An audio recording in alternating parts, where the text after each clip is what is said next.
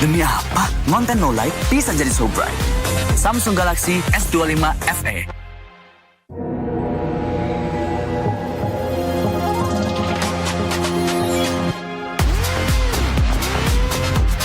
Demi apa? Konten no light bisa jadi so bright.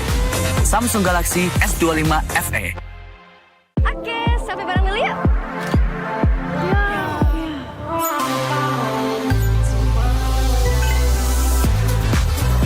Demi apa? Selfie jadi bebas fotobom. Samsung Galaxy S25 FE. Oke, sampai bareng dulu yuk.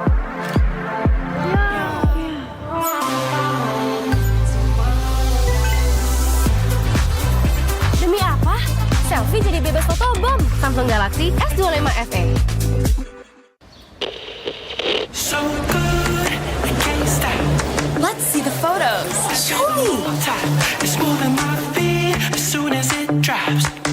So you can try to fight it, but that music don't stop. We can make it even better. Ooh, send me that.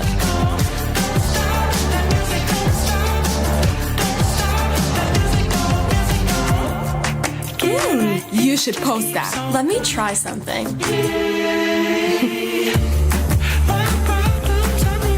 Look at mine. Oh, cute. Stop. That's hilarious. Don't stop. I'm gonna take a break. Sure.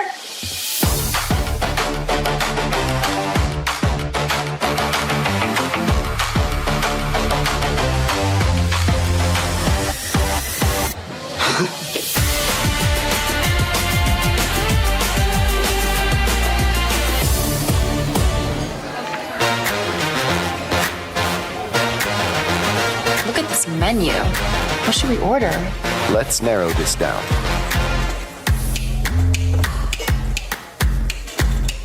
What is this? Pierogi? Did I pronounce that right? It's pronounced pierogi, a tasty dish like dumplings. Any sides to pair with it? Something light? In the mood for fresh, the beet salad would be a good choice. Sounds good.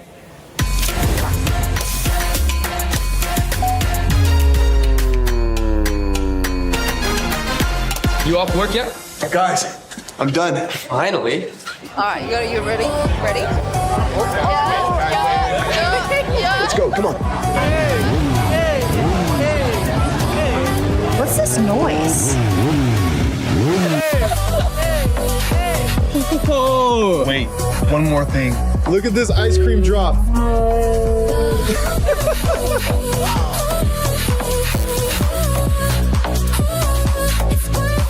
So worth it.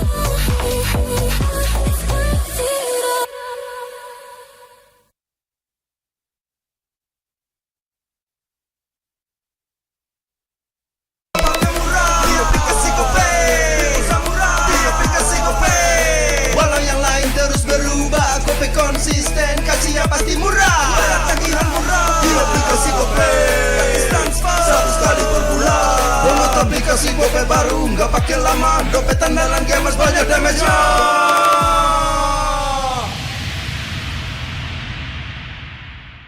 Good day MPL, yo. Good day MPL, woo. Good day MPL, woo. Good day MPL, yes. Good day MPL, woo. Good day MPL, yes. Good day MPL, yo. Good day MPL, oh. Aku udah nonton. Fix, Hijin tuh jahat ke Minjun. Hijin kan emang gak mau pacaran sama Papamu, mamamu, biarkan mereka. Di granat! Boom! Ya, gue kena ghosting. Terus ditinggal nikah sama Hijin. Padahal mereka udah cium. Anak yang nakal. Saatnya kau dan aku. Pakai simpati buat nonton, musik, games, belajar, sampai belanja. Bisa pilih benefit sesuai keinginanmu. Tenang. Menang kalah, mabar bisa good time. Wah, good time Mobile Legends Bang Bang. Enak coklatnya, bikin semua bisa good time. Ini nih mainnya.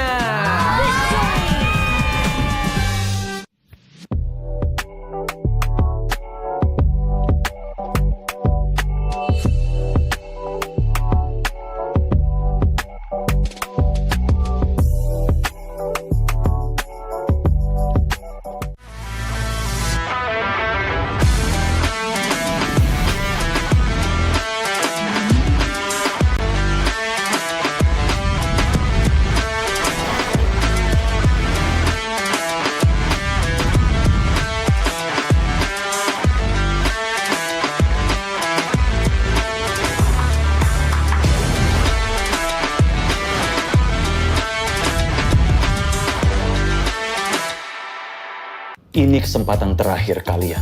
Laksanakan. Saya Ayu. Kelihatan. Itu teman kamu siapa namanya? Orangnya ada loh bang ini. Oma dan opa sekalian, kita kedatangan keluarga baru nih. Nggak mungkin lah aku nyaman jadi kakek-kakek. Kacau. Kenapa? Kuping lo kacau, Acem. Luar biasa. Kalau kalian gagal, penyamaran kalian terbongkar, bukan hanya karir kalian yang selesai. Menyalap pantiku.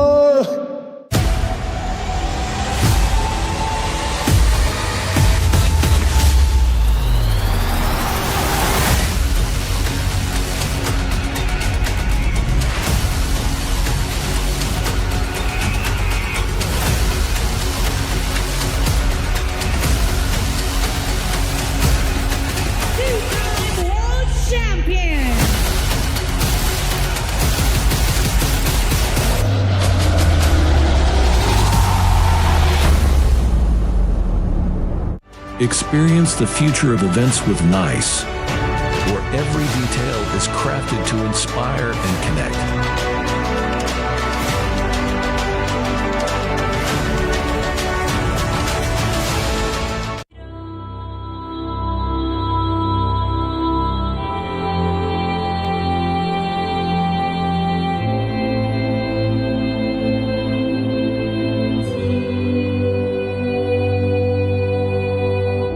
In the heart of the archipelago lies the story of Nusantara, a discovery of a great nation, rich in culture, history, and boundless possibilities. Concepted with the grand vision of becoming the epicenter of impactful activities. A masterpiece that inspired by our history, where great kingdoms ruled our nation, commemorating wonders across generations. Embark on a journey to discover a place of billion opportunities, crafted thoroughly to relive the greatness of Nusantara.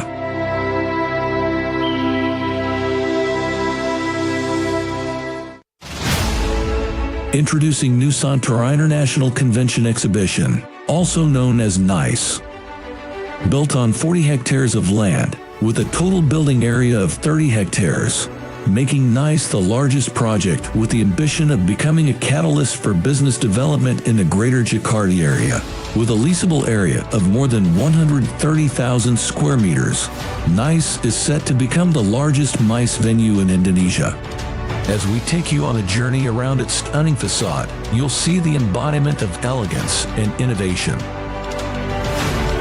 Designed to be Indonesia's premier MICE destination, NICE stands as a beacon of architectural excellence and modern design.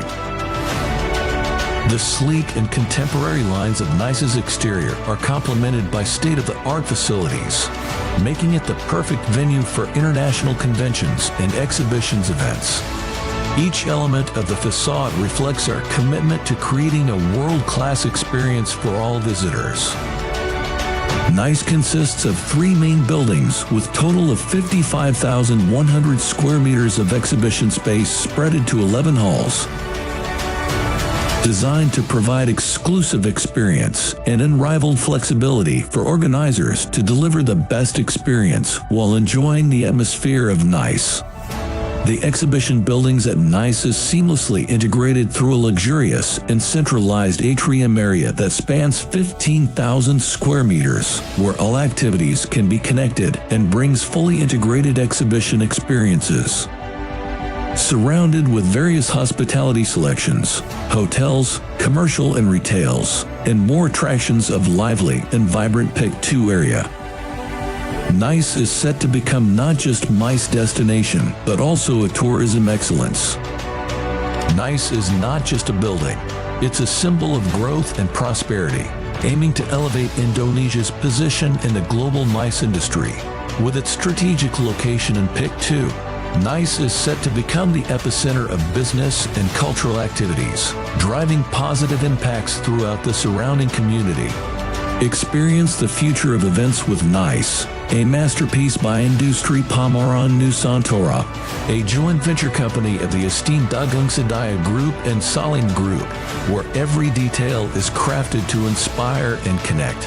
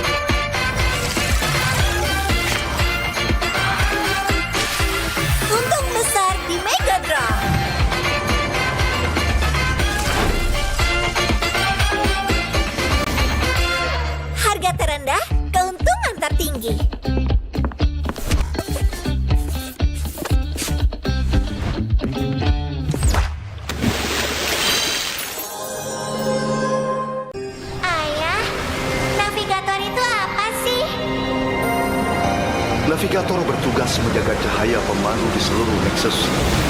Ini adalah tanggung jawab berat yang harus kita emban bersama.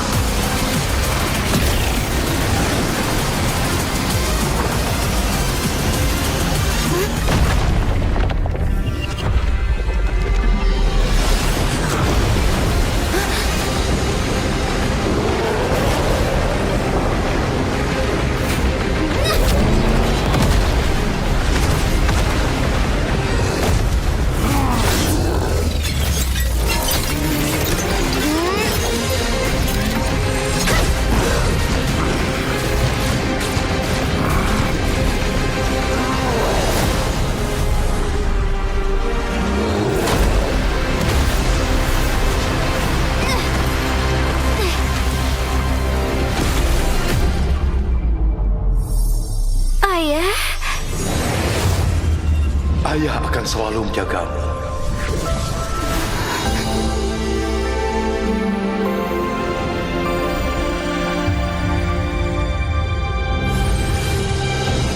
Target dikonfirmasi.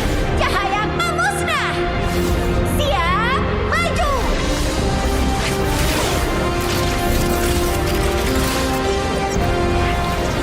Demi semua layla di dimensi lain.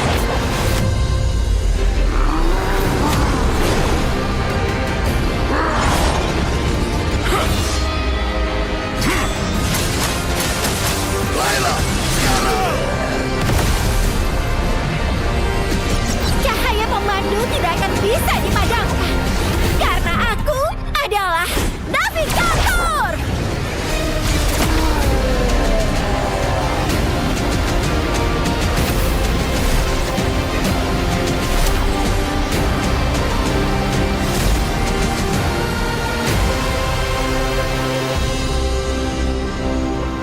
Aku akan jadi navigator terhebat sepanjang masa.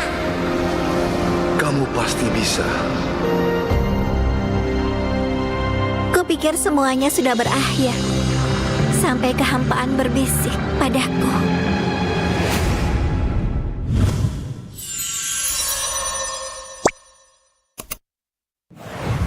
Welcome to MCGG Rising Stars.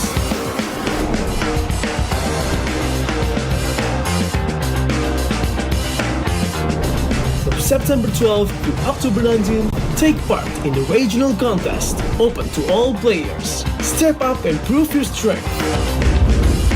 Division finals will run from October 24 to November 2.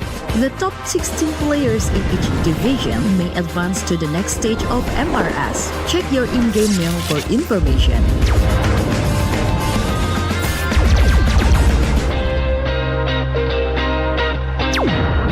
The S3 Finals group stage kicks off from November 8 to November 9. The top 6 players from each group will qualify for the S3 Finals semifinals. The semi-finals will be held on November 15. The highly anticipated grand final arrives on November 16. The champion will earn a direct qualification for the first MCGG World Championship. The battle is on and the world is watching.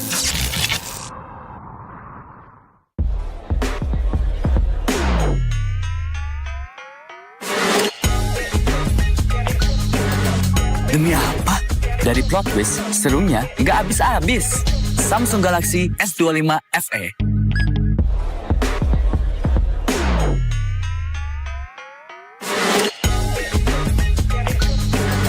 Demi apa? Dari plot twist, serunya nggak habis-habis. Samsung Galaxy S25 FE.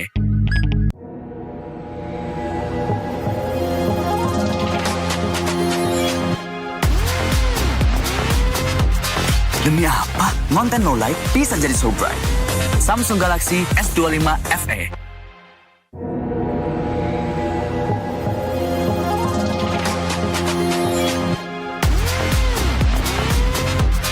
Demi apa? Konten low light bisa jadi so bright. Samsung Galaxy S25 FE. Oke, sampai bareng dulu yuk.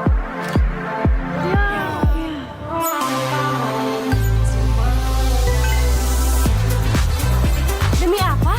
Selfie jadi bebas fotobom. Samsung Galaxy S25 FE. Oke, sampai bareng dulu yuk.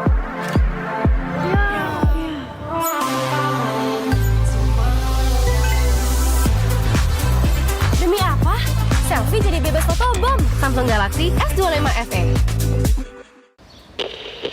So good, I can't stop. Let's see the photos. Show me. It's moving my feet as soon as it drops. So you can try to fight it, but that music don't stop. We can make it even better. Ooh, send me that.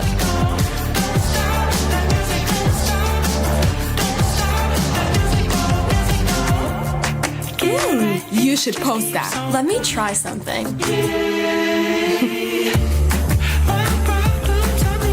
Look at mine. Oh, cute. Stop. That's hilarious. Don't stop. I'm gonna take a break. Sure.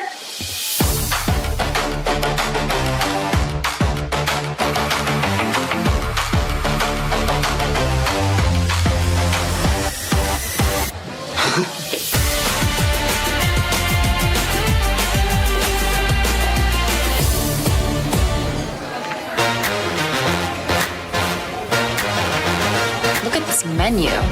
What should we order? Let's narrow this down.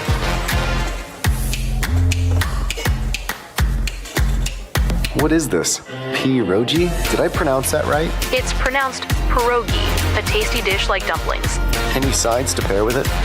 Something light? In the mood for fresh, the beet salad would be a good choice. Sounds good.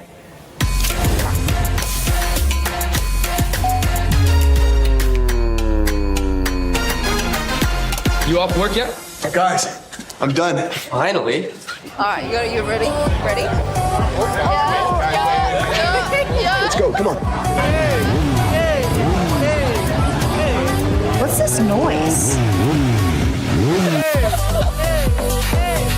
Oh, Wait, one more thing. Look at this ice cream drop.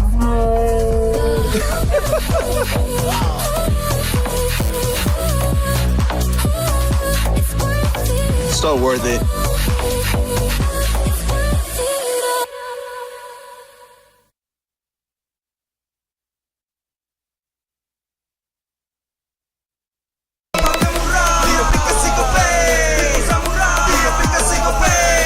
Walau yang lain terus berubah, Gope konsisten, kasihnya pasti murah. Tagihan murah di aplikasi Gope, gratis transfer 100 kali per bulan. Download aplikasi Gope baru, nggak pakai lama. Dompet andalan gamers banyak damage-nya.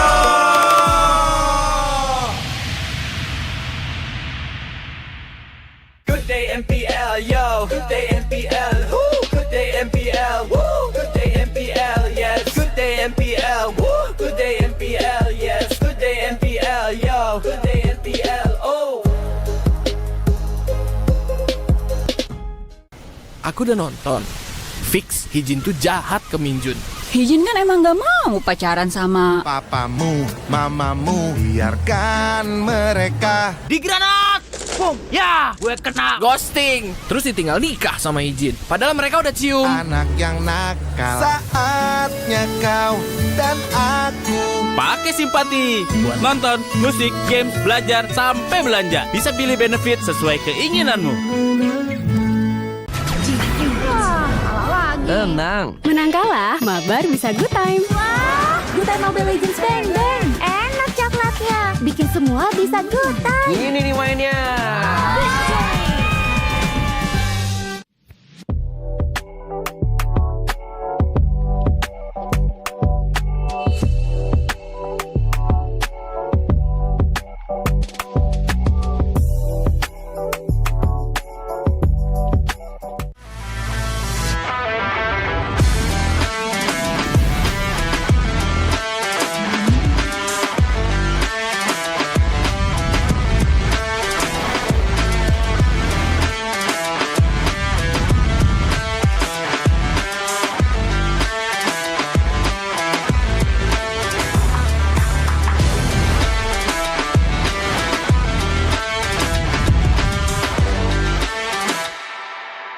Ini kesempatan terakhir kalian. Laksanakan. Saya Ayu. Kelihatan. Itu teman kamu siapa namanya? Orangnya ada loh bang ini. Oma dan opa sekalian, kita kedatangan keluarga baru nih. Nggak mungkin lah aku nyaman jadi kakek-kakek. Kacau. Kenapa? Kuping lo kacau, Acem. Luar biasa. Kalau kalian gagal, penyamaran kalian terbongkar, bukan hanya karir kalian yang selesai. Menyalep pantiku.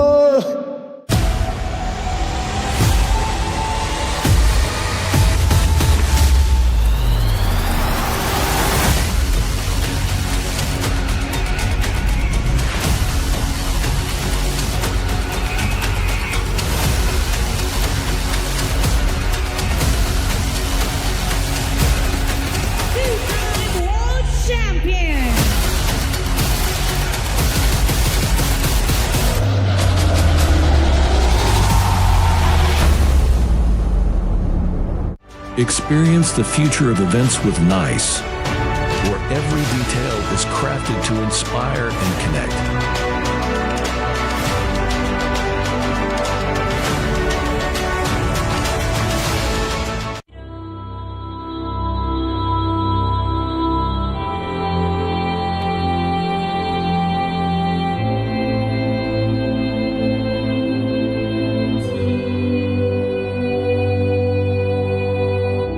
In the heart of the archipelago lies the story of Nusantara, a discovery of a great nation, rich in culture, history, and boundless possibilities. Concepted with the grand vision of becoming the epicenter of impactful activities. A masterpiece that inspired by our history, where great kingdoms ruled our nation, commemorating wonders across generations. Embark on a journey to discover a place of billion opportunities, crafted thoroughly to relive the greatness of Nusantara.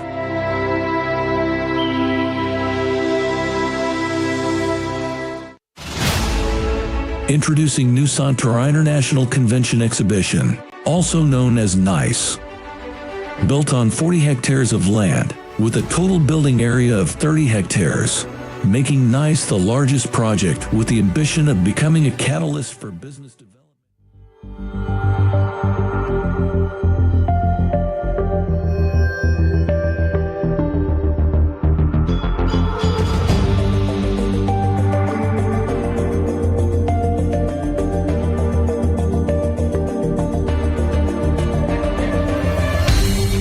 Aku kan berdiri dan terus berlari, terus ke arah puncak tertinggi. Ku takkan berhenti, hanya sampai di sini. Kemenangan abadi menanti. You know we won't miss if we unite our focus. And if you haven't noticed, we all live. Nyalakan apimu, hadapi semua tantangan, hadang semua serangan, jatuh bukan halangan. Bakar semangatmu, janganlah engkau menyerah. Kita akan buat sejarah. We all this, we won't miss. We all this, we won't miss. Saatnya beraksi, jalani ambisi. Aku kan menyawakan hari ini. You know we won't miss if we unite our focus. And if you haven't noticed, we all live. Nyalakan apimu, hadapi semua tantangan, hadang semua serangan, jatuh bukan halangan. Bakar semangatmu, janganlah engkau menyerah. Kita akan buat sejarah.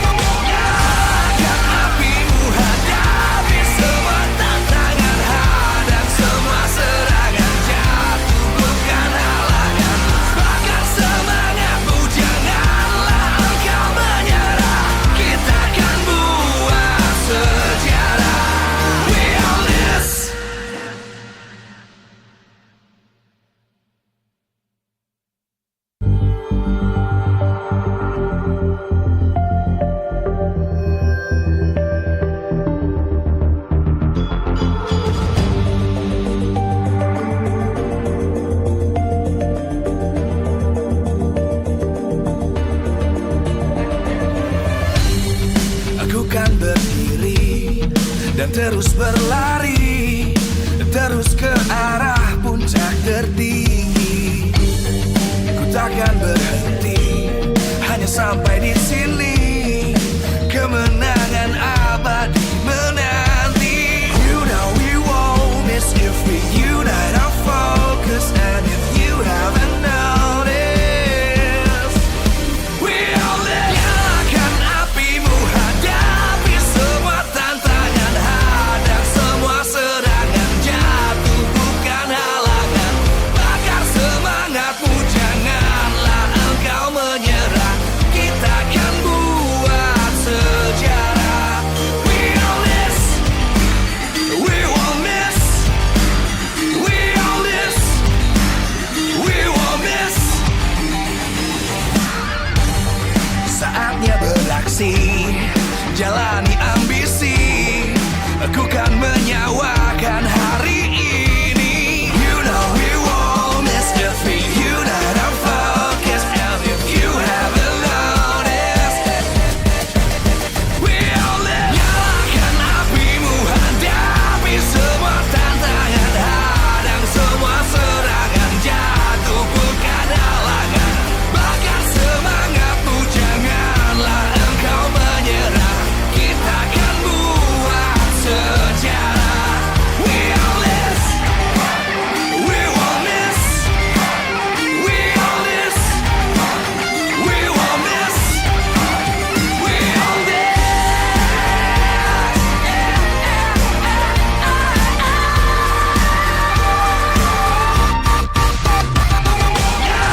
Nyalakan apimu, hadapi semua tantangan, hadang semua serangan.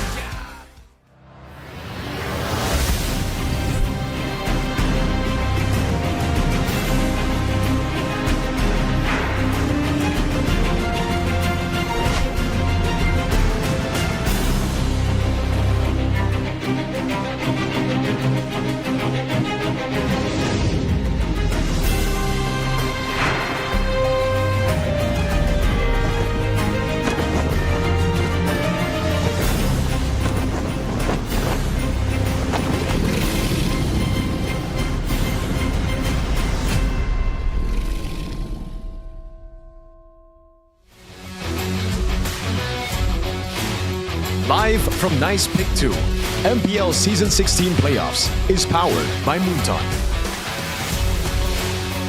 Supported by Esports Federation of Indonesia. Presented by official tournament smartphone, Samsung Galaxy. Official e-wallet, GoPay. Official coffee, Good Day. We own this.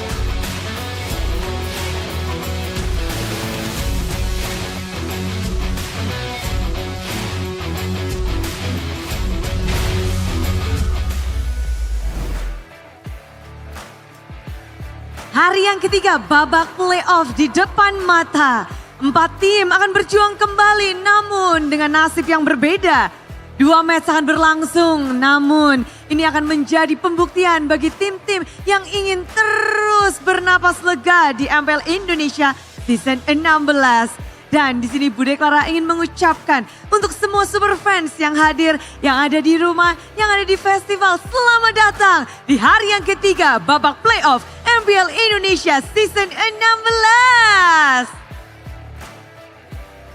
Tentu harap-harap cemas, semua mata tertuju juga kepada panggung MPL Indonesia, di mana hari ini kita akan melihat akan ada perwakilan dari Indonesia. 1 tim yang akan melaju ke babak Grand Final dan ada 1 tim yang harus berpulang di saat kita tahu 4 tim akan menjadi 3 tim saja. Dan jika di sini kita akan membahas tentang 2 match hari ini, kita akan melihat bagaimana The Champion Race dan Battle for Survival untuk hari ini, di mana akan kita saksikan bersama bahwa pertarungan di match pembukaan ini akan menentukan antara hidup atau mati dari 2 tim yang harus turun lower bracket Pertarungan mereka memang begitu epic di hari kemarin. Dengan ada EVOS dan juga tim Bigetron. Mereka harus turun ke lower bracket. EVOS kemarin menelan kekalahan dengan cukup dramatis. 3 game mereka harus tertunduk kepada tim Onyx. Namun 2 game yang EVOS dapatkan pun itu begitu apik. Di sisi lain Bigetron. Apakah ini Bigetron mode playoff sedang muncul kembali, sedang aktif kembali karena Bigetroopers tentu tidak berharap hal itu terjadi kembali. Mereka menginginkan performa dari Bigetron yang lebih baik di babak playoff. Dan inilah dia, tak ada nyawa tambahan untuk tim EVOS ataupun di Bigetron. Namun Champion Race di saat ada tim Onyx Sang Raja Langit. Mereka membuktikan diri terus menerus selangkah lebih dekat lagi untuk menjadi perwakilan Indonesia kembali hadir di ajang internasional. Namun sebaliknya ada alter ego Sang Kuda Hitam yang muncul secara perkasa. Di babak playoff ini mereka memulai hari mereka dengan sungguh percaya diri dengan kemenangan terus-menerus yang mereka dapatkan. Muncul dari babak play-ins lalu mendapatkan kemenangan dengan sungguh mutlak. Beranjak terus-menerus 3-1 dan pada akhirnya hari ini mereka harus berhadapan dengan Sang Raja Langit. Akankah Kuda Hitam alter ego bisa meneruskan kemenangan mereka atau di sini Onyx yang bisa membalaskan dendam di match terakhir mereka pada saat regular season. Jadi dengan adanya Battle of Survival di match pembukaan dan juga Champion Race hari ini, semua mata akan tertuju kepada 4 tim ini. Karena lagi dan lagi di hari ini nasib dari 2 match ini sungguh berbeda. Dan Bude juga mengajak untuk kalian semua langsung turut hadir di Nice Pick 2 untuk menjadi saksi lahirnya grand finalis dan juga nanti siapa yang akan bertahan. Sebelum kita melihat bagaimana pertempuran untuk match pembukaan kita, The Battle for Survival, izinkan Bude mengingatkan bahwa MPL Indonesia Season 16 powered by Munton, supported by PBSI, presented by Official Tournament Smartphone, Samsung Galaxy, Official e-wallet, GoPay, Official Coffee, Good Day, dan partner ini sports ada Simpati, Dunia Games, Games Max dan juga Good Time. Tak lupa advertiser kita Kacang Sukro dan juga Yoritos, ditambah supplier dengan Head and Shoulder, UBS Gold, Hila Food, Royal Skirt, Imaginary, dan Nice. Bagaimana tim-tim ini akan mengukir sejarah mereka, di mana selangkah demi langkah harus mereka lewati hari ini, di match ini. EVOS dan juga Bigetron. EVOS memang kita lihat kemarin mendapatkan kemenangan dengan begitu sulitnya di hari yang pertama, namun di hari yang kedua mereka harus menelan kekalahan namun dengan perlawanan yang begitu hebat. Sedangkan Bigetron kali ini kita menantikan bagaimana performa mereka di babak playoff ini. Jadi Nice Pick 2, Super Fans, sambutlah inilah dia Battle for Survival, EVOS dan Bigetron by Vitality.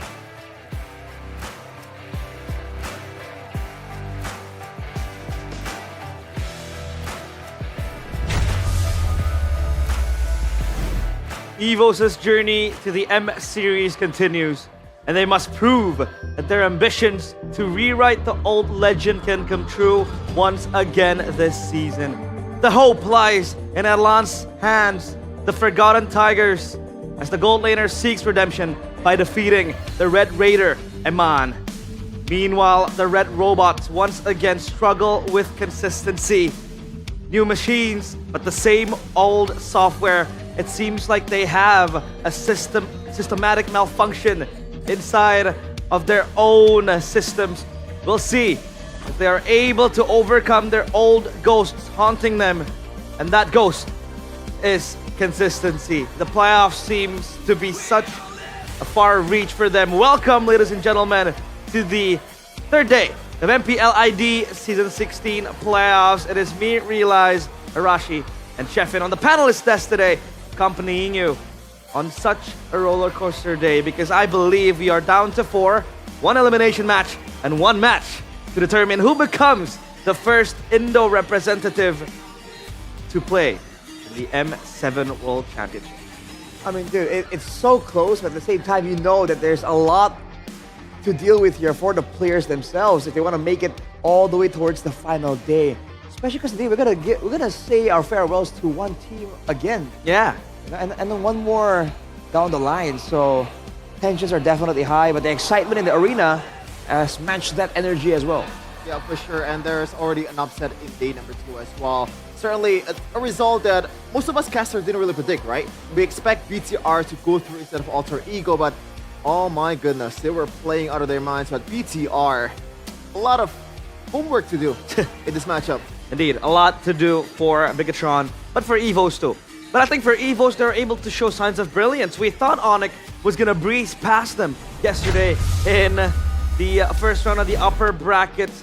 But EVOS, man, they made it hard for Onyx to play and go through easily. Today's schedule on the third day of MPL ID Season 16 playoffs on Friday. It's going to be a good Friday, isn't it? Vitality, or rather Bigatron by Vitality, up against EVOS, and Alter Ego will take on Onyx.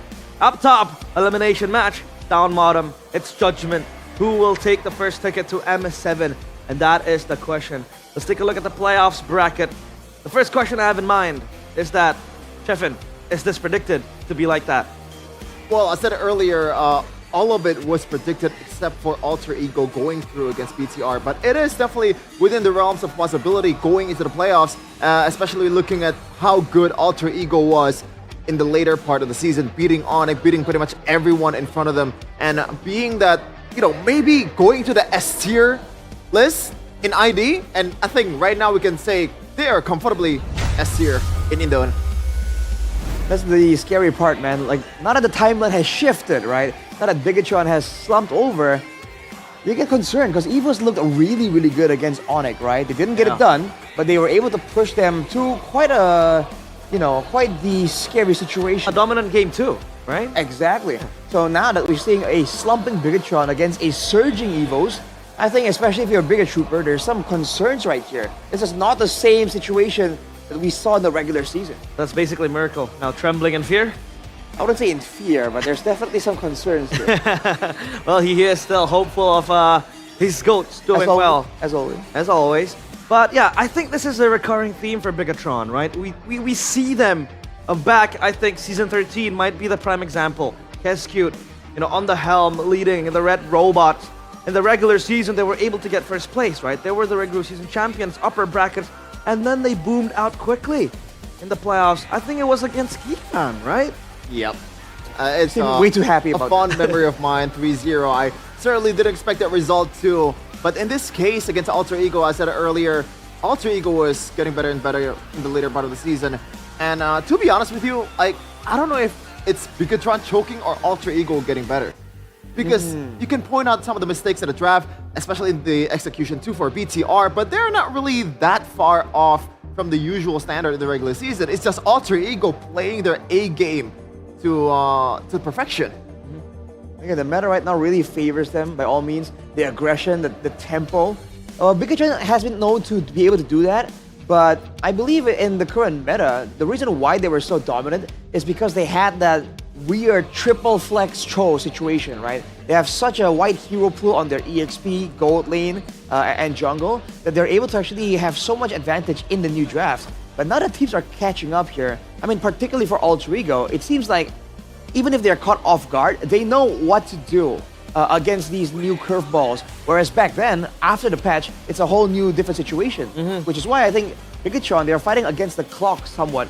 The longer they take to actually win, the more the teams are going to get used to what they can do and perform with. They need to troubleshoot these issues, especially for the Red Robots. For EVOS, though, again, like Arashi said, a surge of life for the White Tigers.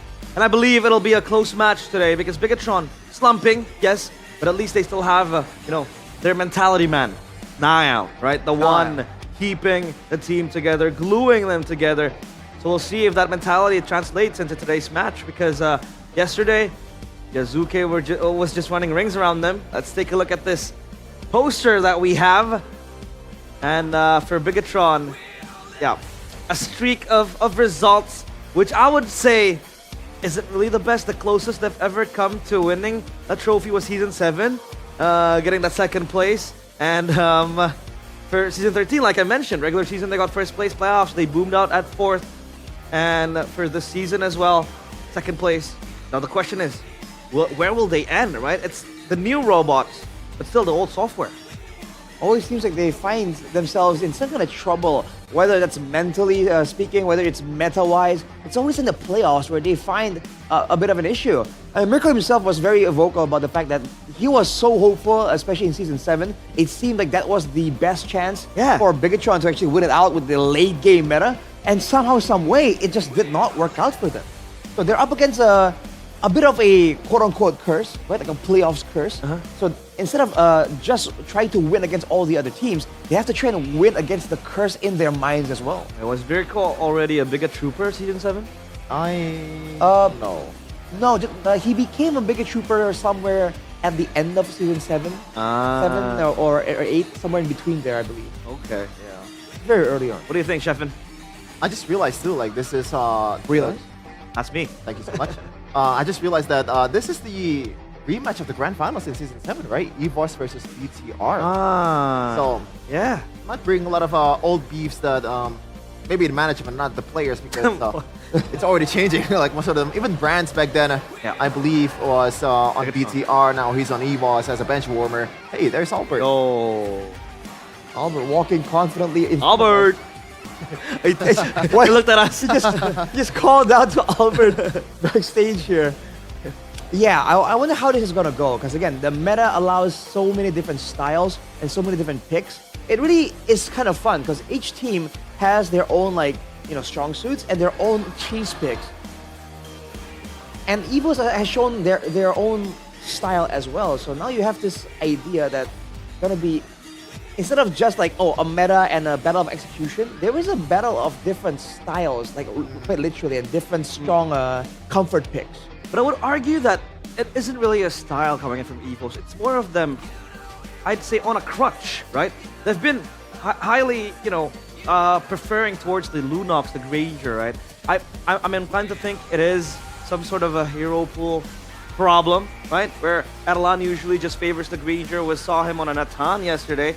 It seems like they were trying to give a comfort pick for them, trying to give a fact that Adelan excels with the marksman. And yesterday when he picked up the Cho, it seems like it was hard for him to execute.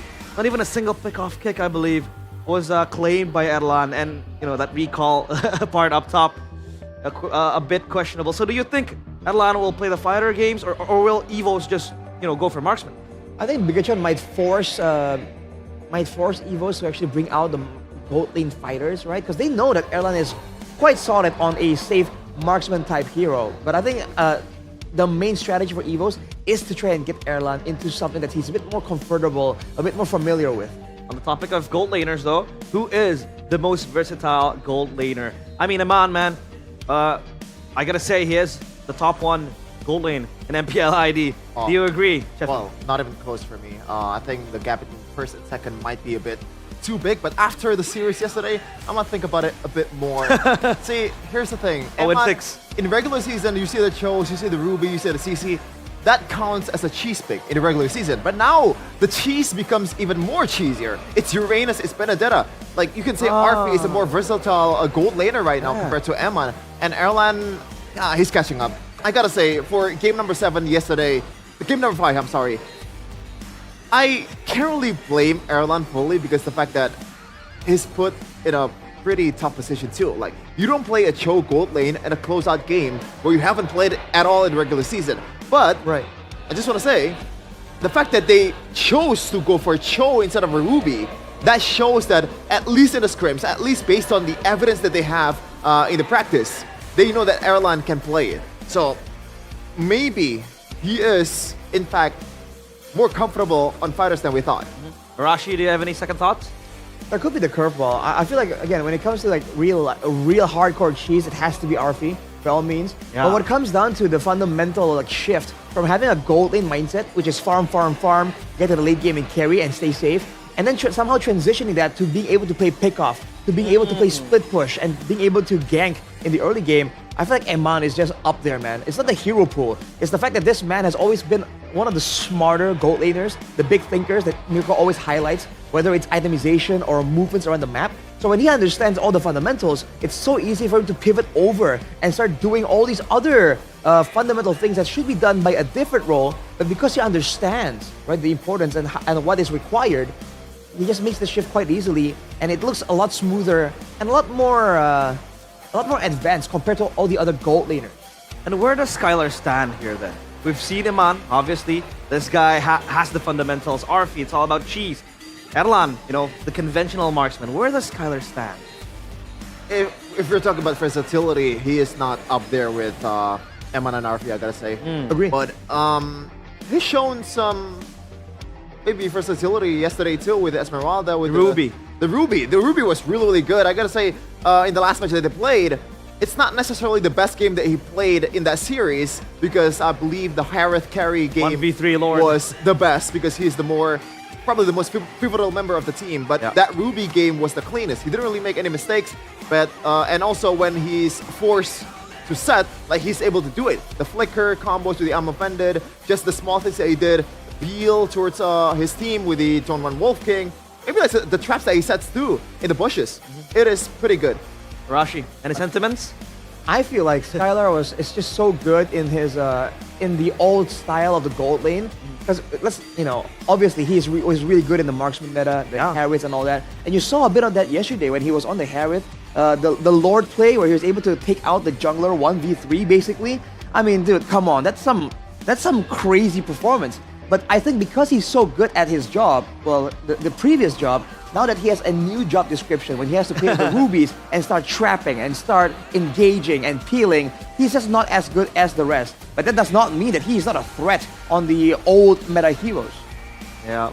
Well, I mean, Skylar is known for the traditional marksman, but it seems like, he has a new job description now. It feels like he has to go through training again. Internships, right? When you're applying for a new job, it all resets and comes down to 0. But yesterday, it was a solid game from Skylar. That 1v3 in the Lord Pit with the Harith. He was sliding forward, backwards. He was able to catch Albert lacking. That was a very good game. So, But back to the topic of Bigatron against Evos. Obviously, the gold laners will be the catalysts of the whole game. But then you beg the question, will Bigatron try to match Erlan's playstyle? Will they try to contest maybe the Grangers or maybe just ban out the Lunox too? Well, I was about to say that part of the why Skylar is also a bit more dangerous is that Onyx as a team is just very flexible, right? And so that allows the coaches to find more strats where Skylar can be put on some of these regular marksmen. So the fact that now Evos also is stuck in the same position, there's a chance that they might both just revert back to like the old style, later on. But with not a bigger chance in the picture, I feel like that will kind of like shift over like Evos' priorities. And so they need to find like a balance on whether or not they want to get something that's really good for Rendy maybe, or do they want to really get something comfortable for Erlan and stick with it. Because if they try and do both, I feel like Bigatron's flexibility is going to make it so difficult for Evos to get like a cohesive 5-man composition. I mean, to be fair, Evos also brings some kind of like flexibility to the draft, because I believe in the last match that he played, one of the series that they played, yesterday, it was Glue on the side lane. It was Nathan on the side lane, so they also have some kind of flavor too. I think we're gonna call a few of our friends here. The casters, Mirko and Gani. Are you guys there? Hello. Hello. Roar! Yo, what's with the Bigatron jersey, man? What do you mean? Vitality Wow, against Evos. that's unprofessional. I'm Evos. Well, Mirko is wearing black. Mirko, is this a funeral? Are you gonna try to bury down that jersey after this loss, maybe? By the end of the game, I might have to bury my own boy, Erlan. Hey. Any thoughts, boys, leading to this match? Hey, maybe Gani and Mirko? Tonight, I'm an Evos fan, all right? Whoa. I don't know about Mirko here. What about you? Okay. Yeah, Did you need to ask? I'm more BTR, obviously, but it's not. It's gonna be sad if they lose, but it's not that sad because my GOAT Henki is on the other side. My boy Erlan's there too. That's the cope. So if BTR does get knocked out, I know who I'm supporting for M7. TLPH. Mirko. Whoa, okay. What? Well, I remember you saying that Bigatron and Onyx are going to be the representatives of M7. Seems like Bigatron is not going to be easy for them. Do you think it'll be the case, or EVOS will pull up an upset? But before that, speaking of TLPH, Mirko, you mentioned it, that you're going to be supporting TLPH. Oheb, though. What do you think about him? How does he fare against MPL ID gold laners, especially Eman? Early on in the season, man, I said Oheb, you know, he's good, but individually, Super Marco's better, Kelra's better. Then Oheb said in the interview, yo, I'm gonna perform so well that Mirko has to put me in his top 2. And now I think in the meta, it does fit. You know, the guy's been phenomenal on the fighters, on the non-meta gold laners again. So comparing him to a lot of the Indonesian gold laners, I think Oheb's got a little bit of an edge, except for Eman, obviously my boy there. He's the only guy who can actually really match the Filipino gold laners so far on the non-MM, non-gold lane picks. But Skylar, I think on the MM picks, on the meta picks, that guy's top tier, man. What do you think, Oni? Do you have the same feeling? You know, I think Oheb definitely now is the marksman to beat, especially if we're talking about M7 later on. But I think now the Indo teams they just need to focus on their, you know, step by step. You know, you got to reach to the grand finals at least to get that M7 ticket. You talked about Eman being maybe on the same tier, but will he make it though, Mirko? That's the big question right now, because their journey, if they lose here, their journey to bye-bye M7. Listen, Gani, listen, boys on the panel, listen, people back at home. If Eman doesn't make it, there will still be a guaranteed BTR gold laner making it to M7. Don't worry, I'll win for you, man.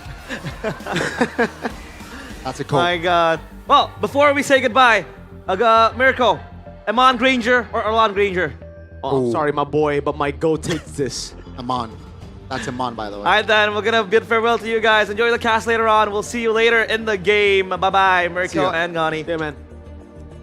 What was Goni asking Mirko what team he's supporting? Like, there's one answer that the whole world knows about at this point. I mean, he had the jersey right there. Yeah. I'm kind of disappointed Onyx Onyx won yesterday. Oh. Because today, it could have been BTR versus Onyx, and Goni and Mirko would have been brawling out there. That's true. Speaking of the devil, Eman, a maniac. This guy's the devil. This guy's eating up gold laners for breakfast. How do you rate his performance in the playoffs?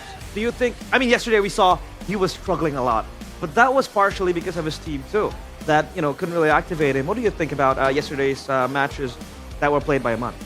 I feel like he's doing still pretty well. Again, he's a great weapon for the drafting phase. He has great laning, and so far I feel like his performances hasn't really dipped by all means, but I think overall as a team, right, the fact that he's on a fighter means that the fact that he's occasionally on fighters means that when Bigatron as a team slump down, he can't shine solo as much as he does on a Granger or some of these like late game carry picks. I think that's why maybe some people feel like he has a bit of a dip, but I think so far he's been one of the more consistent players, as always. What about the Forgotten Tiger here, Chefin? Do we need to remember him? Well, obviously, especially if he got the Granger, which makes me think that in this match particularly, Granger might be either banned by blue side or is gonna pick on the first 2 picks on the red side. I think that could be the angle for both of these teams, because the respect towards both of the players here, Eman and also Airline, is super high on those usual gold laner. Yeah, and that's the question, right? Will they contest the Granger? Will they give it away to either maybe Eman or Erlan? As you take a look at the stage outside, nice pick too. The Big big Troopers, more united. I mean, it sure seems united, man. They're in the sun, by the way, and I don't know about you guys, but in pick 2, like we're near the ocean. The heat is crazy, and they're out there in the heat, you know, with all the high spirits. I feel like they are ready for a great performance from Bigatron. It is hot out there. Chefin, any last words? It's hot. Maybe the machine will get overheated by the sun. Oh, it melts, doesn't it? If the sun overclocked? Overclocked? Yeah. But they need that cooling, bro. No, but if you overclock something, it works double time. It works faster. Yeah, for a while before it blows up. You need cooling, man. There you so they go. might have to chill a little bit. Yeah. A little bit. Up Get against into the the Tigers venue. as well, you know. Exactly. And now we are going to wait for the players to make their way into the stage. Let us see this fantastic clash. It is EVOS against Bigatron. into the players' walk-ins we go.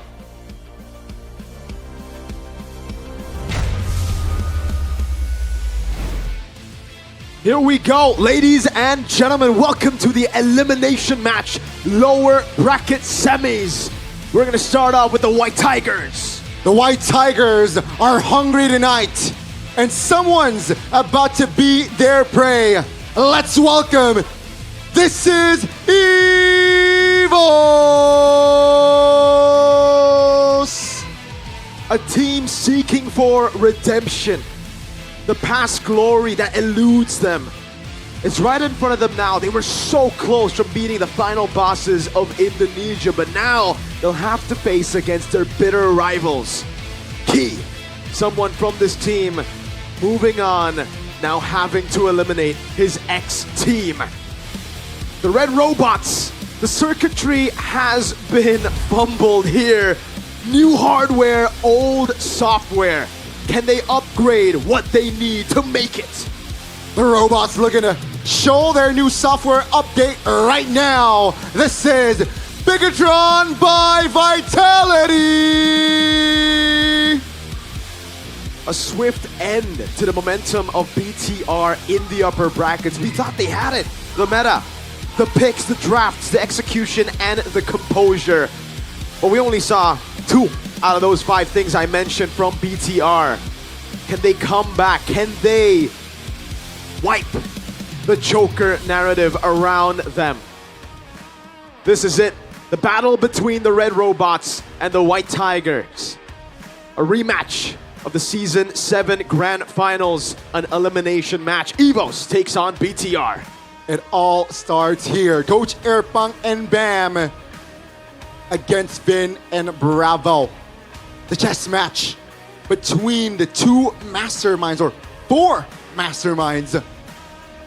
Let's see who will guide the right drafts for the players. Again, it is a best of 5 series. Red versus blue. A step closer to making it to the M7 World Championship, but they gotta beat each other up first. Let's see what an entrance from both teams. And Bigatron, it looks like they're on vacation with those sunglasses. Now obviously, Eman, Shogun, Moreno, Finn, and Niall up against Albert, Chi, Suelo, Rendy, and Erlan. That's the big one, isn't it? Suelo back at it again. Yeah. Came in as a clutch cheese player. Here to stay, it seems. What does he bring? That's the question. Is it the aggression, the confidence, the cheese picks?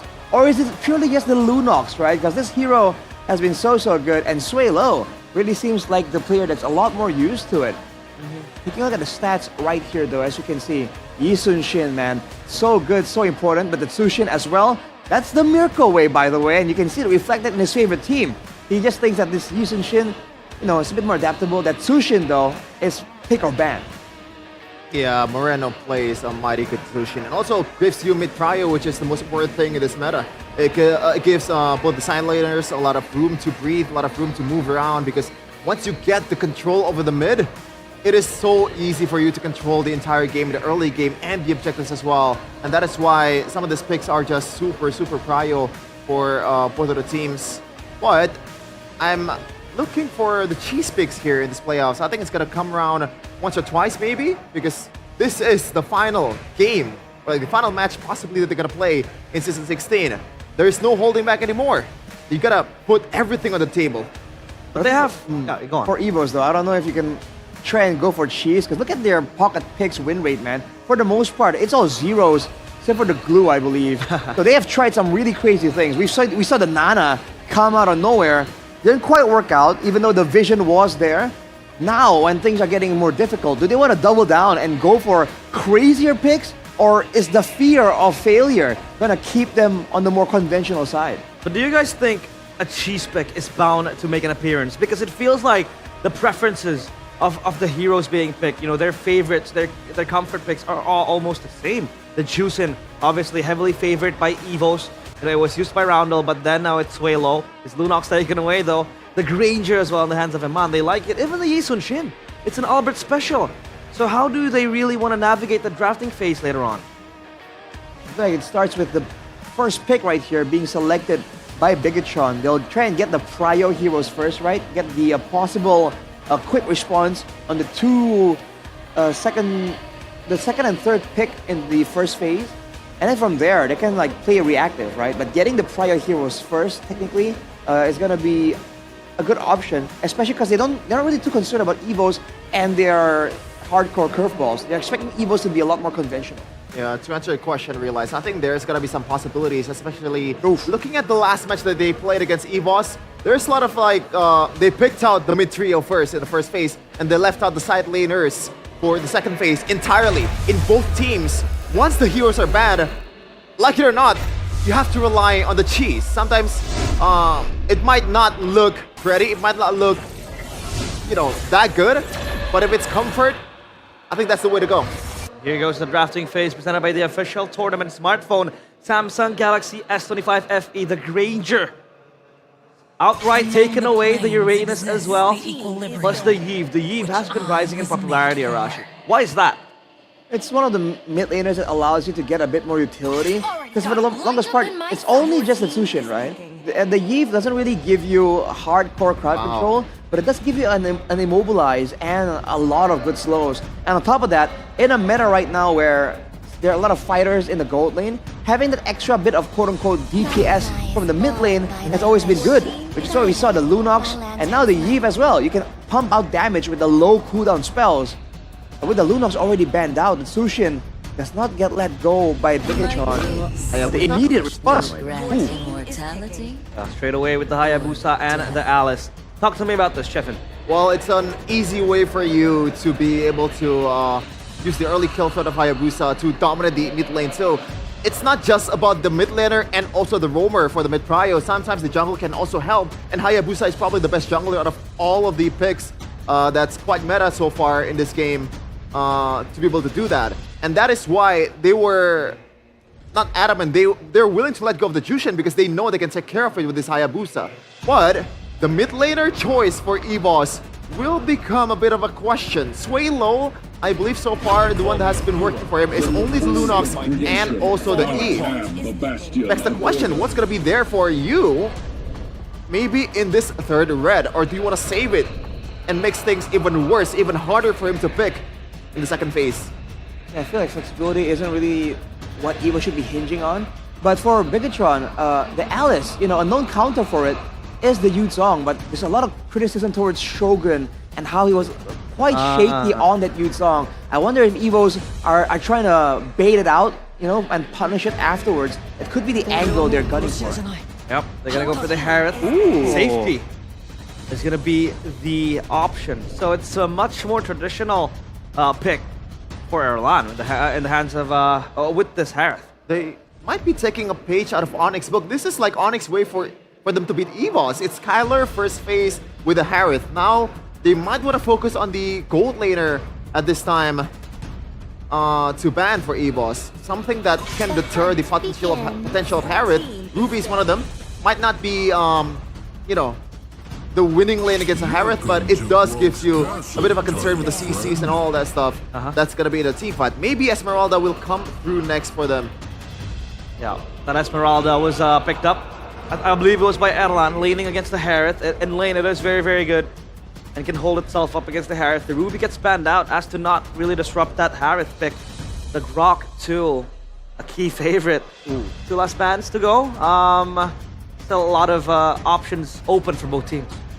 One of the ideas for Bigatron, because with the Tsushin, usually you want to have some other form of magical damage and also like a more DPS. Because relying only on the Yisun Shin might work, but if they want to go with this like only utility from the mid lane, then they're gonna need some really high damage fighters on the sides. So Hilda is the option banned away by Evos, but if damage is what Bigatron are looking for, the Lapu Lapu comes into mind. Because Lutpi, the way he was able to deny both mid and gold laners yesterday, that was definitely a strong performance. But no, it's the Kalea. They're more concerned about playmaking for key. Yeah, Kalea was still open. Angela is playable here, no? For EVOS. Might not be the perfect combo with the Hayabusa, but it does work well with the Harith and also on Alice. And it also pairs well with the Baxia role. not necessarily wins you the mid prio. In fact, it's actually pretty terrible with the Baxia. But we'll see if that's going to be the angle here for Vin. Because they have enough sufficient magic damage already with the Harith and also the Alice, plus the Baxia too in the early game. We did see a few times EVOS play the Baxia roam. What's the idea behind that? It's just like fast rotations around the map, and it's a good counter against all this sustainability coming in from Megatron. They're gonna have like the Crimson Beacon and the God of Catcher passive to deal with. But looking at this very short range composition from EVOS, is AoE in the mines for Bigatron? Especially for Shogun. There you go, that's Lapu Lapu and the Bane too. They wanna go toe-to-toe, close range duel. Okay, nuke it out. Interesting. I would have preferred the X-Work over the Bane, but I guess Eman prefers the Bane here, and it does. There's some dives that's gonna come in. It's an interesting interaction. The Bane loves the dive. At the same time, he also hates it because it's more prone to getting picked off, but Bane wants you to close in so you can burst down the opposing team easily. Now for the last pick here, do you want to go for damage or sustain? Angela comes to the mind. Farsa is, I think, playable. Farsa. What else is there? They want to go for burst and like triple down on the early game. Oh, I was thinking something like a Farsa, but they want that Valentina. This pick has been rising just a little bit in popularity. Let's see. The draft has been concluded. Who will take game one in this elimination match? Casters, Mirko and Gani, take it away. Wow. We are starting off with a banger, man. Woo! Both teams really reading from the blueprints made by Onyx, made by Alter Ego, beating each other up. So, all right, Gani, who do you like better, man? I think draft-wise, I gotta lean towards the right side, and that's gonna be EVOS. Yeah. What about you? I think in the end there, I have to switch back to the left side. I think BTR actually have what it takes to actually deal with the dive from the side of EVOS. But, folks, this is game number one in an elimination lower bracket match. EVOS takes on BTR as the Garuda wings of MPL ID takes us into the land of dawn. Here we go. Ladies and gentlemen, this is going to be game one between Bigatron by Vitality and EVOS. Remember, this is the best of 5. One team will advance and one team has to go home. Hey, man, how brutal is it? Imagine being Key here, right? You didn't make it to playoffs last season. This time you make it to playoffs, you get dropped down, and the first team you have to eliminate or be eliminated by are your ex-teammates. Sway low, having to flicker early, Gani. It's a brave smite for the Valentina, something we actually haven't seen from any Valentinas in the playoffs of ID so far. It's mainly been a Pure Rage for Hijime, QC for Moreno in game one against Alter Ego. So it's a sustained battle. Also, we have to talk a little bit about the nerfs, in a way. Hotfix came in for the Bane. You're not able to deal that much damage anymore, but you're still pretty good, you know? Look at this setup for Finn. With the taunt, it's a 3v3. Albert connects to Shadow. That's gonna be key though, very low. The burst damage is enough. With Finn picking up first blood, and that's gonna be the knock up on towards the Sway low. Oh my god! The damage is there as Niall will connect the last arrows. 2 kills on the board early for Bigatron. The Tigers were caught lacking, man. Electrocuted by the robots early. Why did they even try to fight there? Albert, oh, hold on now. That's a quad shadow. That's going to be the shadow kill. Finding a solo. Albert finds compensation for the White Tigers. Young blood versus veteran, though. You can definitely see that experience come to play, man. Albert, he saw those resources depleted. He saw that BTR had used a lot of the resources to win out the early skirmish, and it was a free kill. Now Iman. Oh, this is not a good position. Has the flicker, though. The mid lane, it's a 3v2. It's not a fair fight as Kate will fall for the second time this game on this Baxia. As the turtle is up, I don't think EVOS can contest. Albert looks very whole. Iman in the cold lane holding his own here. Airline's gonna run out of minions to fight for Shogun. Free turtle for BTR. They do not want to go for the purple. That's gonna be the taunt. The Mount Shocker connecting on towards Sway low. Both the mid laners and the roamers from EVOS has died twice. Not a good look. Definitely not. But as long as Albert and Erlan continue to farm, I think they're still okay. Obviously, this is bad. Turtle 1, 4-1. BTR known to snowball very, very well into the mid game, especially with a composition like this. Especially with Shogun on a pick that's not Yuzong. I got a lot of comments yesterday saying, yo, maybe Shogun just doesn't fit Yuzong, and I agree, you know? On that part, I think Lutpi deserves the first team. Just on the Yuzong. Just on the Yuzong, Gani.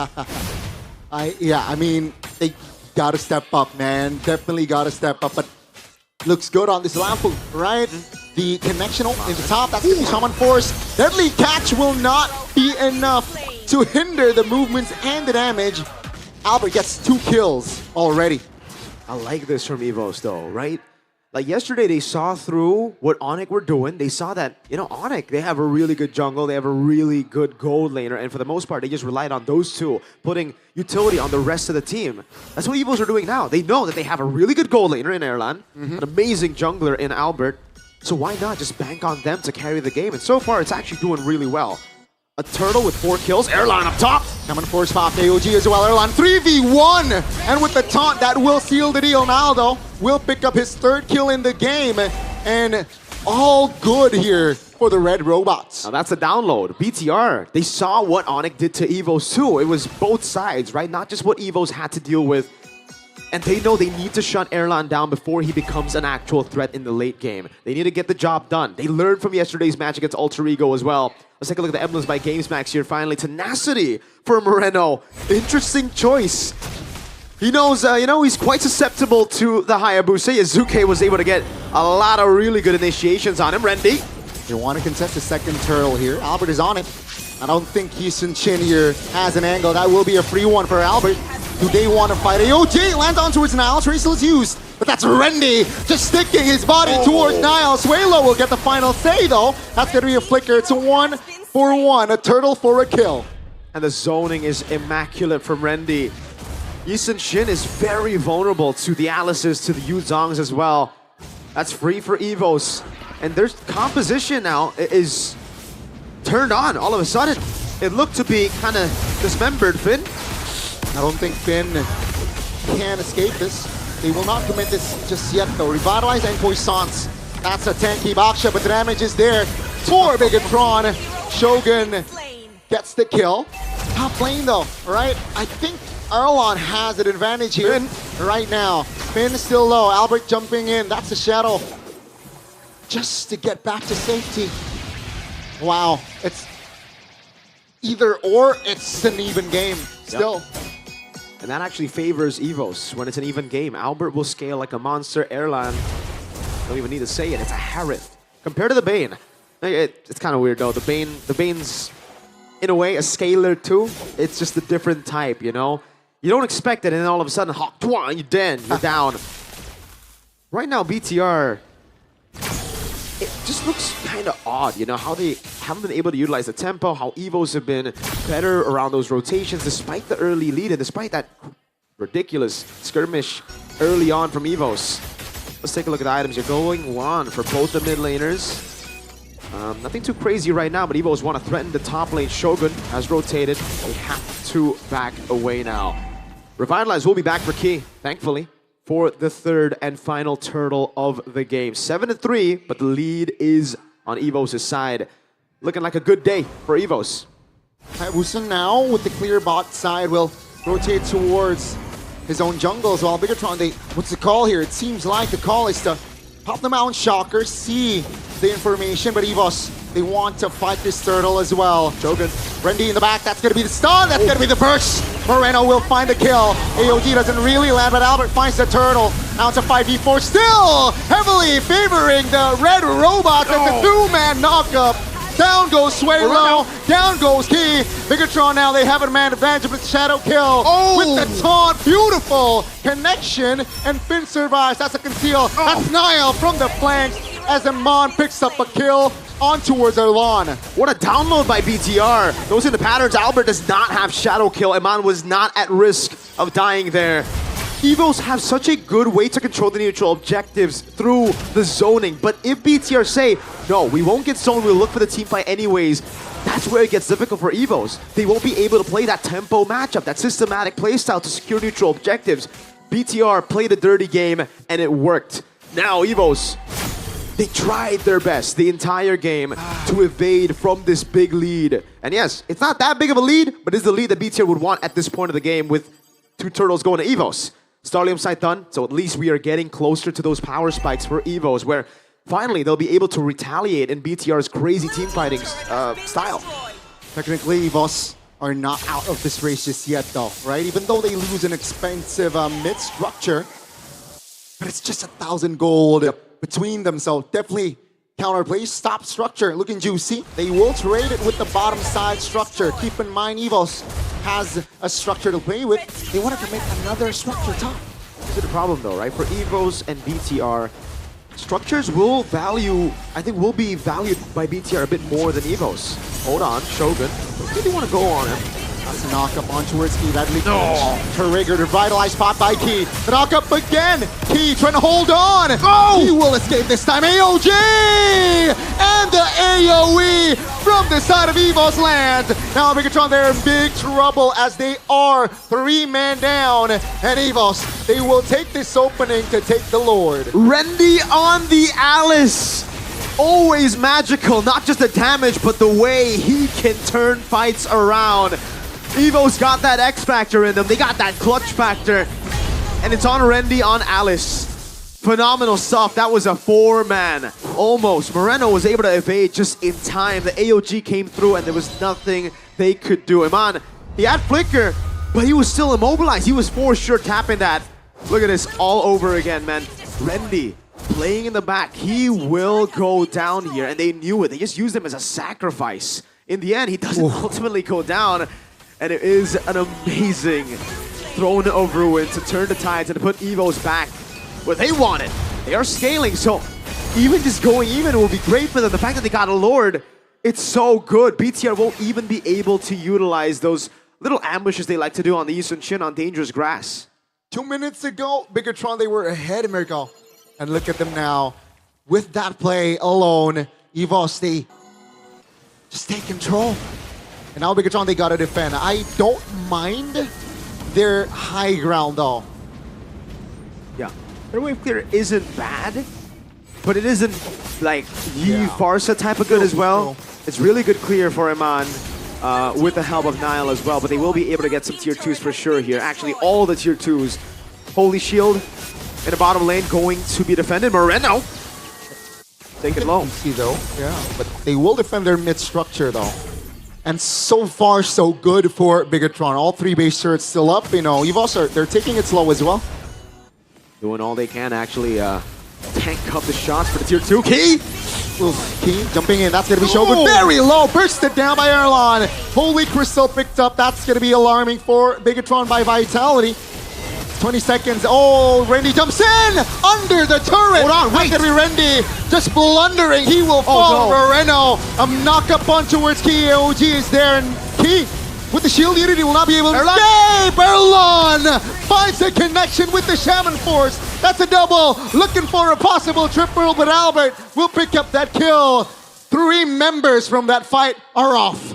EVOS went too far, BTR chased too far, now it's Shogun left to defend, knows him on force, but I don't think you want to take this as Albert. Ooh, Shogun, previous fighter, that's Erlon, the burst damage is there with the Holy Crystal doing work. That's a deadly catch under the turret. Erlon is definitely unstoppable.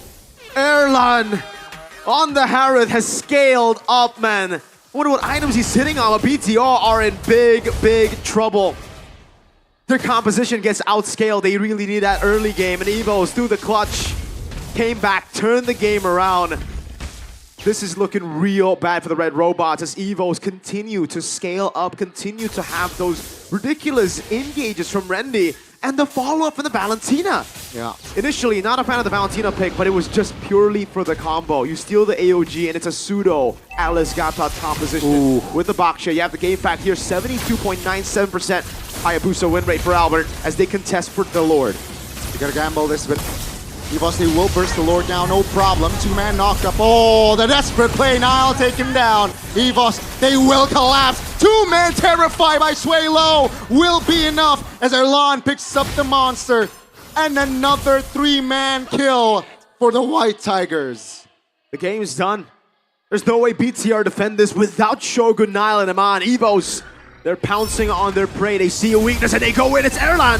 Oh, Finn now very low. Evos though will find Finn. Ladies and gentlemen, it does seem like the Red Robots, they haven't updated their software. And for game one, it will be a wipeout to top it off. Evos takes it. A stomp in game one sent shivers down the Red Robots' spine. Evos starting it with momentum, something they weren't able to do against Onyx yesterday. Improvements, slowly but surely. Erlan coming into his own here on the Harith. Albert played an amazing game as well. But I gotta say, if there's a standout for me, it was Rendy on the Alice. There's a reason they picked it up so early. First phase, first pick even, right? In the first rotation of picks. Rendy, phenomenal stuff on him, on Alice. Now, it's another pick that BTR will have to be careful of. They are already very wary of the Granger. They had to ban out the Uranus and the Eve that gave them PTSD from yesterday. Now, which one do you trade out for the Alice? Ooh, that's a big question right there.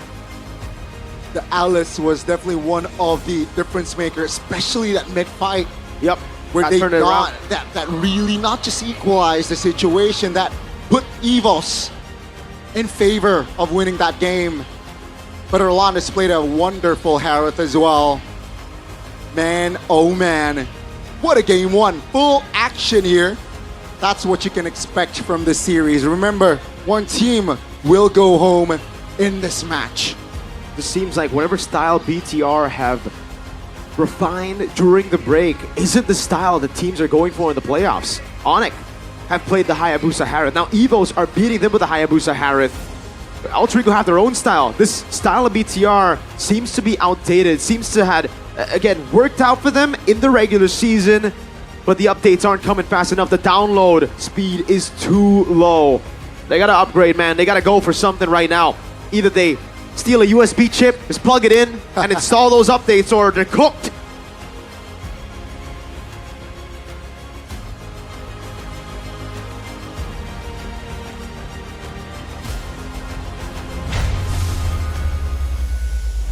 The White Tigers surge and roar as they take game one. From what was looking like a lost game for them, that single fight in the mid lane with the combo, the AOG stolen one, plus the Alice ult, which has seemed to be the bread and butter for Evos. Seems like they have this style where it's just so segmented, you know? It's not exactly a full combo composition, but when the combo does land, it just opens up all the possibilities for Albert and Erlan. And dude, I think, yeah, the engages were great, but Albert and Erlan and their like solo plays, like when they saw small windows, dives in, secures kills, I feel like that killer instinct is what kind of, that's like the tiger energy, you know, the predator instinct. Isn't it crazy? Like the objectively two best jungler in ID in the regular season was Nile and Kyrie. Once we get to the playoffs, it's Albert and Yazuki, bro. How did this happen? Albert on the Hayabusa is super clean, and I'm not surprised when the game fact by Kope came out. 73% on 37 picks so far in his career, and it's going up and up again for Albert, especially in this playoffs. My goodness, this is the fight. See, like, I have a problem with this fight, a lot of them. First of all, Shogun just backing up, knowing that he can actually execute Key. While also, the whole team, the lack of respect towards the initial combo. Literally the combo that Evos use in every game in the playoffs. They should have known this. They really should have. The player of the game, the MVP, presented by the official tournament smartphone, Samsung Galaxy S25 FE, the Hayabusa. Albert, which by the way, we did see a few players stepping up to the plate. Erlan, right? Killing Aman in the base. And then we thought there was an overextension. We thought that, you know, they might have been overextended quite a while. But man, Albert Hayabusa, what can you highlight about this baby alien? I mean, what can you not highlight? The movements were great, the decision making on where and when to get in. Look at this one. This was, oh man. I thought Evos were already cooked, but this was one of the first instances where I'm like, hang on a second, they might still be in this somehow. And then from there, dude, in a game like this, 0-0 deaths, not getting caught not falling under the pressure of Bigatron. And then once his team found their footing and actually starts moving forward instead of always being on the back foot, it just opens up all the possibilities. It looked so difficult initially because Randy was just always bursted down completely every time the fight started. But afterwards, once Randy got some of his items, once some of these scaling heroes in the mid game allowed Evos to move forward a bit more, that's where things start turning around. And this was one of the big fights where that big combo, dude. Whew, it's just a two-man combo, but I think Bigatron were overextended to begin with, right? Trying to play the outplay game, and from there, look at how aggressive Evos is, dude. In the base, I thought that this was an overextension. I thought Bigatron were gonna come back from this, but somehow, some way, look at the airline, dude. Just spots that chance, saw that all the attention was on the frontliners, and just sneaks right in. Same thing for Albert. And that is what makes Evos, I think, so dangerous. Before you know it, you lost your life. And now we see why they picked up the Valentina. It was purely for the AOG. So they can set up for the sort of ruin. But Albert, we've heard a few acclaims, right? Kyrie, obviously one of the junglers who have been able to hit the highest of highs. But if you're talking about consistency, Mr. Consistent. Longevity. Albert is the main man. Take a look at the items here. Anything you guys want to highlight, maybe, Chevin? Not so much, maybe. He didn't really finish his item because he knows that the shield unity is way more than enough for him to roam around the map, and I think he's prioritizing more towards his tankiness over everything else because he is the body of Evos. I think he also correct his ways of playing the Baxia too.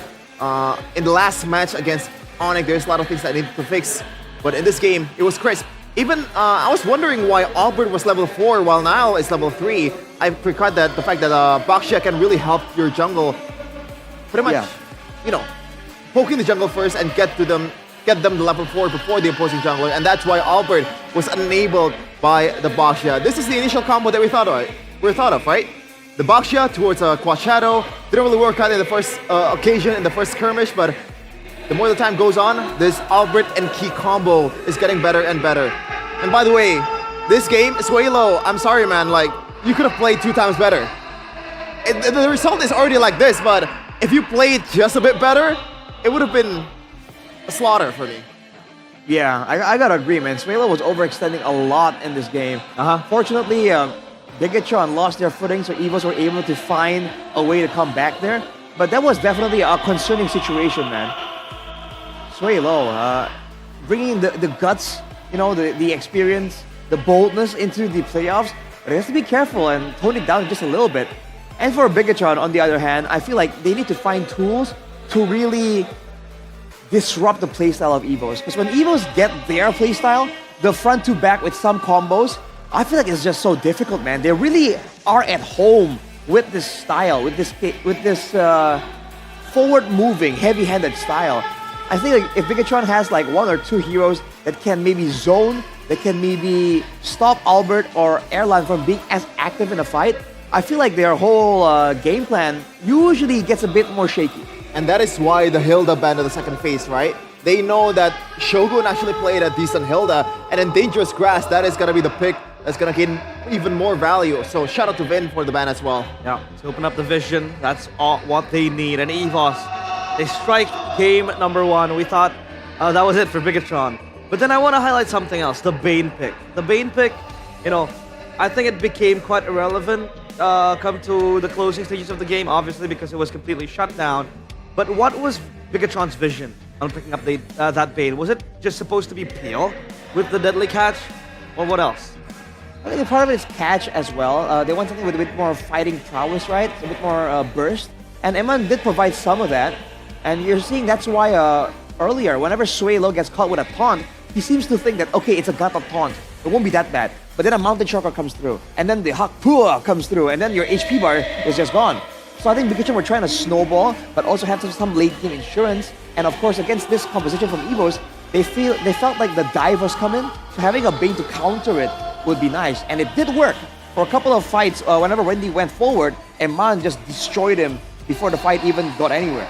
But afterwards, once Evos were able to flank around and catch them from different angles, you saw that this Bane started having difficulty surviving initially to output enough damage to match something like a Harith.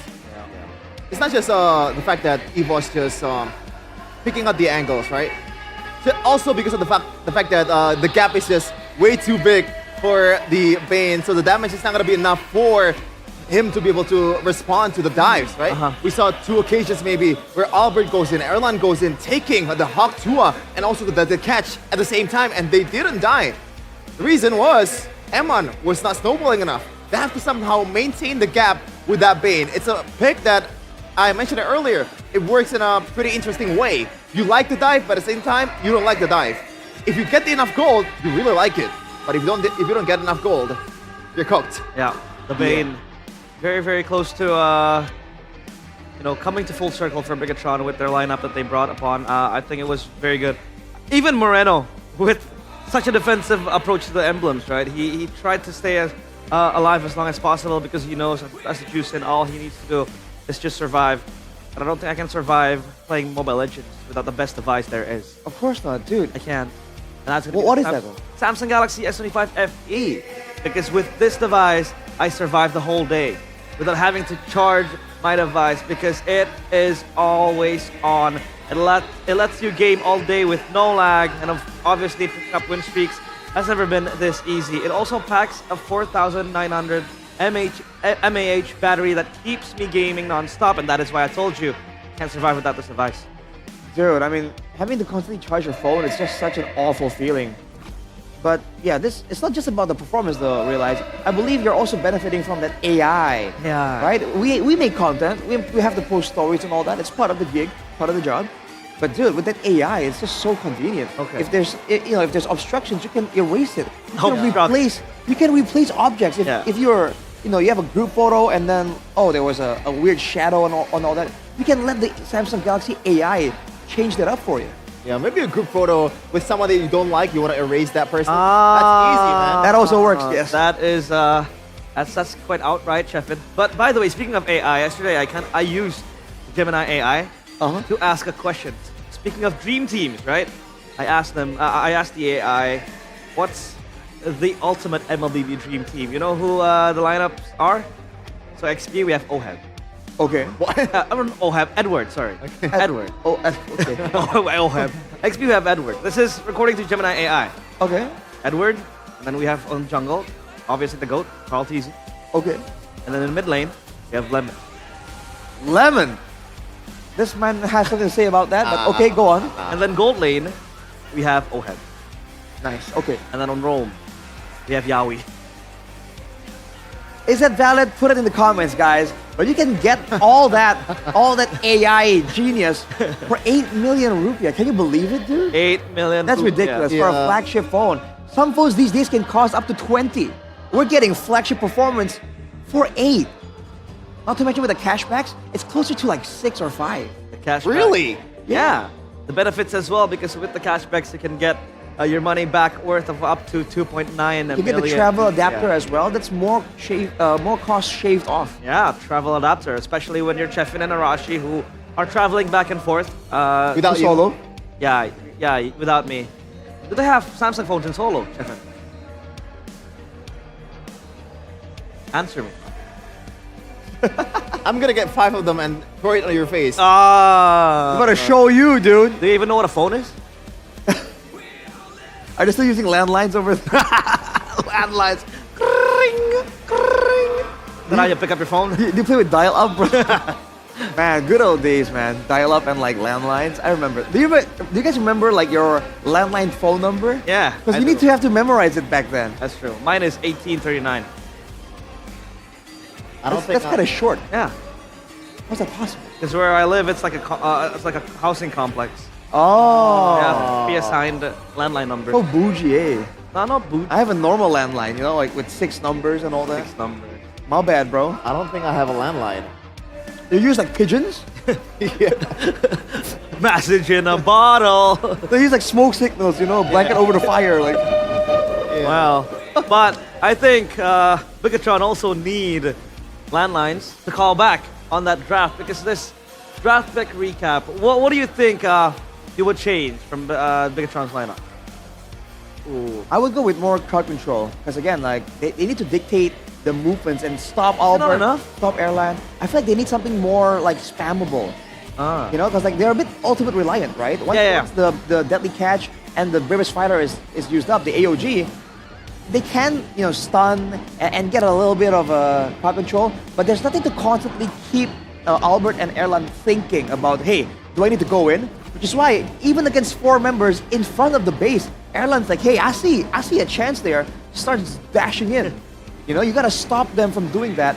So something with like any heroes with quick skill 1 or 2 stuns or knockups would be great, I think.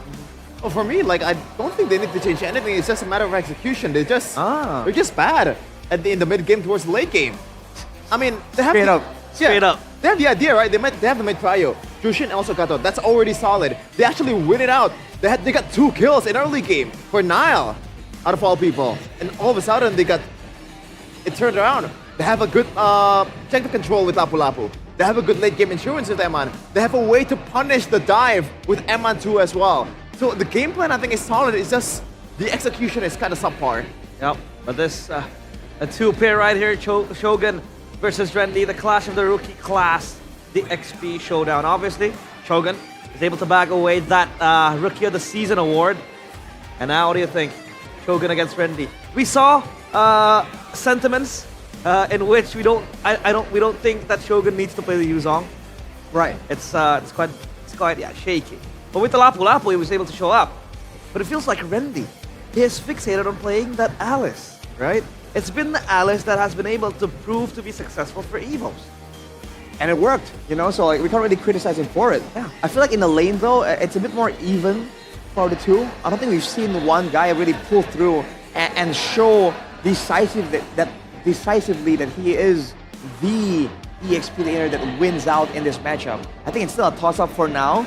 We have to wait and see the rest of the games.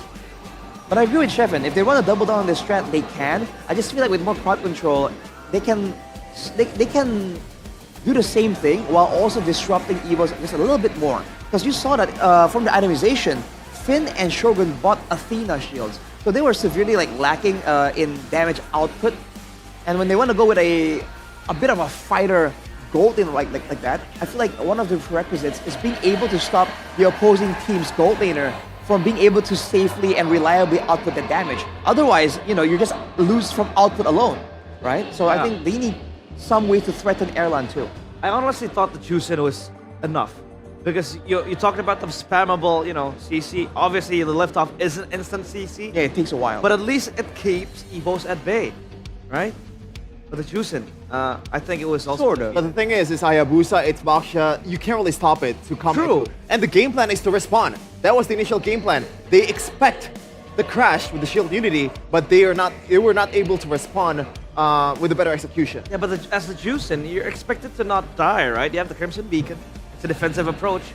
So did anything go wrong with Moreno, or was it just Evos again? It might be game issue. The fact that they adjusted with the AOG.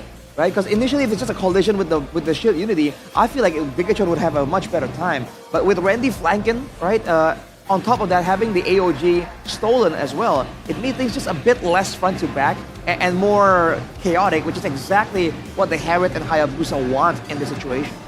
By the way, shout out to Suelo as well. Shout out. It might not be the prettiest game, but in terms of just the AOG, it was pretty on point. It's not really the hardest job in the world, but you need to do that. Kevin, me myself, I can land an AOG when there's 4 people stunned. Thank you, Renly. But in Valentina, I don't know if you guys know this, but if you copy AOG, if you pan the map with the AOG, you already expend the skill. You cannot pan it again. Yeah. So only one window. Once you target it, once you have the circle, you have to commit to it. Yeah, you have to commit. I know that. I learned it the hard way, Shevin. But look at this. Quite a few AOGs that way. Same picks again. Oh no! Alice and Hayabusa, but they go for the Ruby and YSS. A different angle to this draft. I mean, just pick the Gatot, right? I mean, there's no reason for you to not do that. Yeah. Unless they want to give prior to Airland because the Harith was also pivotal. The Gatot, I think. Yeah, Harith. Then the Gatot might get banned out here, which either way, I think it's still a better outcome for Bigachon. if they want to play the same front-to-back strat, right, there's no need for them to have the Gatot technically. And they should squeeze down again more so on the mid lane options for Suelo. But the Lunox banned out. Options are certainly dwindling right now. Well, Hilda banned out, obviously still the dangerous grass. Brock Korea again? Prio, in terms of vision and map control, even jungle invades is going to be very crucial, so the Hilda gets banned out. The Grok too. And the Kalea is still wide open. Are they going to ban this one out? Seems like that's going to be the case as well. Yeah. And the Harith pickup though. Is it more so for EVOS to facilitate Erlan, you know, having more of a comfort pick? But they have to sacrifice the Gatot Kacha setup after the Thorn of Ruin for that. They might ban the Gatot because if... well, actually no, Big is in a tough spot because if they don't... They can counter the Kalea with the Gatot, but EVOS can just go with the Gatot like Sherman mentioned and have all the benefits of the previous draft. No problem. There will be a Ruby this time, but... yeah, it's just more utility, but not as much damage. The issue of damage output is still very relevant here. Oh man, somehow I don't like the approach in BTR more in game number 2 here compared to game number 1. I think game number 1 was fine, dude. Like, this is, I think, a worse change for them. Gatot would be a good option here for EVOS, and they don't have to make utility in the mid lane. They can just go full damage with something like a Farsa and punish the Jushin and also the Yi Sun Shed at the same time. Yeah, they have to go Gatot here if they want to follow up to the setup, and they will go for the Gatot. So that's going to be very good for EVOS. They have the setup ready. +1 is probably going to be a burst mage or damage dealer mage. What if this is a EXP Ruby with a 1-1? Oh, 1-1. Because I'm thinking mobility, kite ability. If they are really concerned about the Alice Gatot combo locking everyone down, they need something to get out of the way. What about the matchup against the Harith? Ew. I don't like it. I don't like the 1-1. It's not a winning matchup by all means, but it might be an option they might want to explore. See, 1-1 is a tough spot. It's in a tough spot in this meta. It might bring you safety, but in terms of like winning the early game, it does not bring anything. You might get the crossbow of tank, but what does that get you? If you cannot burst down to the frontliners, with Revitalize and all, AOG to the back line, or like AOG to get away, that's so easy to solve. Evo yesterday with the Grok Revitalize, Esmeralda and Hylos. Hero we haven't seen that much, now makes an appearance, so it's gonna be an Esmeralda Gold, I believe. I believe so. Against the Harith as well. That's gonna be the lane maximization. Ruby goes to the XP. One last pick for EVOS. It's gonna be a Farsa. This enables a lot of things. I don't think Farsa is necessary here. They need AoE, I think. They want some AoE. Pure front-to-back mage is actually quite good here. They can dig deep towards a Lilia or Valir. I'm not joking. Lilia, Valir. It might seem stupid if you hear it, but it is viable in this case for me. I agree. All these fighters, all short range, if you can just clump them up, push them back away from your Harith. Or Luo Yi? No, still go with Farsa. It's still the best of, the most multifunctional. You can roam well, you can stun multiple members, burst as well. I like EVOS, man. I feel like for Bigatron, they have the chance to do the same thing EVOS did to them, but against a AOG and an Alice. Man, it's gonna be hard. They have short ranges too as well, right? So it's gonna be very close. Let's see. Casters, game 2. Who do you have? Ooh. I got EVOS, man. Yeah. Oh my lord, this is such a good draft for EVOS. BTR sticking to what worked in the regular season. I don't know if it's gonna work here, because if they lose, brother, it's match point, and I don't think you want to try to come back the way Alter Ego did against you, try to reverse sweep. I think you want to build on that lead steadily. We're entering the land of Dawn for game number 2, possible match point in the air for the EVOS fams in the building. The Tigers, they're seeing blood. Let's see, ladies and gentlemen, Lanadon, here we go. Will EVOS double their lead right here, or perhaps we might head on towards a game 3 with a 1-1. Let's see and witness it together. Man, Erlan back on the Harith, Hayabusa still. The 2 cores are still there, but at least Shogun gets a bit more pressure this time around. Albert's gonna be careful there. He still is able to get it with the red tree. Shogun's gonna die, right? I think this is gonna be a first blood here for Albert, no? Off the region. He buys so much time. Yeah, take a look at Gatot Gacha though, right? Doing work. to deny that farm, and Suelo will pick up first blood. That's a knockup though. Key to win work here in 1v3. Finally will be punished, but that's an EXP for Rome. You delay the purple buff take by a bit. Niall's waiting here, so he really wants to go on Albert, but do they have enough resources mid-prio? They got that. The green camp seems like will be the only take for Niall. Unless... So far, so good. Okay. Yeah. Tenacity on 3, by the way. Emblems by Games Max here. Shogun, Moreno, and Finn. Now, is that too safe? You like that, Finn? Doing a good job in the mid lane. But Evo's got the prio. They'll rotate up top. Shogun.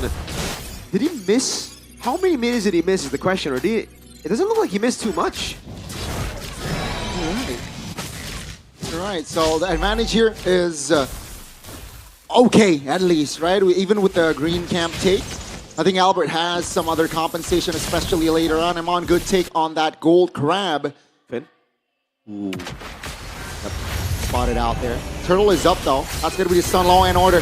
Key knocked up. That's going to be Key trying to hold on. Sway low! Caught there. And that's going to be Niall picking up first kill. Second kill, rather. That's going to be the Turtle Turtle up as well. So I don't think Evos can contest here. Yeah, good zoning by BTR this time around. Good pick up by Moreno. Really just putting the pressure on the Atlas so that he can't go for those big Throne of Ruins. Even Iman showing up, by the way. Rotating over after clearing the wave. Erlan will be able to soak in this mid wave. So far, so good. But the thing is, for BTR, it's always been the case. They've always done really well early game. Even last game. This time, Niall has the better rectory. Or he was technically a level ahead already. Now he's 2. All good here for Bigatron. Similar story from game 1, right? They got the first turtle. Yeah. So Evos expect the second turtle where they really look for a contest. Unlike game 1 though, however, Albert did not get an early kill. It was a kill on Sway Low, a guy who's been very vulnerable in the last 2 games. And this time he's on a extremely vulnerable pick. We saw how easy it was for BTR to delete him just earlier with just a small misstep, by the way. Walking up, Moreno saw it, picked him up, and it was an instant mounted shocker. 1k gold lead into turtle number 2 is massive, especially if Shogun gets these big trades over to Rendy, wins it out constantly, and rotates further to zone Albert. Look at this. Like, Shogun is winning in this matchup so far, right? And despite the kill, we have to take into account that Shogun died early. Yeah. He's doing all right there. And looking at the rotations, right? 3 members around the bottom side of the map for Bigatron. They're looking for something here. Maybe Pops looking for a spell trigger or 2. As they will try to claim the river. That's going to be key, though. Taking a lot of heat. That's AOG. That's what they want here. They got it. Oh, they want to go for the gank in the bottom lane. No mounted shocker. Erlan has Purify. That's going to be Lur's pathway. Popped. Shaman Force under the turret. Very calm here from Erlan. Textbook Harith. As the turtle is up, still, I don't think Evos has enough kit to contest. Yeah. BTR now don't have Glorious Pathway. Now we'll have the mounted shocker back up, so they're actually going to take things slow now. They won't force the turtle. They'll go for the purple buff first. They know this is going to be a big 5v5 that could make it or break it for them. Shogun! Oh, finds the Falling Star Moon. Law and Order. Flicker from Suelo and the Wings by Wing. So that's massive information before the turtle. Now, Rendy holding on the river. Will disengage so for now. That's going to be the Feather Airstrike. 2, 3 men immobilization, but the damage will be enough to take Rendy down. Now Evos, they are a man down. Shogun with the zone and the kill. And again, Bigatron striking here in the second turtle. Now this is the regular season BTR that we know. Love to zone, love to systematically take on neutral objectives and just delete those resources away. Albert with a rotation. Watch Shadow! Oh, on towards Moreno. That's going to be Shadow kill. Pop. Oh. Crimson Beacon to dodge that Shadow kill. And that's going to be the Falling Star Moon from Shogun, but a little bit too complacent there. Key punishes it. Yeah, luckily no big bounty. It wasn't like a shutdown or anything. But you don't want to be giving kills away like this, man. Now's doing a good job here, trying to pressure Albert even more. Who got the kill? Was it Key? Oh, okay, then it was Low. All right, take a look at the items real quick. Again, nothing too crazy. Everything quite normal. It is going to be the Hunter Strike into BOD start for Niall. He really wants a snowball, knows that they have the ball in their court right now. They can play with it. Ult in essence though, classic build for Endy, as Erlan tries his best to soak in as much gold as possible to get to those item power spikes. Keep in mind here, I feel like EVOS with their composition here, they don't mind losing the early. They have a Harriet, they have a Farsa, right? Their high ground is okay with the Hayabusa in play as well. As long as the gap isn't too massive, EVOS can take this blow. So now, Bigatron, they're looking for the initiative here with the invade. That's a stun, Law and Order with the Quad Shadow pop. That's key, trying to provide the cover. Great two-man taunt as Niall caught a little bit too lacking. Erlan from the flanks with the Shaman Force looking for an opening, doesn't really land. Randy, looks for a gank there potentially. That's going to be Shogun here trying to distract in the mid lane. That's a stun, that's a taunt, everything put in the kitchen sink. Shogun goes down. EVOS now looking for a trade. Key is the main target, but Key survives with 1 HP. The timing, man, the hesitation from BTR. Fid got an amazing stun, but now was so late on the Mountain Chakra, enabled Albert to just pop the Quad Shadow in time, outplaying them and putting them in a tough spot. Great move by Key though. That taunt was phenomenal. Landing it on Niall. But firstly, it was Sway Low who got skill 1, who got the ultimate in, and it put Niall down. Now BTR still in control, but as Gani said, Evos can just scale. They don't even care if you take this turtle. Yeah, Bigatron, they look to apply more pressure. They want to take the turtle and the fight. AOG cancel. The Key in trouble now. Wow. Finally, the AOG will cast, and that's going to be no casualty for EVOS. They got to push in here. Throwing a ruin down already. They might be looking for a time. Law and Order. Oh, they got the structure. Randy now in the no man's land. Bigatron by Vitality, very similar to game 1. They got the mid structure. Question is, can they convert in the mid game later on? They just can't get through the lead that they want to, man. Every time they get a 1,000 gold lead, every time it looks close for them to get to the lead that they want, it just, it's a turnaround by EVOS. Oh, Feather try caught Key now. No AOG, I believe, but oh, take a look at the pull. I'm offended. That's going to be Key going down. Now Erlan, though, is free hitting as of now. Bigatron applying more pressure. Rendy is in the vicinity. Shadow kill popped. Has the Quad Shadow to go back, and Bigatron this time looks very strong. 1.2k gold lead is nowhere near enough of a lead to sustain this early game composition as of yet. EVOS are slowly but surely building towards their power spike. So the fact that they're taking these fights and it's not that bad for them means it's great.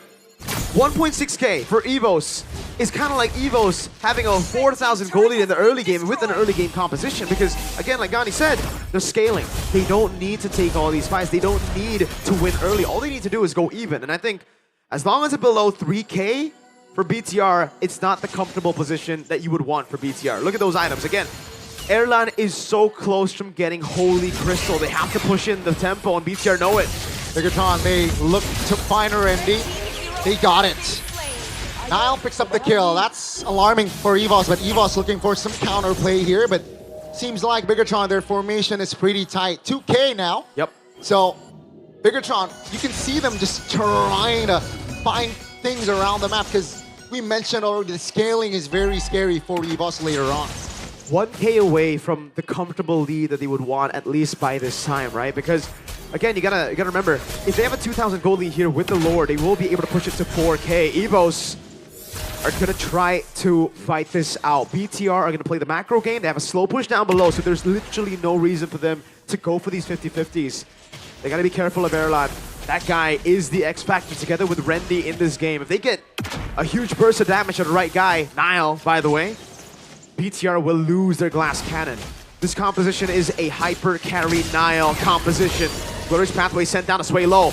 That's already wings by wings. Lord is low. Below 50% indeed. Looks for an opening here. Bigatron, they keep things tight. Rendy jumps in, 3-man immobilization, and they find the collapse, and Rendy will be bursted down. EVOS, will they fight more? That's gonna be Finn being the trade. Take a look at the back. Shogun trying to distract AOG from Key defensively. Albert pops the Quad Shadow, and that's gonna be massive information. Moreno, wow, that's aggressive. Will force Erlan to use his Purify. They baited the cycle of skills from EVOS. No Feathered Airstrike, no Shadow Kill. This should be the angle right now, but Niall and Aman are so low. Albert wants to go in. Shogun needs to zone perfectly. Key. I'd say Albert, again, no Shadow. on. Finds I'm offended on towards Suelo. That's a stun. They want to collapse again. Shadow kill pops and Erlan finds the kill on towards him on. That's the burst damage that Nile can give. He finds a shutdown though. Albert is low. Looks for Moreno and Finn a little bit late to the party, but the Law and Order doesn't land. Albert is doing crazy work with the quad shadow. And now Bigatron and Evos, they will reset. The hesitation again for BTR. Eman walked forward. They already baited the Zaman force. Nile wanted to wait for the very last second. Understandable because he's low, but that will for sure be a regret for BTR. Why take the fight? Why go for the 50-50s when they had a slow lane pushing in the bottom lane that they could have pulled with all throughout the game? Evos now, everything is under their control. The wave in the bottom lane dealt with by Hayabusa. So even though it's not a slow push, it'll be even. They can fight on their terms. All things back to the build up here. You can see here the spells are going to activate very, very soon. And I think both teams are looking for that angle, right? Waiting for the spells to activate. Conceal though, so interesting. What's the call with that conceal? They just wanted to get space. They didn't want to give BTR room to breathe. Shogun will not pop the Falling Star, not just yet. Doesn't want to go on key. They got to form these little leads again. That's a Sky Piercer built up for Jusin. Key fading out the Mountain Chakra already. Mid lane falling, and again BTR utilizing the advantage that they have built for themselves in the early game. The lead is gone. I'm talking about the turret, the structural advantage. Bottom lane also slow pushing in favor of BTR so they can play it as slow as they want. The stun. Albert jumps in. I'm offended. The chain crowd control is there. Rendy finds the AOG. That's going to be Rendy though. Taken down with Niall. Will fall alongside the process. That's going to be Erlan though. Looks for an angle. That's going to be Erlan now. Pushing back, disengaging. Shogun pops to Purify. Emon jumping back, but that's going to be Emon taken down. Ladies and gentlemen, Erlan picks up the double. That's a massive double in their power spike. Erlan has all the items he needs. And again for BTR, now with the overstep, getting caught by the immobilization, it's back to back. Rendy plus AOG. In game one, it was Suelo with the follow-up. This game, it's the actual Gato Kacha, as BTR have lost all their lead. The early game looked not even too good for them. It looked decent. Evo's capitalizing. Erlan! Not to conceal. They want to fight. Taunt. Oh, a little bit too aggressive there. Niall finds the big shutdown on towards Erlan. What the heck? Why? Guys, you have your... Oh, man. Oh, yikes. Shogun will just open it up now. That gives BTR some more room to breathe, but it should still stick to the same thing that we talked about. The scaling is a problem. Unfortunately for Evos, they won't be able to get much of a lead because Erlan fell through. Man, so much disrespect from Erlan there. Just play it slow, my boy. You don't need to do all that, you know? You're doing too much, and now Suelo's gonna be caught because of it. Oh, I don't like this fight. Suelo pops the flicker. Moreno. Oh, great knockup. Suelo goes down. Evos, questionable calls here, even though they got the Lord. Okay, that was all Erlan, like the first mistake. But why are Evos even fighting a 4v5 when they have no damage aside from the Hayabusa? Oh, sorry, aside from the Harith in that position. Wow. You don't want to be walking up to BTR with their dive like that, especially without the Harith. The Harith is a core component in the front to back that leads up to Suelo having so much space. Without it, Suelo is a sitting duck. Both teams making some big errors here. But I think, again, it's still favorable for Evos. They can play the long game. They can play for the waiting game. Again, though, for Evos, luckily, the Lord is spawning in the bottom lane, right? So they will have a structural advantage up top. At least they have that. At least they still have that big power spike. They gotta stay composed, man. That's another conceal just to open up. Moreno will space out of that. Very good. Keeping his distance. Shogun spotted. Come on. What? Suelo caught again. Still finds the kill. That's going to be Ma now in trouble. Take a look at immobilization and AOG. Take a look at the back. That's going to be Shogun. Bursted down by Albert. Now Evos, they can go for this fight because Moreno is isolated and Albert says hello to double kill. Finn has immortality and will pop the glorious path to EVOS. Wow, almost caught slack in there, but they recovered. The game's getting even tougher now for BTR. You saw that big play.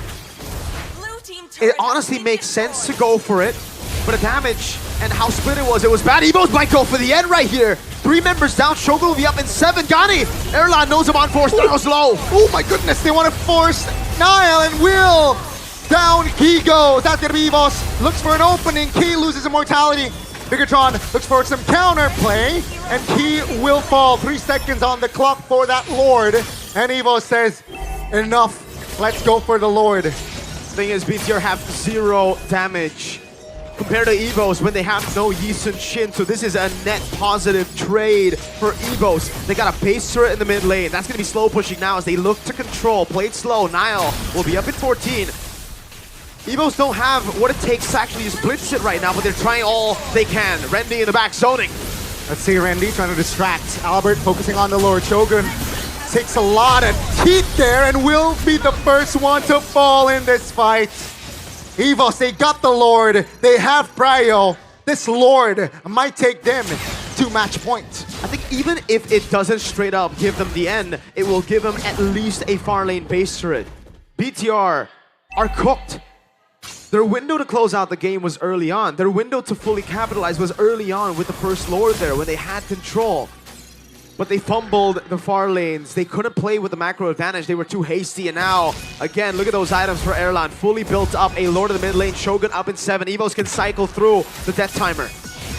Bigatron, can they hold on? They will defend with 5 members. They will get the far lane here. Albert looks for an opening. Doesn't really land. The Quad Shadow Finn, though.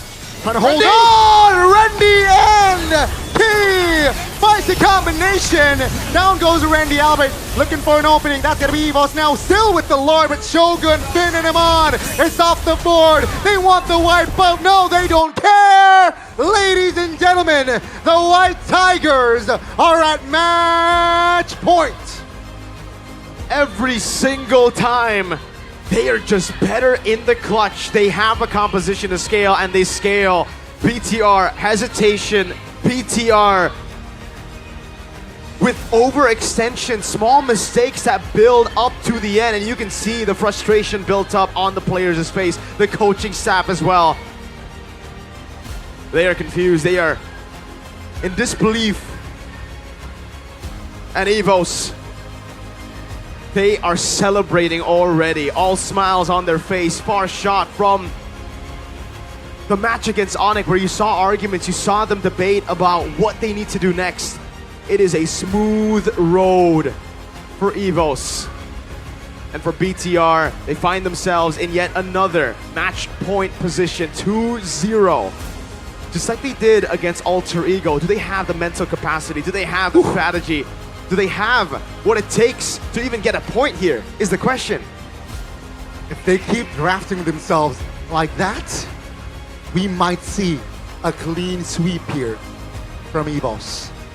And they keep on playing like that, we're going to see. We're not going to might see, we're going to see it. I think they got to change. They got to have red side now. They might need red. They might also need to stop playing the fighter golds because they are just not clinical. They are not composed. They are super panicky. They are just going in randomly so many times. And it's all in the early game. We get to see this moment right here, but this moment, it was already kind of cooked. We knew that the worst case scenario for EVOS would be a free base turret. The best case scenario, yeah, they get a combo in, they wipe them out, and they end the game. They get the middle ground where they got a few, they almost wipe them out, and they end the game. But I think they don't really care, right? Because again, it's all about scaling. It was all about how they weathered the early game BTR storm. If they can do that, then it is heaven for them in mid to late. And it is heaven for them mid to late.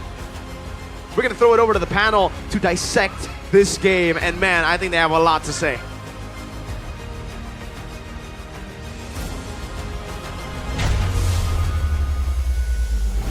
On the precipice of restoring their glory, still a long way to go to M7, but at least they are one game away from getting a match in the lower bracket finals and sending Bigatron by Vitality home. What a game from EVOS. It was back and forth, a lot of blunders happening, especially from Swalo too. But Bigatron, they share the same expression. They also have their own share of blunders. What is happening? I mean, dude, if you look at Trevin's face, the whole time we were watching, It was angry. it's like, what is Suelo doing? How is he getting caught so often? And for me, it's the opposite. Bigatron, Eman is the gold laner, the guy with the damage. Why is he engaging, right? Trading his life, and then like they're ending the fights with Shogun trying to 1v3 because he's a frontliner. You know, I feel like the roles are kind of switched up right here. But that goes for like both teams, man. This was a chaotic game, just the way we like it. And in the end, I'm really surprised that EVOs were able to turn it around that decisively. Again, it's the same story. They got the early advantages, Bigatron, and then in the mid game, it's like the decisions in the macro, in the team fights, is just not there. But the main man, the man of the hour, even the Zero entire death. playoffs, 0 deaths back to back. The baby alien, Albert. And Chefin made that statement. He made that claim. So far in the playoffs, he has been the best player. Not even close. See, here's the thing, alright? I think I can see the idea of the draft of Bigatron. They are trying to bruise EVOS down in the early game. They have a lot of bodies up front. Erlan wouldn't be relevant until he gets maybe the Vine and the Bullet Crystal combo. And I think the main idea of them drafting a 3 frontline with a very safe mid laner, Jushin, is to disable Albert. And he still comes out with a 7-0-10 KDA. This is not a good composition. This is not a really good composition for you to play Hayabusa. It is bad, but Albert still performs. The management of Quad Shadow is actually insane. This guy cannot do anything wrong. Absolutely insane from Albert for being clear-cut the best player in the playoffs. Wow. Do you share the same opinion, Arashi? I gotta say, man, it's the mechanics, the decision making as well, is just really, really good. The fact that he's 0 death in a game like this against a comp that, like I said, has more crowd control to disrupt his movement, it doesn't even matter. He just outmaneuvers all of it, no issue. And his presence in the game here, he might not be the one killing everyone, but the fact that he's all over the place, always being a relevant threat, is part of why Erlan is finding so much more space to actually perform in his team fights. And he just finds moments like that to just duel out the members of Bigatron, and they just lose out, almost like mechanically speaking. There was no big macro play from EVOs here. It's just brute force performance. Yeah, there were blunders, like I said, misplays happening, especially from Suelo. I think it was overextending, overreaching way too deep. I know he is a Farsa, but that combo, again, the bread and butter, the savior for EVOs when they need a trump card, which by the way was constantly shown throughout playoffs. They pull it out, and it seems like Bigatron are not respecting it. Is that the case? Does Bigatron need to ban the Alice now? Maybe. I'm not sure at this point. There's too much weapon for EVOS. For me, alright, do not ban, or maybe just let go of the Granger. Now you establish that Erlan is probably as good in Harith as he is in Granger. Alright? There might be some mishaps here and there, but he can carry the team to the extent of to the potential of his playing Granger. So, maybe try to ban Key's heroes. It was so clear. Why would you not ban the Gatot Kacha in the second phase? Yeah. In the first game, EVOs were being creative. You know what? The opposing team has a Gatot Kacha, and you want to pick a utility for Suelo. AOG, Throne of Ruin, we got the combo. Now, they just like, you know what? Just play the combo. I don't care. We're just letting you play your initial gameplay in the playoffs. You know, the thing that always worked so far for you. I don't get it. Yeah, we have two different sentiments. Chefin, obviously the critics towards, the bans. Suelo playing a bit. Oh, by the way, yeah, Suelo. Everywhere. And then from the side of Arashi, talk to me about your concerns for Bigatron. The way they played that Esmeralda Ruby. We thought that Esmeralda was going to go gold. It was going to lane against the Harith. But it went XP. And they expected the Esmeralda to deal the same damage as the Ruby does. And that's why I felt like the Esmeralda would be a better fit for the gold lane. Like you can be a bit more aggressive. You have shielding, you have more maneuverability as well, so you can kite back. Whereas the Ruby, you kind of want to get in there. You kind of want to make the engages happen, which is why we assumed it might be going EXP. And if it was going EXP, then it's fine to use it to really engage and pick off Suelo and pick off Albert. That's fine.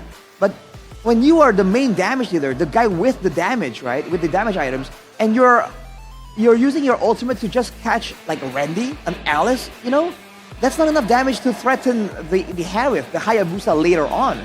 So I feel like they need to be a bit more calculated on that department. And on top of that, like if they really want to brawl like that, I don't see why the Hylas comes into the picture. I feel like they're really trying to make sure that they can keep fighting, they can catch Evos and cut them off from safety again and again. But as a result, once the fights do happen, once Evos feel like, hey, you know what, we want to oblige in this brawl, they are losing in the crowd control department. So Finn was able to tank out a lot of damage, and that's about it. And you need damage, dude. It seems like throughout the playoffs, damage has been the answer for a lot of things. Even for zoning, right? Instead of using sustain now, we're seeing teams just build more damage so that they can be more threatening for the front lines. Yeah. So I feel like Bigatron's reverting back to just beefier sustain heroes. I feel like it's just not working at all. Yeah, and the Yisun Shin wasn't even enough, Chefin. Yeah, it's not enough. You can see in one occasion they were trying to catch up to the Lord with Nile dying, and they didn't get close. Or at least they tried, got punished at the end. This is a very Nile-reliant composition. Yes, Eman has, I think, underrated damage as a Ruby gold laner, but I don't think it's enough in the grand scheme of things when you are trying to get through the frontliners of EVOS, which is Gatot Kacha and also an Alice. What is that? Why is he spinning around? It's Mirko. He's spinning around. Is it because it's a toss-up? Nah. It might be black and white as well? Yeah. So you guys vote down in the comments. Do you think Mirko will join the dark side, black and white, or will he prevail and still remain colorful? Still remain in the light. W Bomb, by the way, Mr. Zipperman. Yeah. It's so weird. He always gets creative. I love him. Asset, Look at him. He's moving. W Bomb. El Suelo, I'm sorry. El Suelo? Seriously. He is playing with a blindfold on. He's literally a Farsa. What the heck? Some of this overextension just does not make sense. I can see why you're maybe not really expecting the Ruby Flicker combo, but a lot of those are just not like you have free will to back off. Why would you not do that? Well, to be fair though, because he's such an easy target, I feel like Bigatron might be baited, man. No, they use they use a lot of skills onto Suelo, even towards the late game, where you know the Harith is the real problem. Maybe I'm too stupid to understand this 200 IQ the layers of being Farsa, putting Farsa as a bait. Hold up, we'll fight later. We toss it to Alyssa for an interview up on stage. Competition, dan kayaknya kalau Alisa sendirian aja kurang pas ya. Kita langsung aja manggil perwakilan Indonesia yang akan mewakili Indonesia di Magic Chess Go-Go Tournament. Langsung saja ini dia Kohop. Halo Kohop, apa kabar hari ini? Baik. Oke, Kohop boleh dijelasin sedikit nggak sih kita lagi ada di booth-nya apa sih? Oke, kita ini lagi di booth-nya MCNC ya, kebetulan di Nice Peak 2. Dan ini ada turnamen 4 versus 4 di Magic Chess Go-Go. Oke, turnamen 4 versus 4 di Magic Chess Go-Go. Dan Kohop sendiri, kan kita seperti yang kita tahu bahwa Kohop dikenal dalam Magic Chess mewakili Indonesia juga nih. Dan nanti bakal bertanding melawan pemain dari 14 divisi. Boleh diceritain sedikit nggak sih ini sebenarnya apa dan mana negara yang paling Kohop nantikan nih? Jadi MC Go Racing Star itu jadi seperti yang kemarin yang kita jelasin waktu di MPL Arena juga. Jadi 14 kita bakal ngelawan 14 negara, 14 region mungkin ya bahasanya. Dan nanti bakal ditandingkan di tanggal 15 dan 16. Nah, kalau ditanya negara mana ya kayaknya sih Malai sama PH sih. Iya, karena aku sering ketemu player Malai di turnamen sama PH, dua negara itu yang paling sering ikut turnamen. Yang paling sering ikut turnamen dan kelihatannya paling potensial juga untuk menjadi lawan yang cukup berat ya. Oke, tapi persiapannya sejauh ini untuk turnamen internasional Kohop sendiri seperti apa Niko? Kalau aku sih ini game gampang ya buat aku ya. Jadi kayaknya persiapannya sih ya main-main aja lah, yang penting ngereng aja lah, cukup lah. Cukup push-rank aja ya. Oke. Kecil kayaknya Kohop bisa sih jadi juara satunya ya. Kita semoga. Oke, tapi ada strategi khusus atau rahasia yang bisa dibocorin gak sih ke super fans? Tapi kalau rahasia kan namanya rahasia kan nggak boleh bocor harusnya. Cuman ya kalau misalnya menurutku kalau misalnya mau Racing Star ya, apalagi kan Racing Star itu adalah orang-orang yang udah dipilih setelah berbulan-bulan turnamennya. Jadi nanti harusnya mereka udah punya strategi sendiri sih. Jadi masing-masing sudah punya strategi karena mereka rising star dan kayak udah mempersiapkan lebih jauh. Tapi ngomongin soal persiapan nih, sepertinya kita tahu ada peran-peran yang mungkin menurut Kohop nih mana yang lebih superior antara low roll atau pemain high roll? Oke, jadi mungkin low roll itu roll bawah dan roll atas ya. Tapi aku sering bilang juga sih kalau roll bawah itu adalah gameplay untuk cari poin. Nah, kebetulan nanti Rising Star kan juga main poin, jadi dia bakal nyari poin untuk cari 4 besar atau 3 besar. Nah, kalau untuk high roll itu untuk ngunci gamenya. Jadi misalnya kalau misalnya butuh juara 1, ya kamu mau nggak mau harus roll atas karena roll bawah susah banget untuk juara 1. Oke, tapi permainan di roll atas itu juga cukup sulit ya, kok. High return. Jadi kalau misalnya mau high roll atas bisa tusun sekalian atau bisa juara 1 sekalian. Oke, jadi go big or go home juga ya untuk high roll ini. Tapi kalau Alisa pengen tanya nih, menurut Kohop sendiri, apa sih meta yang no brainer banget nih? Untuk sekarang sih meta cukup itu ya, cukup nggak ada yang terlalu OP banget, nggak ada yang terlalu meta banget. Cuman yang paling sering di turnamen mungkin kalau aku bisa Stargazer sekarang. Iya, Stargazer paling sering dipakai di turnamen. Itu yang paling sering dipakai di turnamen dan mungkin paling menjadi yang no-brainer sekali nih. Tapi sinergi favoritmu di Magic Chess sendiri apa nih, Kohop? Dawnbringer dong. Iya, aku bakal di live dipanggil Bapak Dawnbringer kebetulan. Iya. Tetap itu yang menjadi favoritnya Kohop sendiri ya. Tapi kalau menggunakan meta ini ada nggak sih tips yang Kohop gunakan untuk bisa winning di early game? Oke, kalau di early ya jelas kita kalau Dawnbringer itu kan bisa dapat item kan ya. Kalau bisa item petir itu di kedua. Ya. Kalau misalnya dapat item petir di pertama, boleh dipakai buat nahan doang, tapi jangan sampai di late game. Oke, itu ya tipsnya. Jadi terapkan nih untuk tahan dan juga di early game kita bisa lihat, bisa digunakan juga tips-tipsnya. Tapi kalau penonton pengen belajar juga nih pastinya dari Kohop, bisa nonton live-nya di mana sih di tanggal 15 sampai 16 November itu? Di Magic Chess Gogo official. Untuk turnamennya tanggal 15 sampai 16. Oke, jadi langsung aja ya dikunjungin di YouTube-nya MCGG and official channel-nya di tanggal 15 dan 16 November. Dan terakhir Kohop, apa harapannya nih sebagai perwakilan Indonesia dan juga untuk teman-teman yang lagi rising star? Oke ya, semoga ya kalau misalnya untuk perwakilan Indonesia ya semoga yang menang ya Indonesia. Dan yang menang ya ada di depanmu kebetulan kan. Karena kebetulan yang turnamen kemana kan juara 2 ya. Kali ini aku ngincernya juara 1 sih sebenarnya. Semoga Indonesia lah kalau bukan aku, tapi ini kan lagi disaring-saring terus kan. Jadi semoga bisa wakil dari Indonesia yang menang. Apalagi ini kan turnamen dunia bahasanya. Pertama di MC Gogo. Jadi semoga Indonesia bisa menang. Pertama dan hopefully Indonesia bisa mencetak sejarah lagi ya. Jadi pastikan juga nih kita bisa lihat bahwa ada pemain dari 14 divisi yang saling berhadapan di Magic Chess Tournament. Dan Kohop juga nanti akan bertanding, kita akan lihat ya Kohop. Dan tentunya kita mendukung Indonesia. Jadi untuk mendukung Indonesia merebut gelar juara, jangan lupa untuk nonton live-nya di YouTube-nya. Ketik-ketik komen-komen dan perbanyak dukungannya. Dan pastikan teman-teman semua 14 divisi ini gaya mainnya berbeda, tapi hanya ada satu juara saja dan Indonesia siap berhadapan dengan Filipina, Malaysia, EECA, MENA, LATAM, Eropa dan divisi lainnya di Magic Chess International Tournament. Jadi mari buktikan bahwa Indonesia punya strategi terkuat dan dukung kita terus dan tonton live YouTube-nya 15 sampai 16 November 2025. Good luck Kohop. All the best ya buat Magic Chess Tournament ini dan semoga Indonesia juara. So, Alisa tunggu juga datang langsung ke MPL Arena. See you. The Voss are winning in and out of the game. What is that face, Chefin? What? You know what face he made? It was like, do it again? Oh. Was making that face. It was like, He's expecting something good. What are you expecting? Are you expecting a Bigatron comeback? Yes. No. I want my coworker to be miserable. Ah, you're miserable. He as well is. So You might be too. You better watch out, bro. me and Gotti, You don't want to be too we're confident feasting. there. We're we're fed for days now. Evo's alter ego Come on. for M7. But hey, yeah, Actually happened. the script is just Flip. flipped everywhere. AW. Yeah, we'll see.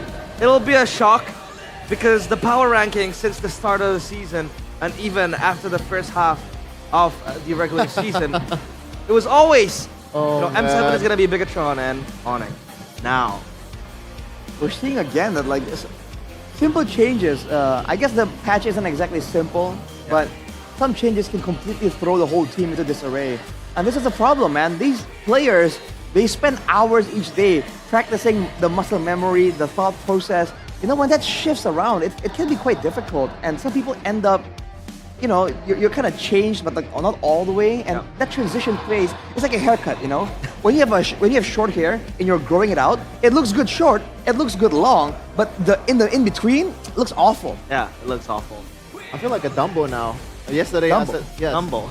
I said, it's Onyx, Bigatron S tier, then Alter Ego slowly creeping up to the top, then EVOS at the bottom with a big gap. I feel stupid now. Seriously. Well, I love it when teams prove us wrong. We got our predictions wrong yesterday. Alter Ego against Bigatron, right? Unanimous decision on voting for Bigatron. Alter Ego proved us wrong. And today, we do have hope, some of us, voting for EVOS.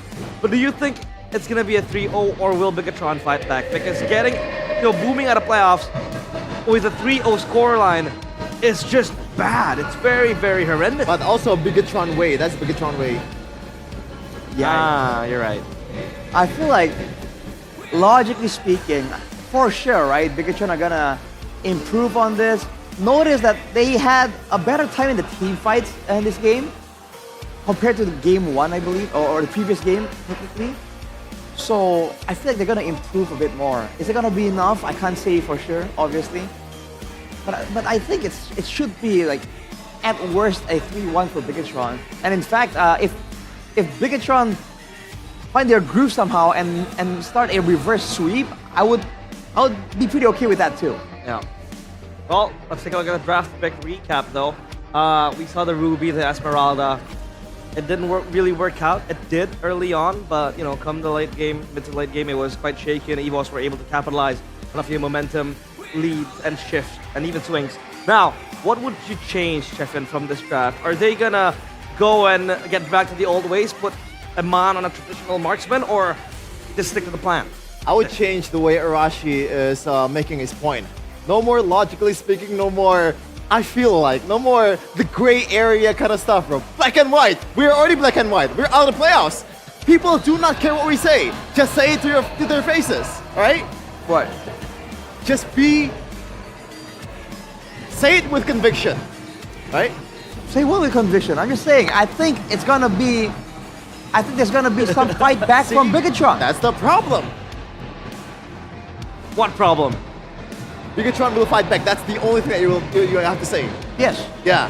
Wow. Without the logically speaking, without the yada yada yada. Well, you wanna have some disclaimers. Yeah. Foremost. You wanna have some basis of arguments. But speaking of the roamer, it is Key. He used to don the red and white with the Bigatron by Vitality jersey, and now he is on EVOS. Key is in that line between a friend and an ex. You have a friend and you have a toxic ex. What kind of ex is Key? I mean, dude, look at the context here. Season 7, Key brought Bigatron to their first international stage. And now in Season 16, there's a chance that he's gonna stop Bigatron from making it to the international stage. How to turn tables, man. What a tragic story. Yeah. Tragic. And Key has been actually playing phenomenally this playoff so far. Yeah. Obviously, the KDA does not match what we see on the Line of Dawn because he's a tank, he's a roamer, he's supposed to die. But a lot of times he set up a lot of good, traps, a lot of good engages. The way he synergized with Alba and also Randy is actually really good as well. So yeah, shout out to him. Actually. By the way, Actually. Where are the glasses at? I'm gonna bring it and right the braces, and the braces. Wow. By the way, speaking of Key, I love how I'd say, renounces his approach to El Momento, right? We used to know him as El Momento, that one big moment Key play. But now it seems like he's more shifting to the meta. It isn't really time for Tigreals or like a big gauges. It's now about long drawn out fights where he can really just jump in and jump out and then set up for his teammate. So, do you think he is okay with that? We don't longer know him as the El Momento.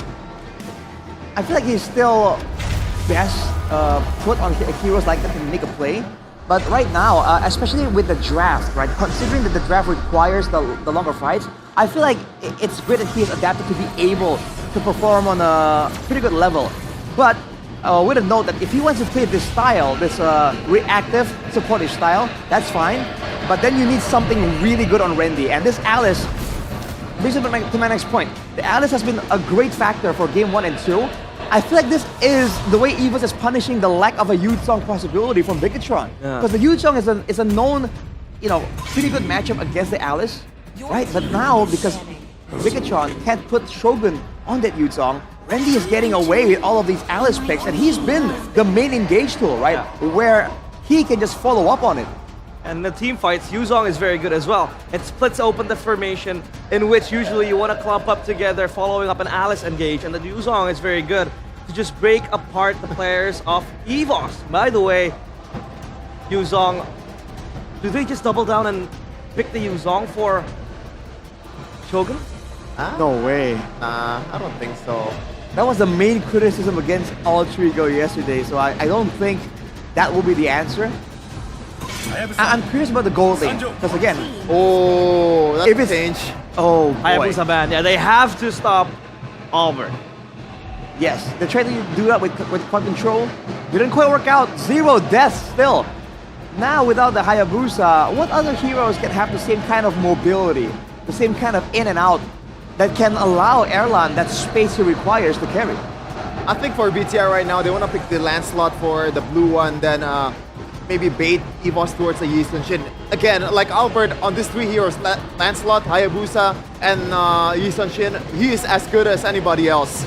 But I think the Hayabusa will earn the most respect here, especially after what he's done in 2 games. That is an early Hilda ban, by the way, so it might be they're setting up for a possible Yi Sun-shin too.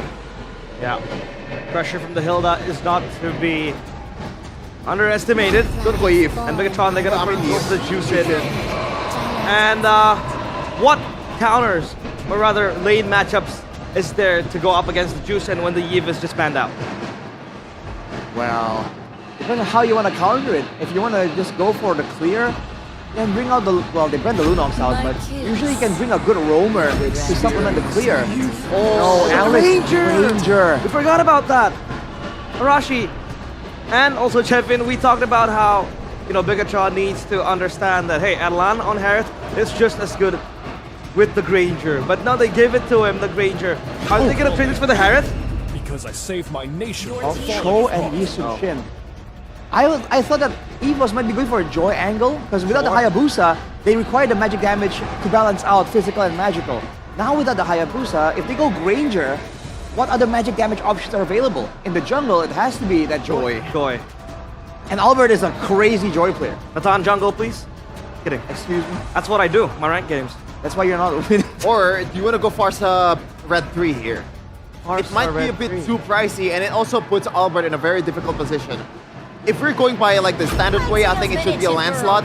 No, it's Kalea. Oh my god, there's a lot of things wide open. Yeah, damn. We forgot about the Kalea. The Kalea Granger insta-kill button is gonna be there for EVOS. Bigatron are gonna be wary because now they are unsure of how to play against the Kalea. Obviously, EVOS are gonna go for the Gatot Gacha ban here. But man, if the Gatot Gacha is not available, how do you exactly stop this Kalea, Arash? Well, hang on a second. First of all, I don't think this Kalea is meant to be a pick of Kalea. Kalea is meant to stop dives, first of all, and heal up the rest of the members. It's a long team fight Kalea. Yeah. We've seen EVOs use Ki on the Kalea in that fashion before.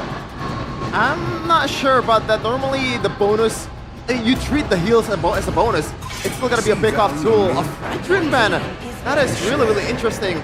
Normally, you want to ban the assassins or maybe the damage-dealing jungler when you're up against a Kalea because you need an extra damage when the marksman is not Beatrix, when the mid laner is not an easy first-down combo. But they are respecting Albert's Fredrin here. I don't know if that's the right hero to respect though. Well, remember, Shevin, EVOs, when they want Erlan to carry hard, they play Protect Mr. President. Against the Yi Sun-shin, against the Cho, the Fredrin would be an awful thing to go up against. A great front line, good crowd control options, 2 of them even, and good sustain to stay in the fight. With the Alice and the Fredrin, it would be almost impossible to get in there without issue. But now with the Alice and Kalea only, I don't know what the angle is for Evos, and they've already banned the Gatot, so there won't be any kind of flank angles with the AOG. Let's see. Gatot Kacha ban. Obviously no counter-engage tool now for Bigatron if the Kalea does go in for the Tsunami Slam. And like Arashi mentioned, this Kalea will be, you know, very pivotal in the long, drawn-out fights with the sustain from the Surge of Life. It is gonna help. Plus, when you have an Alice, you can constantly heal as well. Lancelot ban. Wow. They are still trying to close gaps, close holes, where Albert might try to look for a jungler. You know, things that come to mind. You said it, the Joy. But they have the Troll ban too. Yeah, the Troll will be there for the pickoff and the lockdown. So, what do they go for here? Need magic. There is also an instant burst tool in Magic. Oh, okay, they're going for the Joy. I was going towards the Julian, but that is way too risky. They prefer to go for the Joy. It also worked for Albert so far, but now you can solve the problem with Joy being super squishy with picking an Angela in the mid lane. Not really winning on the mid lane with Cryo, but you give Albert that carry potential. They have a lot of heals as well. It can certainly work out here. Can be used to save the Granger too. So it's not even that bad of an idea. And for Bigatron, the fact that they ban away a fighter and an assassin just shows you again the depth of the hero pool of Albert, man. It's kind of unreal to see it happening in real time. Badang! The only one bound. Badang Phobias. They go gold. They want to play a front to back of their own, but hang on a second, they have no DPS. Yeah. They're gonna try and match a Granger's DPS. Well, it's only Yisun Shin. With the Yisun Shin. And they're trying to use everything they can to stop the Joy and maybe use the Cho to catch Erlan. That's their win condition. So Evos, they might want to get something to stop that from happening. Oh. Immobilizes. It's That's the better. Kimi. Oh boy, I don't know, better man. than the Angela. See, here's the thing. EVOS, if they lose that early game, they have a lot of wave clear to work with. BTR, they have to win the early. They have Otherwise, to. They are cooked. They're absolutely cooked. Without a snowball, there's no way Bigatron have enough damage to really be a threat in the fight. And they're gonna have to go through all of this crowd control, including the traction pulse, the immobilizing beam too. Is this the end for Bigatron? EVOS will take on the field. Goni, tell me, is Mirko crying? Mirko is crying indeed. If First time. This ain't the first time, man. You were crying backstage. Backstage. Not here, though, realize, all right? We got to keep it professional here. The Garuda Wings are going to bring us back into game number 3 in the land of Dawn. BTR might be eliminated by our ex-captain, my ex-GOAT. He's still my GOAT. Key. Evos, game 3. They've gone for the same exact pattern of draft in a way where they just want to scale. The pressure's all on you, BTR. You get the early game, sure, but you have to play perfectly. So it's on us to weather the storm. It's on you to push the tempo. Let's see, boys and girls, Bigatron, if they lose this game, their journey in the playoffs will end. It's over. Let's see if EVOS can make that happen here. Game 3. Hey, man. Shogun with the concussive blast here wants to get the prio early in the XP. That's Albert with the lethal take already, man. Evos are confident. They're coming into this game knowing that they want to close it out. BTR, a lot of frustration, so they gotta get those small wins to build up the confidence. If not, it's gonna be real tough for them. At least, though, in the drafting phase, they banned out. Oh, hold on, Niall. Oh, he isolated. Will force to use that flicker there, but all is well. A small win with that flicker burnt from King. Yeah. Again, at least they got rid of the Hayabusa, so there's not going to be crazy ganks happening in the mid lane. That gives Moreno a lot more space to play with. But Shogun, in the bottom lane, actually will get the XP crab away from Rendy. See, with the Phobius, with the Juicy, with the Badan, with this composition, it is literally just an all-in on early game. And it's not like Evos have been winning the early game. BTR have been winning early game. They just haven't been able to capitalize on the early game. Amon's on a comfort pick, but so is Erlan. 90% win rate on the Granger throughout his career. All is well here in the early game. First 2 minutes, nothing too crazy, but Erlan is deep in enemy territories and he is winning trade. Oh, great rotation by Key. Will force Amon to use that flicker sway low. Looks for a connection. And Amon will have the final laugh. That's going to be Bigatron by Vitality, though, taking the turtle freely. As Albert will not contest. That's going to be Key, though, stunned up. Everything That's going to be Shogun picking up first blood as well. BTR start things exactly how they started Game 1 and 2. Game 1 and Game 2. So everything's going to plan again for Evos, you know? Only the Roamer got picked off. They got some pressure off of the gold lane. Erlan will be able to farm. Shogun got first blood, so at least he'll be able to push out a bit more. But without the flicker for Eman, that actually gives Erlan a lot more breathing room. Level 4 is usually where the Cho finally gets to play in the lane. Level 1 to 3, it's kind of like a, I'm just clearing, I'm just cutting, rotating over. So, oh man, the honest prediction has dipped even more for BTR. The biggest troopers have all left the building. It seems 14% here by Gope, 86% to the Evos fans who are so back right now. They're probably spamming the King Evos is back emote.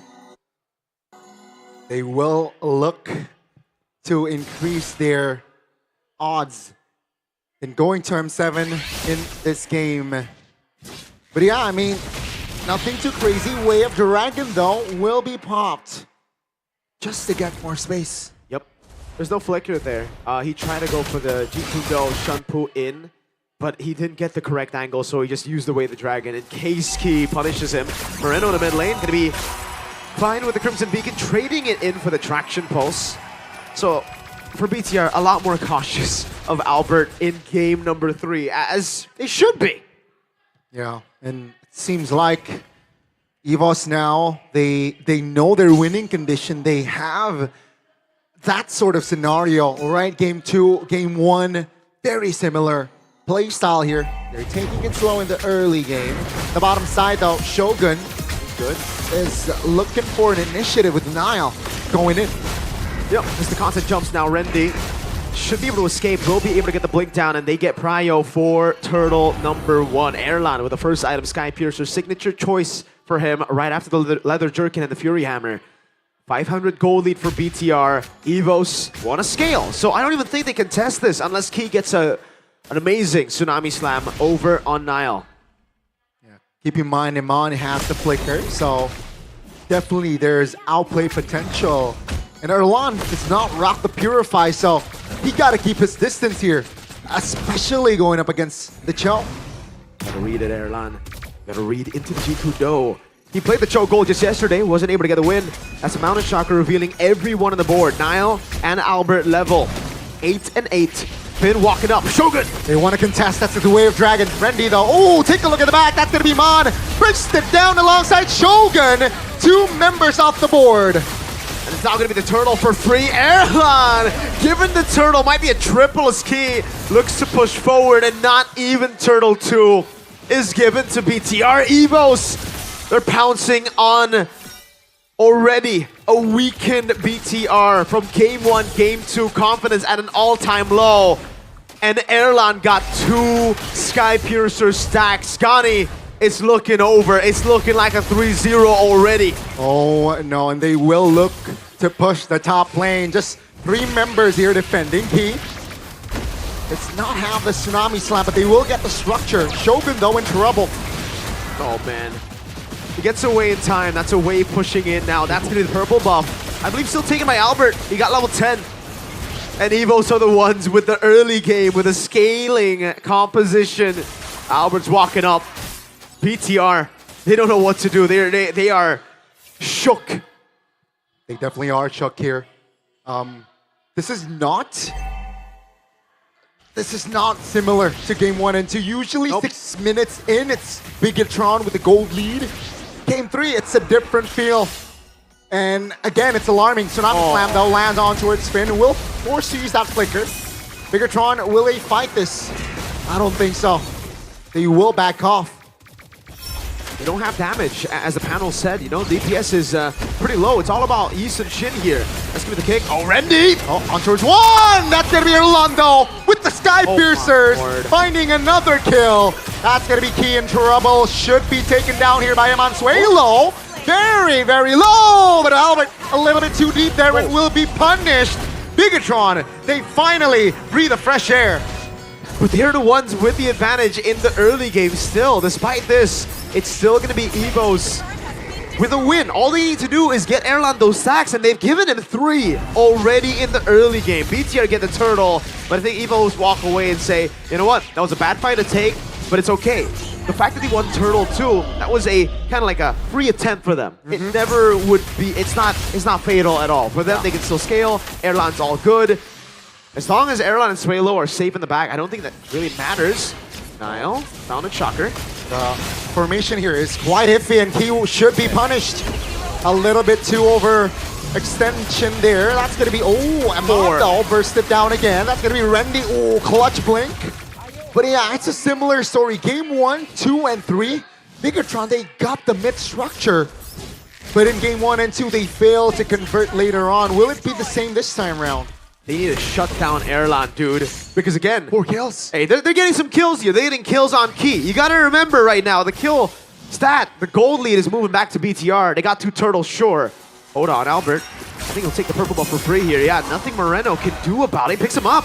Oh, Cyclone Eye. The Cyclone Eye gets him out. And for Evos, look at the kills. It's all on key. Meanwhile, for Evos, they got 2 on Iman, 1 on Shogun, another on Finn. Traction pulse on Moreno. Good peel. Very well managed there. Wow, okay. Moreno says, you know what? I don't care. I'm going to build a Sky Piercer.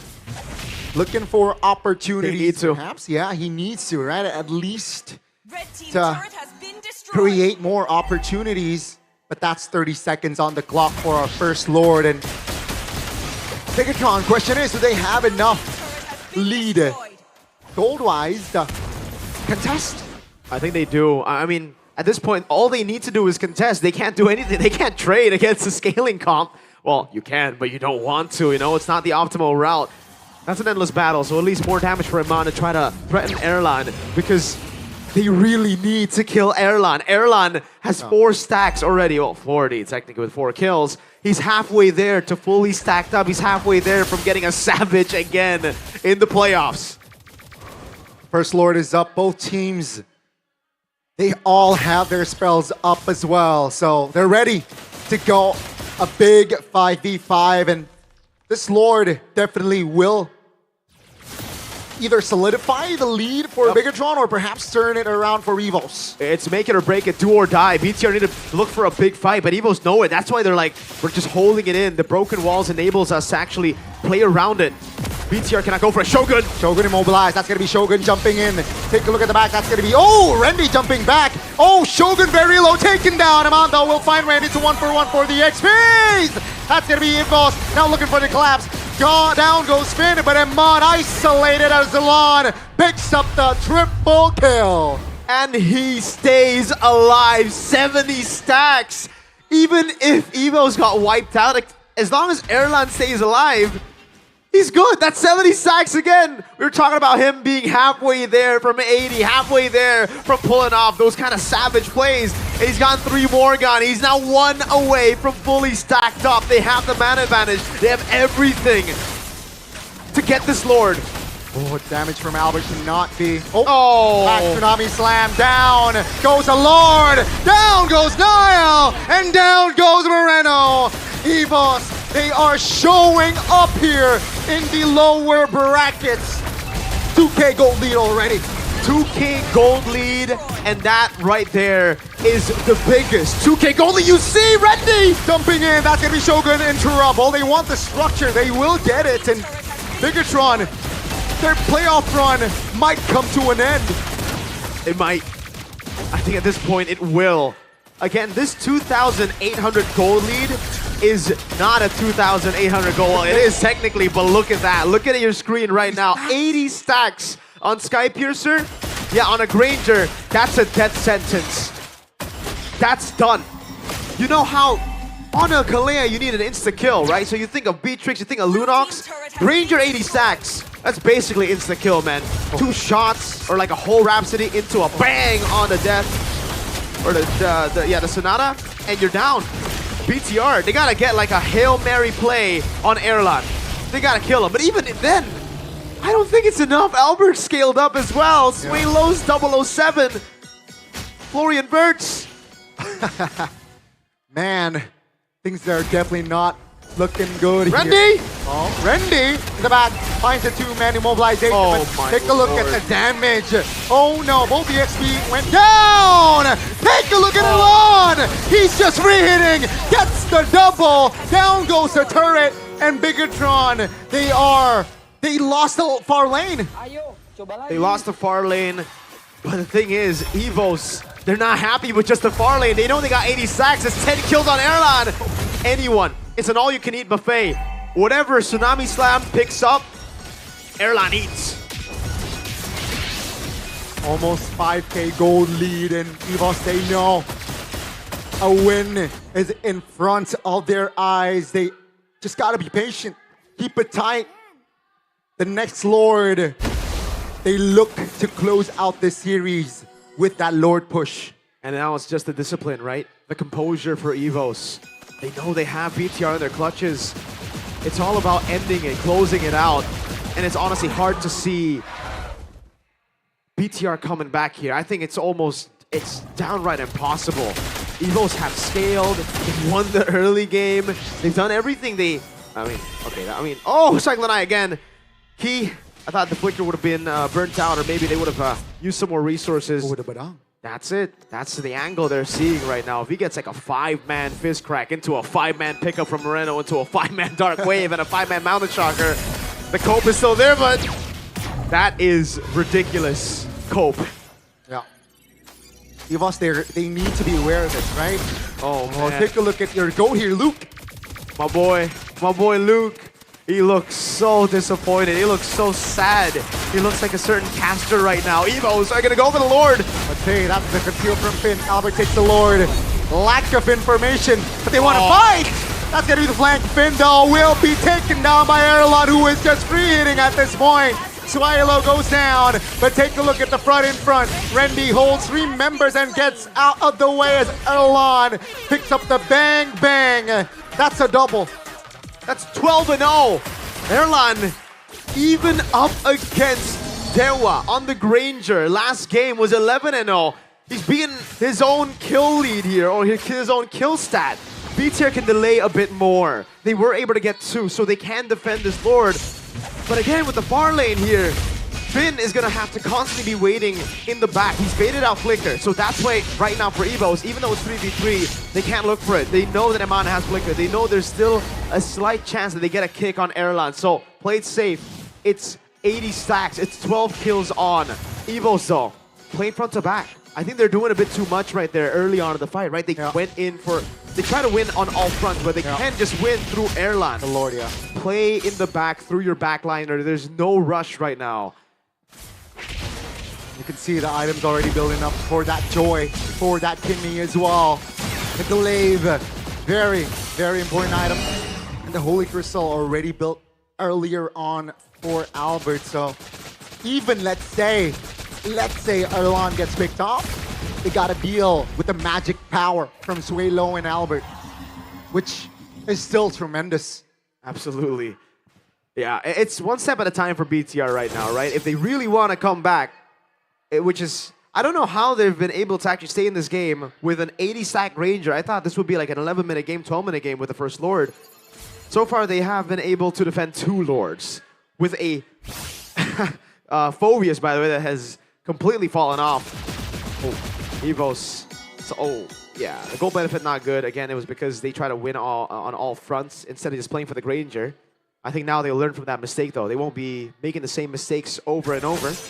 It's all about killing Granger. Granger has Flicker back up, so you're going to have to bait that and then re-engage again, which isn't really what BTR's comp can do. It's kind of like an all-in composition with the focus. Once you commit, you got to go in, or if you win, you win. If you lose, you're out, really, right? Because it's a cycle of skills as well for Finn. If he fails an engage, it's done. Evos, look at the leads again. I mean, we're just going through the leads again. Technically, BTR have been able to slow push here, and Evos have actually like loosened their guard down a bit. That turret should have never fallen. They have a far lane push over constantly with super minions. Not slacking there. Evos cannot play it too safe. They have everything that they need. Crimson Beacon, though, last info. Shogun now pokes. Oh, that's the flicker. That's Randy in the back, healing a lot. Shogun in trouble. Albert, take a look at that. Erlan finds a free kill. Take a look at your mini map. That's the mid lane already. Randy trying to distract him. Erlan is here. Finn loses immortality, but take a look at Bigatron. They cannot hold on. And he still has Flicker, Erlan. He buys him with a nature back up again. That engage from Finn was a Hail Mary. BTR, the fact that they were able to get Randy was already kind of like, wow. But EVOS, they will just play for the Lord now, and BTR are on their last legs. They gotta make a play somehow. Not here, though. I don't think they can. That's free Lord. Oh, he wants to go for it! Oh, Tsunami Slam is there! And Erlan picks up the legendary 15-0-1. What a way to close possibly the series out. No Eman, just Finn now. No damage, just Nile. Moreno. Oh, some beacon popped. Enough to keep its distance. The Lord is spawning in a couple of seconds. And ladies and gentlemen, this Lord might be the final Lord in this series. They're knocking on the doorsteps. Heck, they're banging on the gates of BTR. Trying to drag them out of their homes and send them back home.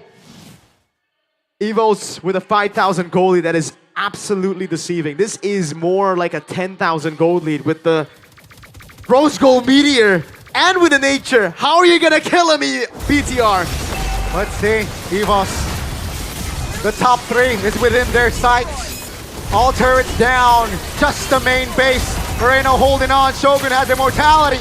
The Lord marches more. Oh, Shogun goes down. Now it's a 5v4 with the Lord at 6. Ladies and gentlemen, that's a stun from Finn, but it will not be enough. You can see Bigatron, they fought hard, they tried, but it is just a lawn. And it is all over for EVOS. They got the win in a clean, sweet fashion, but Bigatron, what happened? It's been 6 years since EVOS made it to the M Series, and now they're a step closer to stepping in the big footsteps that they have left for themselves. What is this, my friend? EVOS, a step closer from regaining, stepping back into the glory that they had once before.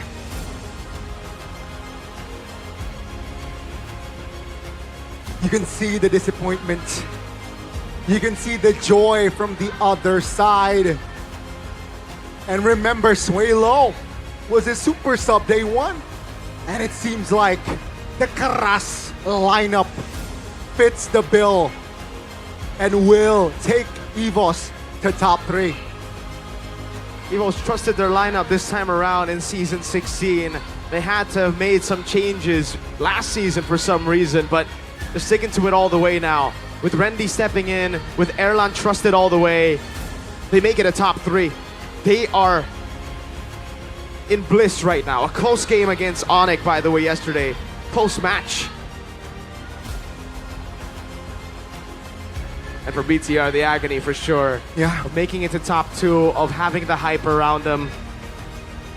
Oh no. But in the end, falling short for what looks to be a billionth time. It's the history of Bigatron at this point. Doing well at the start and then flopping in the playoffs. But for EVOS, every time they make it to playoffs, they produce spectacular plays, drafts, everything. Wow, wow, we wow. Take a look at the final push. It was a dead end for Bigatron. Wow. This is tough. But welcome to top 3, EVOS. After seeing your performances, definitely deserved top 3. Absolutely, man. And all they had to do was trust Erlan throughout the whole season. They finally did it. It's GG's to BTR as they go home. It is bliss and celebration for EVOS as they make it to the lower bracket finals.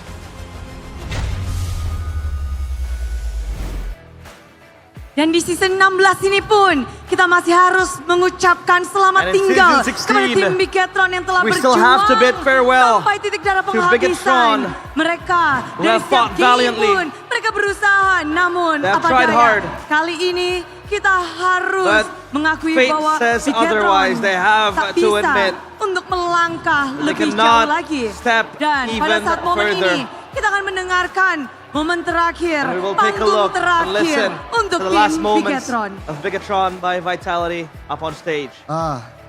Pertama-tama saya ingin mengucapkan kepada Tuhan Yesus First of all, terima kasih untuk thank God season ini. Season for the yang season. Unexpected lah buat kita An karena kita banyak unexpected ganti season dari coaching staff because sama we player kita changed juga a bertiga few ganti. But coaching kita bisa staff. di upper bracket We're and able then to get to upper bracket. bisa menuju ke playoff ini mungkin emang masih belum memuaskan. We want to Tapi this thank you playoff. juga buat BG Troopers yang udah dukung. We're sorry if it's not Yang as jelas kita akan satisfying. bangkit lebih kuat lagi next season. Karena kita One yakin thing juga for sure dengan is that mereka we will ini be back tambah stronger pengalaman dan next mereka season. akan menjadi lebih kuat lagi secara And these are the guys who will hold the hopes Thank you of the semua. Bigot Thank you. Troopers. Thank you very much, everybody. Dan pada saat ini, Bigot Troopers, Super fans, terimalah the one Bigot last Troopers, bow Super from fans. Bigetron by Vitality. bow.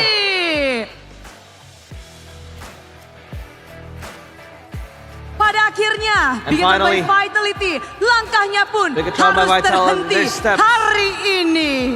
Their efforts has to be stopped and put on hold today.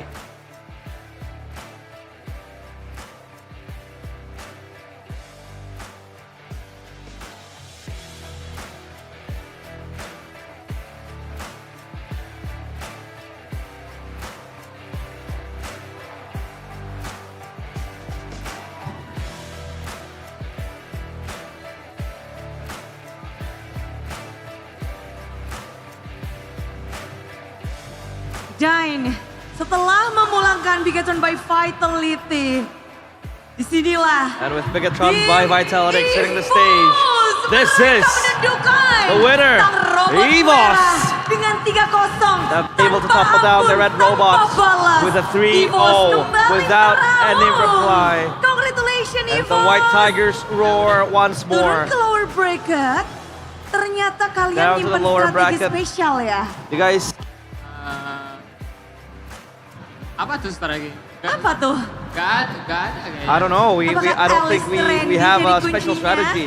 Is your Alice the dari key? awal-awal juga emang udah dipakai sih. Well, Alice, we have been using since the get-go. Dibiarin gitu aja. We've been using it for quite some time now. Respon Randy.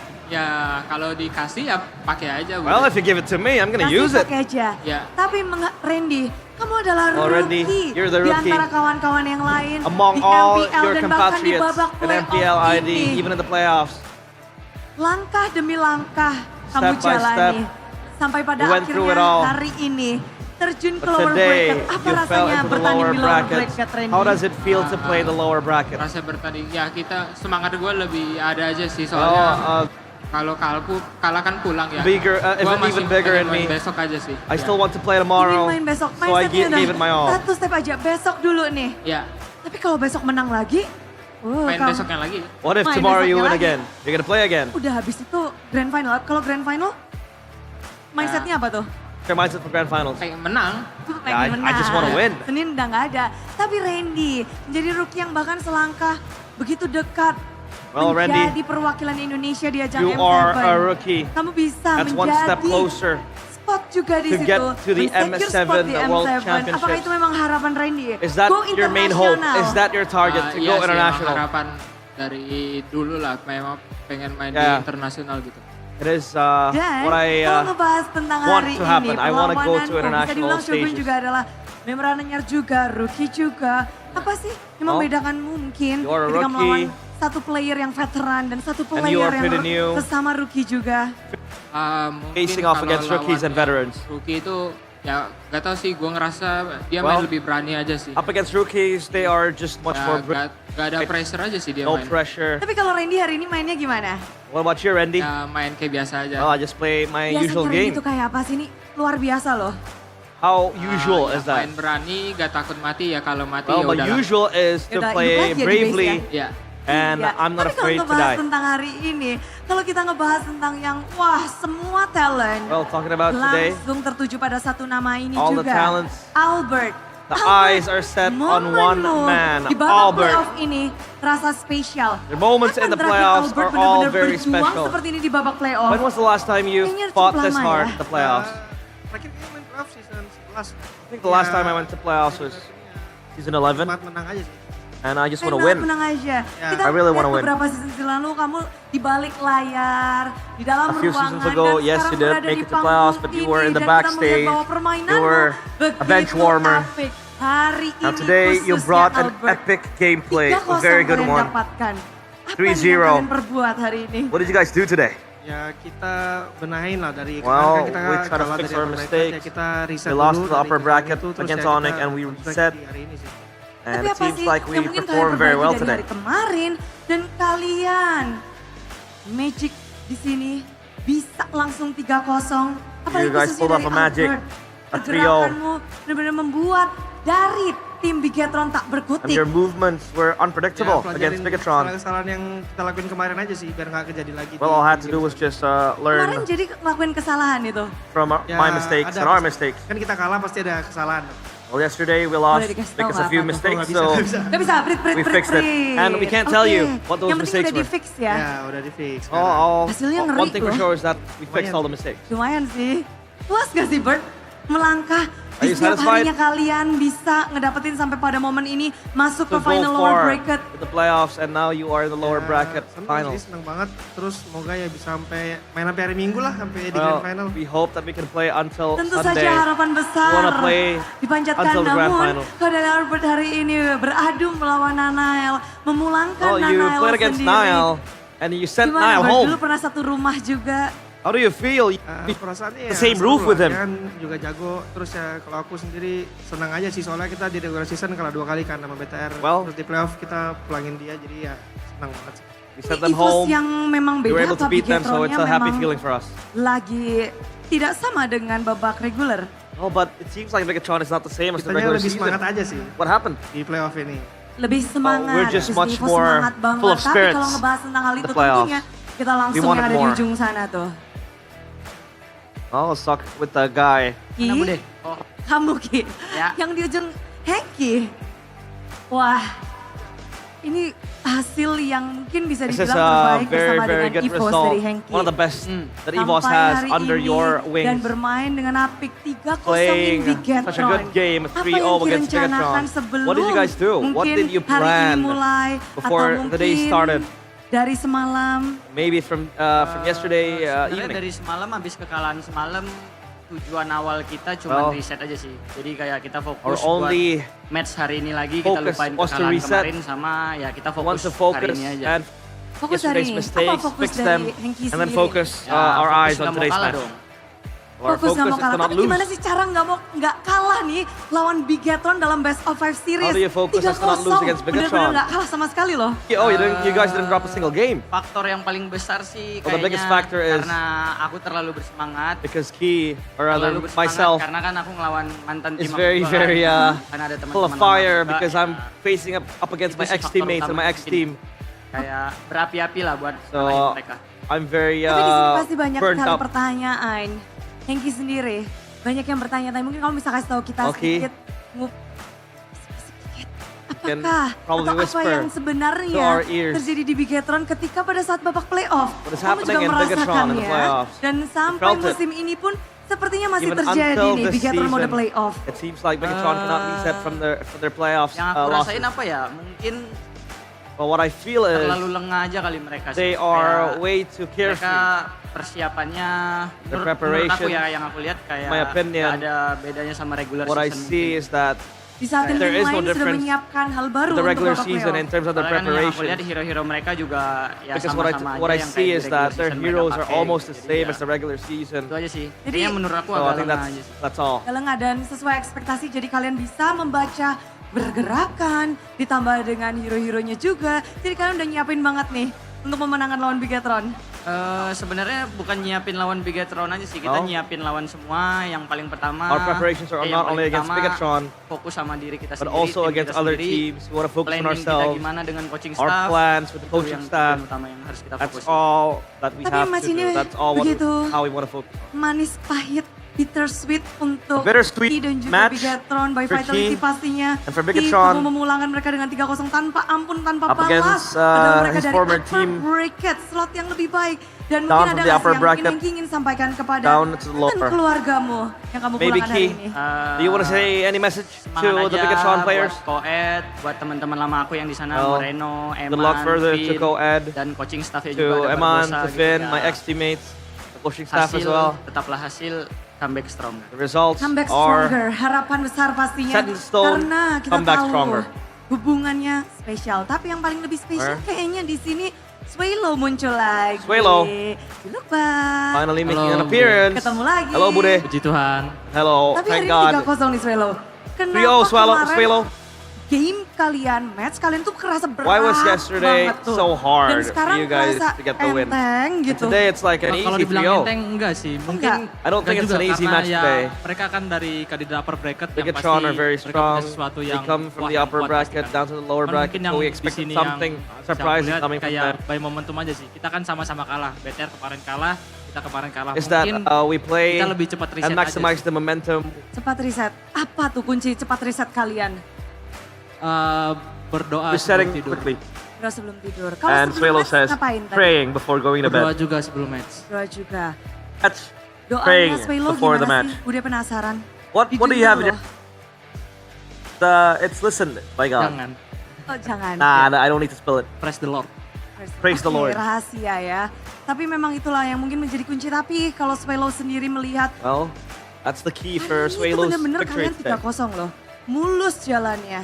Puji Tuhan. Puji Game Tuhan. for you Dari guys. It Swelo was sendiri smooth memang apakah for Swelo. hari ini harinya Swelo banget, harinya Is this EVOS your banget. day? Is this EVOS Apa sih day? plan yang kalian mungkin ucapkan satu sama lain sebelum pertandingan? What do you guys say to cuman each other ini sih, before the match yang starts? kita pikirin, kita All duduk we saja think sih. about Apapun is hasilnya, kita nggak mau menyesal aja sih. whatever Jadi yang is penting the mau result, kita menang, we have mau no kalah, yang penting regrets. kita do the best. No kita nggak regrets menyesal, as long as we do it's the fine. best. It's fine. As long as Ini we the don't best have any dari regrets, EVOS then sudah it's kalian all tunjukkan. good. Puji Tuhan, Whatever hasilnya the baik. result is. Oh, hasil baik didapatkan. Tapi kalau A ngomong-ngomong good baik, result obtained by ini EVOS. ada yang Talking about good results. Granger. Hello, Nggak Granger. sopan ya, dapat Granger lagi. Iya. Well, seems like it bisa? is Kok bisa sih? unexpected he was able to get the Granger again. Bisa dapat Granger lagi? How did you get the Granger? Plan mereka kayaknya Bude. I don't know. Maybe Penasaran. it's in their plans. Penasaran sama Granger Airline. They are Kira-kira mereka curious ngerasain apa setelah merasakan to taste my Granger Airline? Granger. Gak bisa jawab aku Bude. Oke, 18-0. Oh no, I can't answer that. Tanpa tumbang satu game pun. 18-0. Airline. You didn't die Satu a gold single laner yang time in mungkin that game, in game di 3. radar MPL itu masih di tengah-tengah. Kalau pakai Granger, cepem ke atas. Well, Erlan, maybe Airline, hari in the ini kamu bisa radar of menggunakan gold laners, soulmate you're still in the mu. middle. Di game penutupan, game ketiga, apa yang kamu pikirkan pada saat itu langsung? Ayo guys, Granger, terus. Atau what did you gimana? think of Yang aku pikirin when you played that sih, game? All I thought of mana ya ngomongnya? was, how do I sih yang pasti Bude pertama kan. Terus yang kedua, udahlah menang ini. Secondly, Wah, udahlah dah. all I thought of was, Di saat musuh melepaskan it's gonna be a Granger, win, di situ, guaranteed. Erlan, gas. Tapi Erlan, udah penasaran. But Apakah di Erlan- sini di match ini kita ngelihat kalau kamu menggunakan lebih ke arah marksman, emang ingin menunjukkan Using bahwa marksman. itu masih sangat bagus di meta Are you trying to kali ini, are you atau trying to memang show mencoba that ngelawan Eman marksman, dengan hero-hero, conventional dengan marksmen are hero still good in this marksman, meta, ranger kayak gitu. up against Atau memang fighters ini that are much more seperti apa? favored in this meta? Gak apa-apa sih, soalnya kan Markman juga aslinya masih bagus, jadi ya Oh. kita ngikutin I have coaching no staff aja yang worries dulunya because pakai the apa. marksman is still good in this Kira meta. pakai apa aja, tapi So ini adalah all we did was just follow the pertarungan coaching terakhir staff's buat orders and we play the Erlan game. dan juga Eman, gimana untuk last battle kalian? The last Satu battle. gold laner standar yang disebut juga kemarin. Jago sih dia Bude. Jadi ya kerasa lah kan itu kita main juga rata-rata late game kan. Jadi ya capeknya dapat, serunya juga dapat. Tapi berarti di sini kita ngelihat battle yang begitu seru, begitu a very fun battle. Dari Erlan sendiri, berarti kan kalian tinggal menunggu nih lawan untuk So now, final guys lower just need to wait. bracket.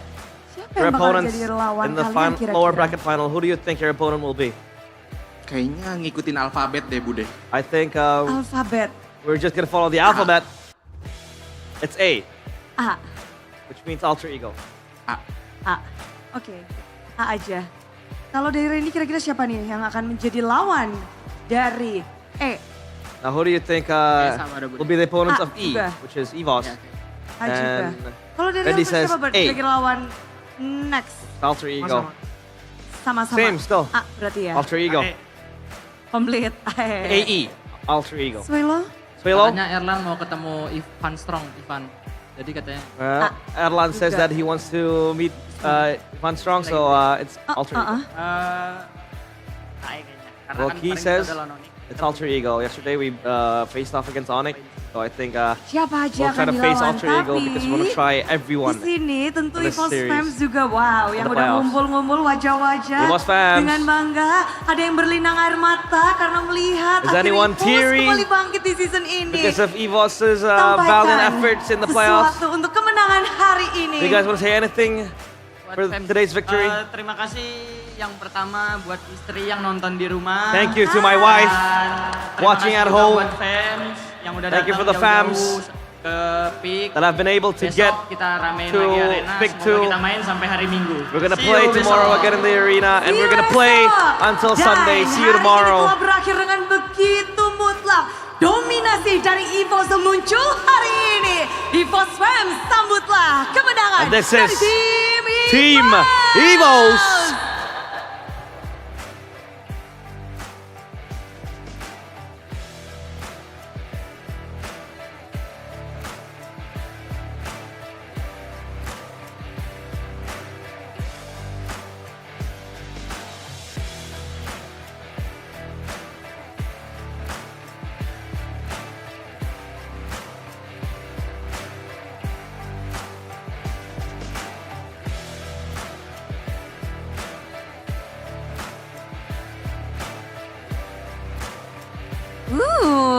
Rupanya series ini berakhir dengan begitu cepat. 3-0 pertama di babak playoff dihasilkan oleh tim EVOS. Tapi kalau kita ngebahas tentang hari ini belum berakhir, match hari ini karena begitu cepat di sini juga ada yang mau cepat-cepat muncul nih kayaknya karena akan ada bagi-bagi GoPay dan saat ini Lunox sudah bersiap untuk ngasih tahu gimana sih caranya. Jadi Lunox, please help us.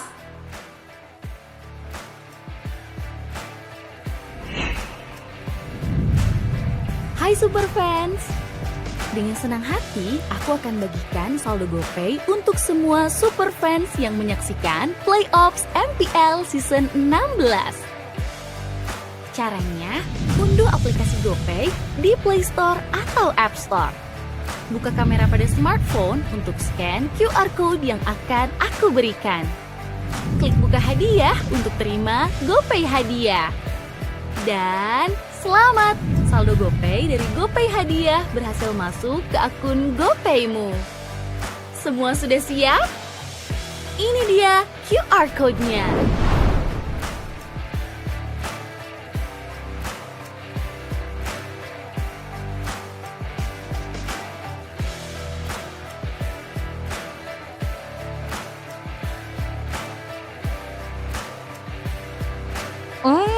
Gercep banget retrinya udah kayak Albert ya. Di sini semuanya langsung pada nge-scan. Thank you Lunox sekali lagi, terima kasih. Dan kalau ngebahas tentang GoPay, pastinya GoPay adalah dompet andalan MPL. Makin happy pastinya, tapi kalau ngebahas tentang happy-happy, kita penasaran bagaimana pada akhirnya 3-0 pertama dihasilkan oleh tim EVOS. Bigetron seperti tak berkutik. Dan di match kali ini, series kali ini Bude penasaran bagaimana cara EVOS bisa membungkam Bigetron by Vitality. Jadi kita langsung saja tanyakan kepada para talent yang bertugas untuk membahas lebih jauh, membedah apa yang telah terjadi. Silakan.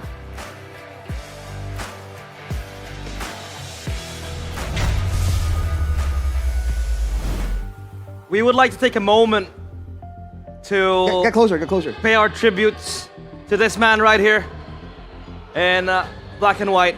He Have has you seen this finally man? joined the dark side. Have you seen this man right here at Mirkotron in black and white as his team is knocked out while EVOS, man, they Hashtag. roar too loud. Hashtag pray for Mirko, man. Hashtag pray. Whoa. Ah!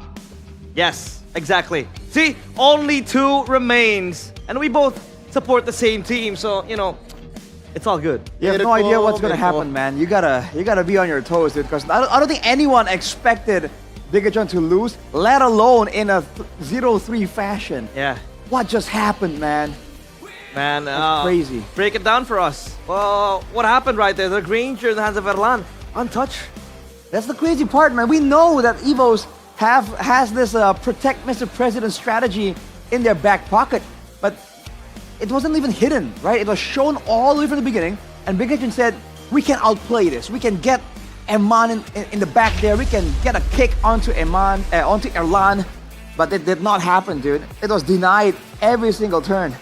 And this player, I gotta say, dude, this player is crazy. Longevity, flexibility, you name it. This guy has done it all. Yeah. We used to call him the baby alien, but I think he needs a new moniker. We've been talking about it.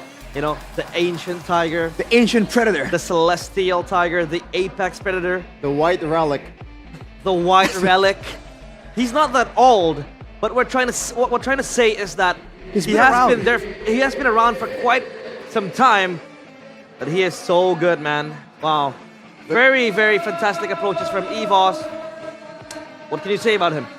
Look at the heat map from the Perpetual Tiger, dude. He was clearing as much as possible, and he wasn't really the star of the show for game number 3, and that's because he understands it's fine if he isn't, right? Mr. President is in town to carry the whole team. All he has to do is become a big enough distraction to ensure that Erlan has the windows to make plays happen, that Sway Low can output damage, that Key can find Tsunami Slams, and he did that really, really well. Despite being up against a Cho and a Phobius that technically is quite difficult to deal with on a dashing hero like the Joy, he did a great job feinting the in and outs, always finding the right moment to get in, and even if he doesn't get a kill, you see that immediately the whole roster of Bigatron, because of his performance from game number 1 and 2, were on their toes, man. The moment the Joy jumped a little bit, they are on him immediately. But because they focused too much on the Joy, look at the backline, man. Erlan is outputting bullets left and right. Sway Low, who Shevin was saying had bad positioning, looked like he had good positioning in this game because there was no attention left from Bigatron to try and get the backliners. And that was the name of the story, man. From the beginning, with the Sky Piercer rush, he got 2 kills. And from there, it was a downhill spiral for Bigatron, ending the game at 12 kills plus for Erlan. He made it look easy, and it quite really was easy when your team is synergized together like this. I think it was 19 by the end of the game. Yikes. I believe so, right? That's why I said 12 plus. But how good can you be to be the player of the match when Granger was shooting bullets, 19 kills, and it just shows levels and the magnitude of what Albert can do, Chester. Yeah, it's not so much for the third game, it is the first game and the second game. He was carrying EVOS so much without dying a single time. The Hayabusa getting banned, it is value at the end of the day. Albert is not going crazy, but you left out a big problem, which is the Forgotten Tiger on his signature hero. I take it back, he's not as good of a Harith as he is on a Granger. It is on a different level. 18 kills? Is it 16 or 18? 18. Oh yeah, 18 kills. He's hogging all the kills, and that's all right. You got the Sky Piercer. He's the carry, you know. And when you got a Granger that's already super snowballing like this, the question of like who's gonna combo with Kalea is a race. You have a Granger that's already stacking up on the items super quick, man. And I gotta say, Bigatron by Vitality, I think he put it the best on the stage. It feels like the draft was too optimistic. They are stuck in the regular season. I just realized, Chefin and Arashi, EVOS has 20 kills. Yeah. Erlan has 18 of them. Yes. Yep. Pretty much. Only 1 kill to Swalo and 1 kill to Albert. I just told you he's hogging all the kills. And he has more kills than all of Bigatron combined. Brother, they know the game plan. As long as this guy is in the back, it doesn't matter, right? This is why it's such a more concrete picture compared to what Bigatron are trying to do. Because you saw this backline threat come through. all the way in the early game, and you did not get an assassin, you did not get a dive hero. The Gatot was banned away eventually. At this point, you have no options. Even Niall, the assassin player, if he wasn't an assassin, maybe there would be a better chance. But he's on the Yi Sun Shin. Yeah. So they lock themselves into a front to back when they have a Yi Sun Shin for damage and they have a Tsushin for the mid lane. Compared to a Granger and a Kimi in the mid lane, the damage output differential is off the charts for game number 3. And Bigatron paid the price for it. Honestly, I think it could work, but the stars has to align for Bigatron Alpha or Bigatron by Vitality for them to be able to win it. Obviously, the early game win. They did win the early game, but they gave away the second turtle, and from then on, it is just downhill. They won a few fights, but the one that's scaling is EVOS. Like 3 of them are scaling. BTR, no one of them is scaling except the Yi Sun Shin. They are playing with such a tight window, and all of them cannot fit at the same time. No big win cons coming from Bigatron, no variety. But obviously we want to hear and take a listen on what the White Tigers has to say in this mic check. Tren target banner. Ya, Banner hati-hati ada flicker. Let's go fit. Bisa fit? Kejauhan ya? Turun. Gua gak bisa sih. Dah, mundur boy. Balik dulu ya. Bisa backup San? Bisa gua. Mati Juntin. Gol t-shirt. Bapak ya Bob. Nice. Gatot gak ada ulti. Main. Mati situ. Mati. Bawa bisa. Gua lagi reset. Bane bagus ya. Bane no flicker Bane. 2 orang doang. Juksin juga gak ada ulti. 2 orang doang itu. San gua setengah darah San. Ya, aman Pet. Kasih main. Aman ulti dia. Tadi flicker kan dia? Itu? Enggak, belum. Itu baru flicker. Nesan. Ada bos ya. Bisa lihat gua ya. Guys, gua enggak ada shadow ya. Aman. Lihat gua. Gol. Gua kena. Rata. Mati. Gua TP TP tower. Pantai dulu. Aman. Bisa. Yes. Udah ada enable. Ya, aman San. Mau cari, majuin. Nih, gol nih. Awas ya. Cari dulu guys. Demo yo guys. Yes. Kamu. Orang. Mati. Puri dia. Mid. Zuksin gak ada apa-apa ya. Lihat gua enggak, Bob. Sabar, gua. Cow. Ayo boleng. Nih dapat cow guys. Mati cow. Guys mau masuk guys. Bisa depan Neng. Ulti ya itu ya. Di Zuksin. Gua mati. Itu ketahuan tuh. Depan. Nih kena. Gua spam multi ke cow. Depan dulu. Nih padang. Gua dapat cow juga. Neseng. Nice. Cool, calm, and collected EVOS. They will book themselves a slot in the lower bracket finals, but now the question is, who will go down, Alter Ego or Onyx? In that interview with Bude Clara Mongstar, they said that they think it'll be Alter Ego. He's gonna drop down. Well, I mean, you can think whatever we want, but the reality isn't gonna be that simple, man. Again, nobody expected this result, but EVOS just made it happen. So Alter Ego has the more inline personality with the meta right now. This kind of aggressive style, this flexible style is exactly what Alter Ego like. And Onyx, they're able to find success, but there's some moments here where you do see that it's just not their style. They want to be that same clean team that they've always been. And this is where that muscle memory, that experience kind of comes back to haunt them. Well, I mean, Onyx has been favored, rather, they favor comfort more, right? We saw the Harith being forced to Skylar yesterday before he goes and picks up the Ruby, which was actually a pretty clean Ruby game. So, yeah, that one we'll have to talk about later. Yep. But man, gotta give a shout out to Rendy here, by the way. Rendy, yeah. Phenomenal. Just like, phenomenal he has player. such a bad KDA in the game, but his impact in the game was just so good. And the fact that, I guess it's because of the whole Shogun situation, but 3 games, 3 Alice, 3 wins. Can't complain, man. That was a great showing. Seems like we want to talk about how EVOS seem to be one-dimensional, you know? Because they keep on using the Alice, the Gatot-Kacha, the Granger, but it keeps on working for them, and they find ways to then play around the Alice. Usually it's the Alice Gatot-Kacha, and then they picked up the Kalea to play with the Granger too. So a lot of options for EVOS to play with. Also a lot of options for BTR to play with, but they decided to go for the Cho Gold in a closeout game. Yesterday, it was EVOS that pulled it off. Game 5, Airline Cho Gold didn't work out. Because why? Because they're playing with such tight window. It is a very risky draft. It is a very optimistic draft. And you pull it off in a game where you have to win it. I'm not a fan of that. No, it's a bit questionable. Yeah, But tone it down. I think we do, yeah, tone it down a bit. Relax, relax. We do give the benefit of the doubt for Eman because he has Yeah. shown that Cho goal in regular season. But it seems like back on the stage, we do have an interview with the mastermind of the White Tigers. It's Vin with Bude Mongstar. The captain? The captain. Yap, di momen ini Bude bersama dengan Vin, bukan Kapten Vin tapi Coach Vin di sini. Tapi kalau membahas tentang hari ini, kemenangan 3-0 pertama, semua orang pasti penasaran nih EVOS yang berbeda di hari ini atau gimana sih? Gimana ya jelasin ya Bude ya. How do Jujur I aku explain it? sebagai pelatih juga sebenarnya nggak nyangka As a sih coach, dengan hasil 3-0 ini karena kan I did not kayak expect kita we istirahat would juga be able to kurang. get the Kemarin 3-0. kan dari sini juga malam We banget didn't ya. really get Malam much banget, rest. We macet, went home segala from macam. here Kita harusnya kurang istirahat. very, very lah. late at night. Cuma ya Traffic jams kita and all juga nggak that. banyak bahas, gak banyak latihan juga. And buat we didn't even persiapan have ini. that Ya, much time to mungkin practice itu, and talk about the appreciate games buat yesterday. Player-player lah karena mereka bisa reset mentality. But I dengan, love how my players are able to sedikit reset banget their kan mentality waktunya. and Belum prepare lagi for the tambah game istirahat themselves, juga. play some ranked games and all that. Kita tahu kemarin game begitu panjang dan hari ini harus kembali hadir. Well, a very long game Taruhan yesterday. nyawa. Tapi Bude penasaran ya. Today you guys have to put apakah your lives on the mental line saat for melawan tim that win against Dan Bigatron. juga tim Onyx, apakah ada perbedaan dari anak-anak? Are there any differences Kalau aku when you lihatnya go up sebenarnya against nggak Onyx banyak and beda ya. Bigatron? Cuma mungkin Personally, I don't think there is power any much of a pepet, difference. Bude. Karena nyawa kita tinggal satu, kita jadi But this is the power of kepepet. this is the power you Nah, get kalau when you melihat have your backs sendiri, against the wall tiga in a game final ini lifeline, dari so we segi get hero-nya tuh more nggak jauh stronger. beda loh. Dari EVOS dan Bigatron. Apa nih yang ingin And for both teams, diwujudkan EVOS untuk and hari Bigatron, ini?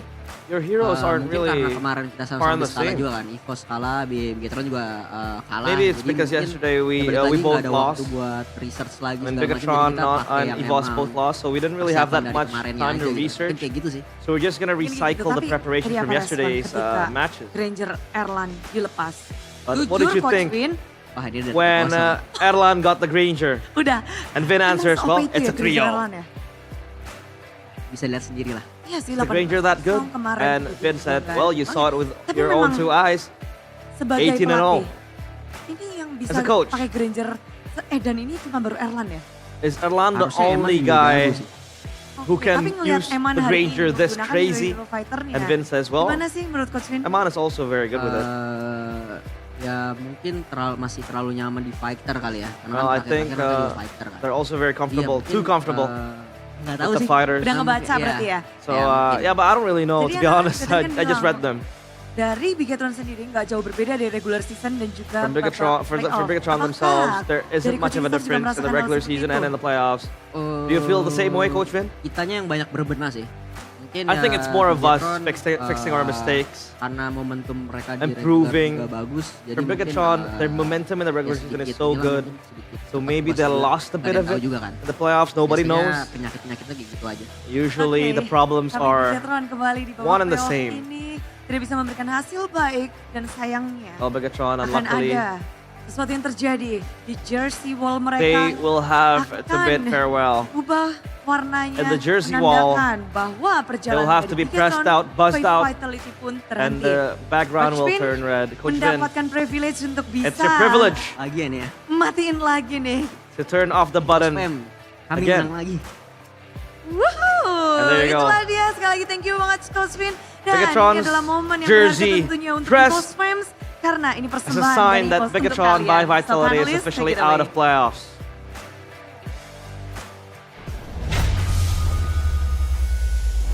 I've been a fan of the jersey wall, but I'm more radical to it. Radical. I suggest when we press the button, the jerseys get burned. Now you're crazy.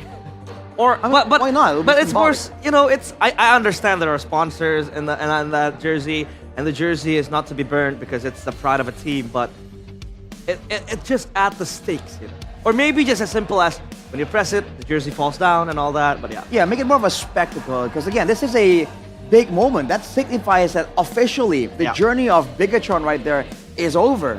You know, I would suggest add some thematics. You know, you press that button and then a robot blows up because it's Bigatron. You know, make it thematic, right? Make it a show. We're here for entertainment after We're all. gonna need a big space for that, Arashi. I think. Get a small robot, bro. This space, like how big you want it to be, bro. This is the biggest space we've had so far. I thought tiny robot. I thought what Arashi meant is that, well, we gotta get a huge robot like a transformer level robot. To be honest, Transformer could actually probably fit here. Yeah, they actually could. Yeah, Quite the venue. That's why it's a very huge venue. So if you guys are in Indonesia, nearby pick as well, come down to Nice Pick 2 and enjoy the spectacle of the playoffs. That is, and the draft pick recap for game number 3. Now then, for EVOS's next opponents, do they have to respect the Granger, the Alice, the Lunox? I think it depends. They have to respect the Granger if they can't secure ways to punish it. Dives, flanking heroes like the Gata, for example, Gap the AOT, Hellcurts that can get in the back. Oh, Hellcurt. But when they have stuff like that, you can let the guy have the Granger. We've seen him struggle too. But if you don't, right? If your team has, a Fulvius, a Yisun Shin, a Badang, not exactly the best flankers and all that, or at least no burst damage to follow up on it as well. I feel like you have to, man. You know that they know how to play this front-to-back style. Even from before Erlan was in the picture. Even when King of Brands was here, this is what EVOS was known for, right? The front-to-back late-game style.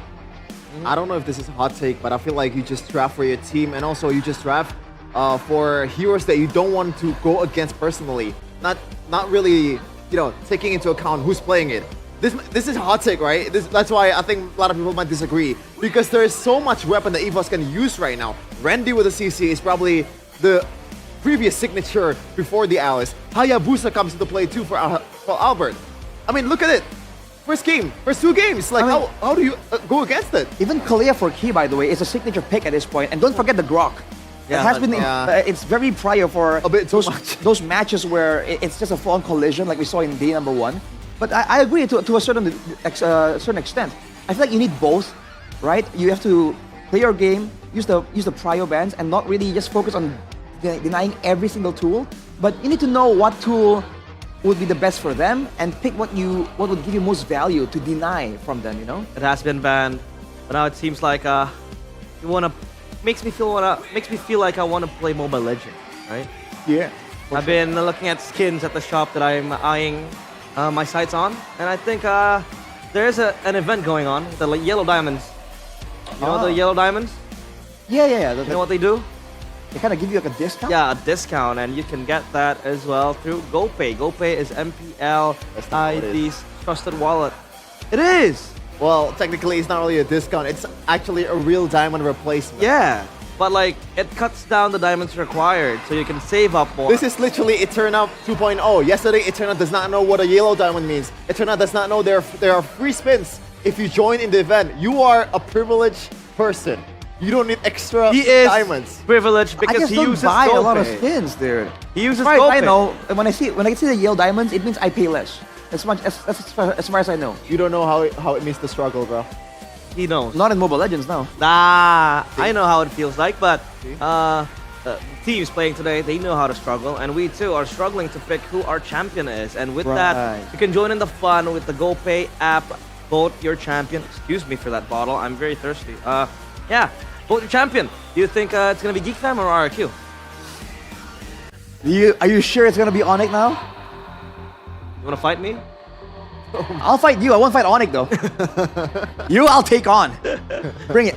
Well, yeah, exactly. Because if you actually download the app and vote for your favorite team, there's still like 7 electric motorcycles you can get, dude. So that's some value, man.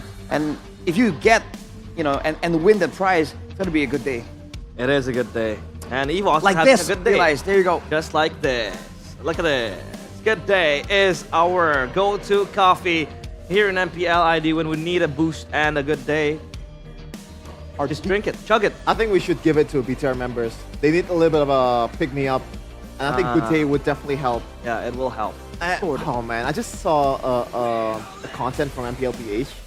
They asked like some of the players from Aurora and also TLPH, the one that's already going to M7, who's gonna be the threat for them in M7? There's 3 teams. SRG, Onyx ID, and BTR. Wow, that's one less to worry about. Yeah. Are you not a gacha, by the way? I think I am. There's a code behind the wrapper. Indeed, there is a code behind. And if you get it, the wrapper, you can open it up. Is that the fresh avocado? We'll try to open it. The avocado, yes. It is, yeah. Have you tried it? No, it really is pretty good. Avocado delight. Avocado delight. I can't really open it. I'm not really used to violence. What is this skill issue, bro? Yeah, do it. So behind the wrapper is a QR code that you can scan to unlock diamonds and skin. Did you find anything? Womp womp. Nope. Nope. So yeah. Unlucky, man. We'll try our luck next time. It is a good day with Good Day Coffee. And by the way, when your coffee is ready and you want to top up your diamonds, you need internet to access Mobile Legends, right? You can get that through Simpati. Because with the price of only 35,000 rupiah, you'll get 3 gigabytes of data plus 30 minutes of calls and SMS too. I don't think you need that because I don't know who you're gonna call. You as well, I don't know who you're gonna call. I don't think you need that because you're privileged. You don't need the extra SMS, extra minutes of calls. Jeffin, what I'm trying to say is that he has no one to call. It's not like he doesn't need to call anyone. You get what I mean? Okay. Trying to roast me, but like, you're trying to roast me in a different way, and it's not really working out. Yeah. But anyways, dude, these days, I personally, right, have no one, so I go on, it's like on PC applications to talk to people. I don't call as much anymore. But I mean, you guys can take advantage of the Sympathy. Yeah. Don't forget to go to tsal.id/sympathy. And Kevin, is there sympathy in Solo? I mean, there's a lot of Sympathies in Solo. Sympathy covers all of Indonesia. Exactly. In the jungle too, you know? Yeah. Arashi goes on in the cave? jungle hikes. Yes. And he uses Sympathy. One of the only providers that actually has signal high up in the mountains. In the mountains where the white tigers roar.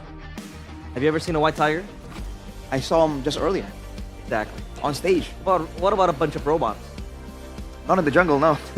I guess they get rusty. Won't be a good time for them. Yeah, they need a good time. They need this, dude. So how's your favorite team? How's your favorite teams doing? Hey, shut up, bro. No, honestly, because if they're not doing well, you guys are the ones with a good time. I'm having a good time today. We're hanging out in a cave, you know? In a cave. And thankfully, Sympathy covers that too. With good time as well? Do you guys have it as a snack? Yeah, all day, every day. I want one. I want one. Nah. I want one. Hell no. I want one. Good. Please! No, good time! Well, don't forget to munch on the delicious chocolates in a good time. It makes everyone have a good time. But when I throw it to you, you don't accept it. Because, you hit him on the head. Because I'm having a good time. With Onyx and all that, you know? Well, here you go. By the way, the scoreline was 3-0. And you know what else looks like an O, a 0? Kacang Sukro. Because Sukro is the coated peanuts originally from Indonesia. We have a lot of flavor variants with it. And it's perfect to accompany your gaming experience. Original barbecue, kribo, which is like the curly ones. And then we have the soybean as well. It makes your day even more exciting. For sure, the snack we all need for pro gamers like me and myself.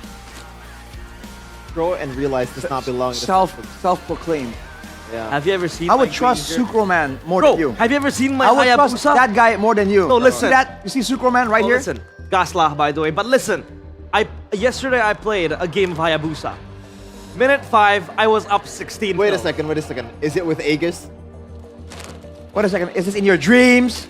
I'm gonna walk out. I'm kidding. This is how bad it is, alright? I prefer Eterna and the Gold and the U. Ooh. Well, I prefer having Yoritos after a bunch of Sucros. By the way, look at this. There's Mirko off the screen. We're laughing at Mirko, by the way. He's crying. Look at him. Come inside. Bom Bom says Come inside. Right. Come inside. Bom Bom. Come inside. Yeah, Bom Bom says it's alright. No.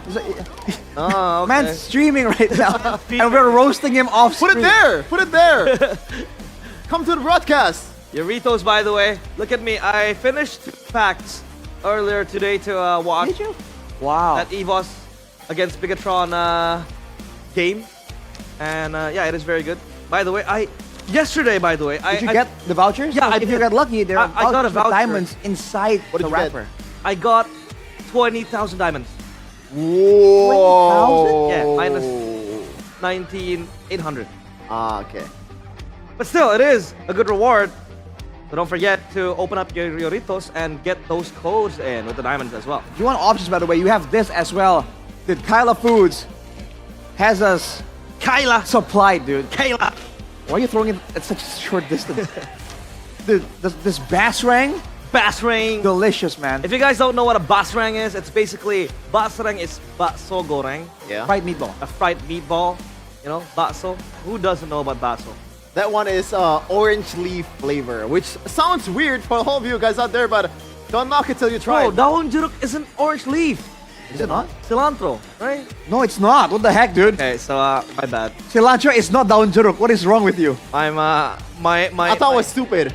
My conscience got the better of me. My bad. I'm in disbelief right now.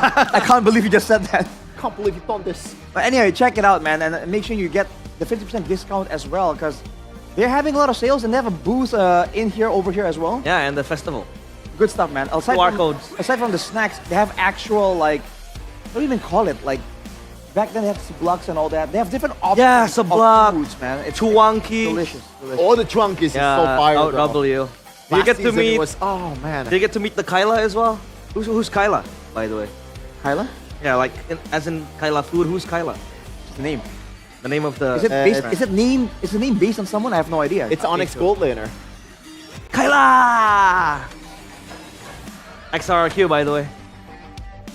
What? My disappointment is immeasurable and my day is ruined. My day is ruined. It's a bit too far. How dare you?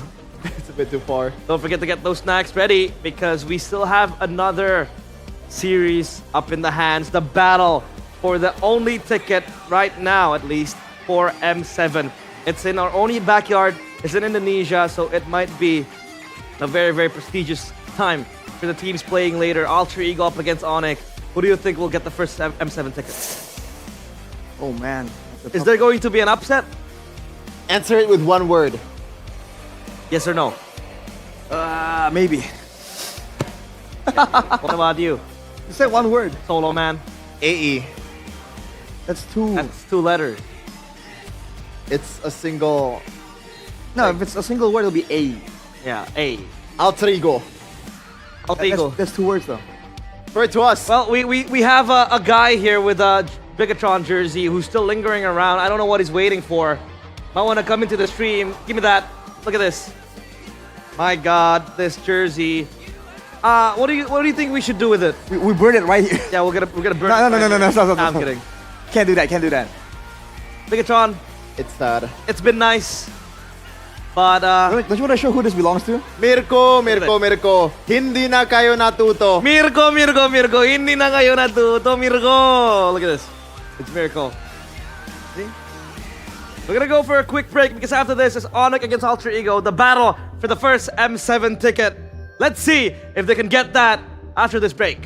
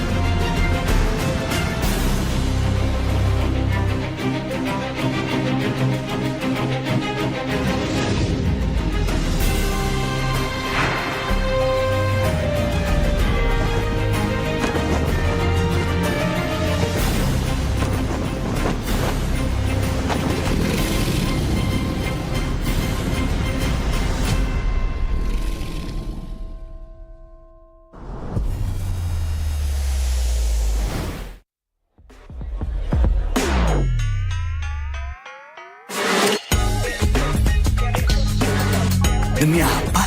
Dari plot twist, serunya nggak habis-habis. Samsung Galaxy S25 FE.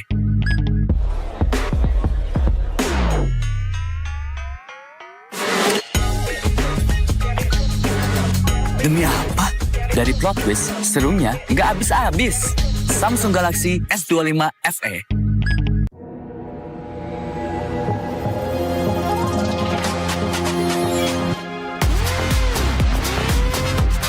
Demi apa? Konten low light bisa jadi so bright. Samsung Galaxy S25 FE.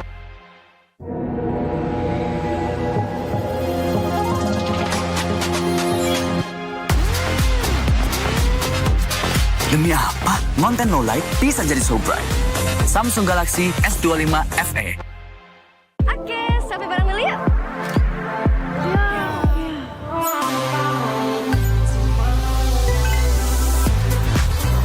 Demi apa? Selfie jadi bebas fotobom. Samsung Galaxy S25 FE. Oke, sampai bareng dulu yuk.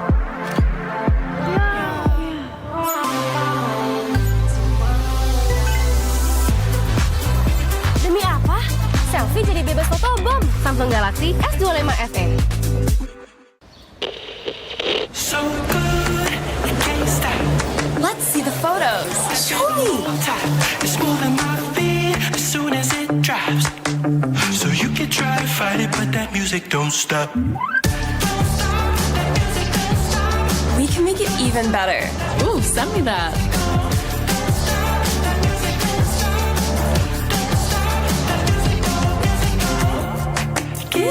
You should post that. Let me try something.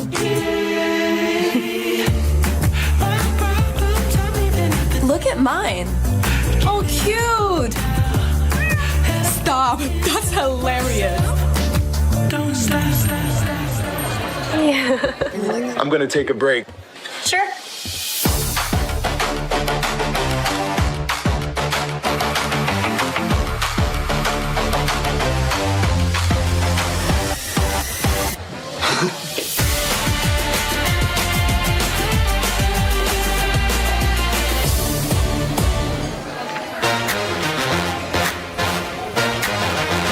Look at this menu. What should we order? Let's narrow this down.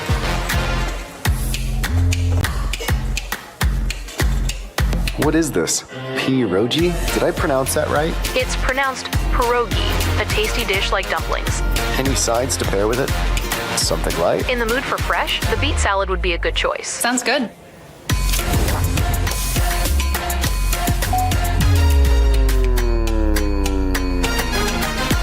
You off work yet? Guys, I'm done. Finally. All right, you ready? Ready? Let's go, come on. What's this noise? Wait, one more thing. Look at this ice cream drop.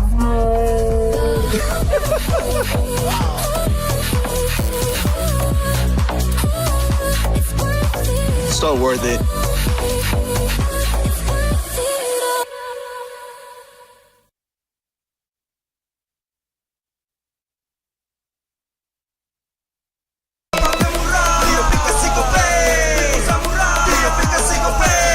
Walau yang lain terus berubah, GoPay konsisten, kasih yang pasti murah. Bayar tagihan murah di aplikasi GoPay, gratis transfer 100 kali per bulan. Download aplikasi GoPay baru, nggak pakai lama. Dompet andalan gamers banyak damage-nya.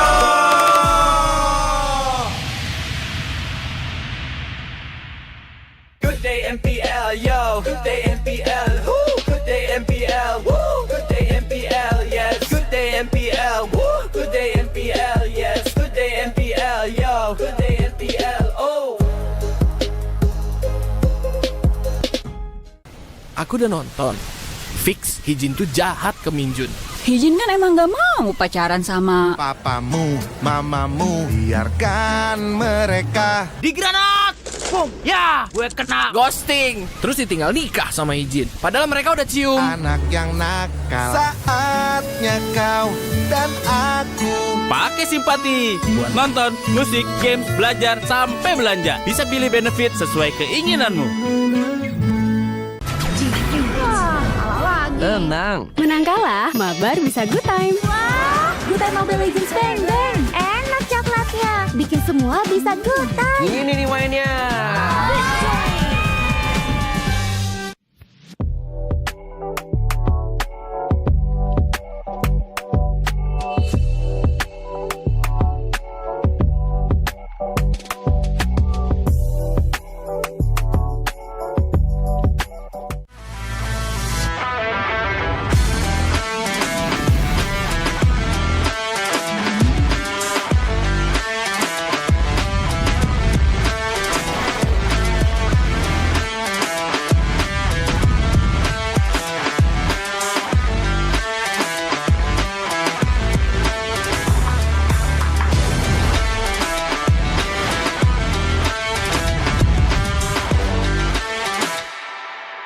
Ini kesempatan terakhir kalian. Laksanakan. Saya Ayu. Kelihatan. Itu teman kamu siapa namanya?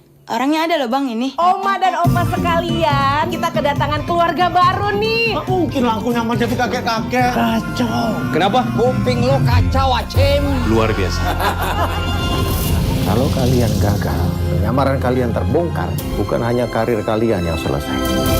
Menyalep pantiku.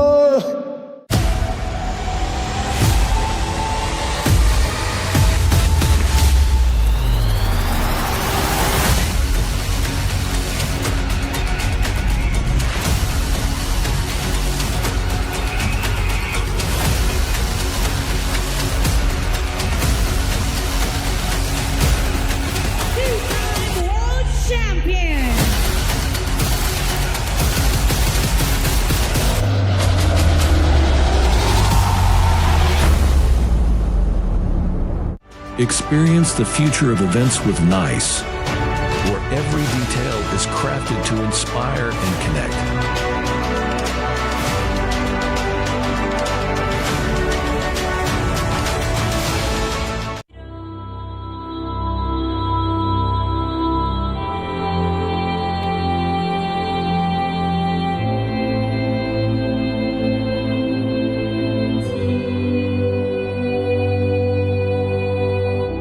In the heart of the archipelago lies the story of Nusantara, a discovery of a great nation, rich in culture, history, and boundless possibilities. Concepted with a grand vision of becoming the epicenter of impactful activities. A masterpiece that inspired by our history, where great kingdoms ruled our nation, commemorating wonders across generations. Embark on a journey to discover a place of billion opportunities, crafted thoroughly to relive the greatness of Nusantara.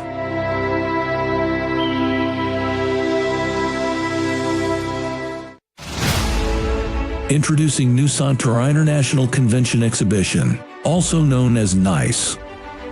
Built on 40 hectares of land.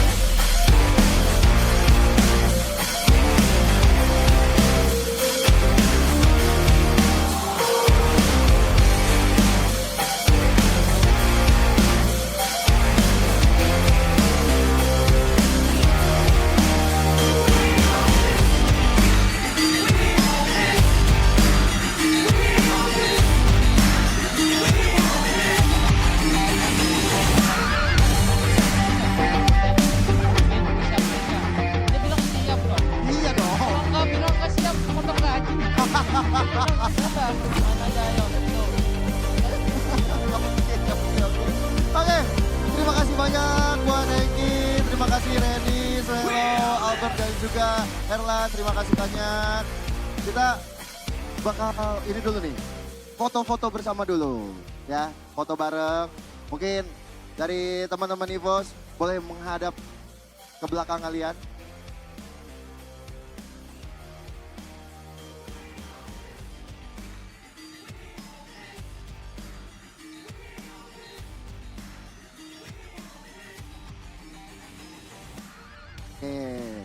Foto-foto. Telat datang tuh. Ayo sini, lari.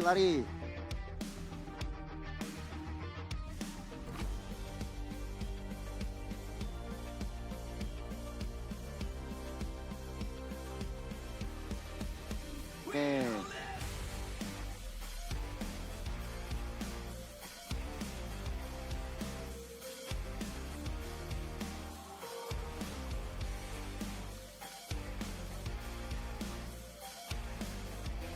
Video. Hengki mungkin boleh teriakan. Guntur, siapkan suaramu Guntur. Oke.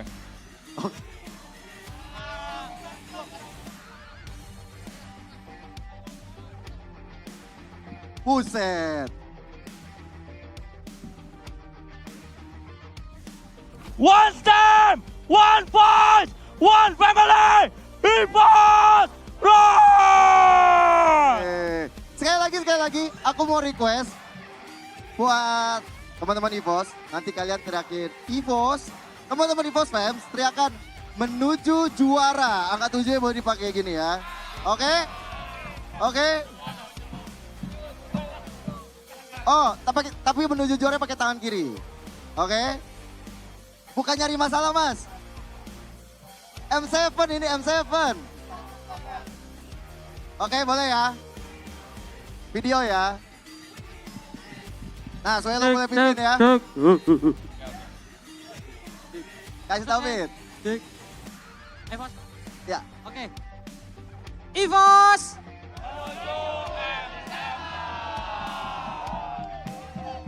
Terima kasih. Hati-hati di jalan semuanya, EVOS fans, EVOS juga hati-hati di jalan. Thank you so much. Nah, itu dia seruan kita bersama dengan EVOS dan juga EVOS fans. Nah, buat teman-teman yang merasakan sebagai super fans, entah itu nanti untuk Alter Champs.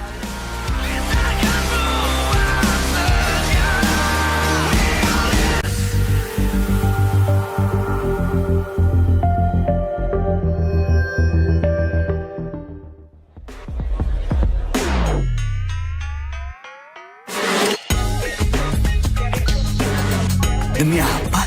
Dari plot twist, serunya nggak habis-habis. Samsung Galaxy S25 FE.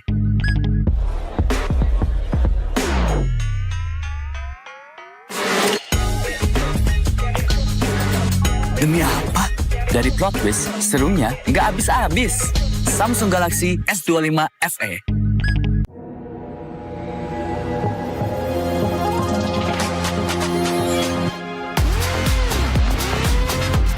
Demi apa? Konten no light bisa jadi so bright. Samsung Galaxy S25 FE.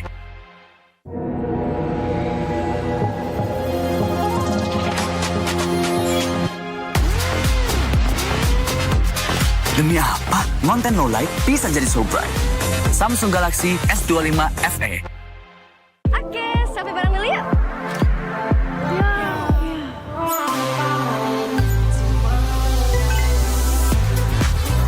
Demi apa? Selfie jadi bebas fotobom. Samsung Galaxy S25 FE. Oke, sampai bareng dulu yuk.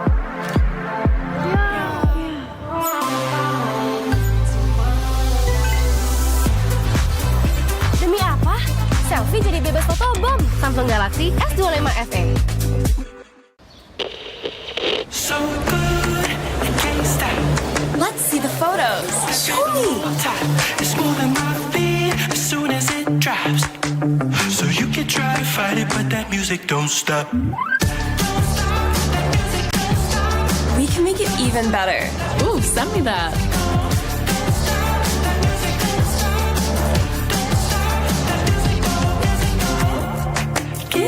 You should post that. Let me try something.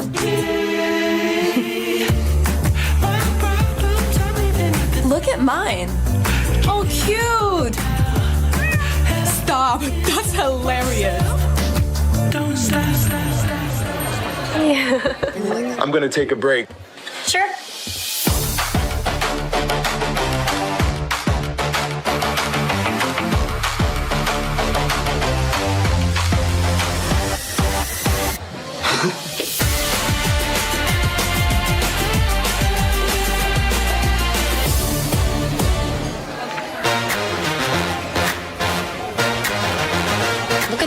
menu.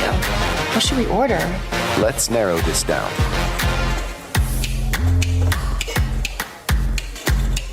What is this? Pierogi? Did I pronounce that right? It's pronounced pierogi, a tasty dish like dumplings. Any sides to pair with it? Something light? In the mood for fresh, the beet salad would be a good choice. Sounds good.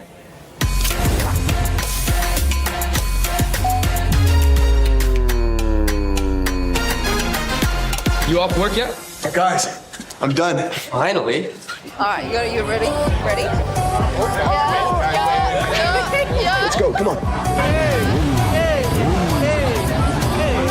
What's this noise?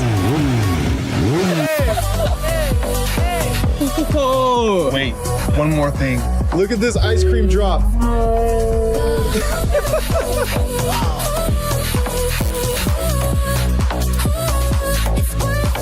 So worth it.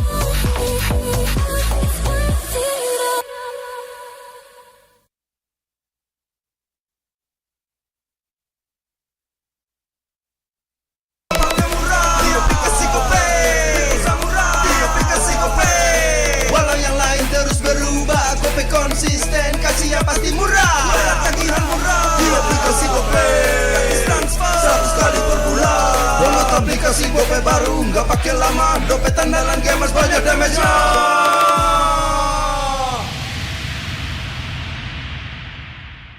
Good day MPL, yo. Good day MPL, woo. Good day MPL, woo. Good day MPL, yes. Good day MPL, woo. Good day MPL, yes. Good day MPL, yo. Good day MPL, oh. Aku udah nonton. Fix, Hijin tuh jahat ke Minjun. Hijin kan emang gak mau pacaran sama Papamu, mamamu, biarkan mereka. Di granat! Boom! Ya, gue kena ghosting. Terus ditinggal nikah sama Hijin. Padahal mereka udah cium. Anak yang nakal, saatnya kau dan aku. Pakai simpati buat nonton, musik, games, belajar, sampai belanja. Bisa pilih benefit sesuai keinginanmu. Tenang. Menang kalah, mabar bisa good time. Wah, good time Mobile Legends Bang Bang. Enak coklatnya, bikin semua bisa good time. Ini nih mainnya.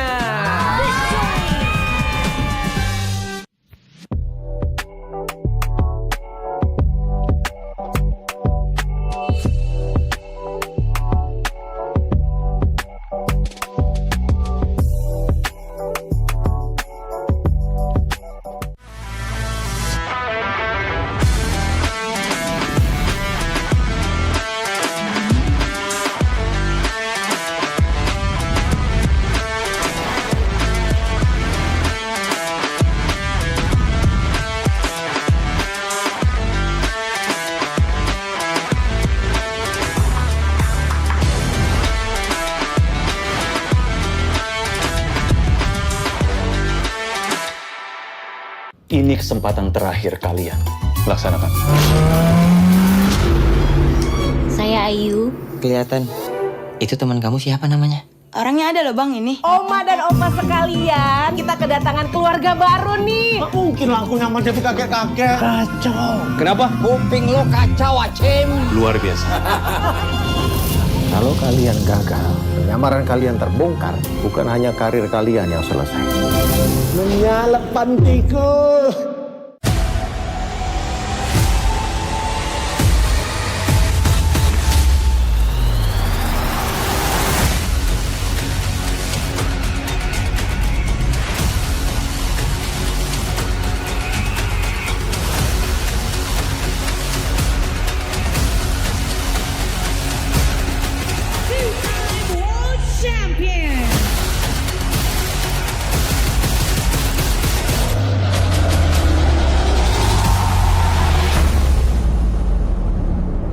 Experience the future of events with NICE, where every detail is crafted to inspire and connect.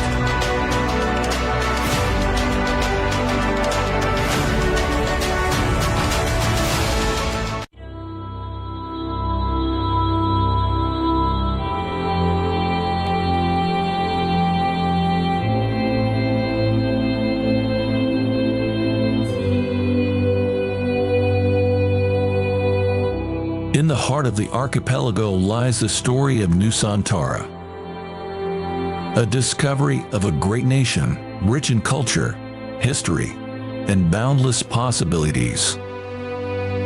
Concepted with the grand vision of becoming the epicenter of impactful activities. A masterpiece that inspired by our history, where great kingdoms ruled our nation, commemorating wonders across generations. Embark on a journey to discover a place of billion opportunities, crafted thoroughly to relive the greatness of Nusantara.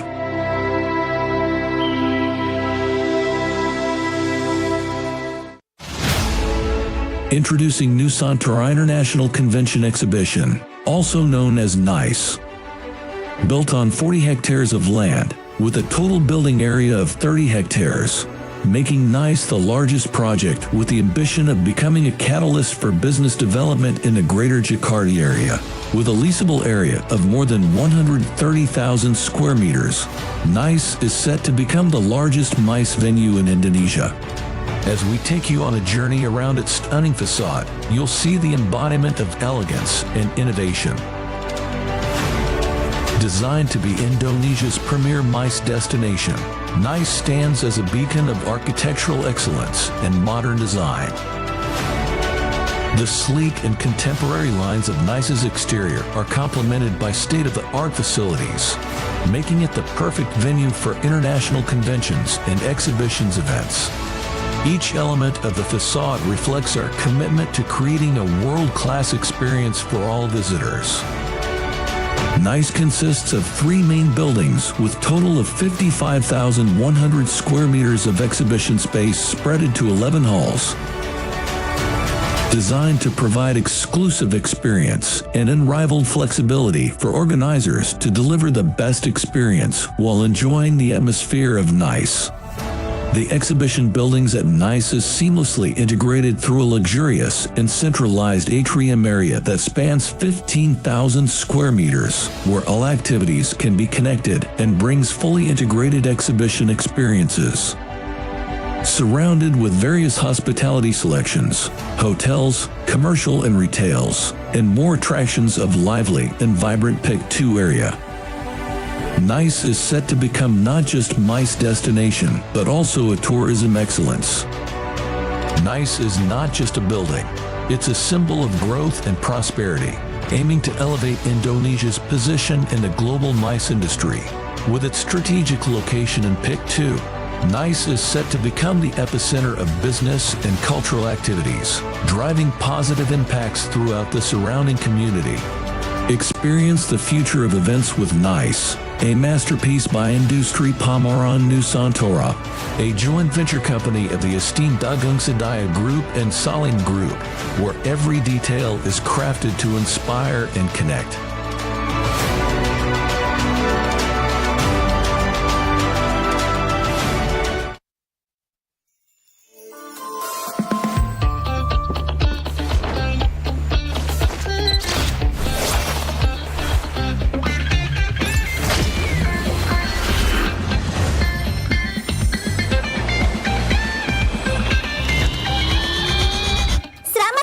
Di 11-11.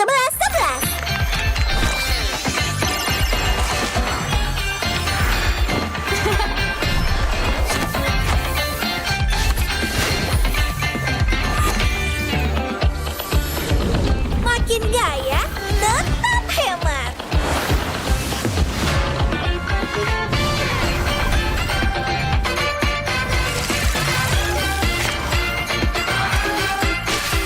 Untung besar di Mega Draw.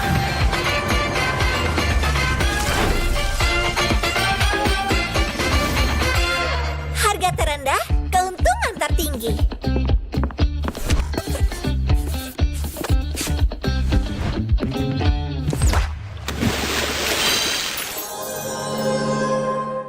Ayah, navigator itu apa sih?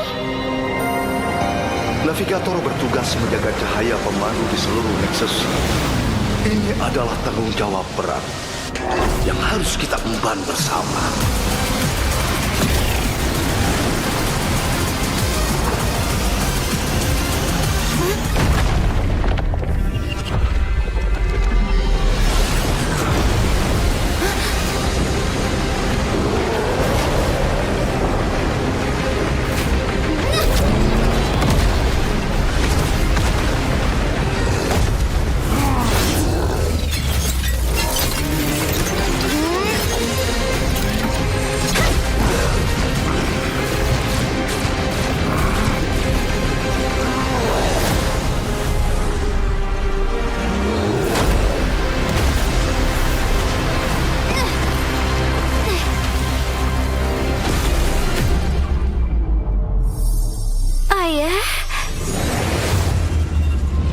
akan selalu menjagamu.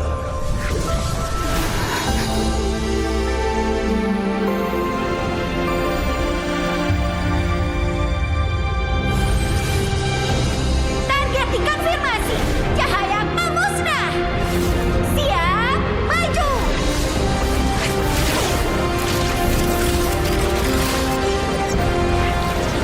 Demi semua layla di dimensi lain.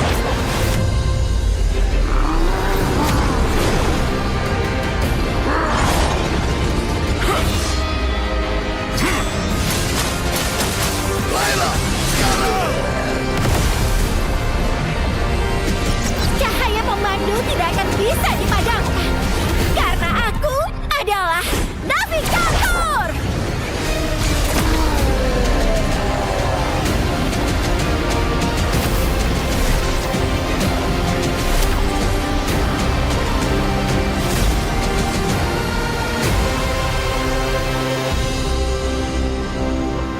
Aku akan jadi navigator terhebat sepanjang masa. Kamu pasti bisa. Kupikir semuanya sudah berakhir.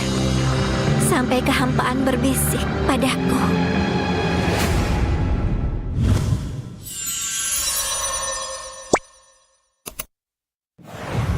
Welcome to MCGG Rising Stars.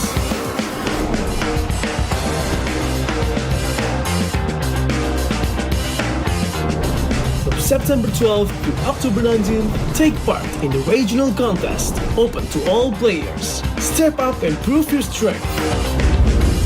Division finals will run from October 24 to November 2. The top 16 players in each division may advance to the next stage of MRS. Check your in-game mail for information.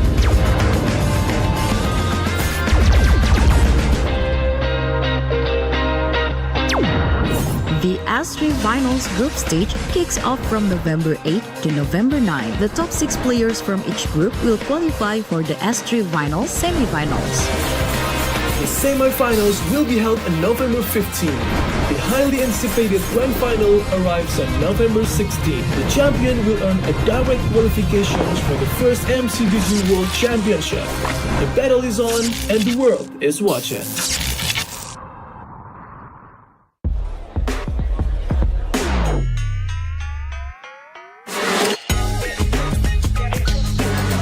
Demi apa?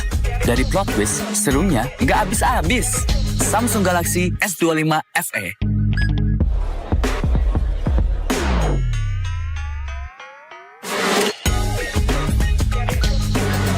Demi apa? Dari plot twist, serunya nggak habis-habis. Samsung Galaxy S25 FE.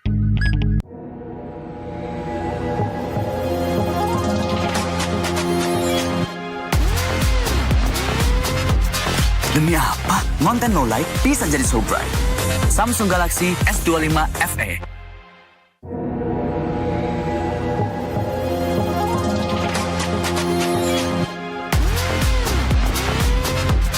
Demi apa? Konten no light bisa jadi so bright. Samsung Galaxy S25 FE. Oke, sampai bareng dulu yuk.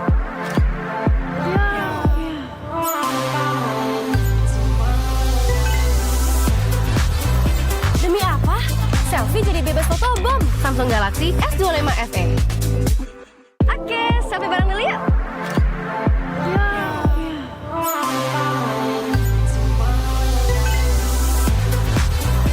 Demi apa? Selfie jadi bebas fotobom. Samsung Galaxy S25 FE. So good, I can't stop. Let's see the photos. Show me. It's moving my feet as soon as it drops. So you can try to fight it, but that music don't stop. We can make it even better. Ooh, send me that.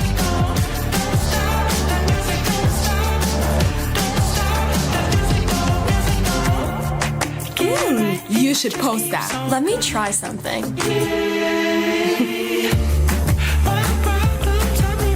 Look at mine. Oh, cute. Stop. That's hilarious. Don't stop. I'm gonna take a break. Sure.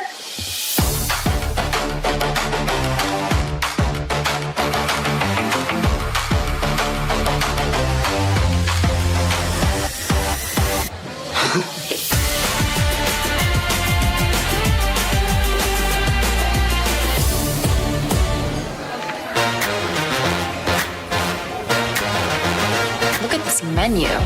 What should we order? Let's narrow this down.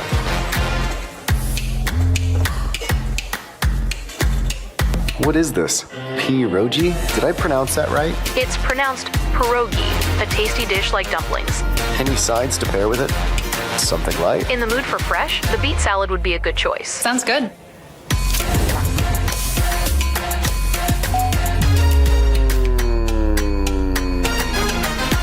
You off work yet? Guys, I'm done. Finally. All right, you ready? Ready? Let's go, come on. What's this noise?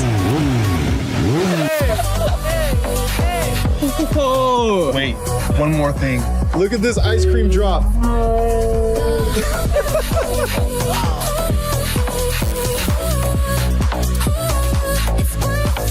So worth it.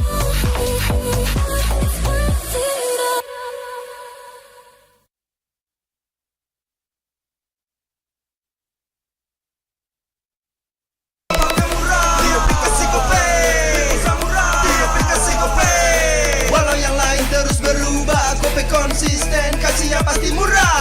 Tagihan murah di aplikasi Gope, gratis transfer 100 kali per bulan. Download aplikasi Gope baru, nggak pakai lama. Dompet andalan gamers banyak damage-nya.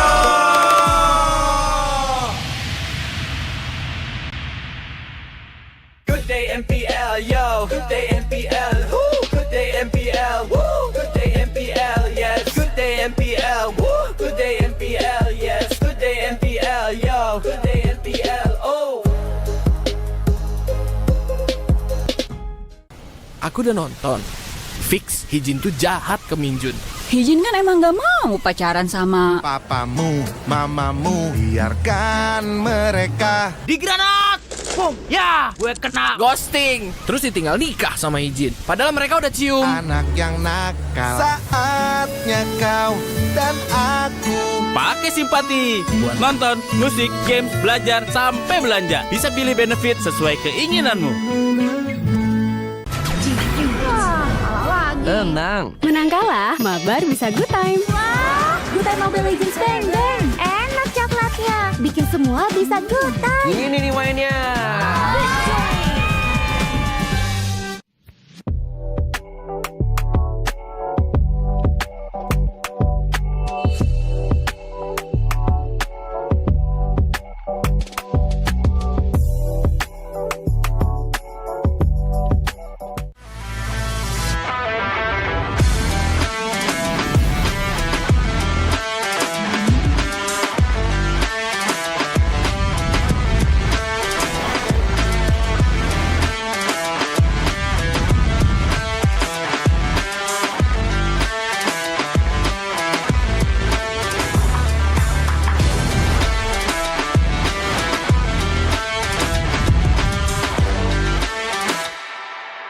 Ini kesempatan terakhir kalian. Laksanakan. Saya Ayu. Kelihatan. Itu teman kamu siapa namanya? Orangnya ada loh bang ini. Oma dan opa sekalian, kita kedatangan keluarga baru nih. Mungkin lah aku nyaman jadi kakek-kakek. Kacau. Kenapa? Kuping lo kacau, Acim. Luar biasa. Kalau kalian gagal, penyamaran kalian terbongkar, bukan hanya karir kalian yang selesai. Menyalep pantiku.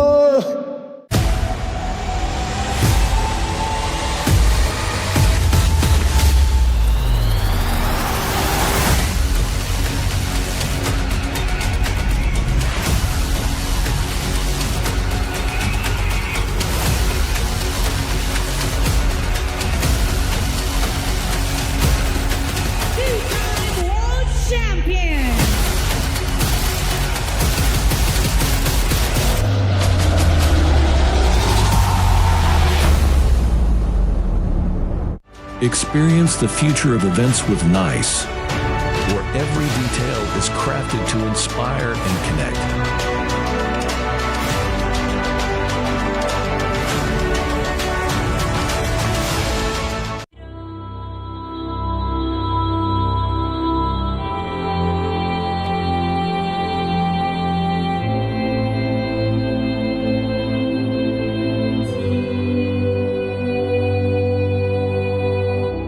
In the heart of the archipelago lies the story of Nusantara, a discovery of a great nation, rich in culture, history, and boundless possibilities. Concepted with the grand vision of becoming the epicenter of impactful activities. A masterpiece that inspired by our history, where great kingdoms ruled our nation, commemorating wonders across generations. Embark on a journey to discover a place of billion opportunities, crafted thoroughly to relive the greatness of Nusantara.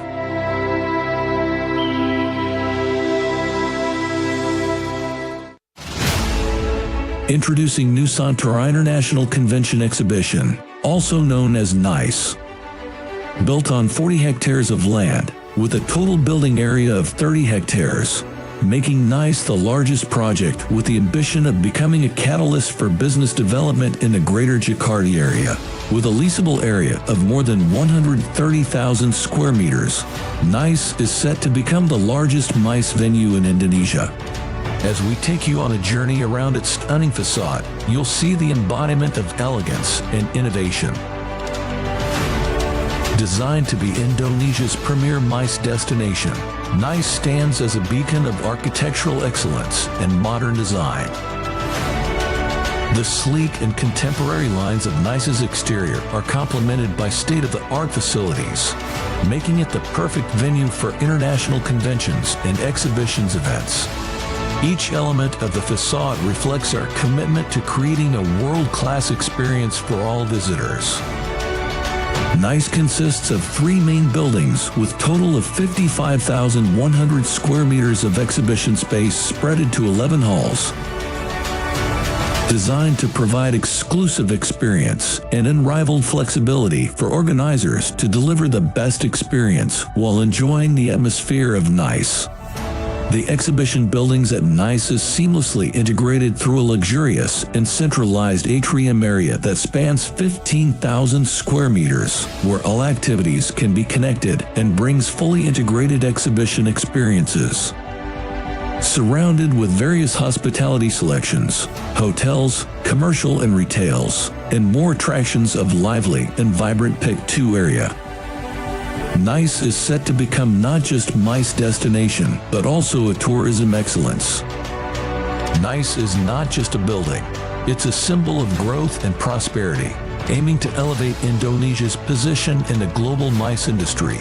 With its strategic location in Pick 2, NICE is set to become the epicenter of business and cultural activities, driving positive impacts throughout the surrounding community.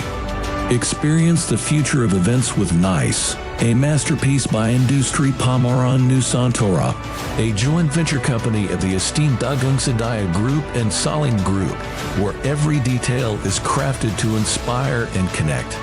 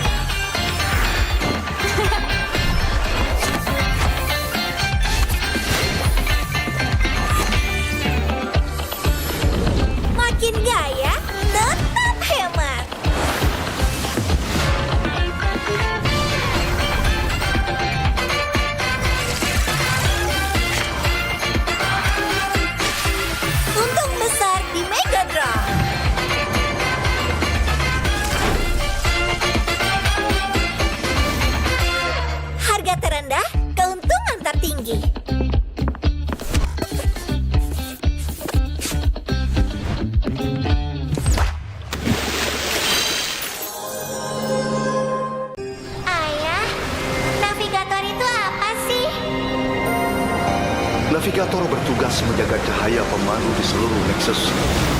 Ini adalah tanggung jawab berat yang harus kita emban bersama.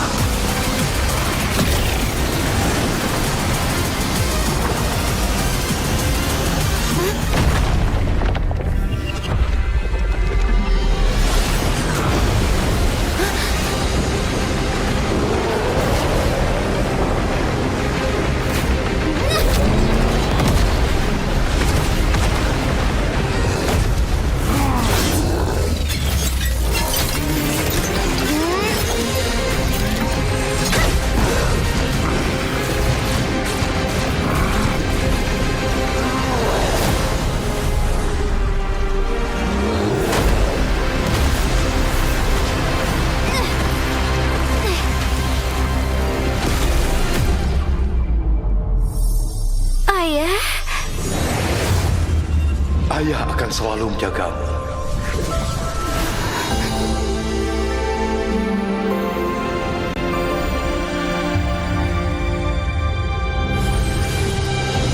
Target dikonfirmasi.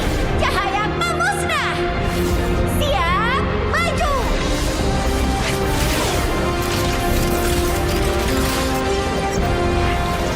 Demi semua lagi di dimensi lain.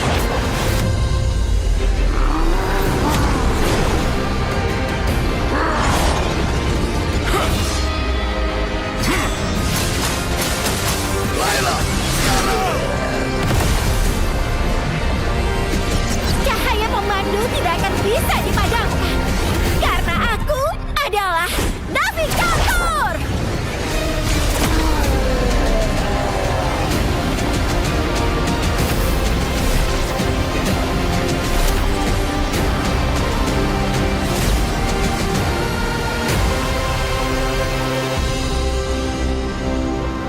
Aku akan jadi navigator terhebat sepanjang masa. Kamu pasti bisa. Kupikir semuanya sudah berakhir. Sampai kehampaan berbisik padaku.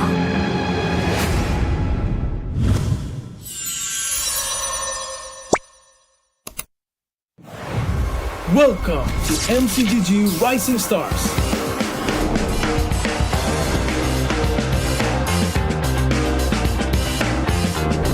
From September 12th to October 19th, take part in the regional contest, open to all players. Step up and prove your strength. Division finals will run from October 24 to November 2.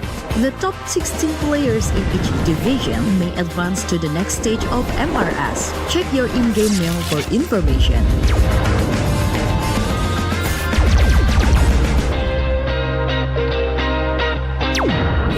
The S3 Finals group stage kicks off from November 8 to November 9. The top 6 players from each group will qualify for the S3 Finals semifinals. The semifinals will be held on November 15. The highly anticipated grand final arrives on November 16. The champion will earn a direct qualification for the first MCGG World Championship. The battle is on and the world is watching.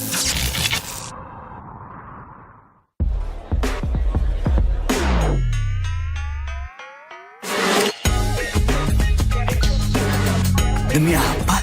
Dari plot twist, serunya nggak habis-habis. Samsung Galaxy S25 FE.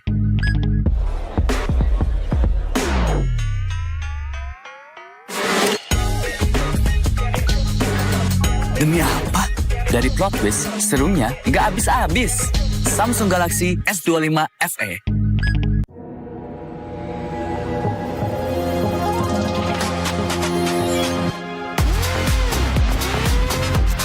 Demi apa? Konten no light bisa jadi so bright. Samsung Galaxy S25 FE.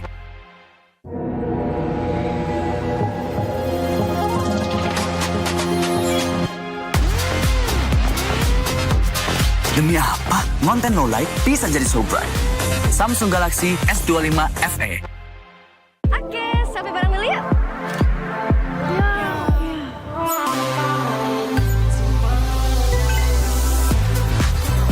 Demi apa? Selfie jadi bebas fotobom. Samsung Galaxy S25 FE.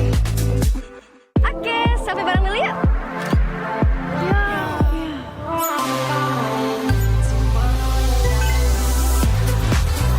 Demi apa?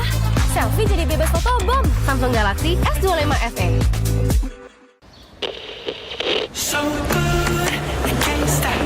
Let's see the photos. Show me. It's moving my feet as soon as it drops.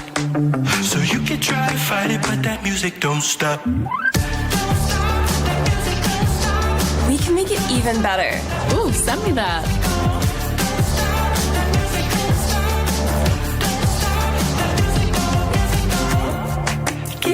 You should post that. Let me try something. Look at mine. Oh, cute. Stop. That's hilarious. Don't stop. I'm gonna take a break. Sure.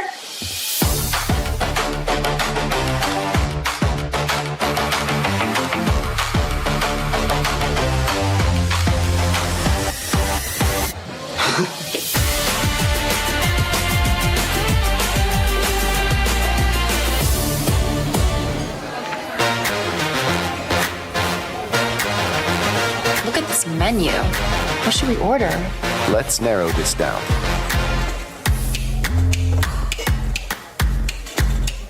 What is this? Pierogi? Did I pronounce that right? It's pronounced pierogi, a tasty dish like dumplings. Any sides to pair with it? Something light? In the mood for fresh, the beet salad would be a good choice. Sounds good.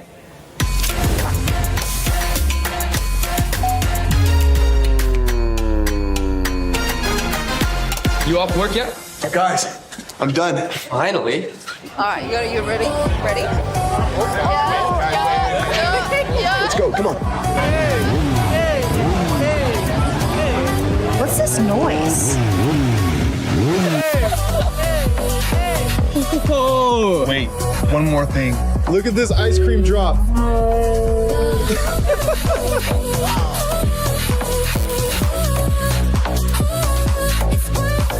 So worth it.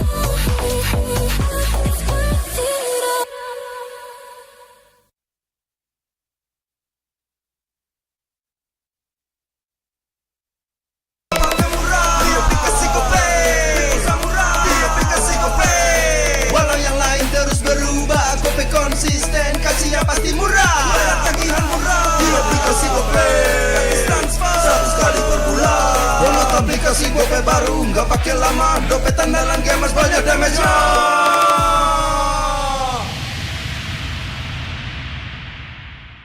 Good day MPL, yo. Good day MPL, woo. Good day MPL, woo. Good day MPL, yes. Good day MPL, woo. Good day MPL, yes. Good day MPL, yo. Good day MPL, oh. Aku udah nonton. Fix, Hijin tuh jahat ke Minjun. Hijin kan emang gak mau pacaran sama Papamu, mamamu, biarkan mereka. Di granat! Boom! Ya, gue kena ghosting. Terus ditinggal nikah sama Hijin. Padahal mereka udah cium. Anak yang nakal, saatnya kau dan aku. Pakai simpati buat nonton, musik, games, belajar, sampai belanja. Bisa pilih benefit sesuai keinginanmu. Tenang. Menang kalah, mabar bisa good time. Wah, good time Mobile Legends bang bang. Enak coklatnya, bikin semua bisa good time. Ini nih mainnya.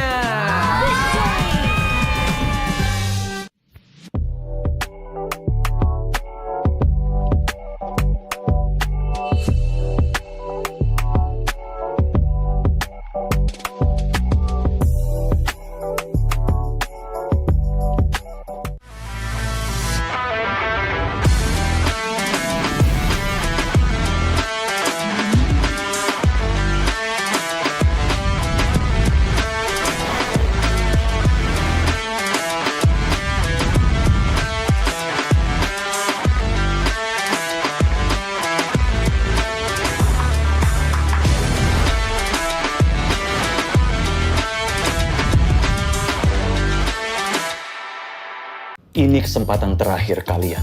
Laksanakan. Saya Ayu. Kelihatan. Itu teman kamu siapa namanya? Orangnya ada loh bang ini. Oma dan opa sekalian, kita kedatangan keluarga baru nih. Nggak mungkin lah aku nyaman jadi kakek-kakek. Kacau. Kenapa? Kuping lo kacau, Acim. Luar biasa. Kalau kalian gagal, penyamaran kalian terbongkar, bukan hanya karir kalian yang selesai. Menyalep pantiku.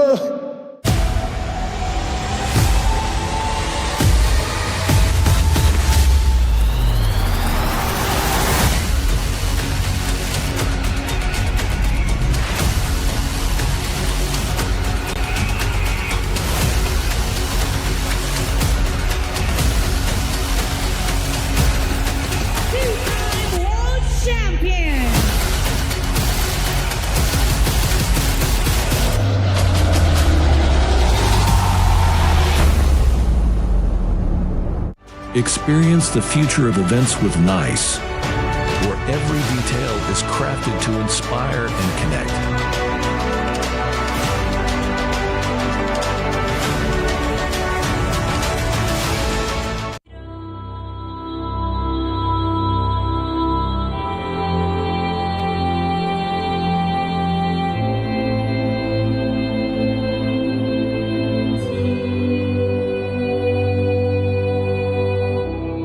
heart of the archipelago lies the story of Nusantara, a discovery of a great nation, rich in culture, history, and boundless possibilities. Concepted with the grand vision of becoming the epicenter of impactful activities. A masterpiece that inspired by our history, where great kingdoms ruled our nation, commemorating wonders across generations. Embark on a journey to discover a place of billion opportunities, crafted thoroughly to relive the greatness of Nusantara.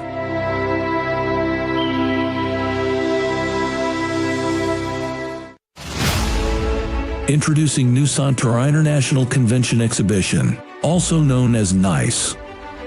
Built on 40 hectares of land, with a total building area of 30 hectares, making NICE the largest project with the ambition of becoming a catalyst for business development in the greater Jakarta area. With a leasable area of more than 130,000 square meters, NICE is set to become the largest MICE venue in Indonesia. As we take you on a journey around its stunning facade, you'll see the embodiment of elegance and innovation. Designed to be Indonesia's premier MICE destination, NICE stands as a beacon of architectural excellence and modern design.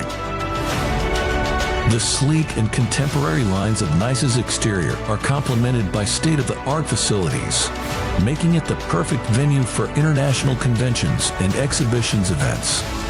Each element of the facade reflects our commitment to creating a world-class experience for all visitors.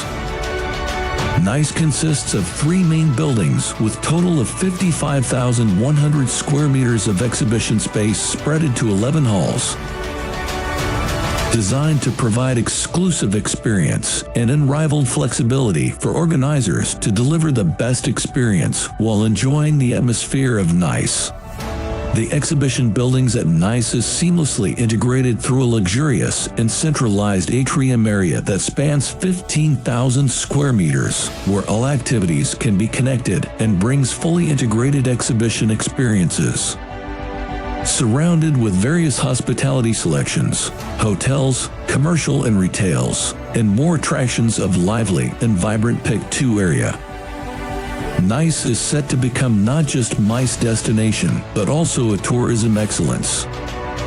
NICE is not just a building, it's a symbol of growth and prosperity, aiming to elevate Indonesia's position in the global MICE industry.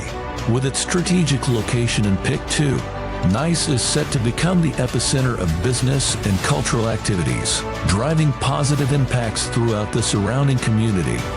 Experience the future of events with NICE, a masterpiece by Industri Pameran Nusantara, a joint venture company of the esteemed Dagung Sedaya Group and Salim Group, where every detail is crafted to inspire and connect.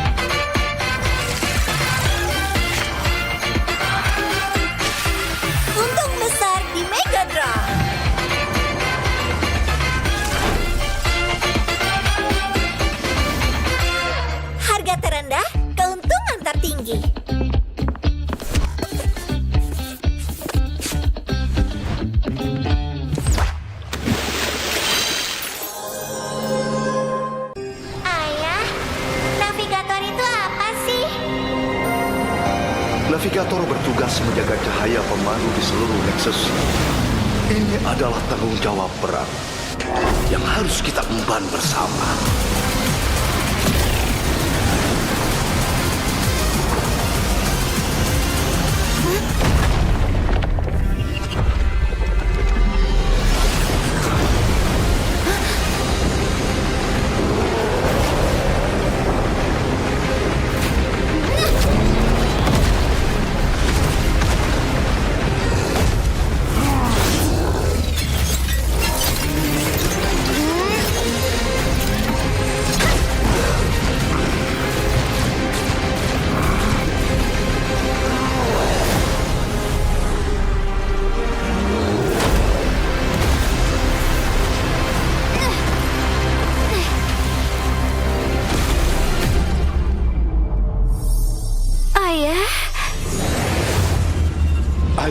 selalu menjagamu.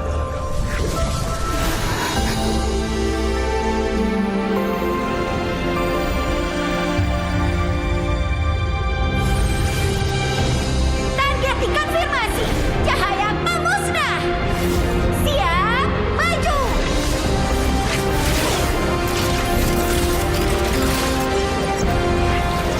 Demi semua layla di dimensi lain.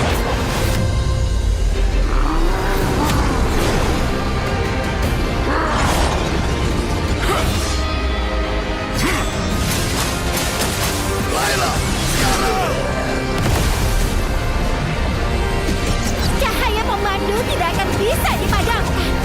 Karena aku adalah navigator.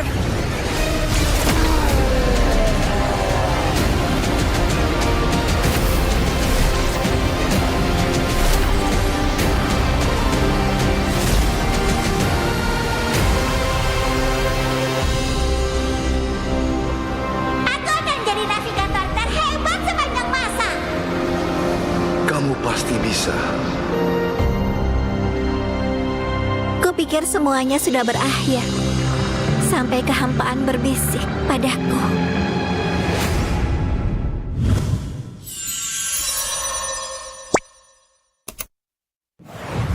Welcome to MCGG Rising Stars.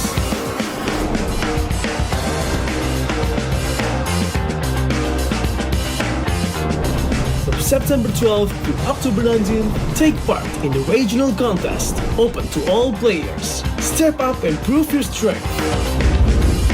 Division finals will run from October 24 to November 2. The top 16 players in each division may advance to the next stage of MRS. Check your in-game mail for information.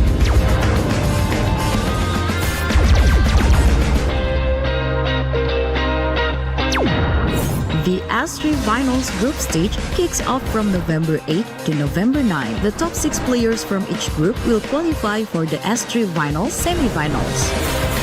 The semifinals will be held on November 15. The highly anticipated grand final arrives on November 16. The champion will earn a direct qualification for the first MCGG World Championship. The battle is on and the world is watching.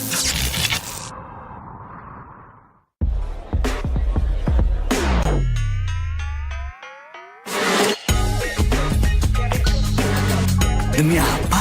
Dari plot twist, serunya nggak habis-habis. Samsung Galaxy S25 FE.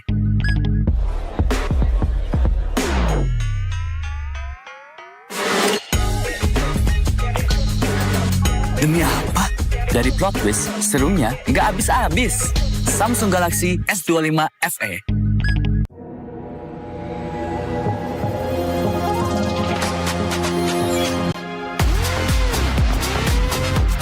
Demi apa? Konten no light bisa jadi so bright. Samsung Galaxy S25 FE.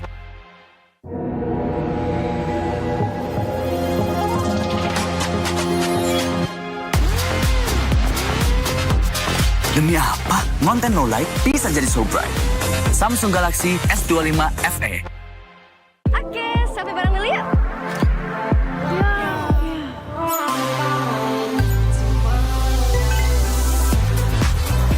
Demi apa? Selfie jadi bebas fotobom. Samsung Galaxy S25 FE. Oke, sampai bareng dulu ya.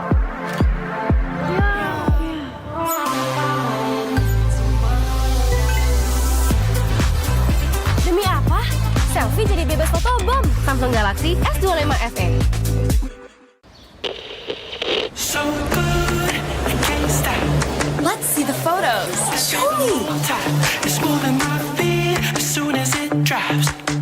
So you can try to fight it, but that music don't stop.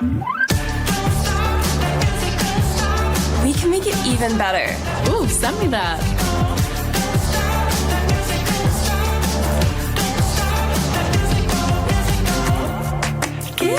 You should post that. Let me try something. Look at mine. Oh, cute. Stop. That's hilarious. I'm gonna take a break. Sure.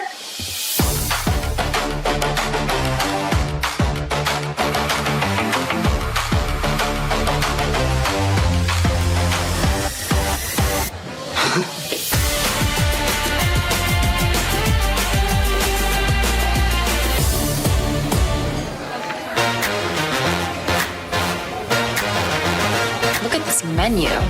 What should we order? Let's narrow this down.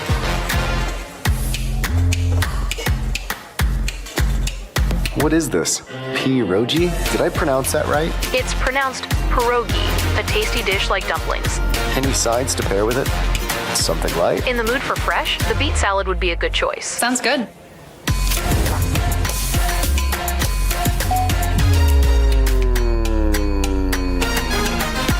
You off work yet? Guys, I'm done. Finally. All right, you ready? Ready? Let's go, come on.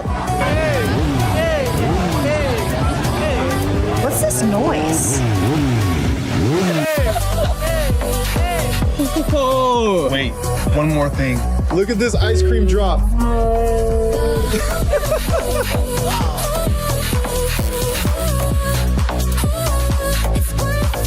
So worth it.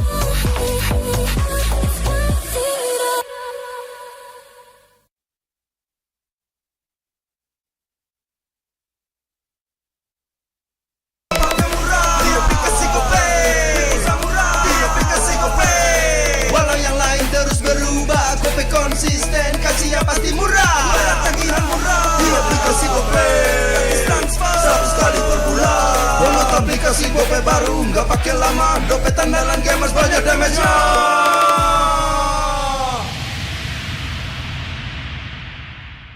Good day MPL, yo. Good day MPL, woo. Good day MPL, woo. Good day MPL, yes. Good day MPL, woo. Good day MPL, yes. Good day MPL, yo. Good day MPL, oh. Aku udah nonton. Fix, Hijin tuh jahat ke Minjun. Hijin kan emang gak mau pacaran sama papamu, mamamu, biarkan mereka. Di granat! Boom! Ya, gue kena ghosting. Terus ditinggal nikah sama Hijin. Padahal mereka udah cium. Anak yang nakal. Saatnya kau dan aku pakai simpati buat nonton, musik, games, belajar, sampai belanja. Bisa pilih benefit sesuai keinginanmu. Tenang. Menang kalah, mabar bisa good time. Wah, good time Mobile Legends Bang Bang. Enak coklatnya, bikin semua bisa good time. Ini nih mainnya.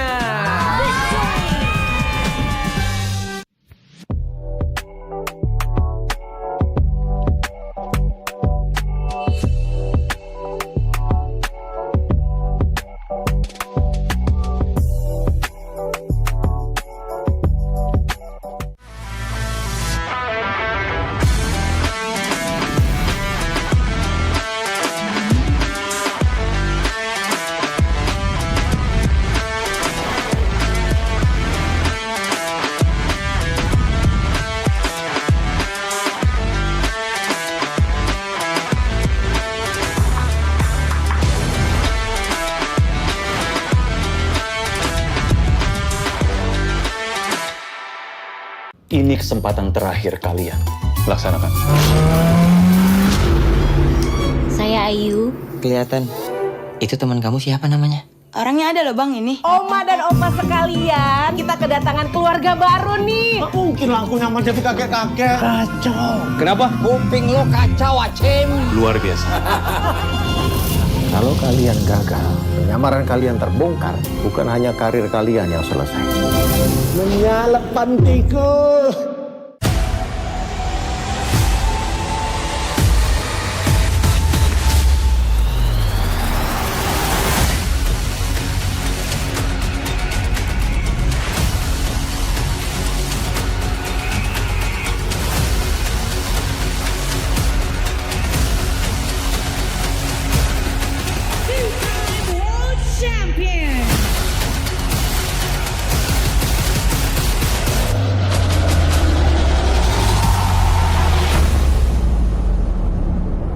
Experience the future of events with NICE, where every detail is crafted to inspire and connect.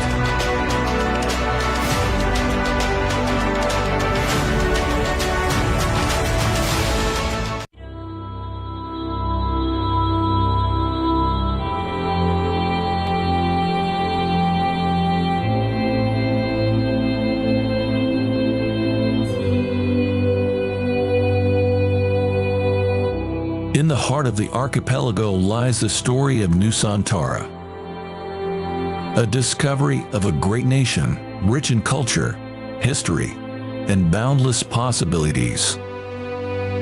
Concepted with the grand vision of becoming the epicenter of impactful activities. A masterpiece that inspired by our history, where great kingdoms ruled our nation, commemorating wonders across generations. Embark on a journey to discover a place of billion opportunities, crafted thoroughly to relive the greatness of Nusantara.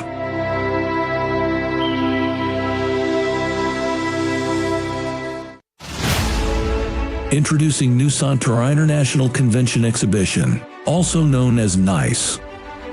Built on 40 hectares of land, with a total building area of 30 hectares, making NICE the largest project with the ambition of becoming a catalyst for business development in the greater Jakarta area. With a leasable area of more than 130,000 square meters, NICE is set to become the largest MICE venue in Indonesia. As we take you on a journey around its stunning facade, you'll see the embodiment of elegance and innovation. Designed to be Indonesia's premier MICE destination, NICE stands as a beacon of architectural excellence and modern design. The sleek and contemporary lines of NICE's exterior are complemented by state-of-the-art facilities, making it the perfect venue for international conventions and exhibitions events. Each element of the facade reflects our commitment to creating a world-class experience for all visitors. NICE consists of 3 main buildings with total of 55,100 square meters of exhibition space spread into 11 halls. Designed to provide exclusive experience and unrivaled flexibility for organizers to deliver the best experience while enjoying the atmosphere of NICE. The exhibition buildings at NICE is seamlessly integrated through a luxurious and centralized atrium area that spans 15,000 square meters, where all activities can be connected and brings fully integrated exhibition experiences. Surrounded with various hospitality selections, hotels, commercial and retails, and more attractions of lively and vibrant PIC 2 area. NICE is set to become not just MICE destination, but also a tourism excellence. NICE is not just a building, it's a symbol of growth and prosperity, aiming to elevate Indonesia's position in the global MICE industry. With its strategic location in PIC 2, NICE is set to become the epicenter of business and cultural activities, driving positive impacts throughout the surrounding community. Experience the future of events with NICE, a masterpiece by Industri Pameran Nusantara, a joint venture company of the esteemed Dagung Sedaya Group and Saling Group, where every detail is crafted to inspire and connect.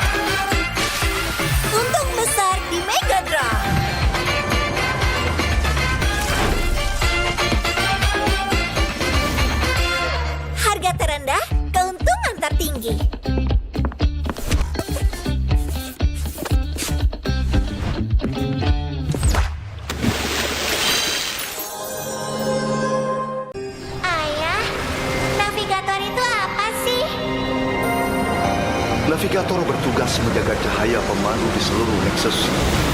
Ini adalah tanggung jawab berat yang harus kita emban bersama.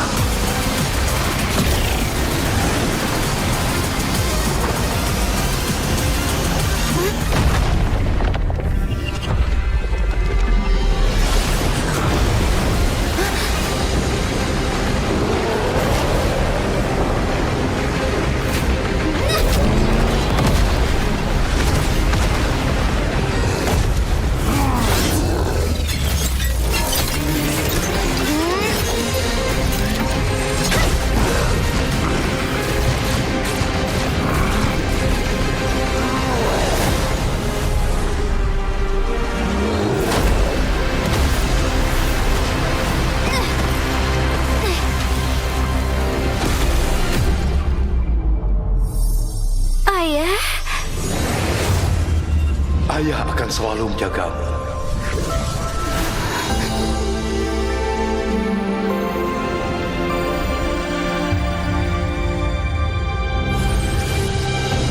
Target dikonfirmasi. Cahaya memusnah. Siap, maju.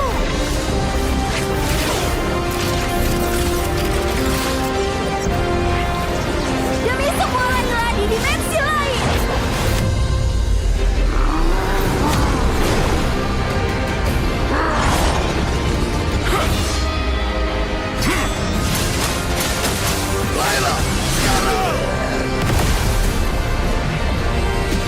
Cahaya pemandu tidak akan bisa dipadamkan.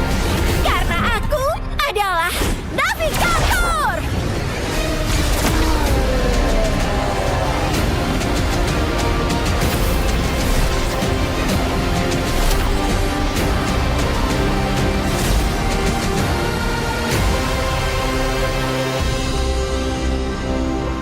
Aku akan jadi navigator terhebat sepanjang masa. Kamu pasti bisa. Kupikir semuanya sudah berakhir. Sampai kehampaan berbisik padaku.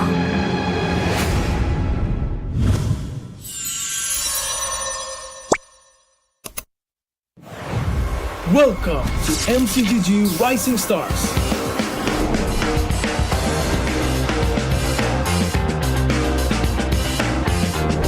From September 12th to October 19th, take part in the regional contest, open to all players. Step up and prove your strength.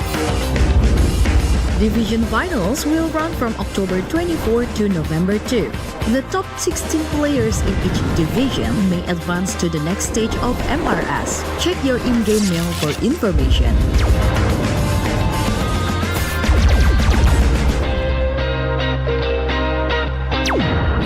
The S3 Finals group stage kicks off from November 8 to November 9. The top 6 players from each group will qualify for the S3 Finals semifinals. The semifinals will be held on November 15. The highly anticipated grand final arrives on November 16. The champion will earn a direct qualification for the first MCGG World Championship. The battle is on and the world is watching.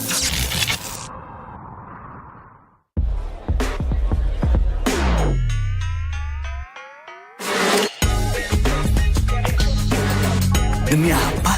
Dari plot twist, serunya nggak habis-habis. Samsung Galaxy S25 FE.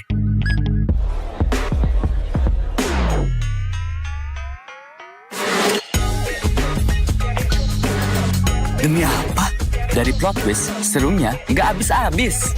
Samsung Galaxy S25 FE.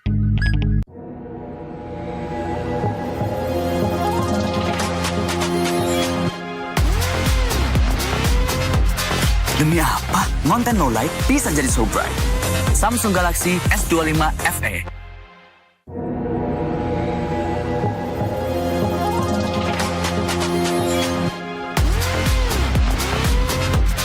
Demi apa? Konten low light bisa jadi so bright. Samsung Galaxy S25 FE. Oke, sampai bareng dulu yuk.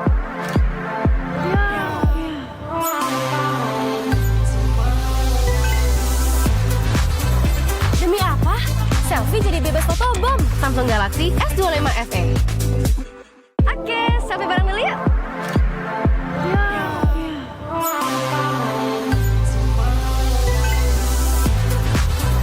Demi apa? Selfie jadi bebas fotobom. Samsung Galaxy S25 FE. So good, I can't stop. Let's see the photos. Show me. It's moving my feet as soon as it drops. So you can try to fight it, but that music don't stop. We can make it even better. Ooh, send me that.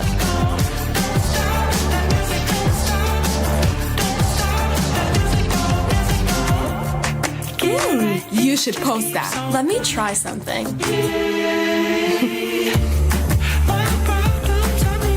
Look at mine. Oh, cute. Stop. That's hilarious. I'm gonna take a break. Sure.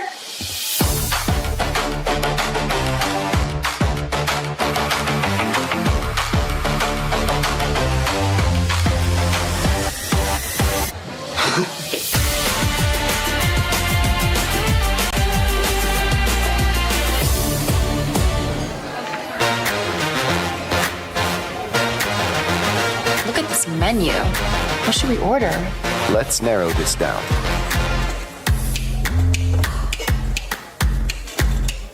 What is this? Pierogi? Did I pronounce that right? It's pronounced pierogi, a tasty dish like dumplings. Any sides to pair with it? Something light? In the mood for fresh, the beet salad would be a good choice. Sounds good.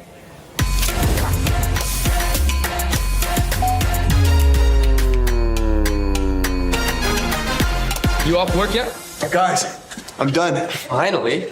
All right, you ready? Ready? Let's go, come on. What's this noise? Wait, one more thing. Look at this ice cream drop.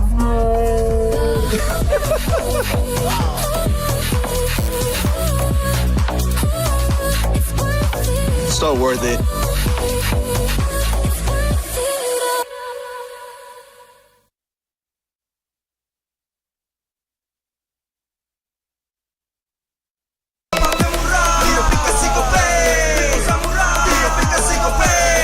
Walau yang lain terus berubah, Gope konsisten, kasih yang pasti murah. Bayar tagihan murah di aplikasi Gope, gratis transfer 100 kali per bulan. Download aplikasi Gope baru, nggak pakai lama. Dompet andalan gamers banyak damage-nya.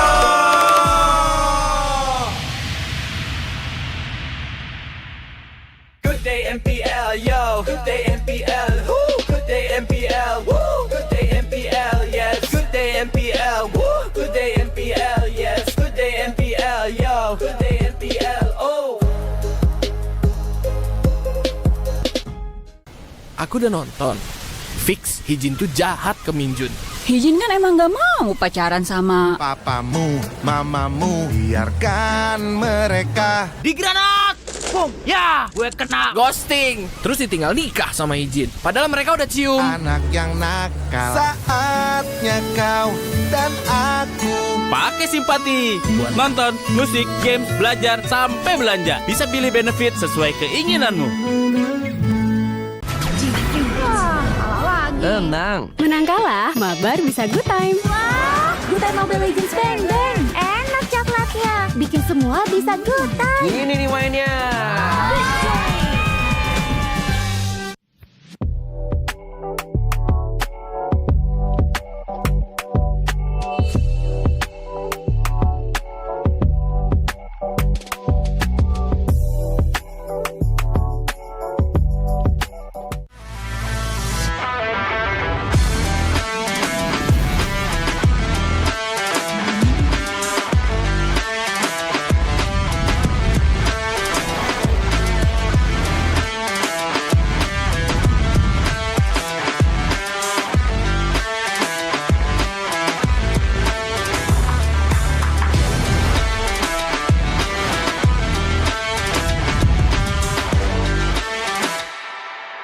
Ini kesempatan terakhir kalian. Laksanakan. Saya Ayu. Kelihatan. Itu teman kamu siapa namanya? Orangnya ada loh bang ini. Oma dan opa sekalian, kita kedatangan keluarga baru nih. Nggak mungkin lah aku nyaman jadi kakek-kakek. Kacau. Kenapa? Kuping lo kacau, Acim. Luar biasa. Kalau kalian gagal, penyamaran kalian terbongkar, bukan hanya karir kalian yang selesai. Menyalep pantiku.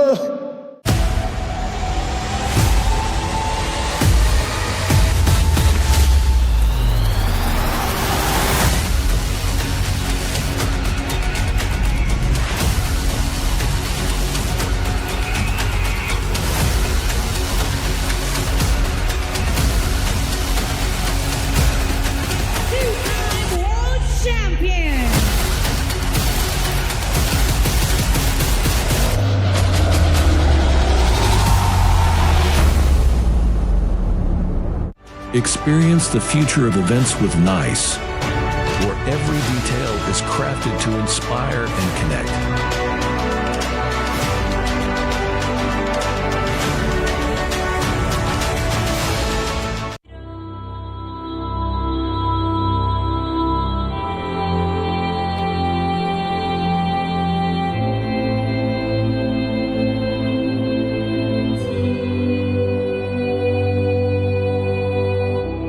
the heart of the archipelago lies the story of Nusantara, a discovery of a great nation, rich in culture, history, and boundless possibilities.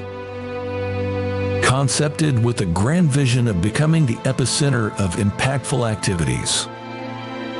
A masterpiece that inspired by our history, where great kingdoms ruled our nation, commemorating wonders across generations. Embark on a journey to discover a place of billion opportunities, crafted thoroughly to relive the greatness of Nusantara.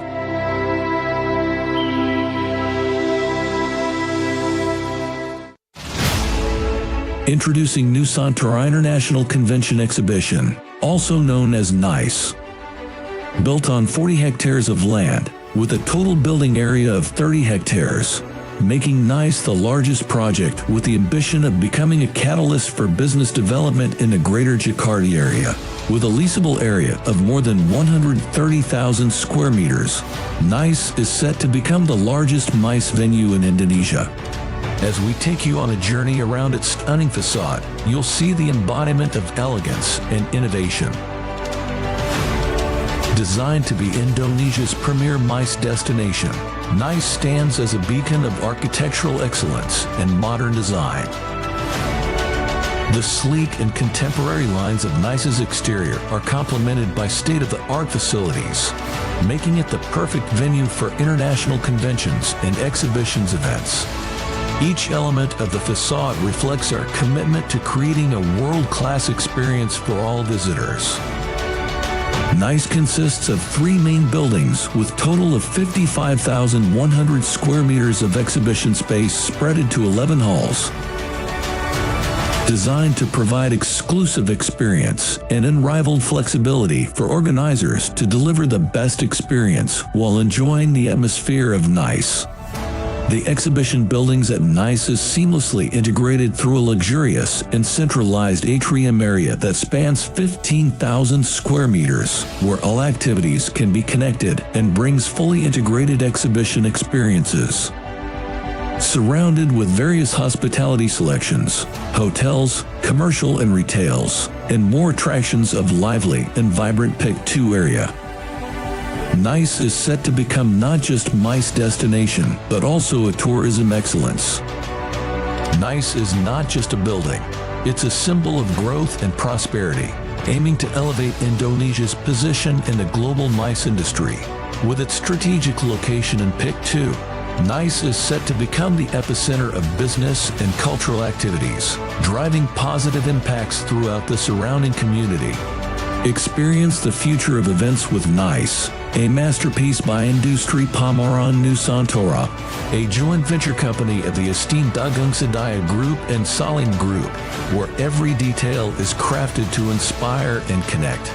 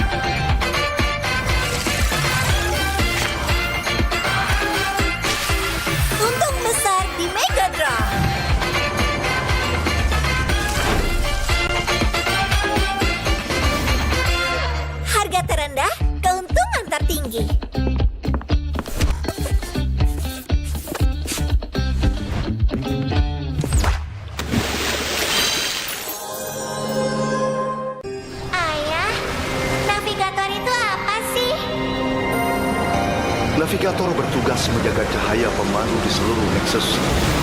Ini adalah tanggung jawab berat yang harus kita emban bersama.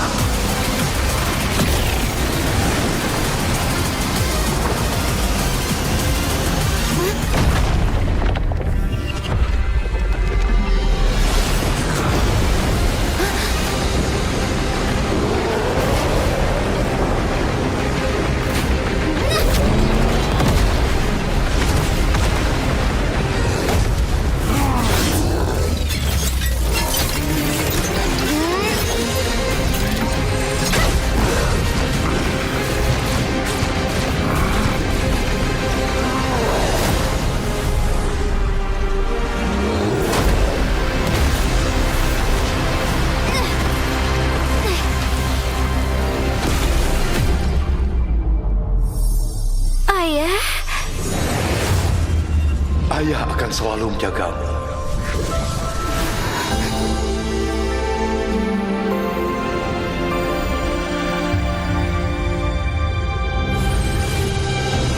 Target dikonfirmasi. Cahaya pemusnah. Siap, maju.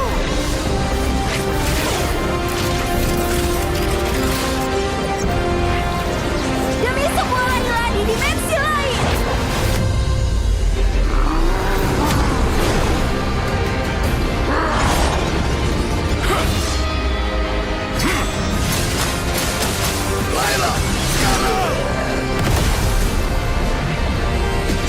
Cahaya pemandu tidak akan bisa dipadamkan. Karena aku adalah navigator.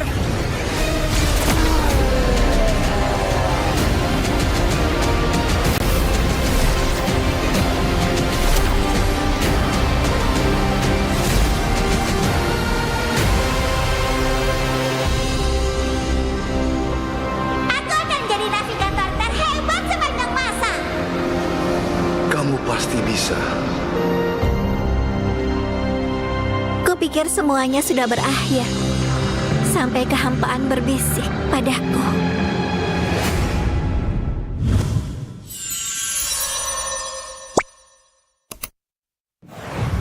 Welcome to MCGG Rising Stars.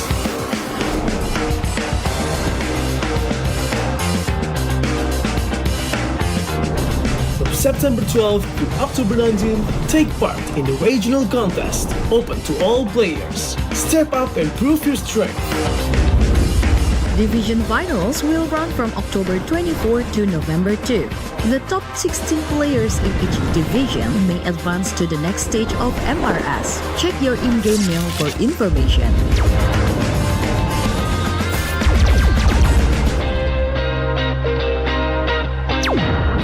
The S3 Finals group stage kicks off from November 8 to November 9. The top 6 players from each group will qualify for the S3 Finals semifinals.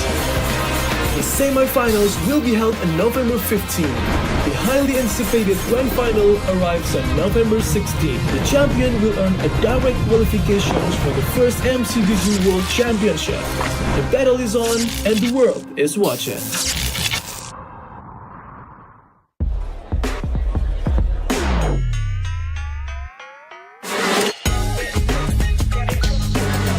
Demi apa? Dari plot twist, serunya nggak habis-habis. Samsung Galaxy S25 FE.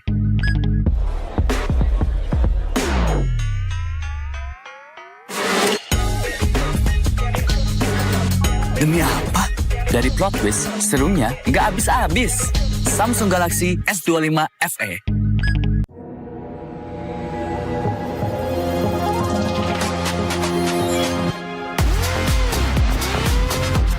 Demi apa? Konten no light bisa jadi so bright.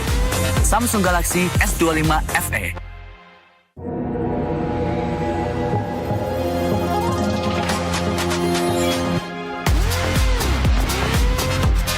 Demi apa? Konten no light bisa jadi so bright. Samsung Galaxy S25 FE. Oke, sampai bareng dulu yuk.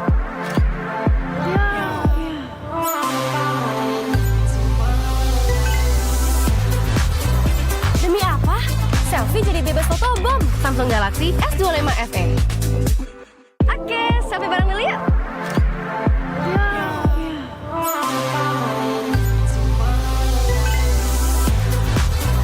Demi apa? Selfie jadi bebas fotobom. Samsung Galaxy S25 FE. So good, I can't stop. Let's see the photos. Show me. It's moving my feet as soon as it drops. So you can try to fight it, but that music don't stop. We can make it even better. Ooh, send me that.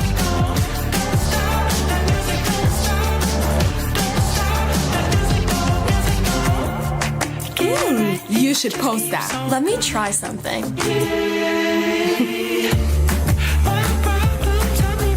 Look at mine. Oh, cute. Stop. That's hilarious. Don't stop. I'm gonna take a break. Sure.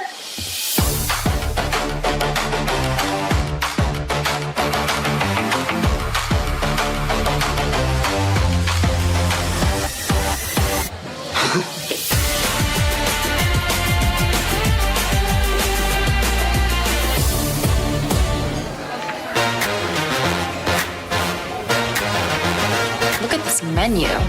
What should we order? Let's narrow this down.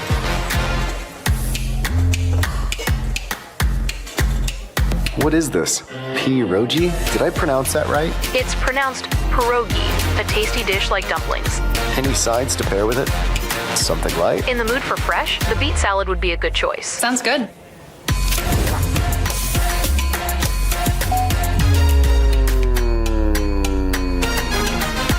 You off work yet? Guys, I'm done. Finally. All right, you ready? Ready? Let's go, come on. What's this noise? Wait, one more thing. Look at this ice cream drop.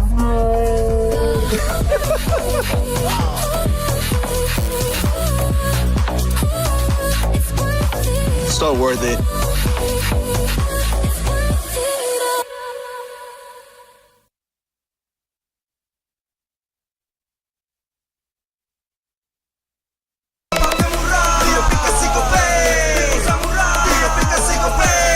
Walau yang lain terus berubah, Gope konsisten, kasihnya pasti murah. Barang tagihan murah di aplikasi Gope, gratis transfer 100 kali per bulan. Download aplikasi Gope baru, nggak pakai lama. Dompet andalan gamers banyak damage-nya.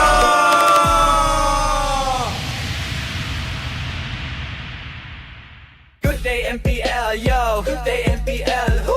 Good day MPL, woo. Good day MPL, yes. Good day MPL, woo. Good day MPL, yes. Good day MPL, yo. Good day MPL, oh.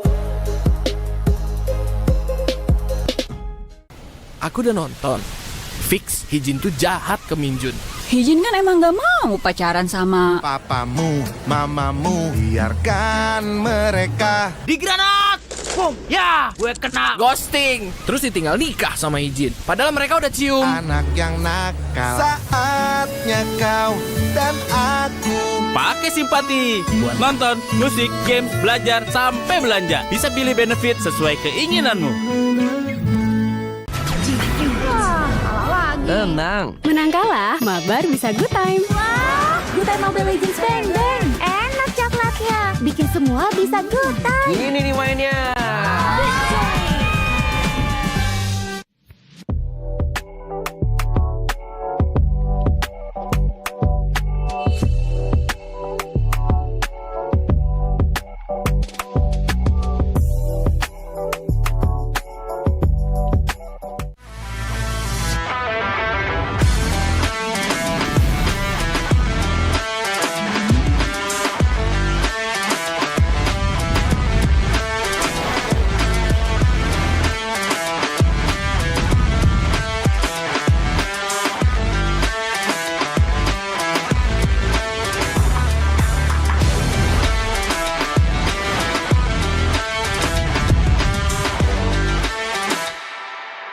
Ini kesempatan terakhir kalian. Laksanakan. Saya Ayu. Kelihatan. Itu teman kamu siapa namanya? Orangnya ada loh bang ini. Oma dan opa sekalian, kita kedatangan keluarga baru nih. Mungkin lah aku nama jadi kakek-kakek. Kacau. Kenapa? Kuping lo kacau, Acim. Luar biasa. Kalau kalian gagal, penyamaran kalian terbongkar, bukan hanya karir kalian yang selesai. Menyalep pantiku.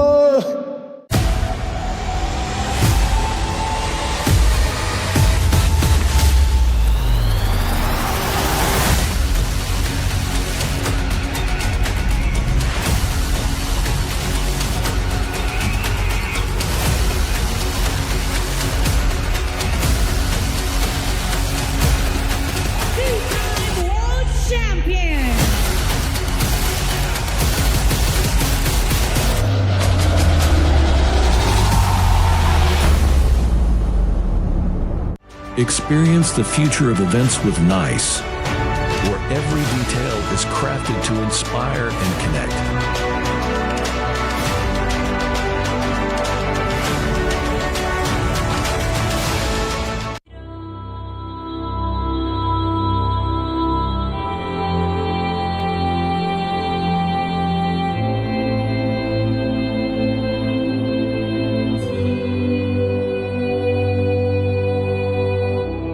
heart of the archipelago lies the story of Nusantara, a discovery of a great nation, rich in culture, history, and boundless possibilities. Concepted with the grand vision of becoming the epicenter of impactful activities. A masterpiece that inspired by our history, where great kingdoms ruled our nation, commemorating wonders across generations. Embark on a journey to discover a place of billion opportunities, crafted thoroughly to relive the greatness of Nusantara.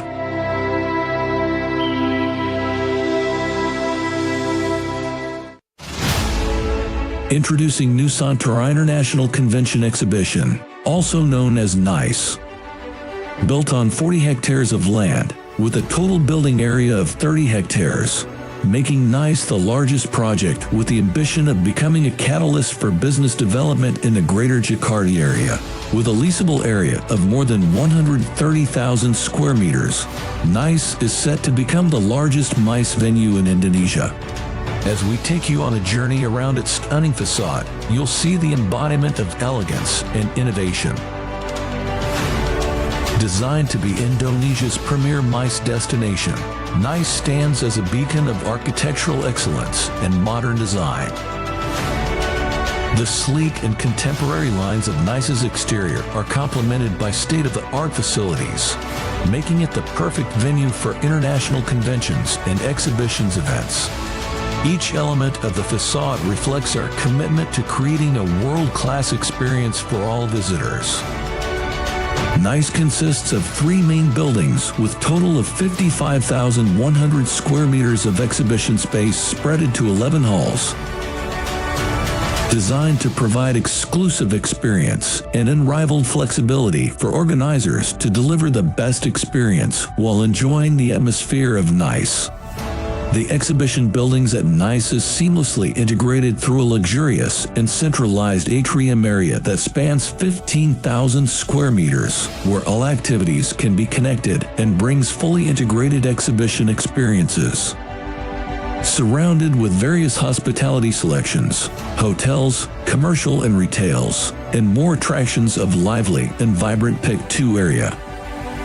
NICE is set to become not just MICE destination, but also a tourism excellence.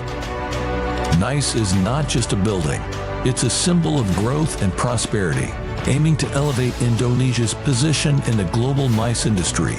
With its strategic location in Pick 2, NICE is set to become the epicenter of business and cultural activities, driving positive impacts throughout the surrounding community. Experience the future of events with NICE, a masterpiece by Industri Pameran Nusantara, a joint venture company of the esteemed Dagang Sedaya Group and Salim Group, where every detail is crafted to inspire and connect.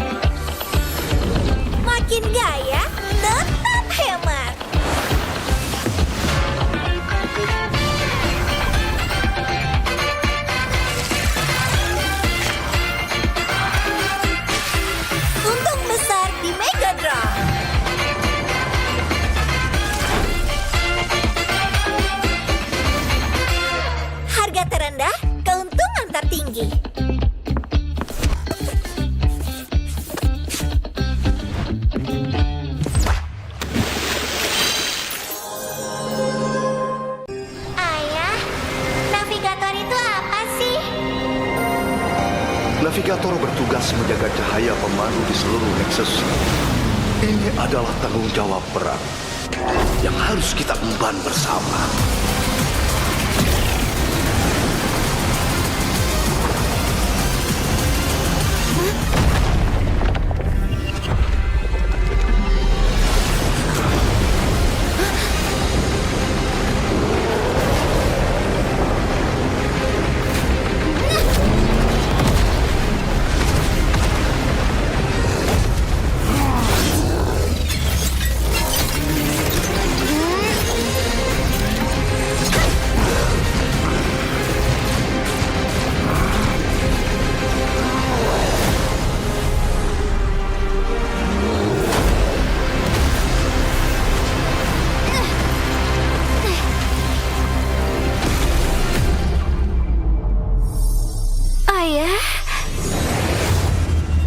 Ayah akan selalu menjagamu.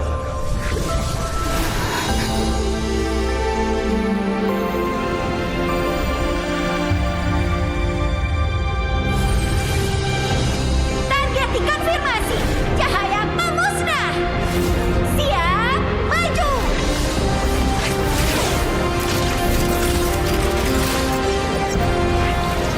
Demi semua Layla di dimensi lain.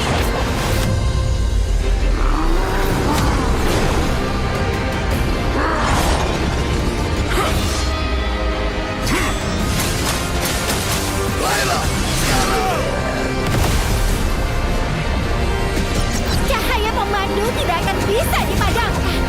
Karena aku adalah navigator.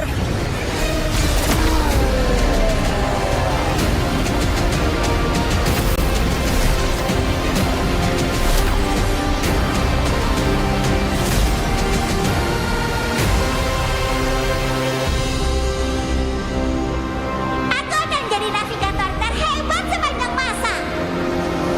Kamu pasti bisa. Kupikir semuanya sudah berakhir. Sampai kehampaan berbisik padaku.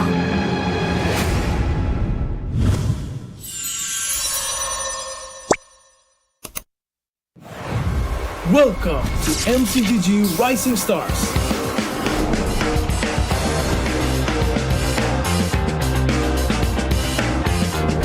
From September 12th to October 19th, take part in the regional contest, open to all players. Step up and prove your strength.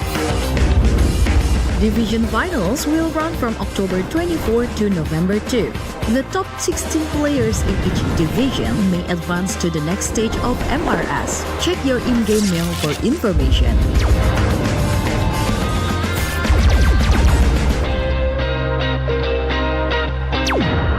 The S3 Finals group stage kicks off from November 8 to November 9. The top 6 players from each group will qualify for the S3 Finals semifinals. The semifinals will be held on November 15. The highly anticipated grand final arrives on November 16. The champion will earn a direct qualification for the first MCGG World Championship. The battle is on and the world is watching.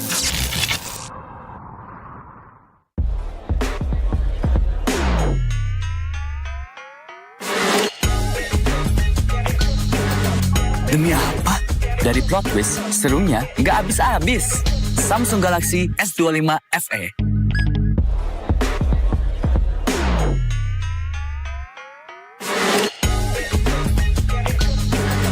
Demi apa? Dari plot twist, serunya nggak habis-habis. Samsung Galaxy S25 FE.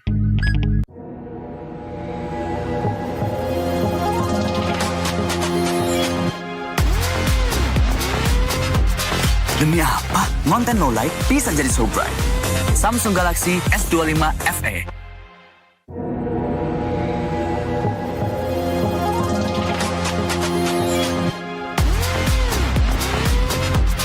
Demi apa? Konten low light bisa jadi so bright. Samsung Galaxy S25 FE. Oke, sampai bareng dulu yuk.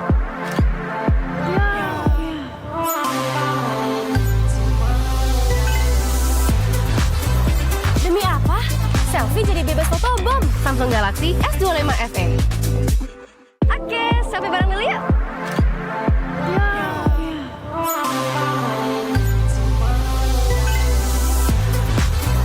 Demi apa?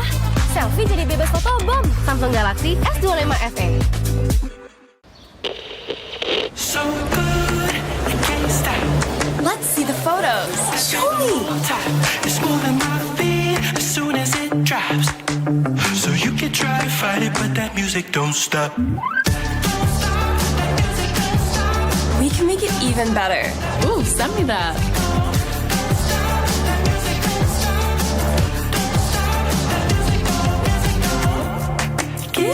You should post that. Let me try something.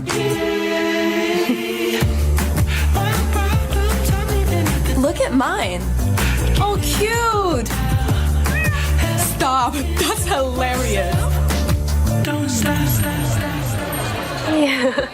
I'm gonna take a break. Sure.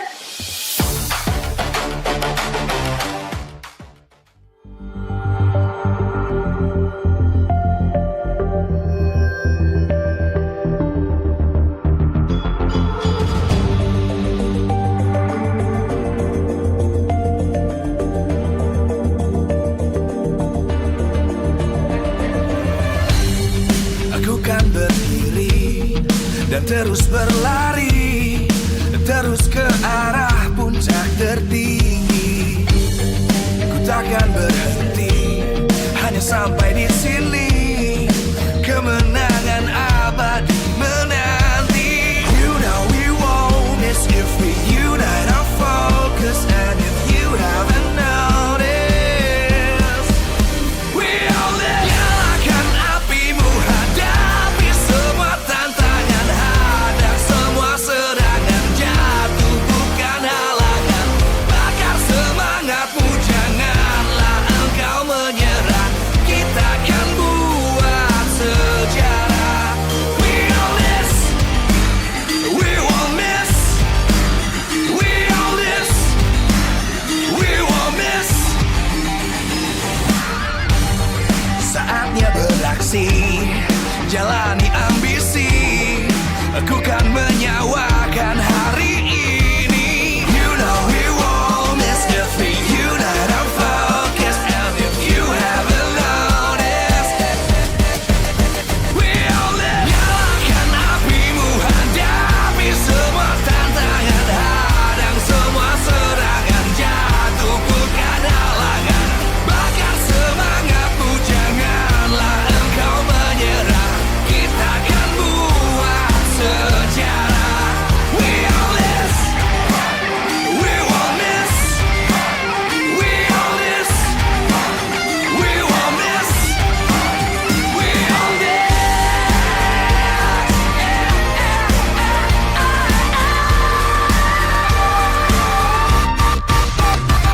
Nyalakan apimu, hadapi semua tantangan, hadang semua serangan, jatuh bukan halangan. Bakar semangatmu, janganlah engkau menyerah. Kita akan buat sejarah. We all this.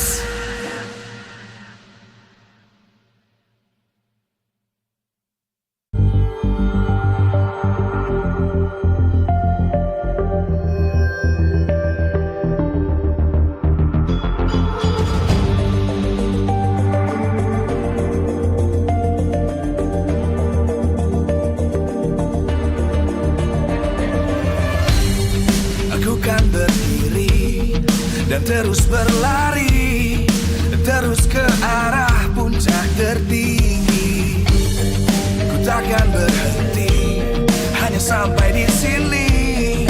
Kemenangan abadi menanti. You know we won't miss if we unite our focus. And if you haven't noticed, we all live. Nyalakan apimu, hadapi semua tantangan, hadang semua serangan, jatuh bukan halangan. Bakar semangatmu, janganlah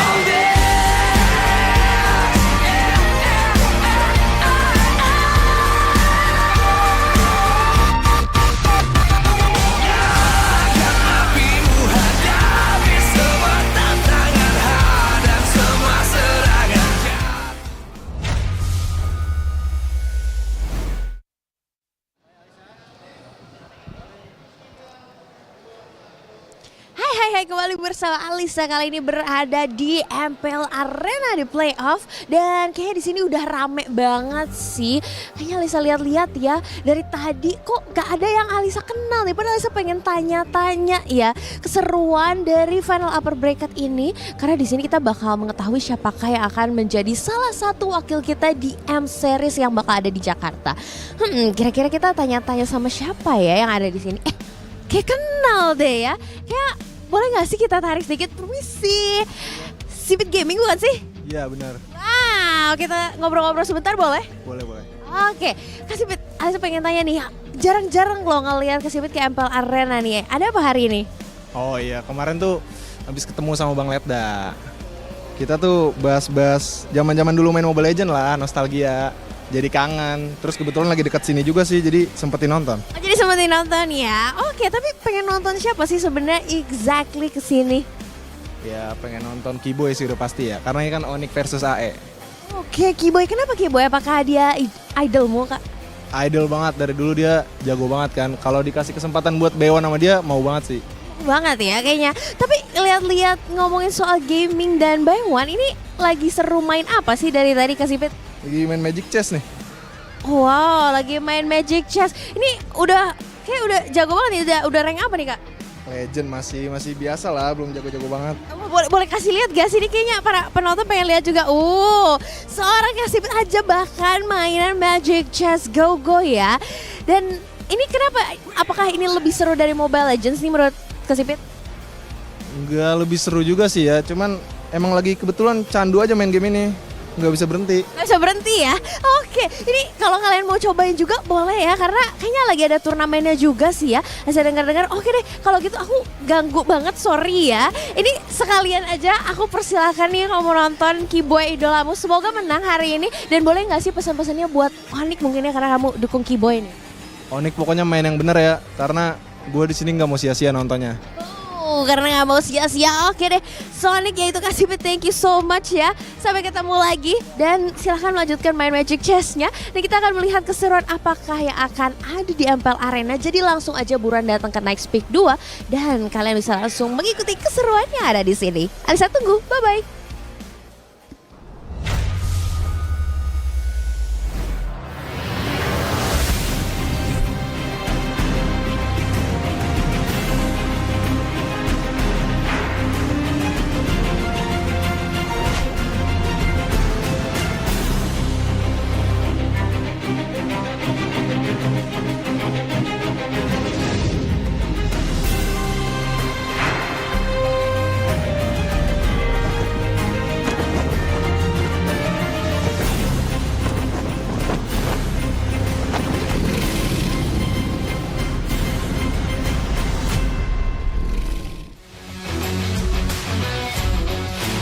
Live from Nice Pick 2, MPL Season 16 Playoffs is powered by Moonton.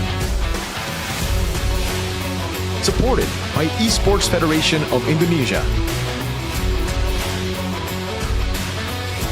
Presented by official tournament smartphone, Samsung Galaxy. Official e-wallet, GoPay. Official coffee, Good Day. We own this.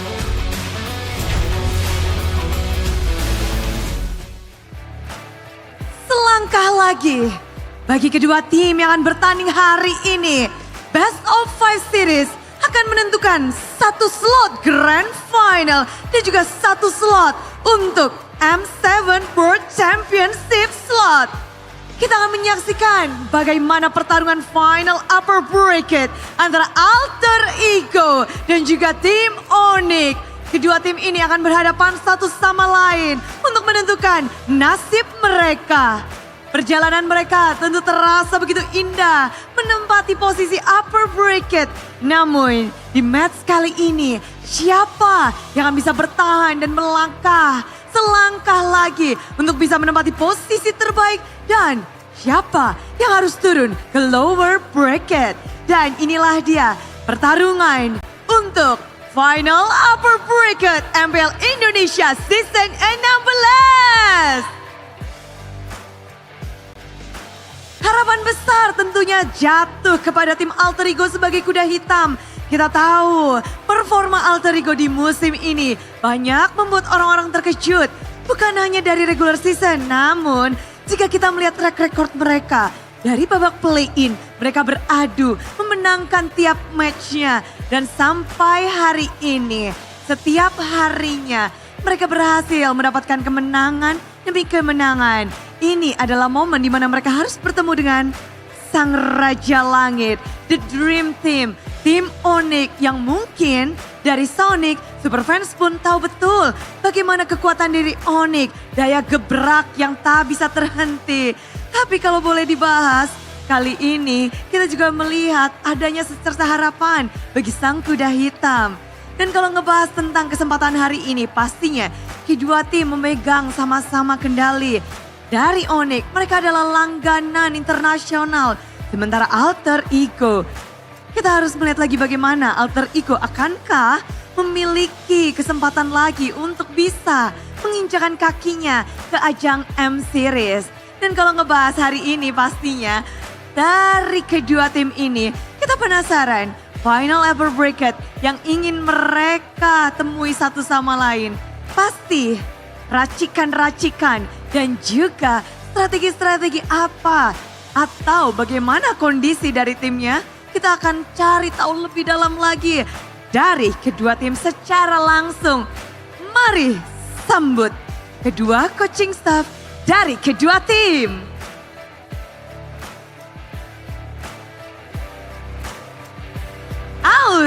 Sever dan Cewek.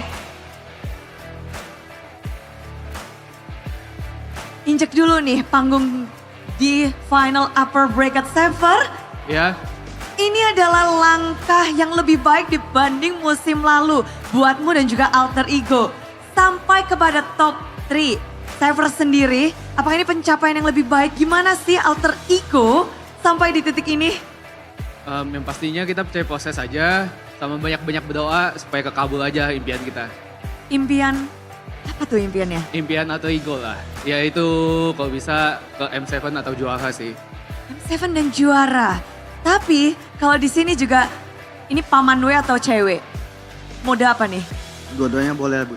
Dua-duanya boleh, tapi cewek.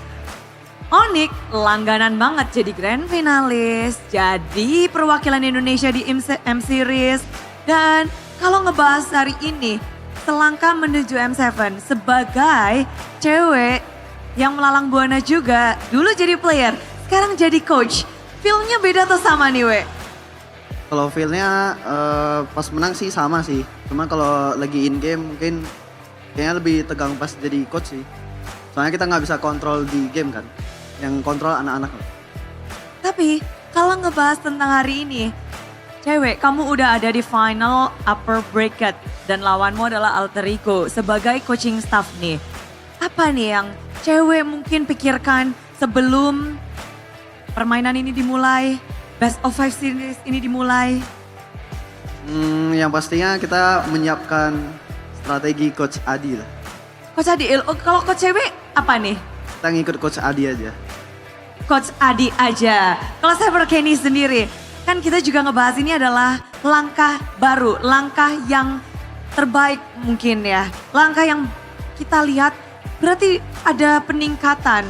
Apakah memang racikan Alter Ego yang season ini tuh pakem banget atau apa sih? Lebih ke lagi hokinya aja sih Bude, kayaknya anginnya lagi di Alter Ego aja sih. Jadi ya hoki sih kita. Ini lagi absen hoki nih sama Coach Delvin kayaknya. Tapi Coach Sever, pemainmu sendiri diisi ada veterannya Nino, ada rookie-nya Yasuke. Dengan memiliki pemain yang punya histori yang berbeda, ada pengalaman berbeda, apa sih challenge terbesar dari Coach Sever? Sebenarnya dari pemainnya menurut aku udah ada kayak basic-basic yang aku pengen sih as a team. Cuman kayaknya emang media kayak mungkin menilainya pemain-pemainku underrated sih. Sebenarnya mereka tuh jago-jago banget mainnya. Mainnya jago-jago banget, tapi gue udah penasaran apa nih peran Nino sebagai veteran di Alter Ego? Nino tuh udah kayak kakak pertama lah. Jadi kalau ada apa-apa adik-adiknya itu pasti mintanya sama Nino. Jadi kalau menurut aku tanpa Nino ini mungkin gak akan jadi kayak gini sih sampai sekarang. Dan bagaimana dengan sang rookie, Yasuke? Ini panggung pertama dia tapi udah sampai kepada titik ini. Emang anaknya ada aneh sih. Mungkin kalau dilihatin juga yang di top 3 ini hoki-hokinya pada mainnya bahkan bagus banget.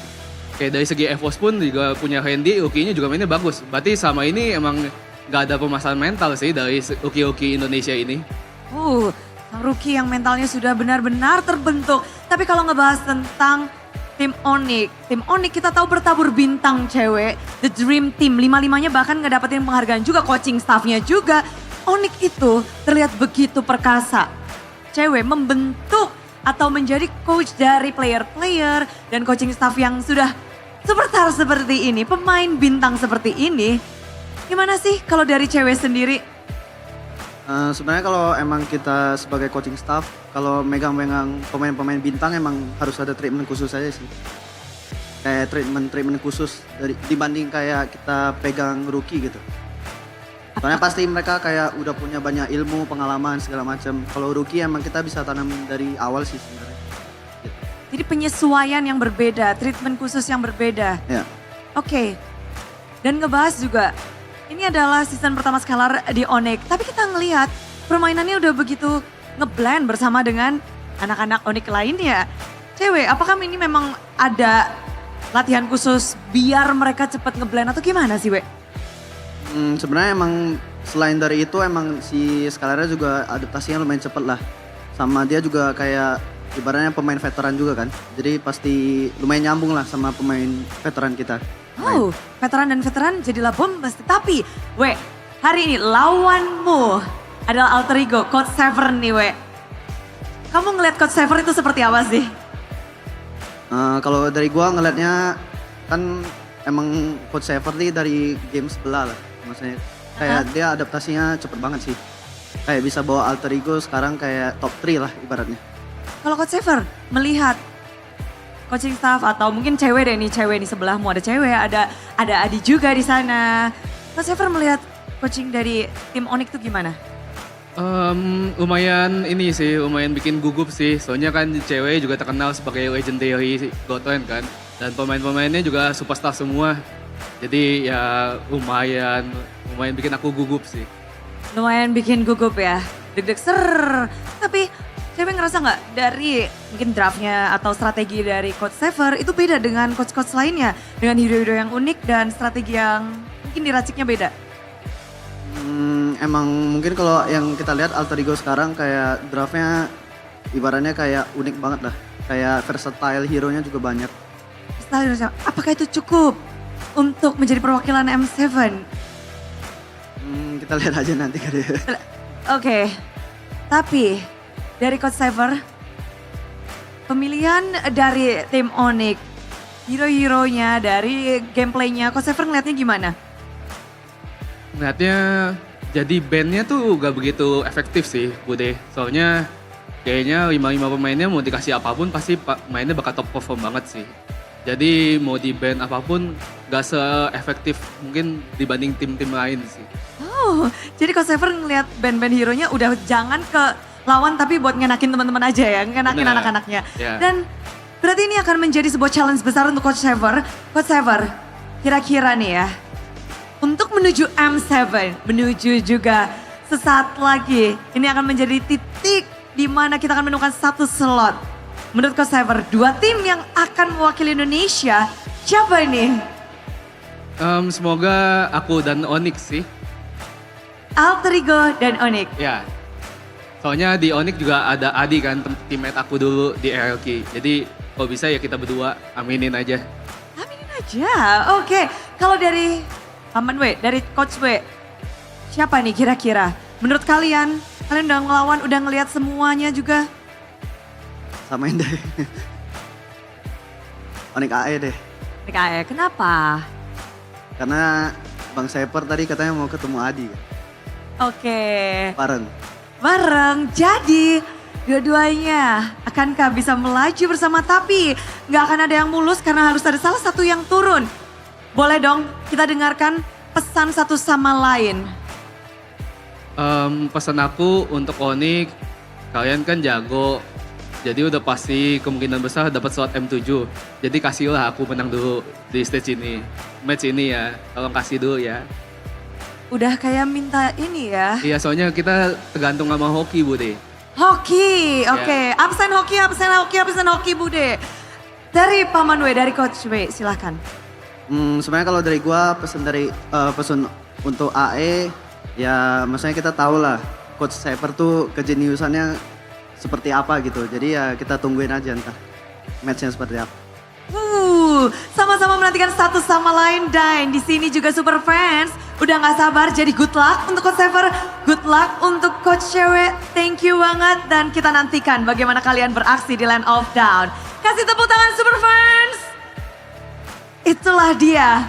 Memang seru banget ya kita ngobrol-ngobrol bersama dengan dua coaching staff dari kedua tim dan Coach Saver kejeniusannya dinantikan oleh Paman W dan juga tentunya kita menantikan bagaimana dari Paman W, dari Coach Adi juga bisa menampilkan sesuatu, ada yang baru kah? Dan sebelum kita tentunya melihat bagaimana kedua tim ini, izinkan Bude mengingatkan kepada semua super fans bahwa hasil ini begitu meriah tak lepas dari dukungan para sponsor dan partner dan MPL Indonesia Season 16 powered by Bunton. Supported by PBSI, presented by Official Tournament Smartphone, Samsung Galaxy, Official e-wallet, GoPay, Official Coffee, Good Day. Dan partner ini sports, ada Simpati, Dunia Games, Games Max dan juga Good Time. Tak lupa advertiser kita, Kacang Sukro dan juga Yoritos. Ditambah supplier, Head and Shoulder, UBS Gold, Kila Food, Royal Guard, Imaginary dan Nice. Tempat di mana kita berkumpul. Tempat di mana kita akan menyaksikan siapakah yang akan menjadi grand finalis pertama dan juga satu slot untuk M7 World Championship. Inilah dia menuju juara pertarungan final upper bracket Alter Ego dan Tim Onyx.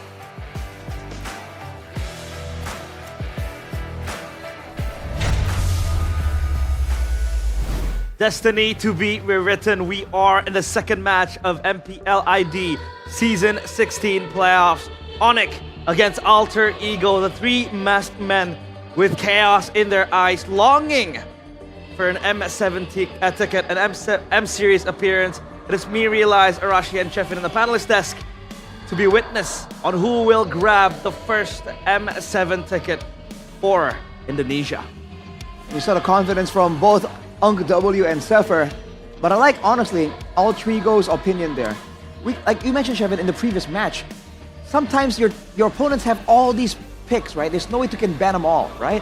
It's better to make sure that whatever they come through with, even if it's their own comfort hero, composition-wise, it should kind of benefit your team.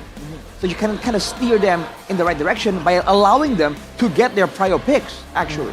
Yeah, I mean, it's not really new for Onyx to be treated like that. It's been happening since maybe Season 10, Season 11 when Sans become the god that he is. But we're gonna see today's schedule, Realize. Do I even need to talk about the first match? Oh man. Mirko just crying backstage, basically. Finished like two heartbroken issues. Yeah, he was heartbroken. He says he's gonna sell his jersey, hang it in the wall. Meanwhile, Alter Ego against Onyx. This is a match where we, to be honest, didn't expect.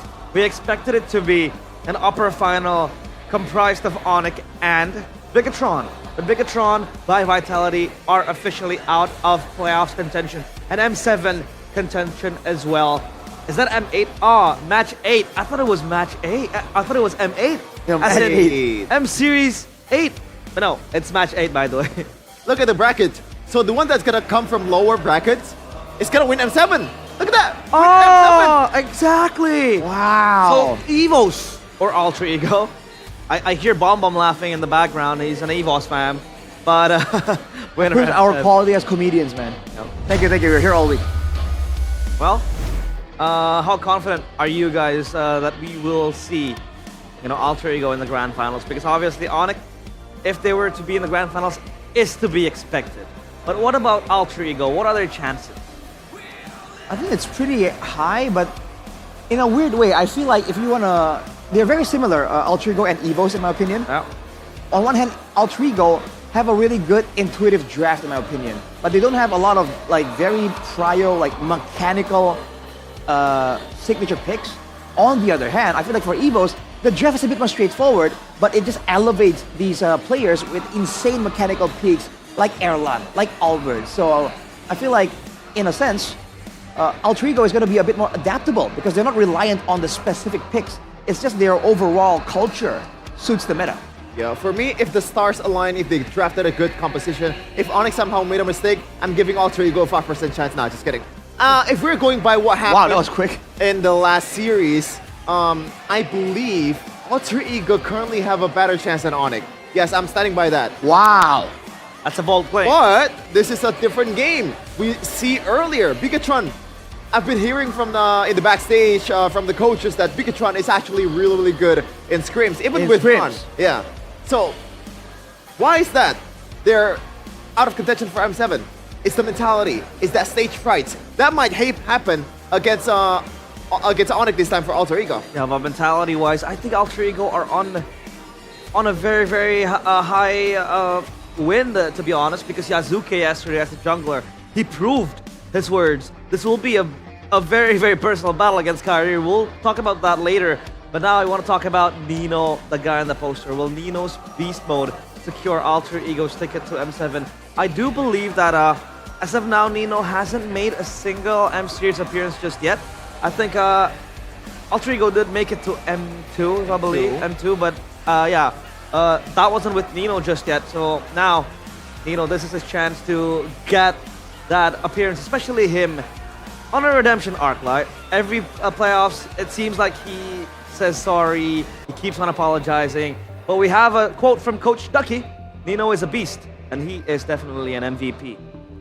In more ways than one for his team, right? He's filled in so many different roles, right? Moving roles to fill in what the team needs. He's learned a new play style. I think to a degree he short calls too. And he mans up whenever there's an interview, and whether he wins or loses, always gives us entertaining interviews and gives us real insights to what the team is experiencing. So I honestly feel like giving him the MVP title here for the team at least makes a lot of sense, you know, even from a caster perspective. Yeah, I'm just happy to see Nino in a good place, man. Because Alter Ego, for the longest time, we've been kind of treating them as kind of like a, you know, this is not a team that's gonna win. Happy to MPL be here. Indonesia. They're gonna be happy to be here. Coming to the season, there's really no expectation at all. I thought they were gonna be out of the playoffs by now, but here they are in the top 3. Again, the personality of Nino, the way he carries the interview, it's always nice to see this kind of guy flourish in this environment. Yeah, I really want him to succeed, right? This guy has been putting all the effort, the blood, sweat, and tears to get Alter Ego an even higher accomplishment. I mean, sure, Alter Ego did win a few titles back then, but it feels like that international spot, that international appearance is still long yearned for Alter Ego, especially for Nino. What can you talk about Nino and his games? You know, it's been 3 days now, playoffs. What can you make of him? I feel like, as always, he has great aggressive style here. And for the most part, if you can put him on a playmaker, he always is relevant. Although, technically, he's also performed on heroes like the Uranus, you know, the tankier fighter type of tanks in the front line. I think it depends on the rest of the team more than anything. I feel like he just brings a lot of great forward momentum to his team. But if you talk about Alter Ego, always moving forward as a team, right? Always wanting to be aggressive instead of defensive. Want to be proactive instead of reactive. I feel like Nino is a big part of that. Yeah, he has a lot of heroes on his arsenal. The fact that Onyx himself banned the Arlet for, I believe, 2 times the first leg against Alter Ego after they secured a win, Alter Ego win in the first game. You know, it kind of shows you how much respect an elite team has towards this guy. It's not just the Arlet too. Like, you put him as a center Ashi on a playmaker, he's gonna flourish. And I think the experience that he has on the gold lane is gonna help him a lot, especially if Alter Ego wants to draft a bit more, I guess, aggressive kind of playstyle with the damage EXP laner, even though it's not really that meta right now. But they can do it with RFE playing Uranus in the gold lane. Why not? And Bennett too. But this is the matchup I want to talk about, right? Legend versus rookie. It feels like every M series, we always have a new rookie. representing us, right? M5, it was Nile on loan from Onyx to Geek Fam. And then M6, we had that, Fabian just playing very, very fantastically. With the Nolan too. I love him with the Nolan. I miss Nolan so much. M7, we have a potential candidate, Yazuke. He played unflinching yesterday. He played out of his mind. And I want to talk about the quote he made, right? He says that, as of now, yes, Kyrie is the best, but I believe I can be better than him. Wow. What do you think of this? First of all, I just want to say, Eterna, you were spreading misinformation yesterday. What? She said that Yazuke himself said he's better than Kyrie. It's not really the one-to-one translation that we want, right? But yeah. We forgive you, Eterna. Sometimes it gets hard to translate Indonesian to English. The details, details. What was the question again? So yeah, what do you think? Is Yazuke gonna be the one to surpass Kyrie? Oh, that's a tall task, my dude. Or rather, surpass Kyrie and get the first M7 ticket. Whoa. Ooh. That, I'm actually on board with that, Ooh. It's not just about, see, being better than Kyrie, you can do that. In fact, Alfred did it this playoff series, or like this playoff run. But if you want to be great, if you want to have, leave some legacy in MLBB, it's not just about you. You have to have a pretty capable teammate with you as well. I'm not saying the Alter Ego is not capable at all, but compared to what Onyx has currently, it is night and day. But Sever actually disagrees with that. Oh, we'll just have to see. The gold laners though, Arfi and Skylar. We walked out earlier, we saw Arfi coming in. I shook his hand, I told him, please pick up the Benedetta gold. What do you think? Are the cheese picks gonna come out? I mean, especially now Skylar. What's the answer? Yeah, he what did he says, say? we'll see. We'll see. Well, depends on the coach's mindset, man. And Sever has made that statement where, hey, the meta's so flexible right now, you can bring fighters to the gold lane, right? Why not bring mages? Why not bring tanks? That's the statement he made, right? And that's the flexible mindset that has allowed picks like the Uranus in the gold lane to kind of work out. As long as overall, team composition-wise, it makes sense, whether it's a front-to-back, whether it's a dive, and more importantly, whether or not the whole team understands how it's supposed to operate. Because if they played with the Uranus Gold, expecting damage output from Arfi like he's a marksman, it's not gonna work out, right? So I think he's done a great job with making his team understand how to play these weird compositions. So we'll just have to see if that is going to be the case where Alter Ego might just pull out, a cheese pick. Because we really want to see that, right, Benedetta? Maybe they have something else in mind. I don't know. Khalid Gold, please. Khalid Gold? Khalid Gold? Khalid hurts, I know, but Khalid Gold. Yes. I want to see a Natan. I really want to. It doesn't have to be damage, actually. I think you can go hybrid because the survivability in the gold lane is actually pretty good, and you have extra set potential. So Edith Gold. Edith Gold. We'll have to see as the players are walking out on the stage. So let's see the players as they make their way into the arena.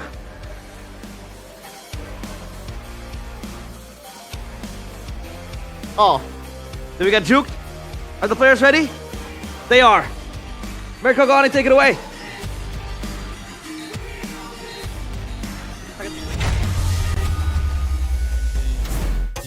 Destiny calls, and only one will answer. The final bosses of Indonesia, the kings everyone predicted. They don't chase the crown, they are the crown. Looking to defend their title again.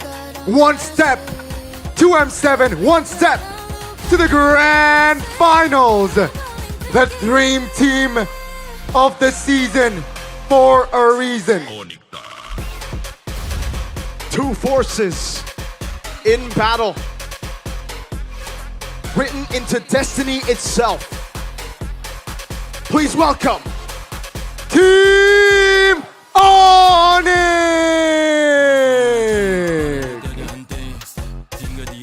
Seems like they've always found their way here, man. The biggest stages, internationally, domestically, they stand above the rest. Onyx, the Sky Kings, steady grind. A tough match against the international opponents yesterday, but a tougher one today. This is it. What time is it? Will it be Onyx time? The three-face max. They're ready.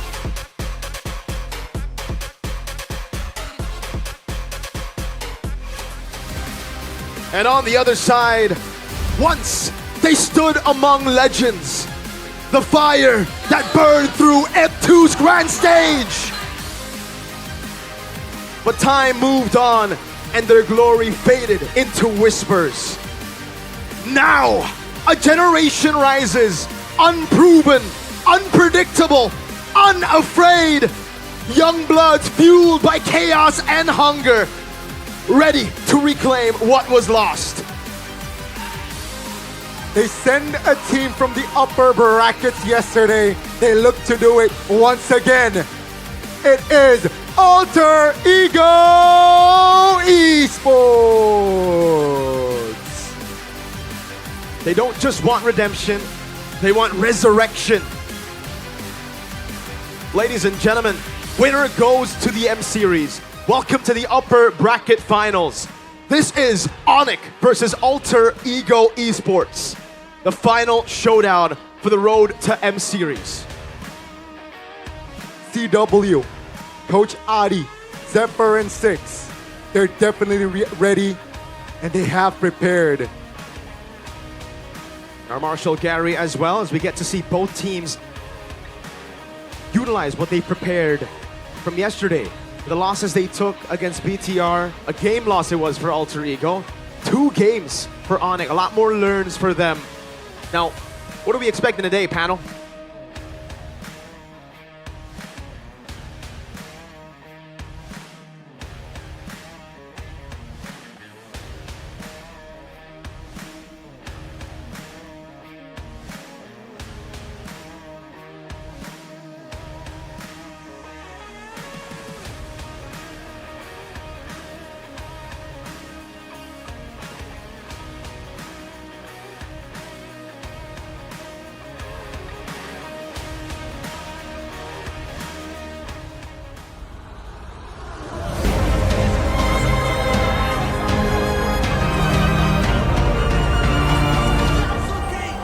Sekalipun emang ternyata juaranya Onyx lagi, tapi menurut gua banyak tim PH yang gameplaynya itu bisa dipatahkan sama Alter Ego.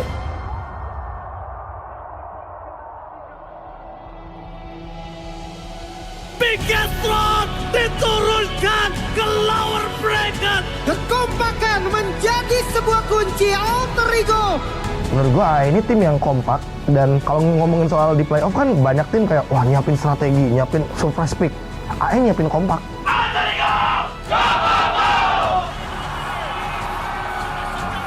Raja Langit tempatnya di atas, itulah yang ingin dibuktikan oleh Onyx. Final upper bracket. Karena Onyx tuh sebenarnya udah lengkap banget as a player. Dia udah ngambil menurut gua bukan 4 All-Star lagi, 5 All-Star kan. Ibarat udah kayak tim bola nih, udah isinya legend gitu. Kita emang harus main agresif, tapi jangan buru-buru ya. Touch damage bersama dengan Avatar dari tambah following up damage Ki hanya menjadi bola-bola dan warga double kill di tangan dari Kyrie. Sebuah high besar Yasuke looking for first blood to Moreno. Sejujurnya gue agak khawatir dengan Yasuke ketika dia masuk, karena pas gue lihat game pertama dia debutnya langsung menggunakan Fanny kan, gila jago banget sih. Memang ini anak mekaniknya luar biasa sekali. Yasuke juga bagus banget sih. Itu anak juga mekaniknya juga gak kalah menurut gue. Otaknya juga ada, lumayan smart. Dan Nile hanya bermain dengan pancernya. Tapi jangan lupakan Nile masih punya damage. Damage dari turret membantu Yasuke! Oh! Berhasil menutup jalan dari Fiend. Jadi Yasuke boleh lah menurut gue. Itu kayaknya yang bisa ngalahin Kyrie sih menurut gue. Kyrie membuat Albert bertekuk lutut dan memaksa Imos untuk di game yang kelima. Kalau Kyrie lumayan susah sih minor dia, karena patternnya lumayan nggak ketebak gitu. Kayak nggak tahu dia mungkin ada pikiran sendiri ya, pattern yang bagus buat dia. Luas lah map dia menurut gua. Terus buat nge-call teman-temannya gitu mau kemana. Bisa dibilang ya rotasi-rotasi yang kayak bisa mainin fake move lah gitu. Jadi kayak kita nggak yang gampang nebak gitu loh. Dahulu menuju ke arah turtle mereka. Oke, ready-nya hadir. Menuju ke arah sana Kyrie. Coba di zoning out dan bersama dengan adanya satu impact besar retribution from Kyrie.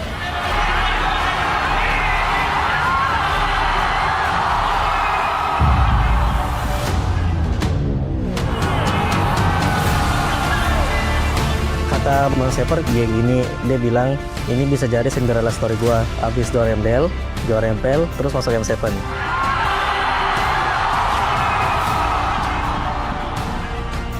Buat AE, ditunggu upper bracket final karena kalian udah kalahin kita kemarin. Nggak, gue bakal balas dendam dan nggak pernah ada yang lolos dari gue.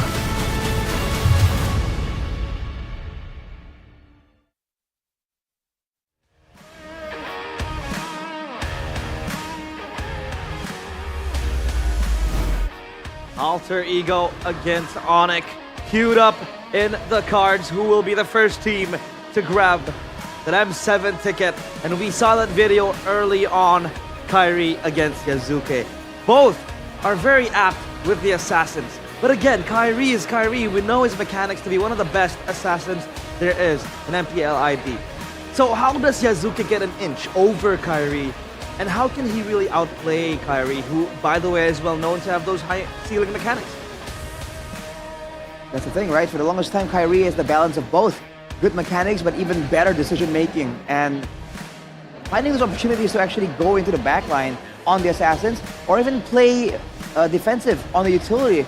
The guy can do it all. So for Yazuke, considering that his mechanics have been praised a lot, I feel like he's gotta get Kyrie in an assassin mechanical battle. Because macro-wise, it's hard to compete with Kyrie, you know, despite the Kumar accusations. Kumar. You know that song? Yeah. Yeah. Is he gonna pick up the box yet though? That's the question, because we haven't really seen the box yet come out from Onyx. And even if they did, I believe it was as Rome. So we'll just have to see the drafting phase presented by the official tournament smartphone, Samsung Galaxy. As now, the broken walls will be queued up. Alter Ego against Onyx. What are the prio picks, right? As of now, they have the ban towards the Glue and the Lancelot plus the Kalea, with the Yi Sun-Shin and the Jusin as well. So the Yves is available. I don't think Alter Ego would have first pick it though. So what comes to mind then? Kimi might be prio here, but I guess you want to save the mid laner pick for the blue 2 or the red 2. So CC is left open. Obviously, the flex towards the gold lane and also the XP lane will be coming in handy for Arfi and also Nino if they want to play it. But we'll see what's going to be the response here for Onyx. It should be a Gato Kacha, and at this point,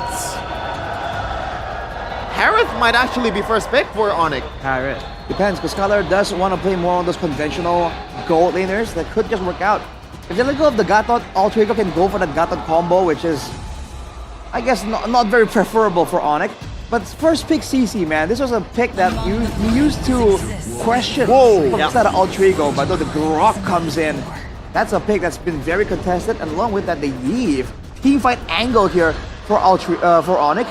But again, the Gatot Kacha can throw a wrench in these plans.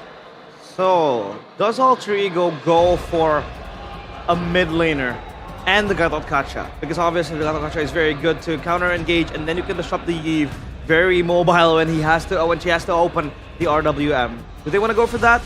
As to not have Onyx ban out potential mid laners to lane against the Yves. I think mid laner is not really that prio here. Oh my god, what the hell? No way. Okay. No way. What season is this?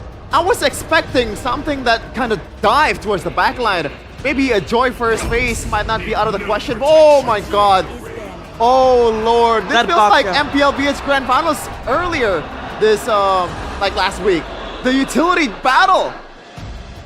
It feels like we're going back to season 13, season 12, the Matilda, the Fredrin. What's the idea behind this pair?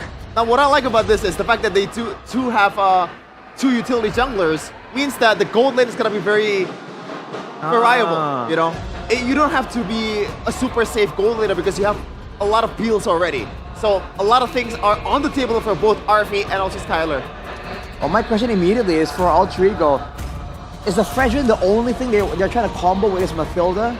Right? Just playing double sustain. We've seen it work out before, and technically for Onyx, they don't have a lot of DPS available just yet, except for the Yves.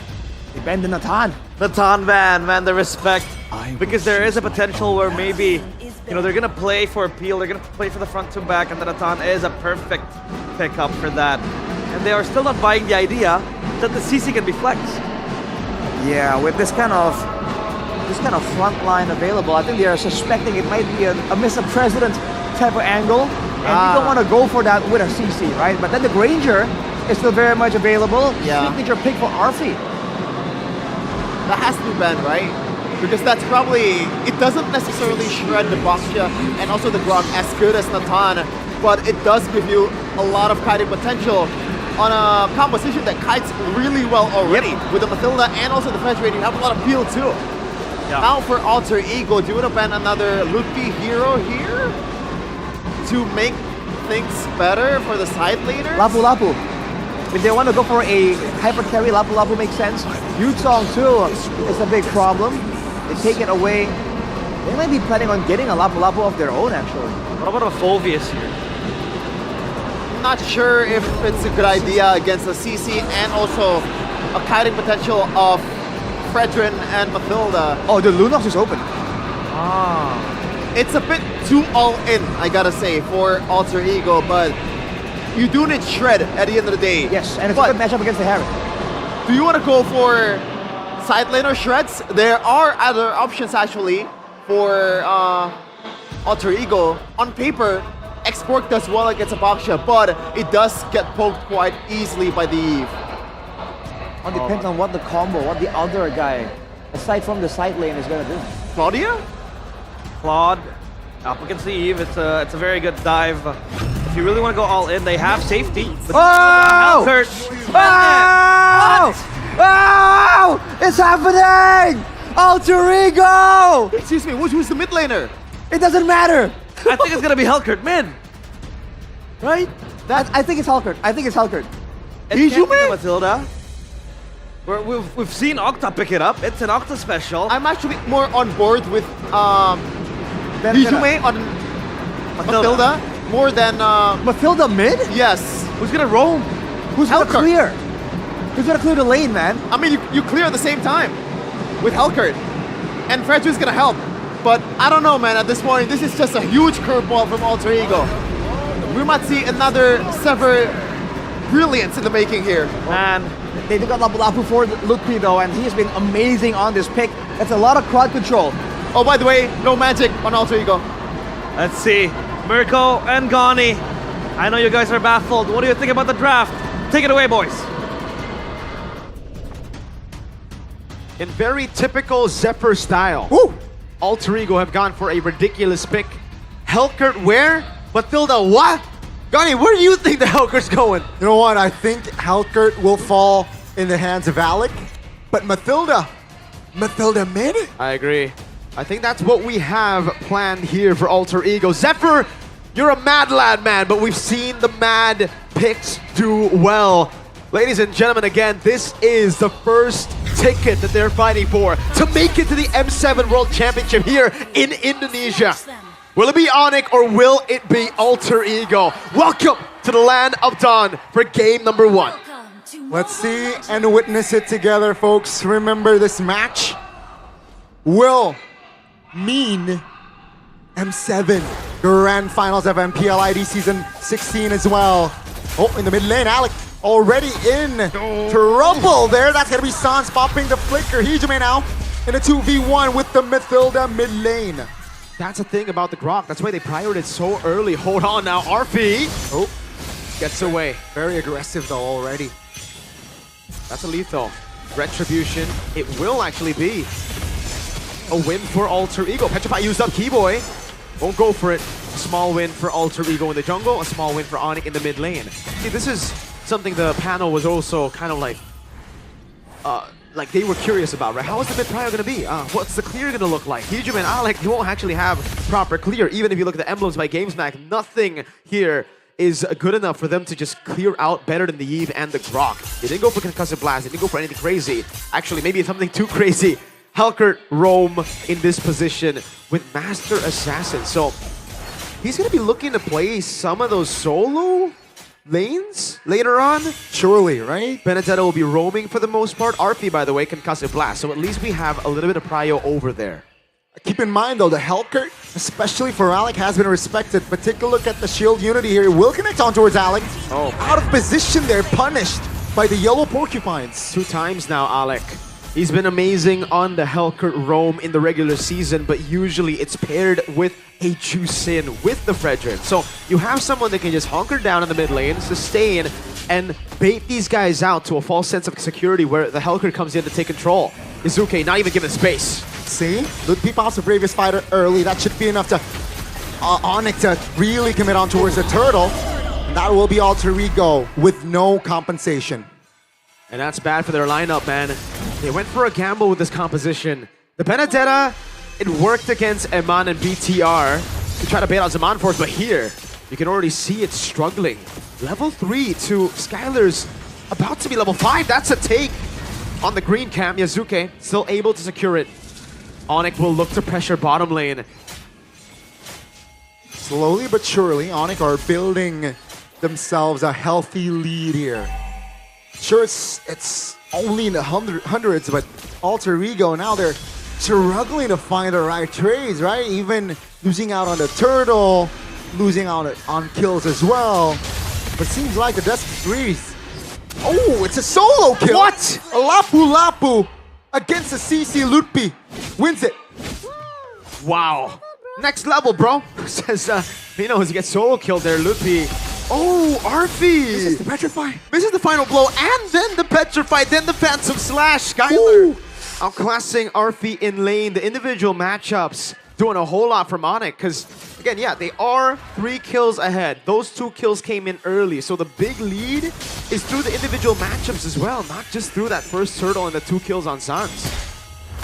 Again, both teams now, especially Alter Ego, they gotta find something here on the map. They're struggling to find the right trades. Alec, though, rotates towards the bottom side. Skylar should be aware of this. Oh, that's a terrify. That's a jump. Wow. Good dodge. Calm, purify to safety. That was super fast, man, the Purify. The reaction time on this guy reminds me of the moment he was almost caught by the Feather Airstrike. D-Boy will not go for it. And then he BMI back, if you remember that moment. Yeah.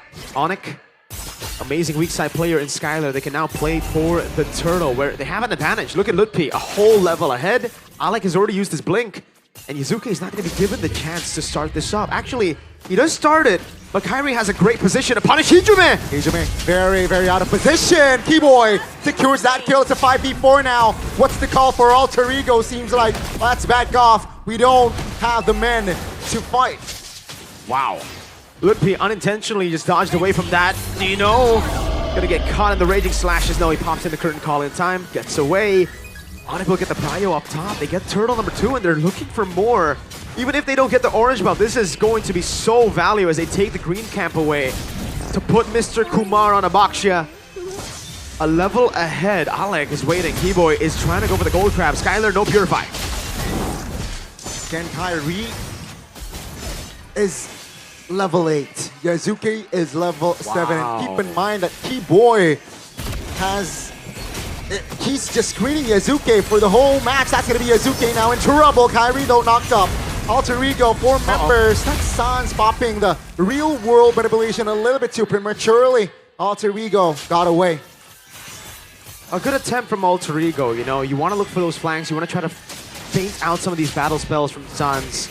Onyx weren't able to fully capitalize on a small mistake there. Now it's going to be the final blow. What? Oh, the damage from Skylar already so massive in this stage. 2,500 gold lead still for Onyx. That was so much damage onto Arfi. Almost got popped. Look at the win rates here for Onyx. 50% win rate on the Lapu Lapu, but surprisingly for Kairi Kumar on a notorious pick of his, he is 2-0, 100% win rate. Trying to look for redemption for his past errors on the hero. It was MSC, where he got pulled back by the Loyi of Onyx Philippines, and then we all know the big moment, walking into that mid-bush at the M5 World Championship. They are trying so hard to siege this turret, but Alter Ego, they have all right clear to save their structures. This is what the concussive blast is all about. Yazuke, though, however, yeah, he's going to get pressured even more. I don't think they're going to be able to contest turtle number 3. Should be a perfect turtle claim for Onyx, and yeah, I don't think they have enough tools to fight here unless they really want to gamble it. Ooh. Hijume can't be sitting there. That's a free one. Benedetta is a bit too late. They're going to go for the fight. Yazuki with the taunt. Stun as well. Oh, take a look at the crowd control. Skylar picks up the turtle. Sounds in trouble. In fact, that's going to be RP finding the final blow back to 5 on towards Sans. Onyx though, they recover. RP is low. Onyx looking for a trade. Doesn't necessarily find it as Alter Ego is able to keep their distance with the Mathilda roaming around. It's the 1-for-1, but Onyx, they still got the turtle. They just ignored Nino. Nino put the curtain call down. He was there, just going for the yo-yos. And Onyx said, nah, we are chasing RP. We want RP. We don't care about your damage. You're doing none right now. Still all right, even though we are seeing a bit more. Hold on, look big. What a find. Kyrie is in the area. Yasuke cannot do anything there as he was isolated. In the bottom side, RP pops the final blow. This is a very interesting approach here. Off the side of Alter Ego. Take a look at this. Guiding wind on towards Lutpi. With the shield, is still okay. Tan cannot provide the cover, but Alter Ego now in trouble as Sans, with a real-world manipulation, will lock Nino down. The Sky Kings have been ahead of the challenger all throughout. In systematic plays, yes, obviously with the zone control, with that lane prio in the mid lane, but even when Alter Ego forced them to brawl, so many teams, too, in the playoffs have already faltered towards it, got easily baited out by Onyx. They take it head on, and now it's RP next to the chopping block. Oh no, that's Skylar dealing enough magic damage, forcing RP to pop that final blow. 30 seconds on the clock for our first Lord here, ladies and gentlemen. And Onyx, they got everything on the map. Item check here is a photo rush for Hijime. Heptaseas on 2 of the assassins on Alter Ego's side with the Sea Halberd as well, to deny a bit more of the healing sustain coming down from Onyx. But Skylar, even though he's behind in gold, he's doing a good job farming, man. Very close. RP, Concussive Blast will clear it out, but he's so low. Whoa. Thank goodness for the Dark Knight Falls. A little too close for comfort, definitely. But Onyx with the clear here and with the Lord up. Should be a free one unless Alter Ego has other ideas. Should be a free Lord here. Don't think there's going to be any contest at all. Yeah, it's too risky. They're down by 3,000. But it is deceiving because with the Alter Ego lineup you see here, they are very resource hungry. Nino needs farm. Alec needs a lot of farm right now to catch up. And RP obviously needs it too. He's building damage, not the hybrid tank that we know when Diablo played at first, Concussive and Revitalize. Onyx will just build on this. They have proper siege. They got good range. Yes, they are very magic damage reliant on the Eve and the Harrod late game, but again, magic defense items are pretty bad. So if you go for the full magic comp, you're good. They also have a little bit of base damage from Ludpi. Obviously, Kai's trying to open up the map. RP gets a turret. At least they find a trade, but the siege will happen, whether Alter Ego like it or not. Alter Ego spreading across the map here. Just trying to relieve off pressure and delay. RP. Oh. Finally. Will not commit the recall though. Now, action in the mid lane. Yazuke stuck. Will use the guiding wind as safety, but they will lose out on the mid structure. RP's trying to cut, but he will lose out a tier 2 for free here. Holy Shield in the mid lane. T-Boy's not going to use the barrier to actually bait out the Holy Shield. I think that might be just a side lane thing. Tier 2 falling in the bottom lane. Good cut from both the side laners, but Onyx say, you can cut. We're going to go for the mid lane. Let's say it seems like it's a free one with only 3 members of Alter Ego. They want to fight. Real world manipulation. Bravest fighter popped as well. That's a Petrify in the back. Alec waiting for the right timing. Shaman Force committed by Skylar. No casualties so far, but Onyx here, they're really looking for an angle. Alter Ego now with 4 members already around the vicinity. But gets a 2-man taunt. Ooh, Tectonic Charge finds one. Yazuke isolated. That's going to be RP going for the retreat. Skylar says hello. Down goes RP. It seems like it's going to be the swift end for Onyx in game number 1. 11 minutes. Alter Ego tried to brawl it out against Onyx. Onyx played both the systematic game, and then they said, all right, it's time. Let's brawl. Let's see what you've got in your composition. Just one cannon minion, but it might be enough. Let's see, Alec, and as well as the Hijime. Ooh, in the mid lane, Shaman Force pops! Game 1 goes to Onyx, a clean textbook of Mobile Legends. Alter Ego cannot handle it. And it's game 1, 1-0 to Onyx. The Sky Kings stand strong once again as Alter Ego will have to decipher how to beat these guys. We forced Kyrie on a non-assassin. They're probably saying to themselves, this is not their comfort. They barely beat Evos with their comfort. Now they're playing no comforts and they're doing better. On the other side, Alter Ego tried a few things themselves, but those are a few things that worked for them. It is the Hellcurt that was standing at a very good win rate. It was also the Benedetta that beat Eman's Harith. Will definitely be thinking, all right, I need to stop going on CC. I want to play some of those playmaking picks. I want to have as much of a say as Lutpi. Interesting approach. Gotta be honest, all 5 members of Onyx did their roles well. I really wonder who gets the MVP. That's a good question, man. I honestly don't know who gets the MVP here, because everybody kind of did their role. There wasn't a guy that really stood out to me even. Yeah. So textbook. It is very, very textbook. Skylar did a good job. Lutpi did a good job. Well, I guess Lutpi got a solo kill, so there's a highlight there. He was able to a couple of times bait out some of those resources, get those stuns. Yeah. And he tamed the beast. That's what Ducky called Nino the Beast. Could be a new moniker for him. We can see it again. Onyx, they took control of the game so early on, and like I said, that gold lead is deceiving.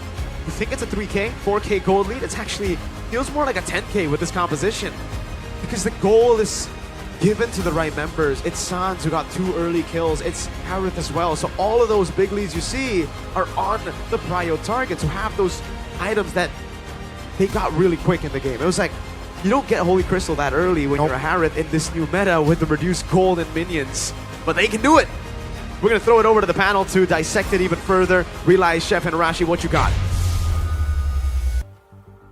Onyx was surgical in that approach to halt down and sway away the threat of the dive coming from the Mathilda, the Hellcurt, and even the Benedetta. I don't think we saw a single winning team fighter skirmish that was brought upon by Alter Ego, even if with the Hellcurt and the Benedetta was literally there to counter the Yve, as well as maybe the Harith as well in the back. I think there's just there's too little targets available for Onyx, because the only real vulnerable lane here, I guess, would be Skylar. If you want to get Sans even, you saw that Alec, along with Hijime, the fact that Alter Ego went with a Mathilda mid lane means that there is less threat coming from that lane, right? So Sans wasn't particularly vulnerable to the Hellcurt gank because there's no extra damage. And when they go and try and gank Skylar, which is the next best thing, there's always some rotation coming in from Keyboy, some rotation coming in from Kyrie, and every single time Alec always finds himself kind of stuffed immediately. So you can see this Hellcurt that is so respected and has been banned so often was kind of irrelevant this whole game. Yeah, I feel like the initial game plan for Sever is just to overload Onyx with the amount of mobility skills that Alter Ego has. The guiding winds can get you out of the trouble, but in the first skirmish, like, Alec got punished immediately. I mean, there's a lot of dashes available too for Alter Ego. It's a composition that built around that, but just intelligent play or team play coming in from Onyx. It feels like Alter Ego, even though they have the ability buff, they're playing, respecting, or maybe like just following Onyx maneuver or movement. Yeah, the player of the game presented by the official tournament smartphone Samsung Galaxy S25 FE is Lutpi. With that Lapu Lapu, he was able to cut open the backside of Alter Ego, and he has been performing consistently day in, day out ever since yesterday. And in this game, it is no different. I was gonna mention that the next extra counterpoint is that even in the EXP lane, they had Lutpi that kind of swayed the balance in the early game, which is why I think Onyx draft is always so stable, so composed, because even when they have a vulnerable gold laner, you know there's power coming through on the EXP lane. And you saw Lutpi, I believe he got a solo kill or something close to it against Nino that we've been hyping up. And along with that, every single early game skirmish, you can bet that Lutpi is immediately barreling through, trying to get involved, trying to sway things in favor of his team, because he knows that his job is to actually hold down the early game. Look at this. And look at this, man. Beautiful. The confidence on this guy, jumping in like that in every single fight. He's operating almost like an assassin, man. The moment anyone gets hit by a shield unity, gets stuck with a tectonic charge, you know Lutpi is on the hunt immediately. I do not understand why Alter Ego took that 2v2 in the mid lane, especially with the Mathilda and the Hellcurt up against E-Boy with the Brock as well as the Eve, which is very, very much strong in terms of harassing their opponents. Sometimes maybe they're going by the template from what they experience in scrims, right? Oh, they know that a single Hellcurt Stinger can clear the lane, plus maybe some of the hits coming in from Matilda that gets you the lane for like 3 seconds, but that's more than enough time for Keyboy to be able to put down the wall, and also that basic attack that gives you a bit of knock up towards the wall. That really comes in handy for Onyx. But shout out to Lutpi as well. Like when you look at the composition from Alter Ego, there was literally, technically no real target for Lapu Lapu. The only non-moving target that he can go for is probably the Fredrin. Even then, they're still guiding Wind from Hijume that can peel, that can give a bit of healing, and also the shield from the photo as well. But Lutpi was performing quite amazingly as well. Which is why I mentioned that I much prefer going up against the Yuzong for Lutpi, because if you look at Alter Ego, right, they don't have anyone that's all too vulnerable against the Yuzong. It can be Dovon that they can't stop. Now you're up against a Lapu Lapu that's immune to crowd control, whereas your composition clearly relies on the terrifies, the knockups, the taunts, to really set up for those kills, and it was denied time and time again. So I really feel like if I was Alter Ego, I'm looking at that Lapu Lapu pick and realizing that early game power that Lutpi brought really threw a wrench in all the plans of Alter Ego. And on top of that, the mid lane, man, I feel like Sustain is great, Sustain is amazing, mobility too, but we've said again and again, especially this playoffs, damage seems to be the key to victory right now, and you can get away with not having an insane amount of damage, but you need adequate amounts to at least threaten your opponents, and I would say in this game, Alter Ego had not enough. Oh man. Towards Sun, I gotta say, I think they have enough. This is the initial game plan, right? Because over the course of the playoffs, usually we see a lot of Lunox ban, Kimi ban, Eve ban at this point. I think Alter Ego is trying to abuse that, baiting the Eve pick, baiting the Kimi pick, and this is the initial plan that they thought of to be able to overwhelm Sans. But Sans, in terms of like the build, the emblem that he took Tenacity, he took Warrior Boots right from the get-go. It gives Alec a much, much harder time for him to be able to burst down this Eve. Even second item, Blood Wings, extra shield. Third item, it was Brute Force Breastplate. A bit of a kiting maneuver as well, extra movement speed, and also a stack of defensive or like physical defense for the Eve. So intelligent itemization coming in from Sans. Yeah, that's the build to go if you're up against Assassin, man. Especially when you don't have peel, right? Because if you look at his team, there's no Fredrin, there's no Mathilda to help you out. The moment the Hellcat jumps on you, it's gonna be a good 1 or 2 seconds when you have to kind of fend for yourself. And with the Eve shields and this item build, like Shevin mentioned, you have quite enough to actually stave off the initial burst, especially when Alec is 1 and 3, man. He was not allowed to get any steam going. Look at Keyboy. He has the Hunter Strike purchased after the Anti-Cuirass. Went for the Dominance Ice. I believe that Hunter Strike might just translate into Madam Damage. He is known to build the Heptaseas on that Grok. Yeah. That might be the case because Onyx were ahead. And it's a known build. You mentioned that they wanted to punish the lack of mobility, or rather overwhelm Onyx with mobility. But I feel like Onyx with Kyrie on the box, they kept on moving around. So yeah, that was probably a little answer from Onyx. But Alter Ego did something else. But we have something else for you. Alyssa, on stage. Thank you panelists, dan kembali bersama Alisa hari ini di MPL Indonesia Final. Upper Breaking boleh dong dengar suara dari Sonic.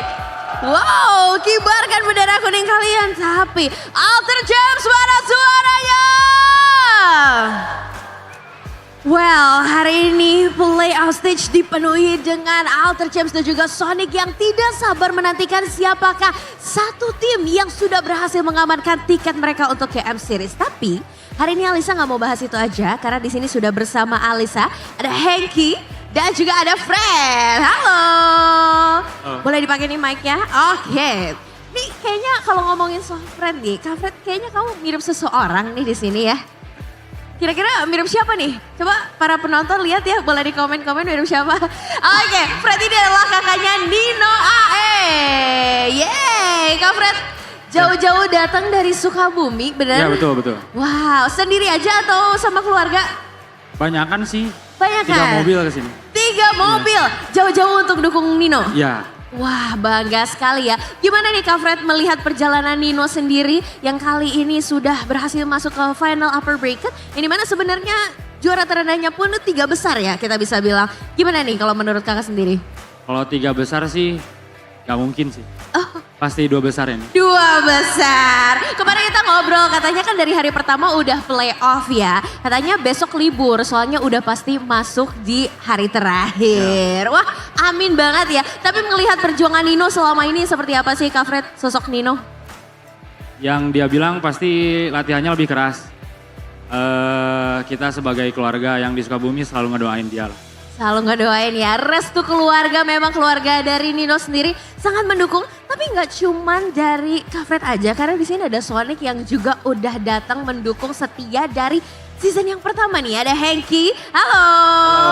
Hengki aku boleh tanya nggak sih, kamu sudah menjadi Sonic nih dari season pertama nih?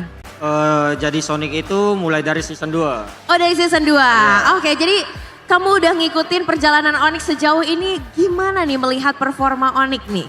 Sejauh ini sih puas lah, kita tetap support maupun hasilnya apapun itu. Apapun itu hasilnya kamu tetap mendukung. Tapi kamu berharap banyak gak sih sama Onyx di season kali ini? Untuk season ini sih pasti kita berharap banyak lah ya. Apalagi kalau kita lihat performa Onyx sejauh ini masih konsisten. Konsisten banget ya, apalagi winning di regular season. Dan hari ini kita mungkin bisa melihat juga tadi sudah unggul. Tapi Alisa nggak mau bahas itu aja. Kalau misalkan kita ngomongin soal juara di season kali ini kan kita akan masuk ke M7. Dimana M7 bakal dilaksanakan di Jakarta. Nanti kakak bakal datang lagi nggak dari Sukabumi bawa keluarga? Pasti. Pasti datang ya? Oke, dan kalau dari Sonic sendiri nih, kalau sampai nanti lolos nih bisa mengamankan kan udah sedikit lagi nih. Ada sesuatu nggak sih surprise yang mungkin nanti bakal disiapin sama Sonic? Ditunggu aja nanti dari Sonic. Ditunggu aja ya. Oke, dan saya juga pengen ngingetin nih buat para penonton karena Karnaval M7 bakal hadir nih ya di Jakarta pada tanggal 23 sampai 25 Januari 2026. Tahun depan kita sebentar lagi bakal merayakan dan Indonesia bakal jadi tuan rumah ya di Stadion Madia GBK. Dan kalian bisa menikmati banyak banget aktivitas seru pastinya. Bisa nonton pertandingan, watch party, ketemu meet and greet sama artis-artis dan juga pastinya sama player favorit kalian. Karena pastinya ini event internasional, gak cuma ada player dari Indonesia aja, tapi dari berbagai region yang nantinya akan mewakili negara mereka di M7 Championship. Dan harga tiketnya mulai dari 20 ribuan aja untuk regular day pass dan juga 50 ribu untuk VIP day pass. Dan pemegang tiket VIP juga bakal mendapatkan M7 Premium Chest yang berisi item permanen M1 until M5 yang dijamin termasuk akan skin prime seri M, battle emote dan juga recall effect. Wow, ada banyak sekali, jadi pasti datang juga ya ke M7 Carnival? Pasti. Kalau M7 Carnival nih sudah ada, Onyx sudah masuk juga. Paling pengen ketemu dan meet and greet sama siapa nih Hengki? Sama Keyboy. Sama Keyboy. Oh, jadi paling ngefans sama Keyboy nih? Ya benar. Oke, ada pesan gak sih yang mau disampaikan nih buat Keyboy dan Onyx nih? Untuk Keyboy tetap semangat, keluarin performanya, percaya sama coach, apapun yang terjadi, Sonic tetap dukung. Sonic tetap dukung. Dan dari Kak Fred silakan nih untuk Nino dan kawan-kawan dari Alter Ego, silakan pesan-pesannya. Buat Nino CS ya, ini game pertama paling pemanasan doang lah. Buat kedepannya pasti lebih baik lagi. Semoga pertandingan ini menang lah. Semoga pertandingan ini menang, chin up, good luck. Dan kita akan melihat siapakah yang berhasil mengamankan 1 tiket untuk melaju ke M7 Championship yang ada di Jakarta. Jadi pastikan pantau terus dan jangan lupakan ada M7 Carnival yang bisa kalian datangi di bulan Januari. Jangan ketinggalan update-nya, follow terus social medianya dan kita akan lihat di match kali ini. So, Alisa akan kembalikan lagi ke para panelis. Silakan panelis, take it over.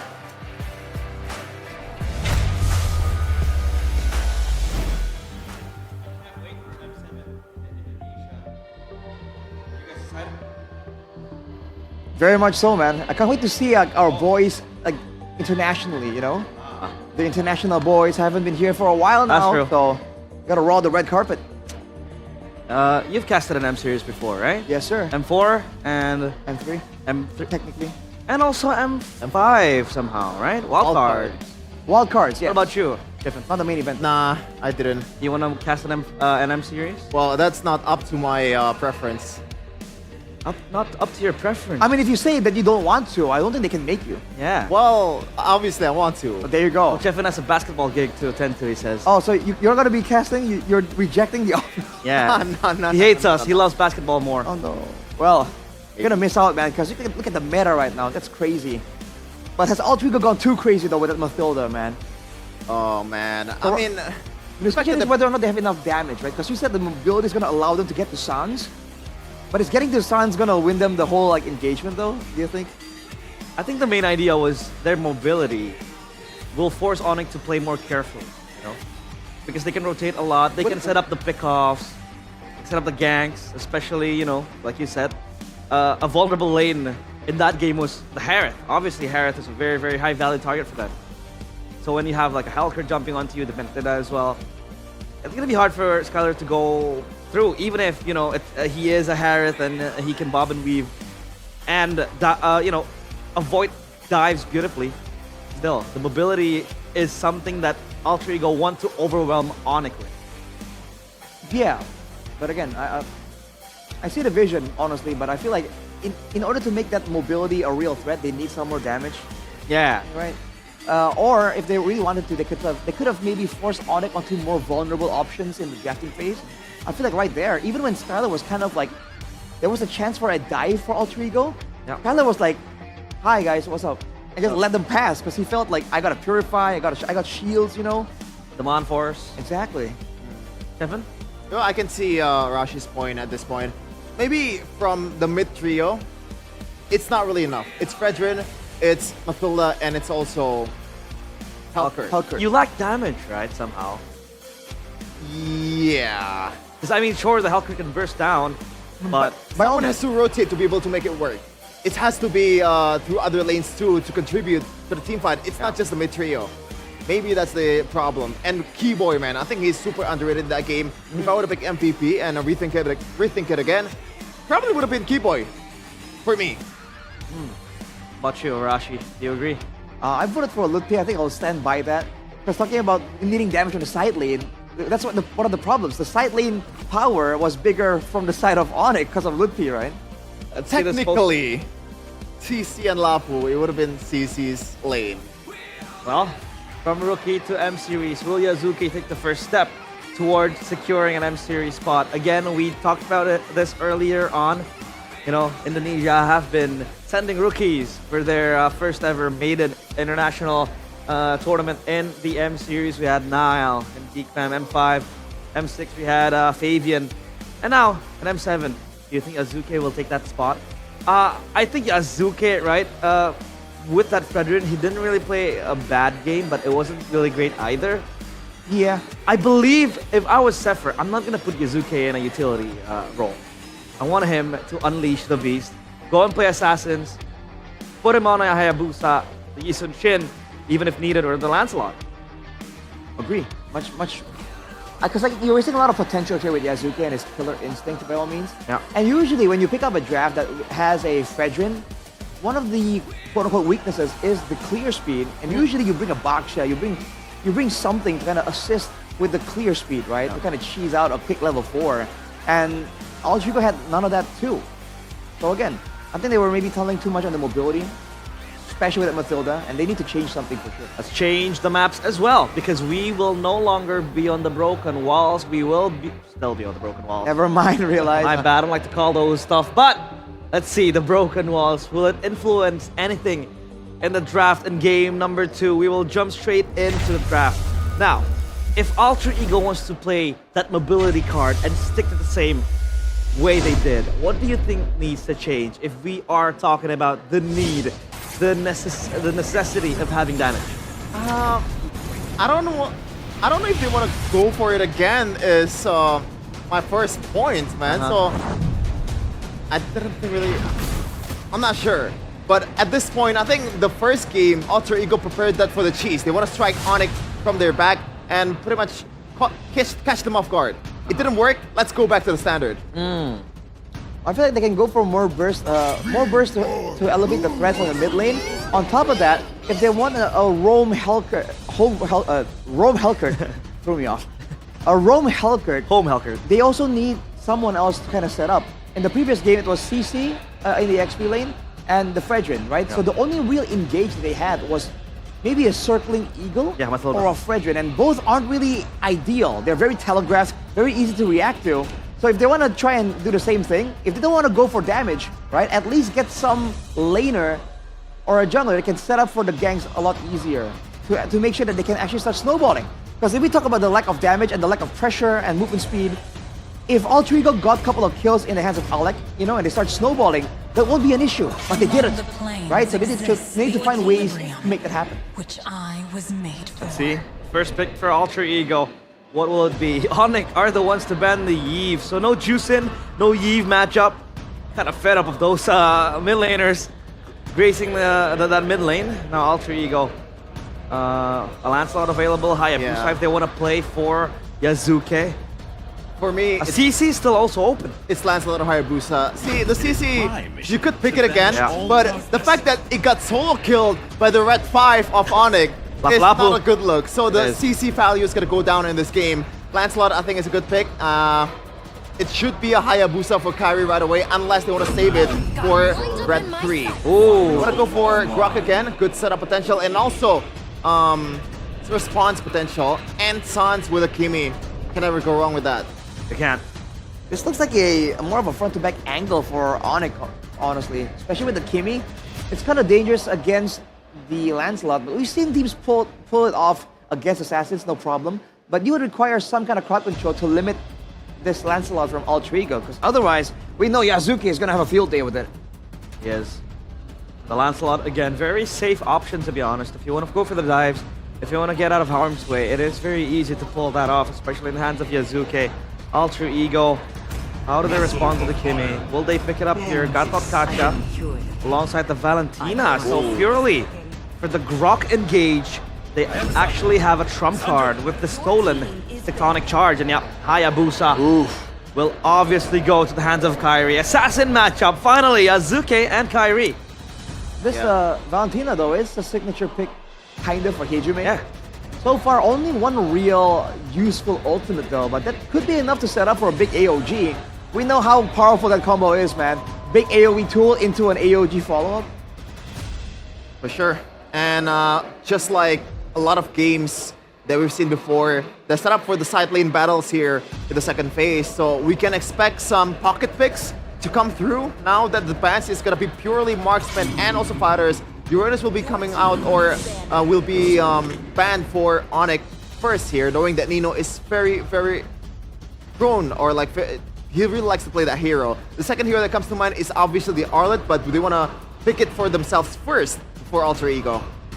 Onyx, do you see an angle where maybe Skylar picks up the Granger and they can play full front to back alongside the Kimi too?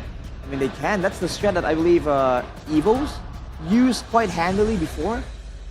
With the Hayabusa available, though, again, it's still very, very much flexible. It depends on what they really want. I think the bans are going to be very telling. Harith ban for the set of Alter Ego. Technically, it is the go-to combo for a damaged jungler, but with the Kimi in position, it's not really as required as before. They might want to limit more of the safer gold lanes as well. Because you know how Skylar performs on them. But I guess the Habit is also a good respect ban for Skylar. Alex, taken out to not have Alter Ego access to that hero, which has seen success in the hands of Rendy previously against Brigaton. The CC ban. Are they falling for a possible CC flex again? I think the idea for the Harith and CC ban is knowing the fact that it's a Valentina, right? It's a utility mid laner, so they kind of lack damage in a way immediately from that role. So they want to eliminate the tankier gold laner from the other side. But speaking of tanky, this hero can be flexed towards the gold lane too for Skylar. So Alter Ego, they have to find a way to be able to get some kind of shred here. Exorcist of the Shadows. Master Marksman. And Yuzong. Hino with the Yuzong. Well, bit of a signature pick back then. This season and this playoffs, Nino and the Yuzong hasn't really been all that fearsome. Yeah. It is, in theory though, a great option to deal with the Kimi. Although with all this damage available for Onyx, if they get one more source of good damage, it might deter Nino from going in altogether. One last pick for Onyx. Lapu Lapu or Claude for me? Claude. Lapu Lapu obviously kind of wins you, well, not necessarily wins you, but it kind of guarantees you a better objective fight. But Claude is a good late game insurance, but also a good matchup against a Granger. So yeah, Esmeralda gold for Skylar. Lutpi again with the Lapu Lapu. Let's see if Onyx can strike the 2-0 as Alter Ego rounding themselves up with a rather comfortable draft. The Lancelot, the Valentina, and the Granger for RP2. Onyx though, balls in their court. We'll kick it off, let's see.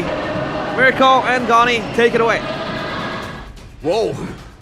Onyx playing the fighter gold? Yeah. Granger on Alter Ego. This is the opposite of what I expected. I thought Alter Ego would be the ones to play the Esmeralda gold. A bit more of that, but maybe after game number 1, they want to stick to the basics. And this is the basics for Alter Ego, something that got them the wins in the regular season. RP on the Granger. Ladies and gentlemen, welcome to the Land of Dawn for game number 2. Will it be an equalizer or will it be early match point for the Sky Kings? Onyx Alter Ego going at it again. And let's see, with this sort of draft, I gotta lean towards the Alter Ego side here. Yeah. Right? RP on the Granger, that's comfort, you know. And Skylar on the fighter. Let's see if he is able to pull it off right here. It is all about early game though for Alter Ego, because if they don't win out the early game, if RP doesn't get those early stacks on Sky Piercer, I really doubt they'll have enough damage to go through the Esmeralda. So Alter Ego's plan, that's why they went for the Yuzong. They want to just double down, triple down maybe on the early game. It's an early invade from Yazuke to counter the Lethal Wanderer take for Alter Ego. They'll take the green camp up top, and obviously they will have the Prio up top against this Esmeralda. RP winning out the trade, getting the gold crab as well, Yazuke. He'll get the better of this trade if he's able to full clear. Yazuke gets it. So all okay in the jungler department here. Rotation-wise, right? Item-wise here, early game, nothing too out of the ordinary, I gotta say. And 4 flickers from the side of Onyx, that it's very direct approach here, right? 4 team fights, engaging or disengaging. I like the leather jerkin start for Skylar. He knows he's going to lose out on most of his trades. He wants to build a freeze, and so he's gonna have to take a lot of those shots early. And with the tough boots, or sorry, with the leather jerkin, I believe going to be a warrior boot. It'll be good to do that. Petrify already down. It's a winning trade earlier. RP. Oh, Kyrie. Good dodge. Very good dodge there from that Shadow. And even Kyrie like, okay, watch Shadow doesn't land. I'll just back off. Now Alter Ego have the position though. Hijime with the mid prio with Alec. Again, building to what they had yesterday. Hijime has the tectonic charge. That's going to be the turtle for Yazuke. Do they want the fight though? Black Dragon form popped. Nino will look on towards Keyboy. Will fall. That's first blood for the side of Alter Ego. Out doesn't land. The AOG Kyrie is looking for an opening with the purple buff. And Alter Ego says, all right, enough is enough. We got the turtle. We got the kill. Let's back away. This is why Alter... Oh, that was a quad shadow landing in the mid lane. Oh, Lapido will fall in the hands of Nino again. And in the mid lane, Hijime actually survives. Oh, Yazuke, no man's land, no puncture. And that's going to be a free kill for Sans. Something back for Onyx. Something that I didn't think would happen. We cut away from the quad shadow to a solo kill for Nino. And look at the prio he's getting, man. A few hits on that turret gold.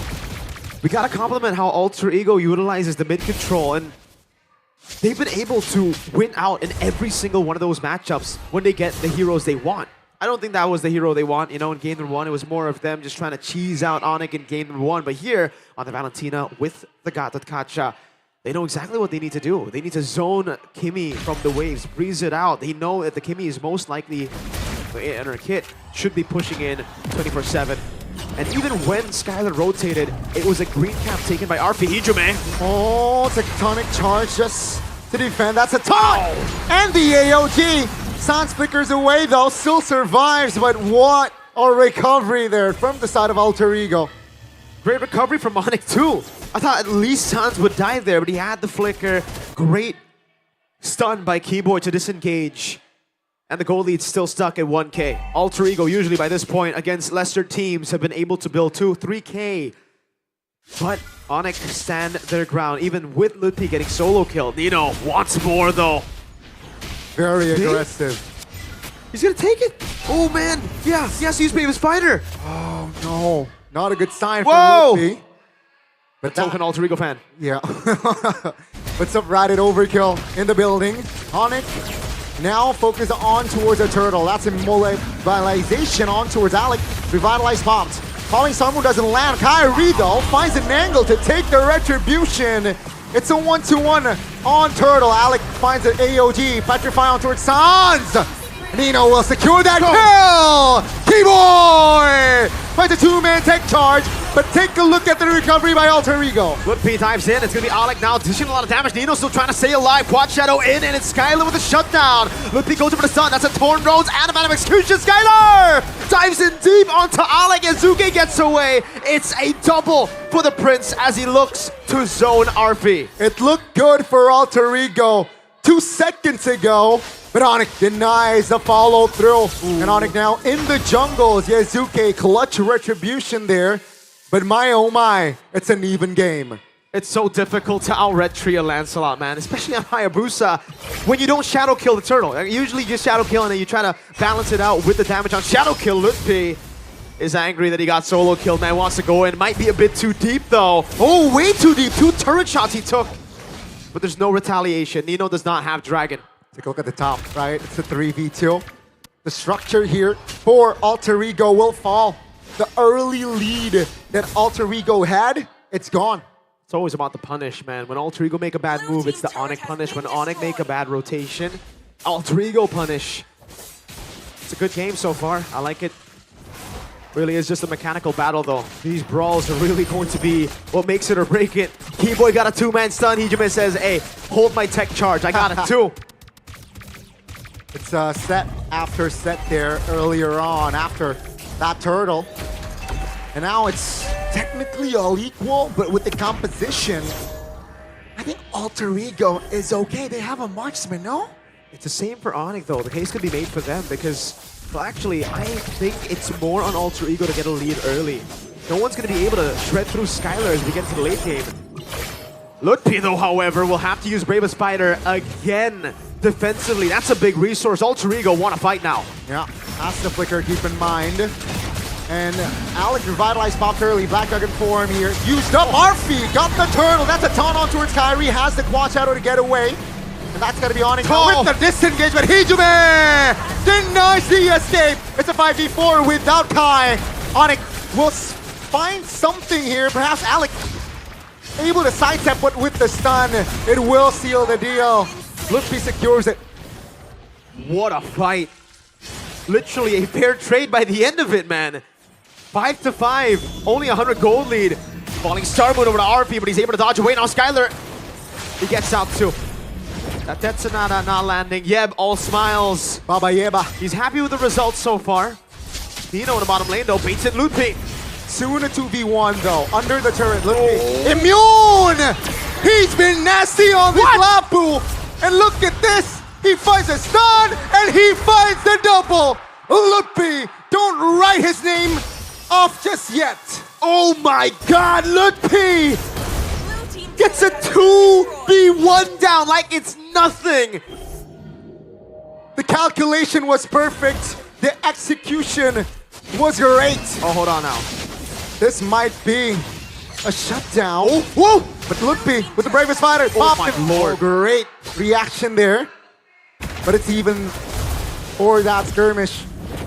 But my goodness, you cannot write Lutpi off just yet on this Lapu Lapu. I apologize, Lutpi. I was not familiar with your game, man. After getting solo killed, he felt like, yo, I gotta one-up this dude. How do I do it? Yeah, I mean, a 2v1 will do it. Not a solo kill. That was a dual kill for you. Dang. Savage Lutpi. 2.2k gold lead. Onyx really trying to prove that Lutpi maybe should have been in the first team. As we get into the later stage of the game where Onyx, I feel, will outscale Alter Ego. They've got good late game damage themselves here with the Hayabusa and the Kimmy. You know, Petri On for San, that's a flicker. Big information, but big resource spent from the side of Alter Ego Skyler. From the flanks here, Lutfi pops the Bravest Spider, looks for a stun, doesn't find it. Falling Star Moon doesn't land. Is this the right call? Hayabusa from the flanks, take a look at his positioning. Tech charge from both. Skyler, very low, Yasuke is re-hitting. Skyler, will he survive? Great dodge. Yasuke will back away as well. It's a 5v5, but all 10 members stands. Up against the final bosses, Alter Ego are going toe to toe, band for band. They're not backing out of a skirmish, of a brawl. But Onyx aren't either. This is a strong suit of Alter Ego through, Yazuke. This reminds me of something, man. Up top, chased by 3 on a Lancelot. But against the man who actually did it on the international stage. Now it's the Lord, fed by Onyx. The wave in the bottom lane already cleared out. Alter Ego will look to contest this. They need it. Nino, no Black Dragon form, still Traction Pulse lands. Take a look at Nino with the positioning, right? Skylar should spot this bush. That's a great awareness there. And it's still all okay. Onyx still 2K. And it seems like they want to pull the trigger here. Uh-oh. It's a wall on Nino. Good patience. The discipline on Nino not to use the Black Dragon form. He needs it. If Alter Ego doesn't have Dragon, they have to back away. Sans gets poked by the Detonata.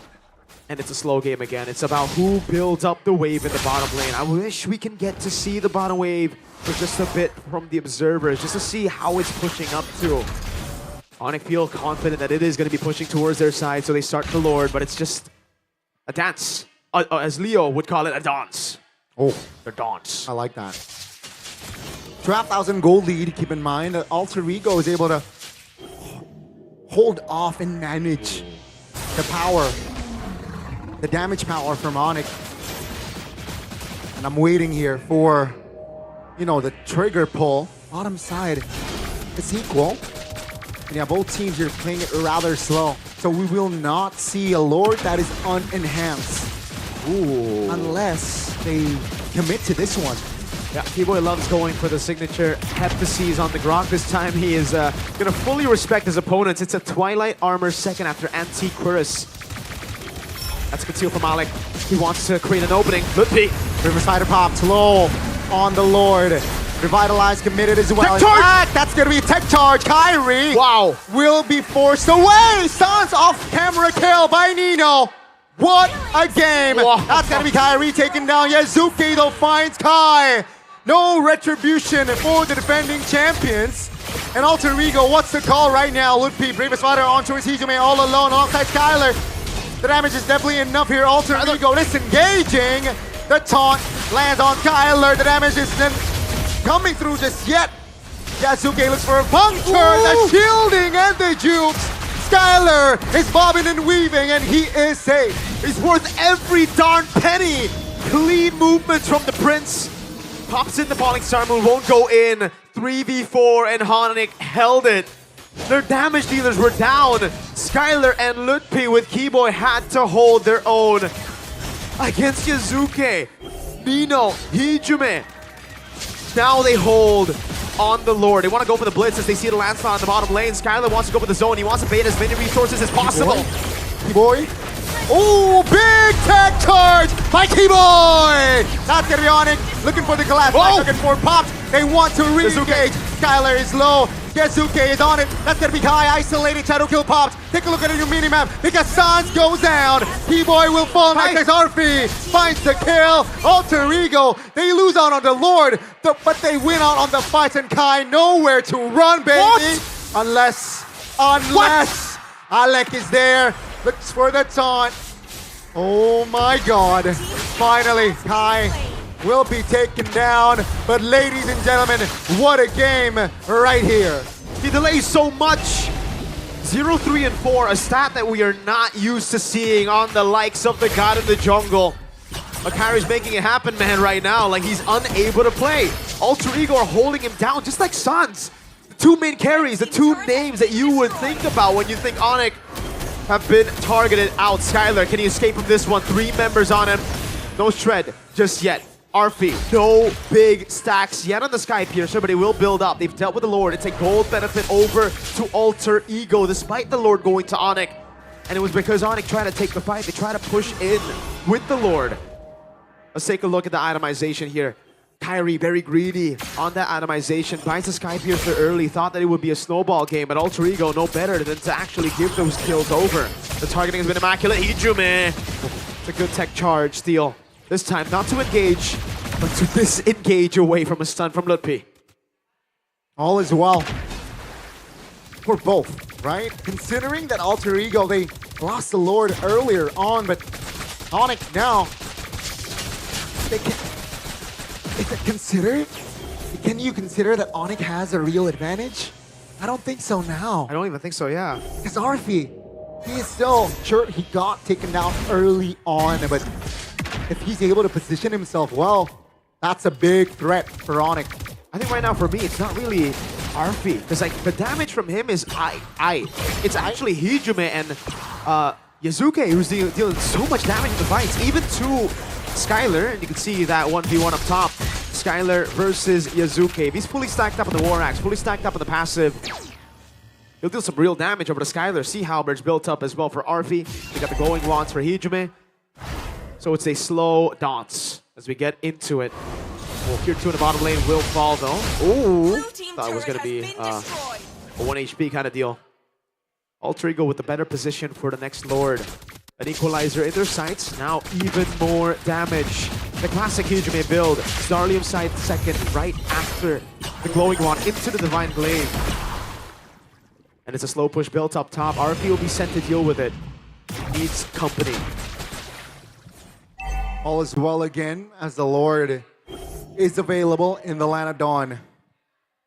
And Alter Ego, I think they have enough damage profile here to be a threat towards Onyx. Oh, whoa. Interesting interaction there. Kacha is able to dodge. Yeah. Walk his way through the wall. Broken walls. You know, can attack from different angles. Wave up top is already cleared out, so it's actually going to be the slow push over towards Onyx now. Skylar holding that position, trying to cut the wave, I believe, but won't be given the opportunity to do so. Alec taken low, half HP in the mid lane, still has revitalized. Keyboy. Skylar falling Star Moon won't be able to land it. That's a big resource burnt out. Wave up top, building for Alter Ego. Traction pulse missing too. Yep. That's 2 ultimates on low cooldown, but regardless, 2 ultimates down for Onyx. Yazuki shows bottom. And they know that Nino hasn't shown in map, and they're aware of that. Onyx. Top is pushing for Alter Ego. So Onyx, they gotta react here.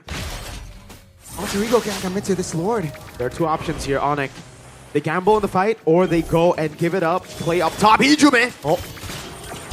Receives the falling Star Moon. Traction pulse. Oh, tech charge defensively.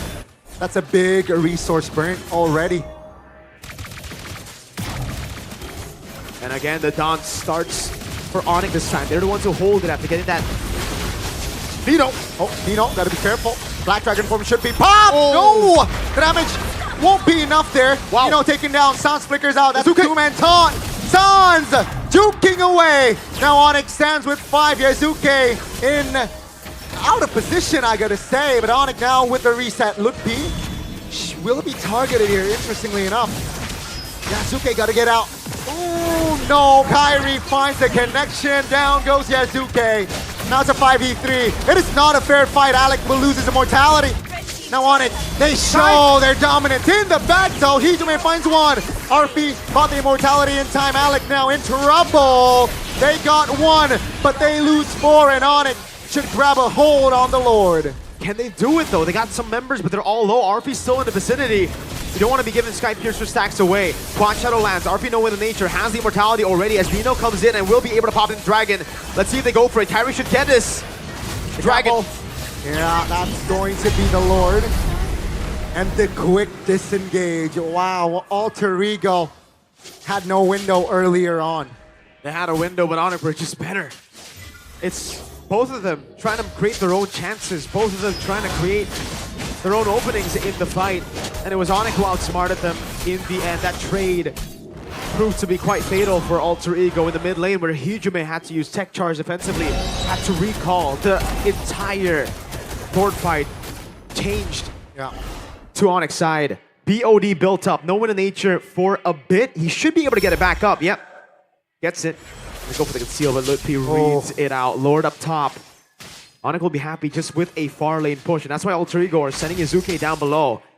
They want, as much as possible, to keep this bottom lane turret alive. They're okay with the mid lane. They're okay even, I think, with the top lane if they have to give it. But they will not be okay with bot. They will give, I think, a few bodies just so that they ensure the safety of far lane. I think that's going to be the game plan here for Alter Ego. Can they execute that game plan? No. Yazuke still has the puncture here. The Lord will charge top. The bottom side here will be defended by Valentina and Granger. Yazuke gets out. Ooh, winter crown popped. Kai now. No pot shadow Arfi. Oh my lord. Playing a dangerous game. Pops the flicker. Kai goes down. A 5v4 now with the Lord taken down already. Black Dragon form pops. They want to fight this. Alter Ego can. They chose the distance. AOG doesn't land. Almost a kill over to Sans. Yazuke clinical with this Lancelot, but the puncture was off by just a bit. What a play from Hijume. Baits in Kyrie, and then Winter Crowns puts him in an awkward position for Arfi to finish him off. Yes, he had to use Flicker. That is going to be very valuable for Onyx in the next fight. But the kill alone, that Sky Piercer, my lord! The AI prediction presented by Samsung Galaxy S25 FE is not in favor of Alter Ego. And I, in a way, agree, you know? Onyx seemed to have outscaled, but Alter Ego, I don't think you can say 15% just yet. Skylar in the bottom lane could flicker out. Waste no time on that flicker, and Onyx, they have a chance to re-engage here. Alter Ego holding on. They will back away, so all again. Ladies and gentlemen, we have hit the 20th minute mark. Evolved Lord spawning in the game. The third Lord of the game. Arfi only sitting at, I believe, was that just 10? At least guaranteed 10. I don't know if he got the stack right before. Would love to see his stacks right now. But it is not 20. That's for sure. He died after getting one kill. Onyx with a gold lead, but it's a bit irrelevant now as we get into the 21st minute of the game. Wave in the bottom lane, I think, will be set up by Skylar to slow push back towards Alter Ego. The wave will crash a bit towards Onyx side, and it is a small little win for Alter Ego's minions. That means it slow pushes Yazuke! Oh. That was close. Keep in mind, RP has the win of nature, so Kai needs to keep tabs on that. He does. 1,000 gold lead for Sans, a 3,000 gold lead for Lutpi. And that has resulted in a full item instead of just the steel leg plates in the mid lane. Hijume cannot repeat respect. Yeah, cannot repeat the same mistakes, right? Let's see though. Bottom side is pushing. Skylar shows. Alter Ego, will they use this advantage? I don't think so. They don't have enough time. They can't blitz, and the wave is very, very good now. Alec, a failed taunt, traction pulse! Ooh, revitalized Pop loses immortality. Down goes Alec with the stun as well, and Sans finds the last nail to the coffin! Hijume, big tech charge. Hijume with a crown bot already now. Is actually going to tech charge with the flicker as well. Yazuki can be locked down. Well, my god, that's a puncture. Kai! Dodges away from the Petri! That's going to be RP, vulnerable. Sky gets the mega. 1, 2, 3, 4 members of Alter Ego are down, and Nino out of position. Onyx looks to end this game and double their lead.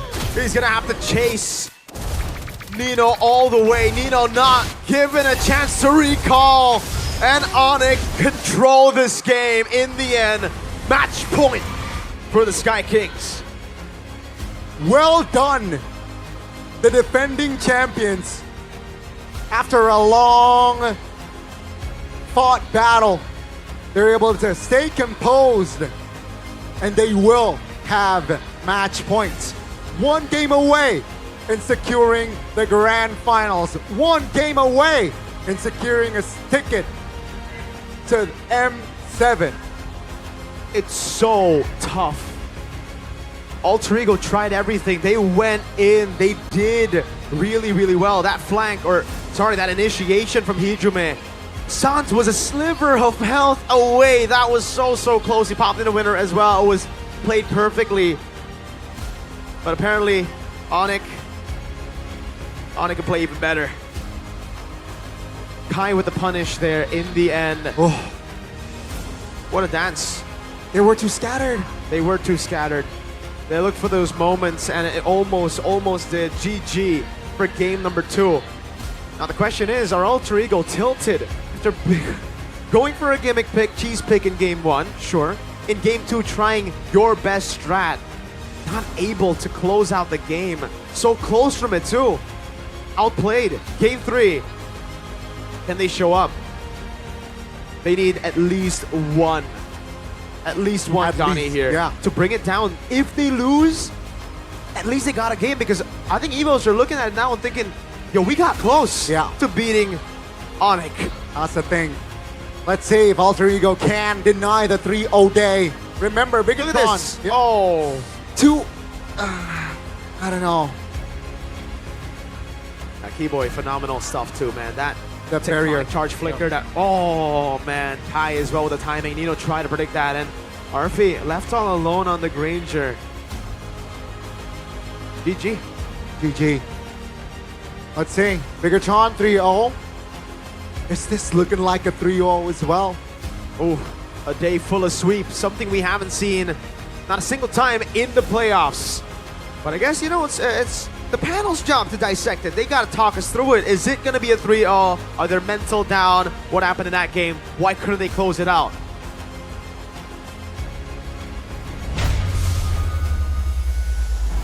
One game away from making their way into the M7 World Championships. Onyx, they were absent last year, and they are set to return if they are able to close it out with a 3-0 fashion. But my God, can we take a moment to appreciate what was an insane game? My voice is fading away because we were shouting together. That Lutpi outplay, Keyboy with the tech charge, Hijume making plays, Nino stepping up to the plate. Arfi securing the kill. Well, 1v1 against Kyrie. Oh man. And Nino, a lot of doubt was thrown at him when he picked up the Yuzong. His Yuzong isn't the best, but he proved the haters wrong, even if it was Onyx still closing out the game. Yeah, in the words of Gordon Ramsay, finally some good freaking food. Bro, seriously. He made sure that Sans did not play the game, man. This is how it's supposed to look, but this was unreal. What is that outplay, my guy? I've been saying, man, in the match against Evos, this guy was single-handedly deleting the backline. You're seeing again that Lapu performance come in clutch for Onyx. People need to start respecting Lutpi. Give him the appreciation he deserves. Because for quite so long, people think he's just a sandbag. He's just a +1. No, he is a pivotal part of this championship winning team and the player of the game again, back-to-back with the Lapu Lutpi. He was insane. Apart from that outplay though, what else can you highlight from Lutpi in that game?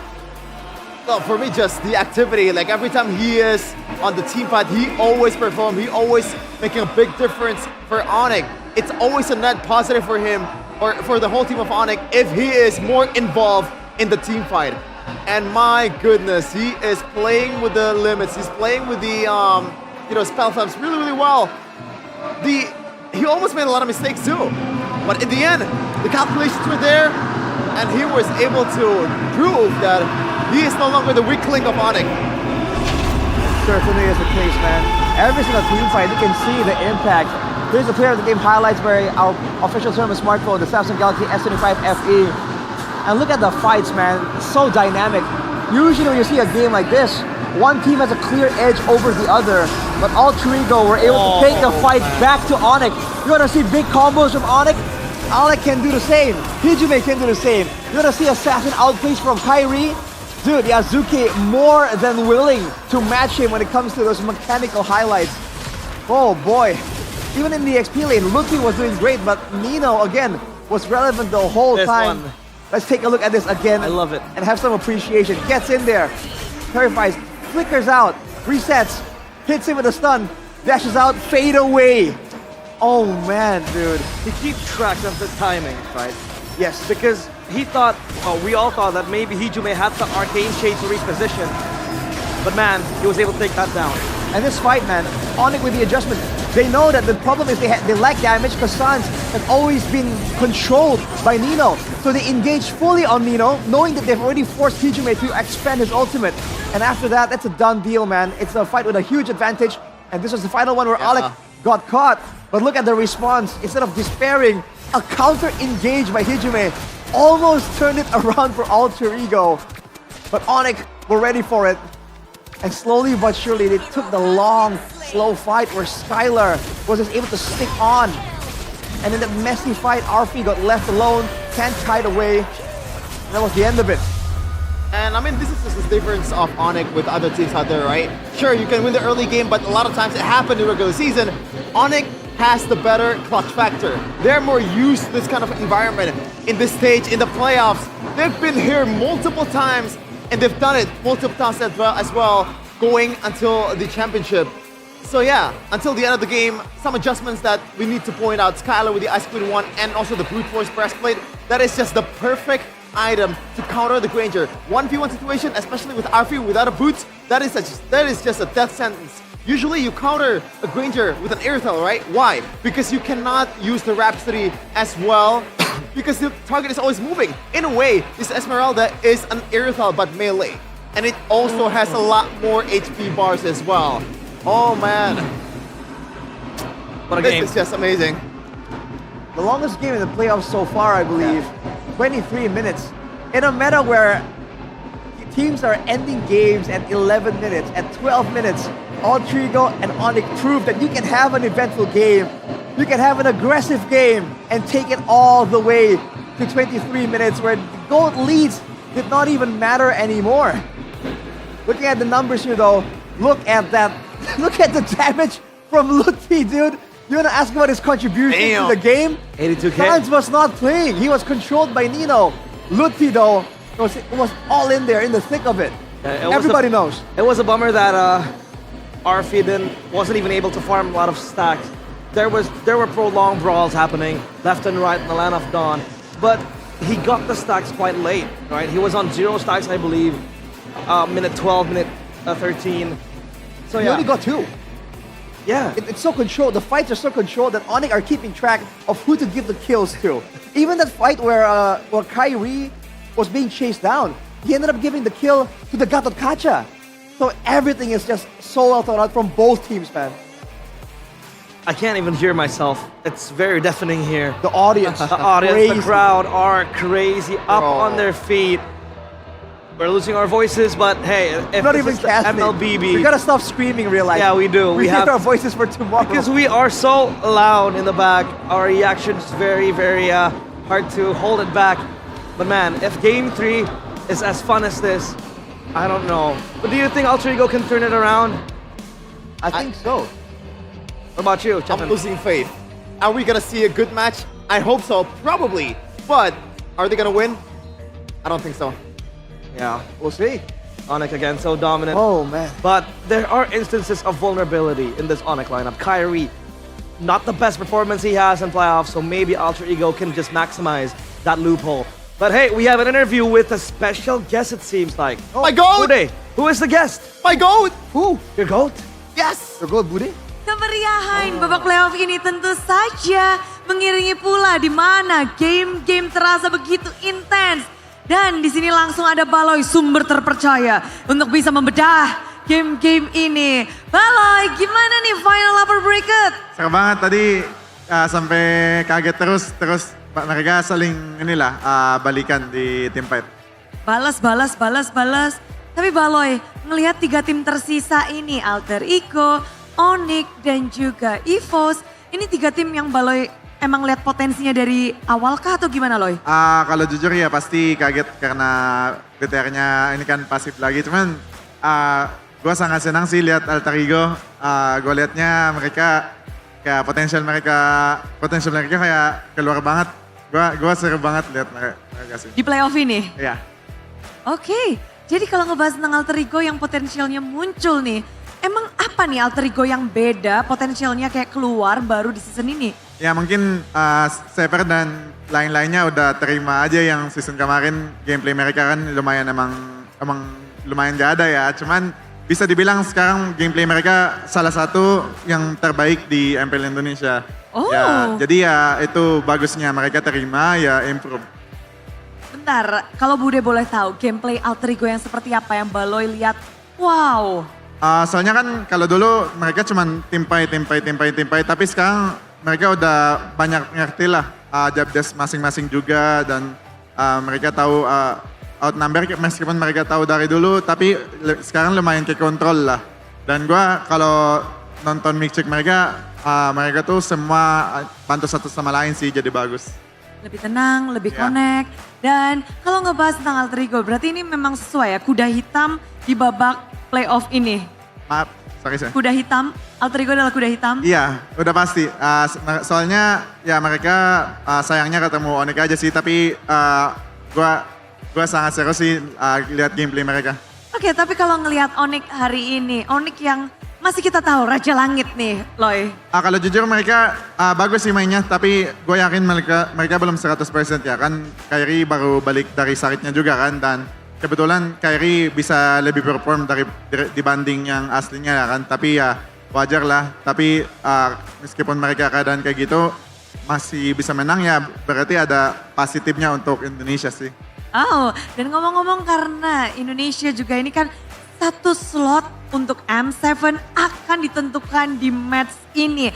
Alter Ego dan juga Onyx. Berarti kalau tadi udah ngomong positif, berarti ini positif juga nih, udah langsung ke Onyx nih. Selama mereka nggak bakal puas ya, dan gue yakin juga sama Onyx tuh ada coach yang bantu juga. Gue tahu mereka mau improve terus. Jadi ya selama gue di MPL sih, ini salah satu season yang menurut gue Indonesia ada chance lah buat ngelawan lah di M-Series, bukan hanya lokal dong. Oke, jadi memang season ini nih, Baloy bisa melihat bahwa potensi Indonesia di ajang M7 itu lebih besar dibanding season sebelumnya. Ya kita aja gak lolos Bude, jadi ya berarti mereka improve. Emang lebih hard ya untuk season ini ya? Iya betul.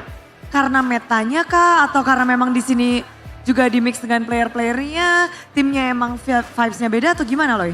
Kalau jujur kita nggak lolos karena kitanya under, terus kebetulan timnya juga improve sih. Salah satunya menurut gue yang tim paling improve Alter Ego sih. Alter Ego, tapi kalau ngelihat momen kayak gini ya Loy, Alter Ego dan juga Onyx ini kan lagi ketinggalan. Baloy bisa melihat nggak ada potensi di sini Alter Ego mungkin mencari poin atau mungkin mengembalikan keadaan, reverse sweep? Gak ada yang tahu, tapi yang gue yakin mereka nggak bakal kasih ini segampangnya sih. Pasti mereka bakal masih ngelawan game 3. Tapi kalau ngelihat perlawanan dari Alter Ego dan juga Onyx tadi di game kedua kan katanya balas-balasan. Sebenarnya apa sih yang paling membuat game itu tuh alot banget di game kedua tadi Loy? Nino. Ninonya emang yang bikin Onyx kewalahan. Sama Hijume, momennya yang last war sayang banget. Bagus tapi. Tapi bagus, di sini berarti potensinya kelihatan dan bisa. Ini nggak akan 3-0 berarti nih Loy? Semoga enggak ya, biar semua yang datang ke sini enjoy. Lebih worth it lah tiketnya bisa dibilang. Bisa enjoy. Tapi kalau ngebahas lagi dan lagi, potensi apa nih yang kira-kira bisa dimaksimalkan oleh Alter Ego untuk game ketiga? Drop yang bagus lagi aja sih. Soalnya game 1 menurut gue mereka bisa dibilang kena out drop lah ya.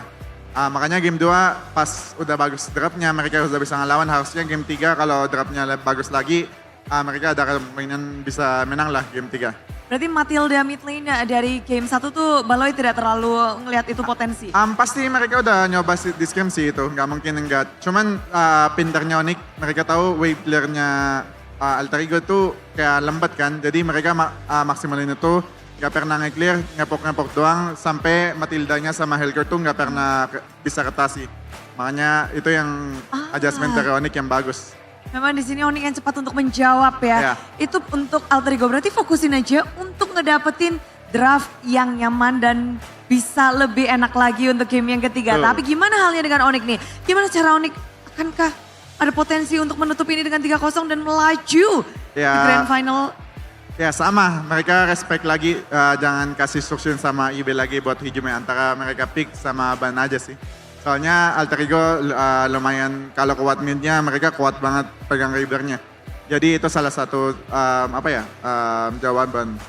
Oh, berarti memang dari draft itu akan sangat mempengaruhi bagaimana jalannya game ketiga. Karena kalau Budi dengar-dengar, tim yang lagi satu langkah lagi menang, itu pressure-nya lebih besar daripada yang kalah. Bener nggak Loy? Gimana Sarah itu? Jadi tim yang kayak Onyx, satu game lagi udah bisa menangin match. Itu pressure-nya lebih besar dibandingkan tim yang lagi kalah. Enggak sih Bude. Oh enggak? Tapi kalau kalah 2 game berturut-turut baru yang lebih pressure yang 2-0 duluan. Oke. Ya. Dan di sini kita akan melihat bagaimana ini game yang ketiga akan berlangsung. Baloy sendiri tadi restream tuh di festival. Gimana vibes dari playoff ini Loy? Ya di sini sih rame banget ya. Gue kira sepi, ternyata rame. Jadi kayak seru banget sih nonton. Gue sampai berdiri, loncat gitu. Kalian harus nonton di sini. Harus nonton di sini, tapi game akan berlanjut Loy. Untuk satu game mungkin dan juga game keempat atau game kelima. Jadi Baloy ada yang mau disampaikan? Buat semua, good luck, kasih yang terbaik. Semoga ada team fight lagi yang seru-serunya. Ditunggu tim fight seru-serunya karena pertarungan belum usai. Alter Champ masih membara tentunya, namun Sonic di sini pun bersiap untuk bersorak-sorai. Jadi sambutlah game ketiga Best of 5 Series untuk menentukan slot selanjutnya untuk Grand Finalis dan juga M7. Semuanya masih bertarung, inilah dia untuk Upper Bracket Final. Alter Ego dan juga tim Onyx.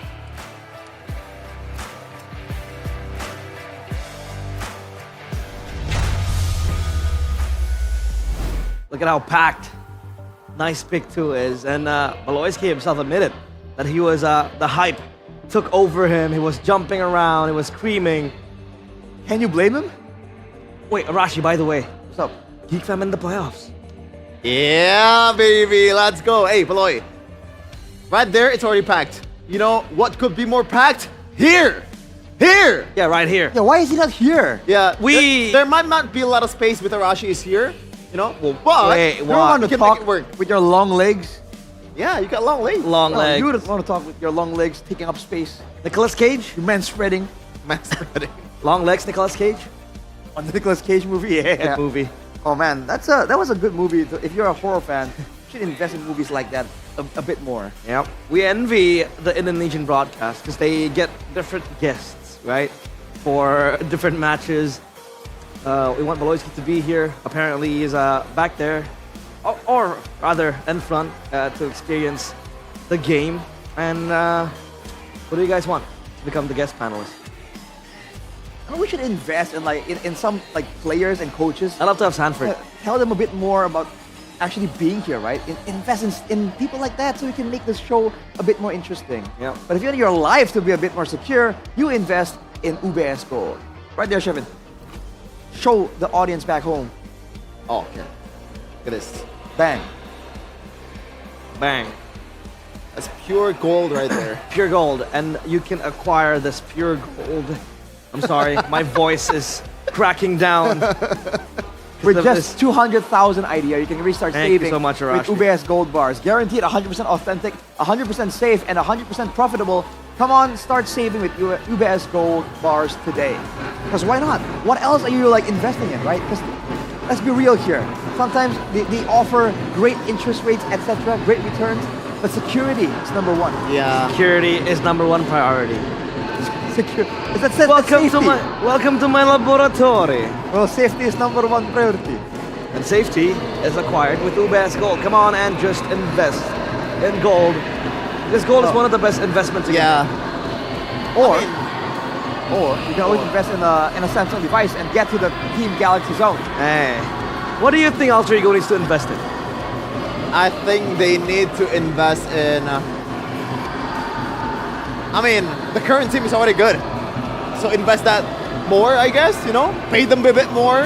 I'm talking to you, Delwyn. Go Delwyn. Yo, Delwyn. Dang. Did he just call him?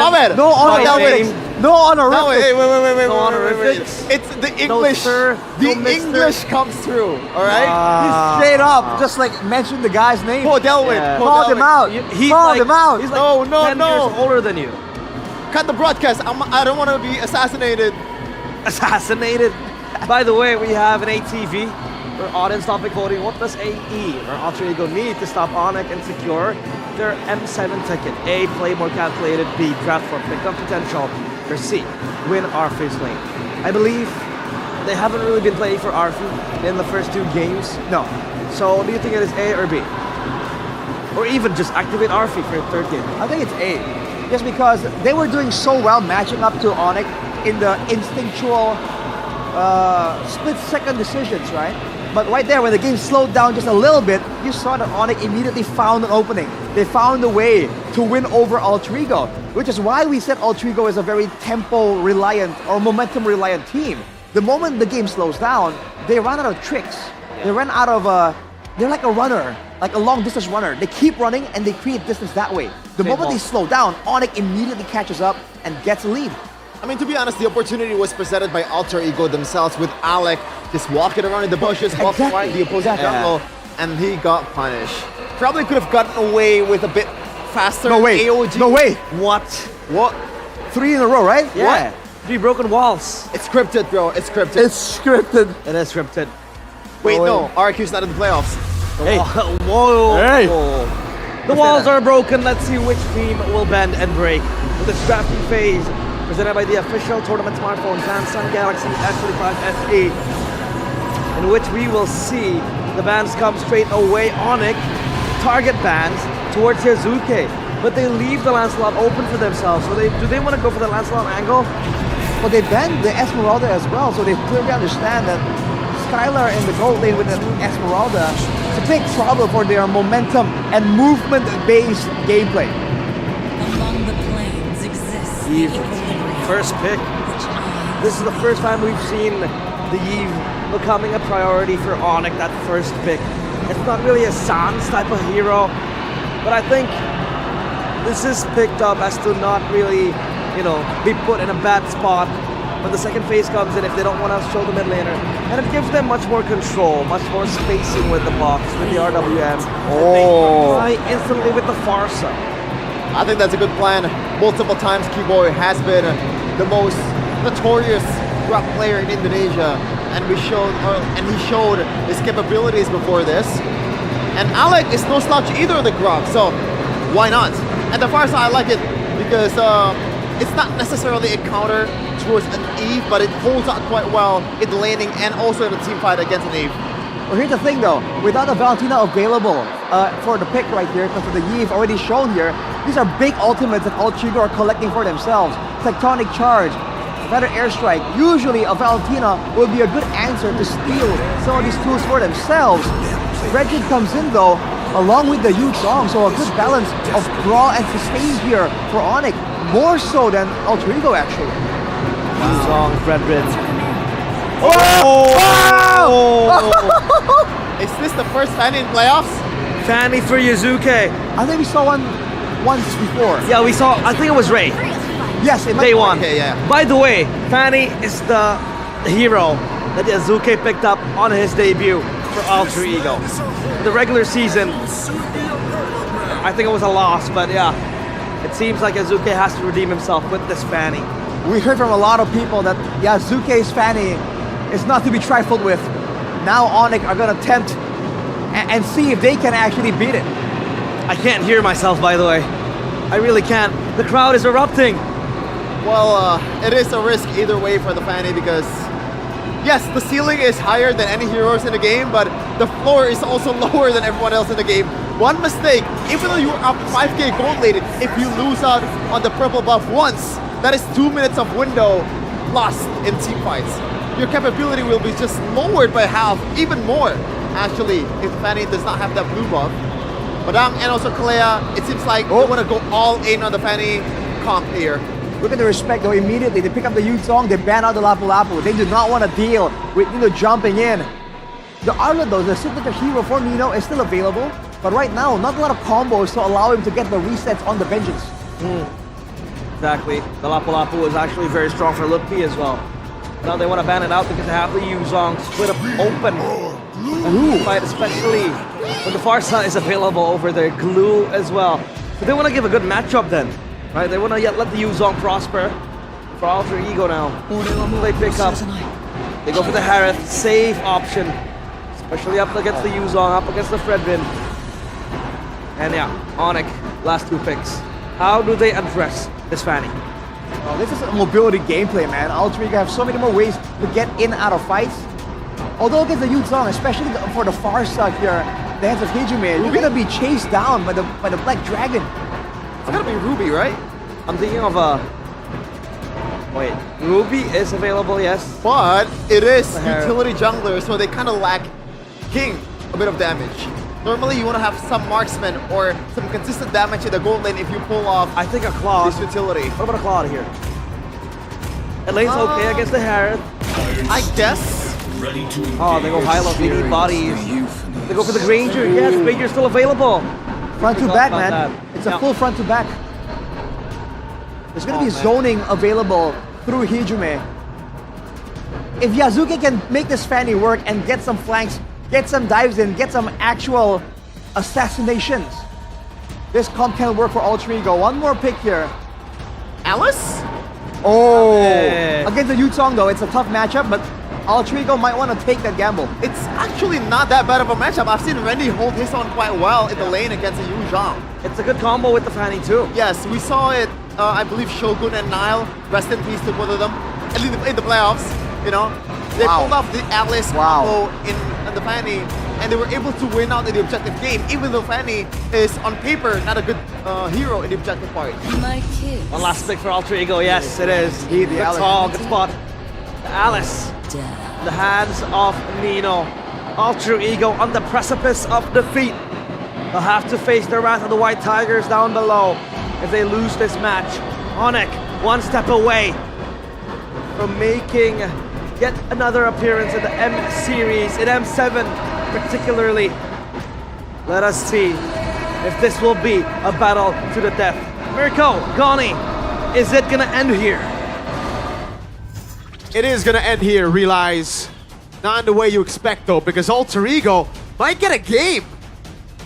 It might be the end of the loss streak, the game loss streak for Alter Ego. I think they've got the perfect composition to get it done. Now, the only question for me, can they execute it? Do they have the mental capacity to come back from a 2-0 beatdown from game 1 and game 2? If they want to make it to M7, they gotta prove to the viewers back at home, the fans, and even to Onyx and themselves that they can stay in this game. Ladies and gentlemen, welcome to game number 3. This is still at match point for Onyx. Let's see if Alter Ego, with this composition, can force a game 4. Let's do it. The scary part about this composition is the fact that Lupi's on Yuzong, man. Yeah. 100% win rate in the playoffs so far has only been given twice. The first time he stomped through everyone. It was a crazy display, and Yasuke! Oh, Yasan's in an awkward position. That's gonna be Sans pinned down. Alec will use the flicker and find first blood. With the Cyclone Eye, Alec trying to buy time perhaps, and he is A-okay. Good stuff from Alter Ego early on. The kill pressure is definitely on them, and Sans got picked off. He also utilized the flicker, revitalized Asano Yasuke on the cables. Something we haven't seen since the regular season, where he played it in his debut, by the way, and he won on this pick. Emblems by GamesMax. Let's take a look here. Tenacity, Vitality, pretty safe there. Everything seems to be quite normal. Don't really see anything too crazy. Yeah, it's just standard stuff when it comes to the emblems here. Oh, Keyboy is quite long for my liking. But yeah, everything after that kill, Alter Ego, they gotta convert on towards a turtle later on. Keep in mind, Sans won't have his flicker for that turtle. Okay.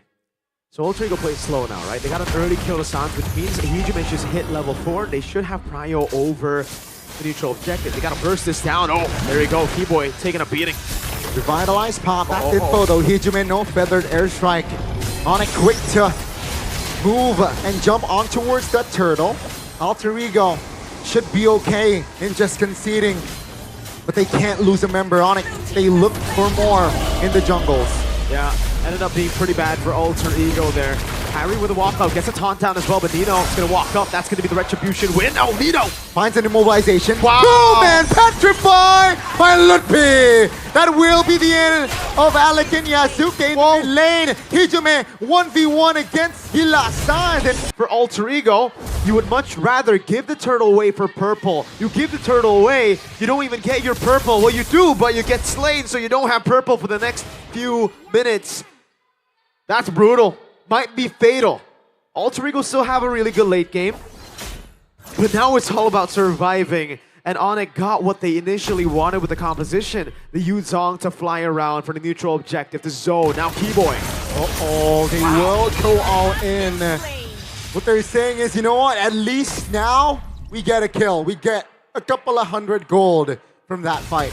That's why I was quite surprised that Alter Ego actually decided to go for the feather airstrike over on Keyboy after getting mid-prio. I thought they would use that time to, yes, threaten the turtle, but Yazuke would still be on the purple buff. He needs to take it. Instead, they try to burn. I think it was a trade that they were thinking about. We get the horse, you get the turtle, we get the purple, and then we look for trades elsewhere. Okay, that was an attempt there by Yazuke. Great reaction from Lutpi. All fine and dandy, especially for Onyx. They're leading almost 1,000 gold. And keep in mind, Arfi and as well as Skylar, they're, spell item check. Skylar already with the Sky Piercer. Wow, early Sky Piercer. Well, it makes sense right now because they are going to be playing for turtle number 2, and it's going to be the group up for Onyx. They want to play it Ube style, play for the front to back, play it clean front to back. Alter Ego need to get that immobilization. Nino will have the flicker in 3. This is the combo we saw from BTR, also against Onyx, by the way, with the Fanny Alice. If Nino gets a big Throne Ruin, that's free for Yazuke, who has purple buff.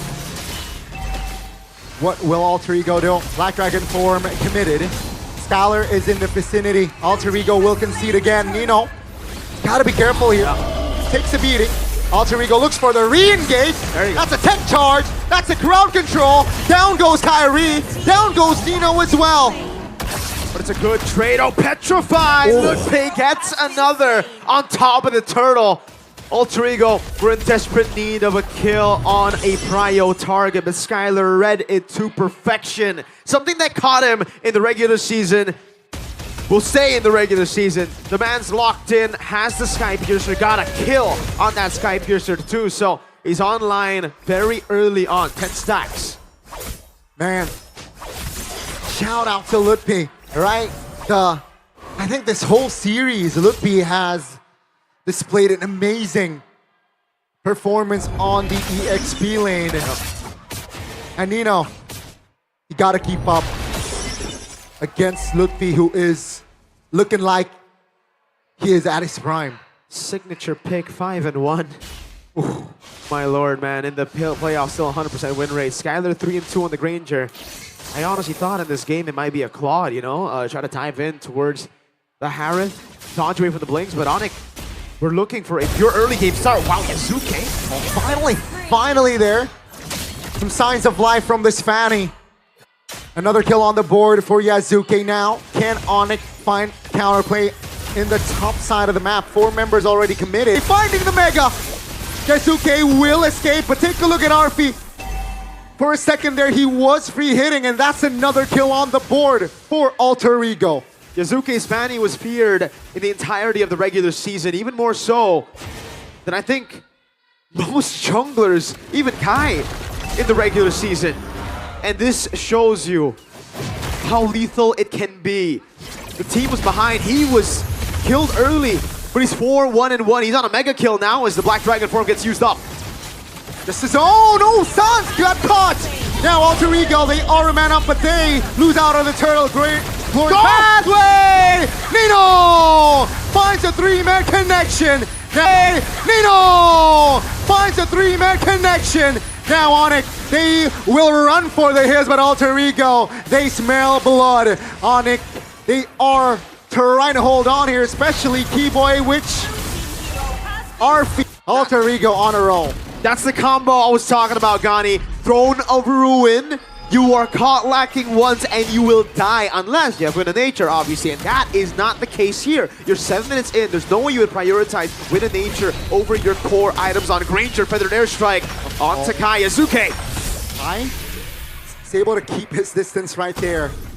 But yeah, that fight right there, that sequence was huge. Ooh, Yazuke! Ooh, the gamble there almost cost him. But Alter Ego holding on. Super quick on the Vanny, man. Just a small mistake there and he would have died to Skylar. But yeah, Throne of Ruin locks you down. It's a free opening for the Fanny to go and cutthroat you. And you can see the atomization as well, even though they didn't really find a lot of success in the early game with that combo. They needed to play with it. And now you're seeing the fruits of their labor, or the fruits of the composition. Now pick roll and they have to seize. That's a Dominance Ice Rush for Alec. Just for the Yuzong healing and the Fredrin, plus the Revitalize too, so you get a lot of value on that. Hijume is gonna do some proper damage on Sans and Skylar, and the difference is... Oh, Hijume! Uh-oh, is this a mistake? That's a taunt, that's a glorious pathway, real world manipulation. Hijume, a big blunder! Just because he wants to have a say. That's a big one. Oh man, the Altered Champs, the coaching staff, even I think his teammates will be shaking his head. Even Hijume, I think, will be shaking his head after that one. Recalling in front of Sans, it's a sin and it was punished by Onyx instantly. A flicker burnt would have been a proper punish. He died for it. Now Alter Ego, can they recover? RP with the conceal. Kyrie compose a retribution. Take a look at the mid lane. Yazuke finds a kill. Looks for an opening. That's a big feather edge strike. Kyrie cannot handle the damage. Yazuke pops off. This guy is a monster, a beast. We thought it was going to be Nino after the Ducky shout out, but Yazuke comes back in. Hijume's mistakes, his sins, forgiven by Yazuke. He says, don't worry, I'll shoulder all of it. 7-1 and 3 on the Fanny. He didn't just get Sans, he got Skylar with him too. And Alter Ego are back on track. Despite losing Hijume's flicker, a life for no reason. Despite losing the Lord for no reason, Yazuke says, don't worry. It isn't like the last few seasons. Now you've got me. I'll avenge you. Said Yazuke. And that Lord was a net negative for Onyx. The fight, they lose out on the structure. And gotta say, you know, the composition here. There's Farsa, there's Harith, there's Alice. The late game for Alter Ego is looking good. It is looking phenomenal, man. Onyx will have proper control too. Like, they have good wave clear. But the threat is, what are you gonna do against the Nino skill 1, Throne of Ruin, flicker combo, right? Yeah. This is something that you're gonna have to predict. It is almost instantaneous once you blink in. You can predict it right a few times, but every single time? Oh. Well, I guess if there's a team to do it, it should be Onyx. Sky Piercer already, and the respect. Whoa, I thought that was going to be a Wind of Nature. Turns out it's a Magic Blade. I don't know. Putting your trust onto Keyboy and Kyrie to peel is one thing. But when you're secluded, when the fight's messy, I don't think you can rely on that. Feather Airstrike zoning him away. That's a free purple to RP. Oh, there you go. See? When you see that orb, you gotta be like, you gotta predict. You're like, oh, are they going in? Luckily, I think they got the info that Yazuke was up top, so there was no way Nino would go for it. But yeah, that's what I'm talking about. Very difficult to read in. Orange buff take as well with the Retribution. 3 levels ahead, Yazuke. Things are looking good. All they gotta do if they want to force a game 4 is just hold on. Hijume, that's a great item as well. The glaive already in hand. But there's also the Genius one, meaning the players for Onyx, if you have magic resistance, can feel the penetration. If you don't have magic resistance, you can feel the magic power from that Genius Wand that is in Hijume as well. Lord spawning in the game. Only the second Lord of the game. But the tension makes you feel like we've gone through a lot more. 12-6, a 4.6k gold lead, a slow push up top. Alter Ego hold all the advantage. Nino with a very dangerous angle of attack. Look at that.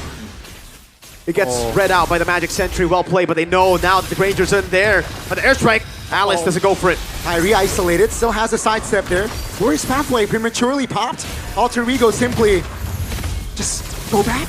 Yep. Wave up top, still good, I believe, for Alter Ego. The total damage of Sans, the carry, 30,000. And they will just go for the push, slow but sure. Kyrie face checks. That's Yazuke spotted. That's a taunt. Good reposition here. All okay for Alter Ego, but they gotta be careful here. Kai finds a big taunt. Razor's Wrath popped. Just on towards the Garak though. And it's a reset. They want to cycle their skills now.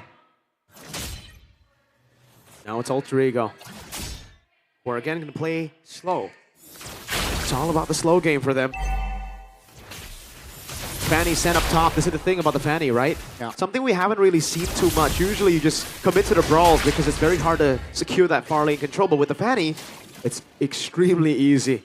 Send him up, send him down again. Even if he wants to recall, maybe drink tea in the meantime. All good with the cables. All is good, all is well. Alter Ego playing it very, very intelligently here. And Onyx. Oh, they have to respond. Alec though has the immortality. Feather airstrike popped. Revitalized. Glorious Pathway Keyboy isolated. And will be taken down. Green light for Alter Ego. It's a 5v4. Sans, take a look at the Black Dragon for by Lutfi. Petrify, that's a purified pop. Yasuke back! Yasuke looks for an opening. A big taunt. Yasuke barely survives, and that's Nino trying to hold on and will escape. Alter Ego still alive with 5. The question was, would Alter Ego's mental be strong enough after getting battered 2 games in a row? The answer is yes. They got that championship mentality. And they're performing out of their minds. Alec, the man, who I believe was the most improved player this season, stepped up. Just that tectonic charge was worth it. The flicker burn from Sans was worth it. But Onyx wanted to go for more, and they were punished for it. Yazuke, man, 1 HP, glowing wand on him, stayed cold, composed, with a Lord now, with the items all favoring. Wow, even the Genius Wand, by the way, for Hijume. That means it's double pen. That last item should be the Holy Crystal. Okay, never mind. They go for the Blood Wings. I wanted to go for like a full glass cannon, I thought, but even he, well, maybe it was after the recall, after that taunt, that he decided, you know, maybe we don't go for that anymore. But Alter Ego are certainly looking for the siege, their first point in the upper bracket finals. Can they hold on? Can they delay this series? Alter Ego will not find the base turret. Onyx will defend. And it's another reset, seems like. Onyx stood their ground. But they have another chance to siege. Hijume will have his Feather Airstrike very soon, and Nino, again, is waiting for the flicker. If he gets flicker, up, 18 seconds. That's a big threat. There you go, Feather Airstrike. Skylar already zoned 2 base turrets for Alter Ego. And it is a far lane and a mid lane. Alter Ego with the discipline. They are not going to let their passive take over. A very great approach there on towards the siege. You get the base turret and you back off, you know. And it's another long reset here, especially for Onyx. 80 long seconds. Not much they can do. No. Again, would love to see the items right now. Skylar. He got that 1 kill super early, if you remember. It was turtle number 2, and then after that, not a single one. Kai? Oh, Kai. Oh man, yeah, every time you see that possible blink for Alice, you just hold your breath, Feather Airstrike. That's onto the frontliners, man. D-Boy's taken almost half. Almost half with 3 shots. Not bad. Hijime. If it was Holy Crystal, by the way, would have been half. Just gonna say. Maybe next. Maybe next. Also, maybe another defensive item. He might maybe. need an immortality or a winter crown. Maybe. But yeah, with spells up here, especially from the side of Alter Ego, and I mean, Onyx has all spells active as well. I think they're ready for a fight. 20 seconds on the clock here. I think Onyx will take the gamble. Yeah, for a while though, Nino's been a bit too quiet, you know? A bit too quiet for Onyx comfort. Usually when you're ahead on the Atlas, you just go for sets and sets and sets. Nino has been, I mean, he's a very experienced predator. He knows how his prey plays the game, right? Especially Onyx, very easily they adapt to those kind of constant sets. So that quiet Alice is a very scary one. As he looks for a position, Yazuke, whoa! They're going all in onto his Keyboy. Revitalize pop. Yazuke, Petrify lands, but that's Yazuke repositioning. That's so big, Gani. That is amazing for Alter Ego. Revitalize, Glorious Pathway, Petrify as well. Down for a whole minute. Alter Ego know they have the resource advantage now. Top lane's pushing. If they could bait just one more big ultimate, it's free. A Black Dragon form, a real world manipulation. One of those, and it's free. Might be free anyways. Oh, Nino! 3-man set, no follow-up, and Kai goes down. They're looking for Skylar, and as of now, it's Onyx keeping it tight. But without a retribution, Alter Ego says, hello, Lord, let me take you. A bit too far for Yazuke to think about it without purple buff, so he had to save his resources. He knows that Skylar has Rose Gold, has Winter Crown. It's not going to be worth it if he uses all those resources on him, and he would deplete his energy, giving a chance to Onyx to take a kill on him, a big bounty on him. So instead, he backs away. They've utilized enough. They've gotten enough for a free, evolved Lord. Alter Ego siege down 2 base turrets without an evolved Lord. Now they will have it. Now they'll have that dive as well. What they won't have, however, is a flicker on Nino. Looking good here. This might be the end angle.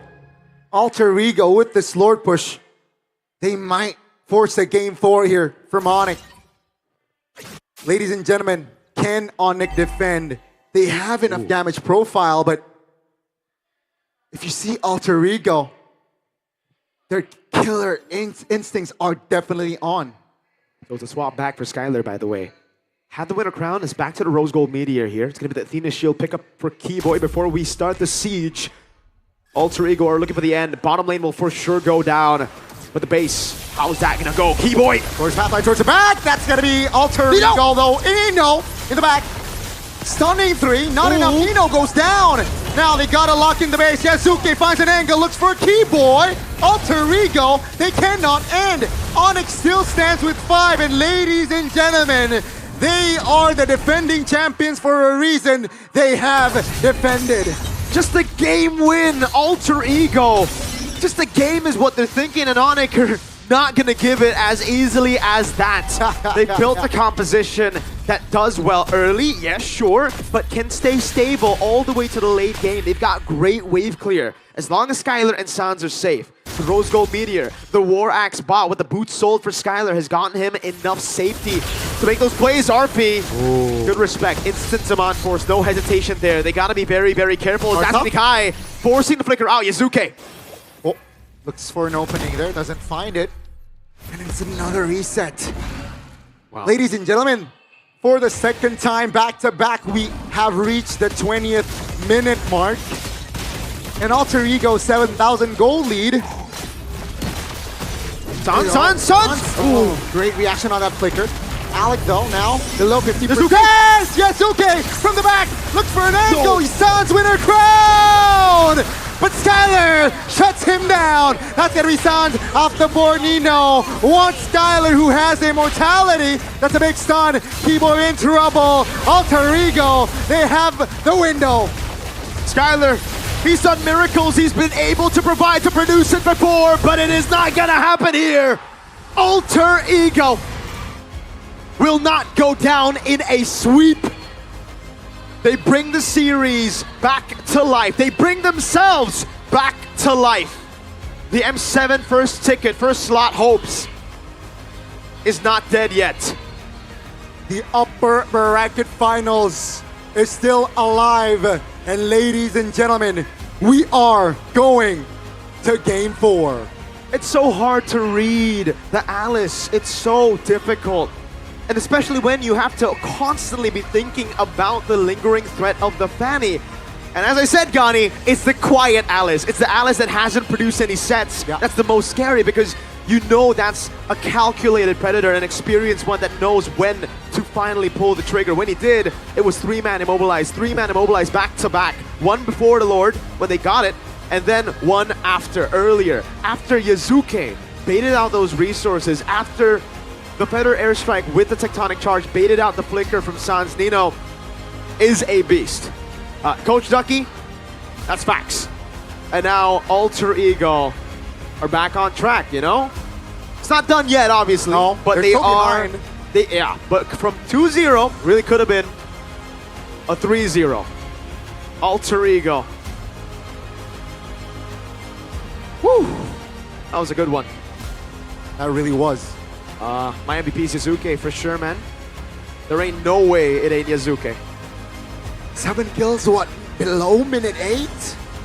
And especially after Hijume's mistake, if it wasn't for Yazuke, that could have been a 3-0 right there. Well, the panel will definitely have a lot to talk about. I know for sure I would be yapping. And again, look, the silent Nino. Bang! Boom! Beautiful. And Yazuke, he was so safe, so stable the entire game, Gani. The time he decided to sacrifice himself was also the perfect time. He knows that, all right, all I need to do is bait out that flicker, bait out those resources over to win a crown from Sans, and then my team will take control. This guy's special, man. We saw a glimpse of how special he could be. Zephyr, he grew that. He developed this talent to be what he is now in the panel. We'll have a lot to say, so we're going to throw it over to them to dissect game number 3. Man, Alter Ego with a lifeline to hold themselves and delay Onyx arrival to the M7 World Championships. But my goodness, what a game from Yazuke with the Fanny. What can I say, man? This guy went into a team fight without assistance, picks up Sans, which is already a monumental achievement, pivots around and picks out Skylar as well in the same team fight. What is this guy on, man? I don't know, man. I said it right from the get-go. This composition, any Fanny composition carries a lot of risk. But in this game, it doesn't seem like the risk was even there in the first place. When you have a Fanny this capable, there are no risk. Even then, you know, I see some of the plays where he didn't have the purple buff. He knows that he's not going to be able to output as much damage as he wants to. He's just there as a zoner. A zoning Fanny. I think it's only one occasion, but you can see the intelligence, how he knows the limit of his heroes, what's the capabilities of his heroes, and this is just the moment where he picks up two of the backliners of Onyx at the same time. Look at that, dude. The angles of the broken walls benefits him. That is true. That is very true, actually. Yeah. Oh, wow. Damn, Yazuke. This guy finally shows the hero he used on his debut. Now brings him the MVP, the player of the game, presented by the official tournament smartphone, Samsung Galaxy S25 FE. Insanely good, mechanically gifted, and he knows the right targets he has to go through, right?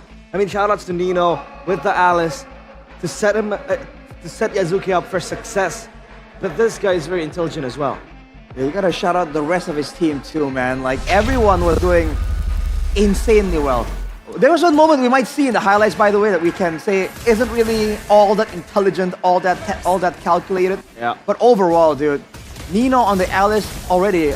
I thought against Ludwig's Yu Zhong it might struggle. And in the early game, I thought with Onyx doing so well, man, this was it. Alter Ego was gonna get swept. And then they turned it around somehow. In true Alter Ego fashion, they have the higher burst damage, so they have more pick of attempts available, and they use that to get a bit of an advantage. Get that ultimate, dude. Nino definitely making the clutch plays, and afterwards, with everyone following up, being so united, so disciplined, they were able to crawl back from that horrible start and then make it a defensive game for Onyx. And slowly but surely, Sans, Skylar started feeling the pressure and the danger of Yazuke. And like you mentioned, Shevin, sometimes he doesn't even need to get the assassination. Being in the general vicinity, enough for everyone. Just be on high alert immediately. Yeah, and he got away with a lot of like close to death situation, man. I think, no, not this one. Look at this. That's the zoning pattern we're talking about. He went behind. Shout out to Onyx for this base defense, by the way. Like, I didn't expect them to be able to defend this. With the Evolve Lord, with how much snowball the Fanny has, and this is the nail in the coffin, the icing on the cake. A lot of damage being put out by the Fanny. He did get killed in the end and gets the shutdown for, I believe, Skylar, but it doesn't matter. His teammate is living to tell the tale and finish the job for himself. What a game, and what a draft 2 from Sever and Alter Ego. They know they want to build with the Cap Fanny composition. That is why the Farsa comes through. That is why the Grok is just the perfect roamer to have, because the setup is instantaneous. You know, you're not picking a Eve, you're not picking a Kimi in this kind of occasion. You want to have burst damage, you have a hero that, you want to have a hero that plays with a window and I guess like, big damage window too. And again, you also have to give credit to the players once again, not just for the crazy mechanics we saw, the crazy outplays, but also the discipline. This is Alter Ego, the team that for the longest time had this passive, right? They would do well, they would dominate and fall flat on their faces. That does not seem to be the case any longer. Against Onyx, they were able to withstand the temptation to overextend.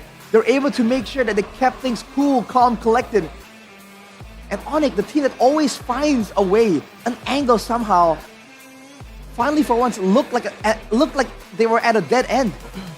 That they were at a loss for plays to turn things around. Back-to-back 20-minute games.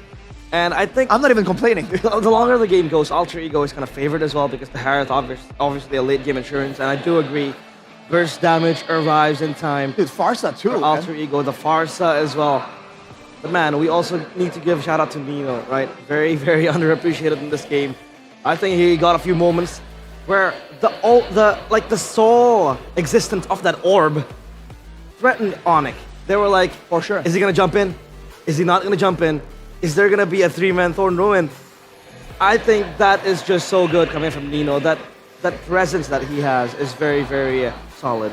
Because like what they're doing is basically zoning people with kill potential. You put the wall down immediately. Okay, if I get knocked up by the Tectonic Charge here, I'm done, right? You see the orb, if I get hit by Nino's ulti here, I'm done. So automatically, if you're Onyx, you're just struggling to find a proper avenue to walk in, to try and get even a glimpse of the neutral objective. When Yazuke comes in, Oh, his tables. I mean, You're like, that's oh no. what we mentioned in Zoning Fanny. in the drafting phase, right? The combo of Alice and also Fanny.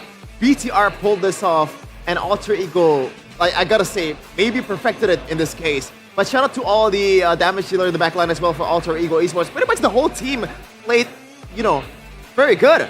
Hijime, if you take out that one instance where the recall, he feels the sounds inside him, he's playing a good game. The pokes, the evidence, look at that in the previous screen. He's topping the damage chart. To be expected, but shout out to him as well. Arfi didn't die a single time. He went for the Calamity Reaper and also the Talisman build. More cooldown reduction and also more damage as well. And I think that's actually a pretty good decision.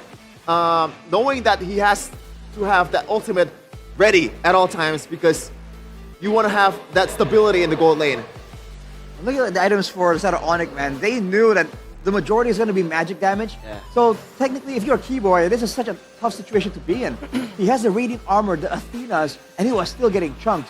On top of that, if he's stuck alone, isolated by a wall, Yazuke has no qualms whatsoever about getting in there and slicing him up with physical damage too. So that seems to be the idea these days. Get a, let's say if you have the physical damage assassin, you want to get magical damage on everyone else so that the assassin has some more wiggle room to try and get some kills. We saw that from Evos earlier as well. They got physical damage and immediately the joy comes through. That really seems to be working quite well. It's very hard to itemize then as Onyx in that game, I agree. For example, like a Fanny comes flying at you, what do you want to make? Kick your ass obviously was done by Kyrie. Usually you'd see Fredrins go on a more aggressive build. And then you saw Skylar contemplating, should I get Winter Nature as soon as possible? But the Granger won't have damage. He has to go for the Malefic Roar after the Hunter Strike with the Sky Piercer as well. So, yeah, Alter Ego, man. The sheer presence of pressure that they had in that game was so immense. And now it begs the question, does Alter Ego have what it takes to pull a reverse sweep against the Sky Kings, known as the Mentality Kings? Onyx, they were able to pull it yesterday against EVOS. Will they be the ones swept back by Alter Ego today? It's a good question, especially the fact that I don't think the Fanny will be available in the next game. You think it'll be banned? I think so, man. They're gonna have to let something go in exchange for that Fanny. Nothing comes for free in a situation like this. Obviously, but do you want to have Yazuke Fanny again? I mean, I wouldn't, but who knows? We'll just wait. We'll just have to wait and see if they if they ban the Fanny. They might just give away a few strong picks too, right? For Alter Ego. I feel like Onyx might just abandon the whole front-to-back angle altogether, especially if they can't guarantee that the Alice won't show up. Yeah. Because Alice is such a big problem when you're trying to play front-to-back because the movement isn't telegraphed. You have no idea if she's gonna be there or not. So it's Schrodinger's Alice zoning your whole team. Yeah. And you have to clump up and push together. Yeah, and by the way, the Throne of Ruin, even though it's kind of telegraphed, like it has a delay time before it is activated, the CC. Before you get into the orb, you can already activate it. So you don't have a vision. Like, is he gonna ult? Is he not gonna? So you can charge the ult before you enter the orb. And once you enter, so you swap. Plus the flicker as well? Yeah, with the flicker, Especially yeah. with Good the gap flicker. close. Good gap close with the Alice. Onyx needs to craft something to topple this. If they want to stick with the front to back and maybe try to take out a few heroes, we'll just have to see. Before that, we do have an interview on stage with Alyssa, with I believe, a crowd member. Take it away. Wow, kembali bersama Alyssa. Kali ini melaporkan langsung dari MPL Arena. Sonic, mana suaranya? Kok kayak lemes ya? Alter James, mana suaranya? Oke, cukup ramai di sini, cukup panas 2-1 dan kita bisa melihat ya permainannya tidaklah mudah karena di permainan ini pastinya menentukan siapakah satu tiket yang akan dibawa oleh tim yang akan mewakili Indonesia di M-Series. Tapi Alyssa tahu bahwa teman-teman super fans yang datang ke sini pastinya nggak cuma sama temen aja, tapi kayaknya banyak juga yang pacaran dan berpasangan nih. Ada our visual couple di sini, boleh berdiri nggak sih temenin Alyssa? Ini rame banget ya yang sebelah-sebelahnya ya. Boleh ramein tuh ya masuk layar. Oke, kakak boleh berdiri. Namanya siapa? Salsa. Dan juga Azril. Azril, ada Azril dan Salsa. Kalian adalah sepasang couple? Iya. Pacarannya udah dari kapan? Mau 2 tahun. Mau 2 tahun, cenah ya. Kalian emang terbiasa MPL date apa pengen cari suasana baru aja nih? Emang biasa MPL. Oh emang biasa MPL date, jadi suka datang juga di MPL Arena kalau regular season? Iya. Ya, oke. Nah, Alyssa pengen tanya nih, kalian kalau misalkan MPL date emang nontonnya Onyx aja atau ada tim lain sih? Onyx. Kebetulan kamu ya yang ngefans sama Onyx ya? Ya. Oke, kalau gitu ngelihat permainannya Onyx gimana? Kenapa? Ngelihat permainannya Onyx gimana? Keren banget sih. Keren banget ya. Oke, kalau gitu langsung aja kita tes kecocokan kedua pasangan ini ya, kedua sejoli ini. Langsung lihat ke arah kamera. Boleh nih ya love-love-nya. Oke. Nah, kalau kalian sendiri nih sebagai Sonic, ada gak sih pesan-pesan yang mau disampaikan buat Onyx? Semangat Onyx, semoga menang. Semangat Onyx. Semangat Onyx, semoga menang ya. Oke, tapi Alyssa punya sedikit hadiah nih, boleh diambil salah satu nih ya. Ada surprise items in game, boleh dikasih lihat ke arah kamera. Dapat apa nih Salsa? Wow, dapat M1 Recall Effect. Ini item yang cukup rare ya. Congratulations, nanti akan dihubungi oleh tim ya. Dan have fun, semoga tim yang didukung menang ya. Langsung aja nih kita akan beralih mencari pasangan-pasangan lain yang sepertinya sedang bersemi cintanya di MPL. Nah, Kayaknya pas nih kakak, boleh nggak sih temenin Alisa, boleh berdiri. Namanya siapa nih kak? Visto. Visto dan? Ade. Ade, oke. Kalian dari Jakarta atau dari mana? Dari Jakarta. Oh, dari Jakarta ya. Ini nonton sama pacar? Mantan pacar. Mantan pacar? Wow, apakah boleh kesini dengan mantan pacar? Ini gimana nih mantan pacar kok bisa MPL date? Ajak balikan dia. Oh, rupanya mau ngajak balikan ya. Jadi gimana ini, diterima nggak ngajak balikannya kakak? Diterima 14 tahun yang lalu langsung. Oh, sudah menikah ya rupanya. Kakak kalau boleh tahu sudah menikah dan sudah punya anak belum? Udah anak 4. Oh, sudah 4 ya anaknya. Sang mantan kekasih yang bersemi kembali cintanya. Tapi ini sebagai Sonic berarti? Sony, Setia datang ke MPL Arena? setia dong. Oke, kalau begitu langsung saja nih Alisa kasih ya. Ada item in-game spesial nih, boleh teteh dipilih ya. Dapat apa? Kasih lihat dong ke kamera dong. Dapat M5 Battle Emote. Wow, seru sekali ya. Congratulations dan semoga enjoy ya nonton di MPL Arena. Dan kita akan lihat-lihat lagi ya. Kira-kira siapakah yang berjodoh? Jadi kita akan langsung aja cocokkan berikut ini.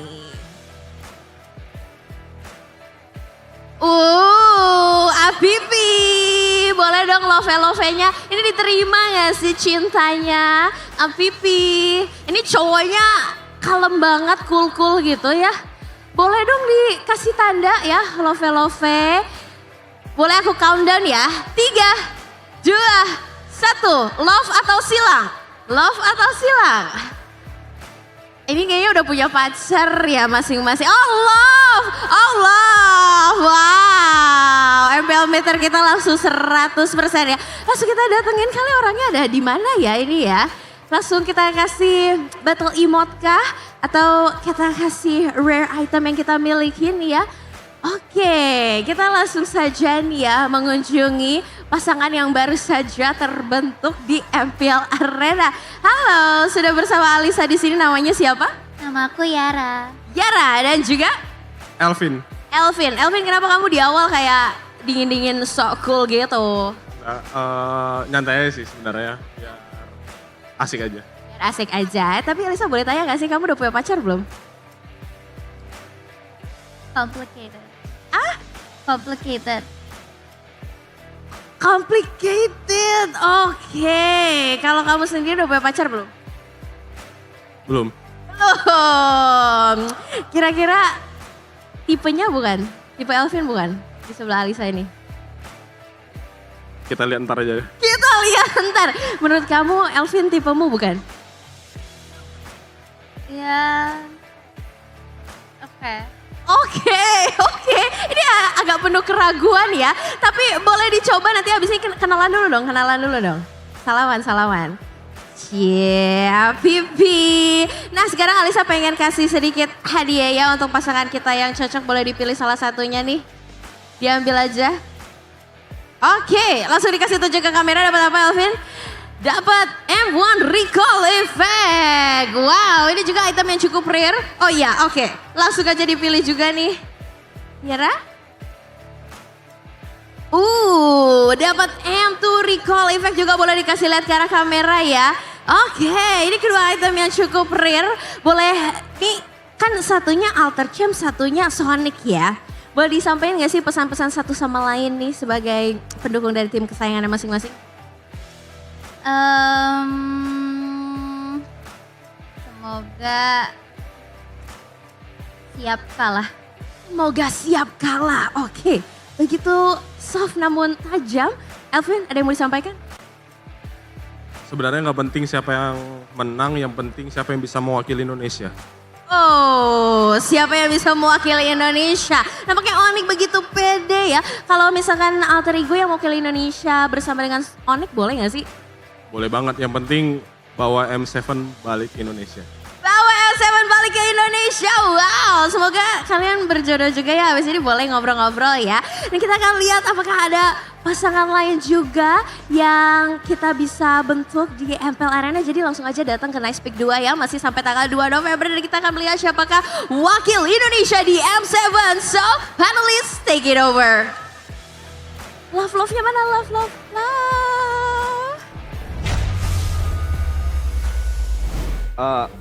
Arashi, why are you giving me a thumbs up? Because I ain't giving you a heart, bro. I thought we were on an MPL date. No, that is absolutely not the case. Kevin? Nah. If it were Arashi, I would be willing to, but no, it's you. I mean, do it. Just move over. No, not with me, with him. That's what I said. Huh?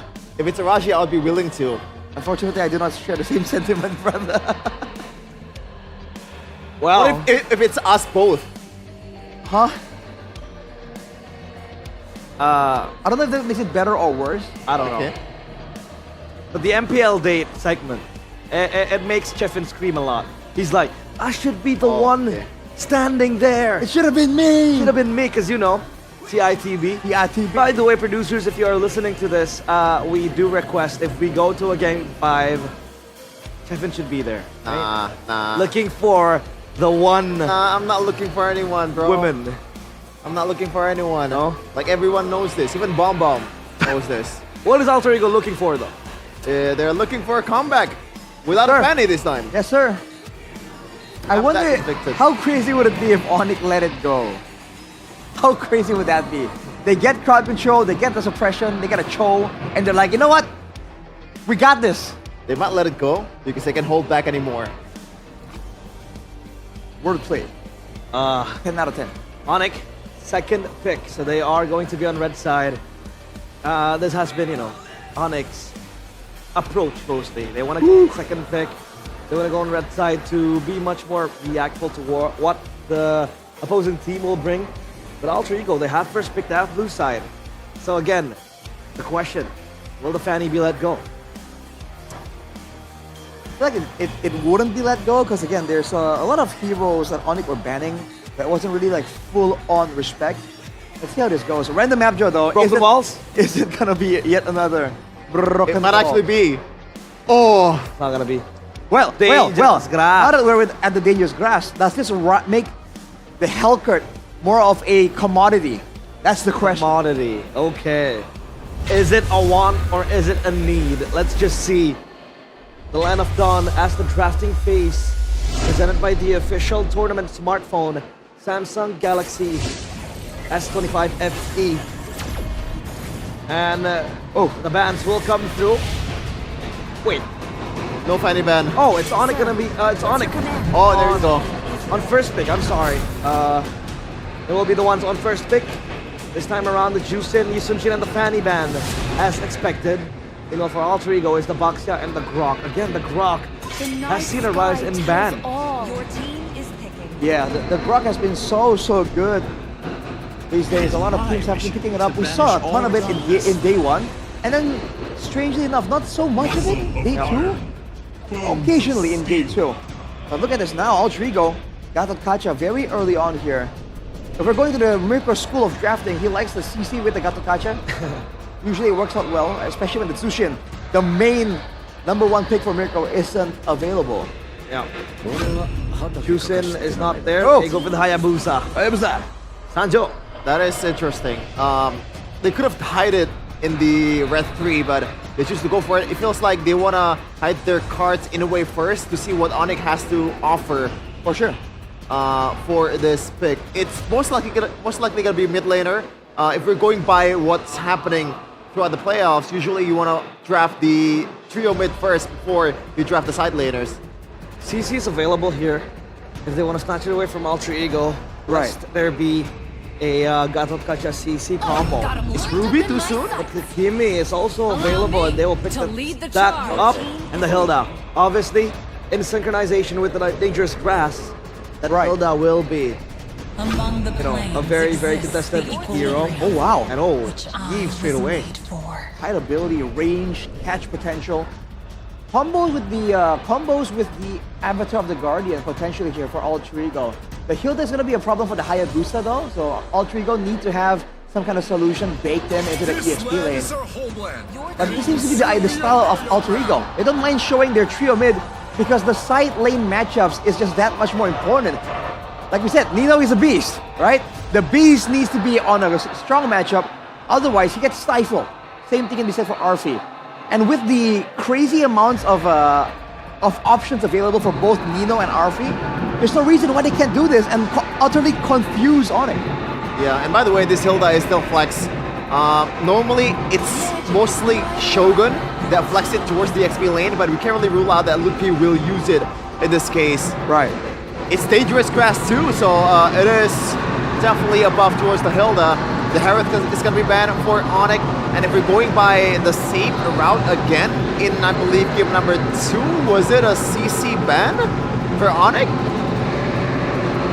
Or was Alter Ego the one that bans the CC and the Herald? I kind of forgot. Yeah, everything. See, usually we remember, but remember, the previous drafting phase is quite literally like 25 minutes ago. Right? So forgive us for not remembering all that well. But the Lapu Lapu though, for sure, is going to be respected. I wonder if the Yu Zong is in the picture here somewhere. The Yu Zong for Kalea. For both teams, right? The Kalea ban gets called out as well. Alter Ego. Again, it's a sustain for the Kalea, not the pick-up potential. Yeah. Because usually you can counter the Tsunami Slam with the Avatar of the Guardian. And that's not what Alter Ego are confused about, are concerned about.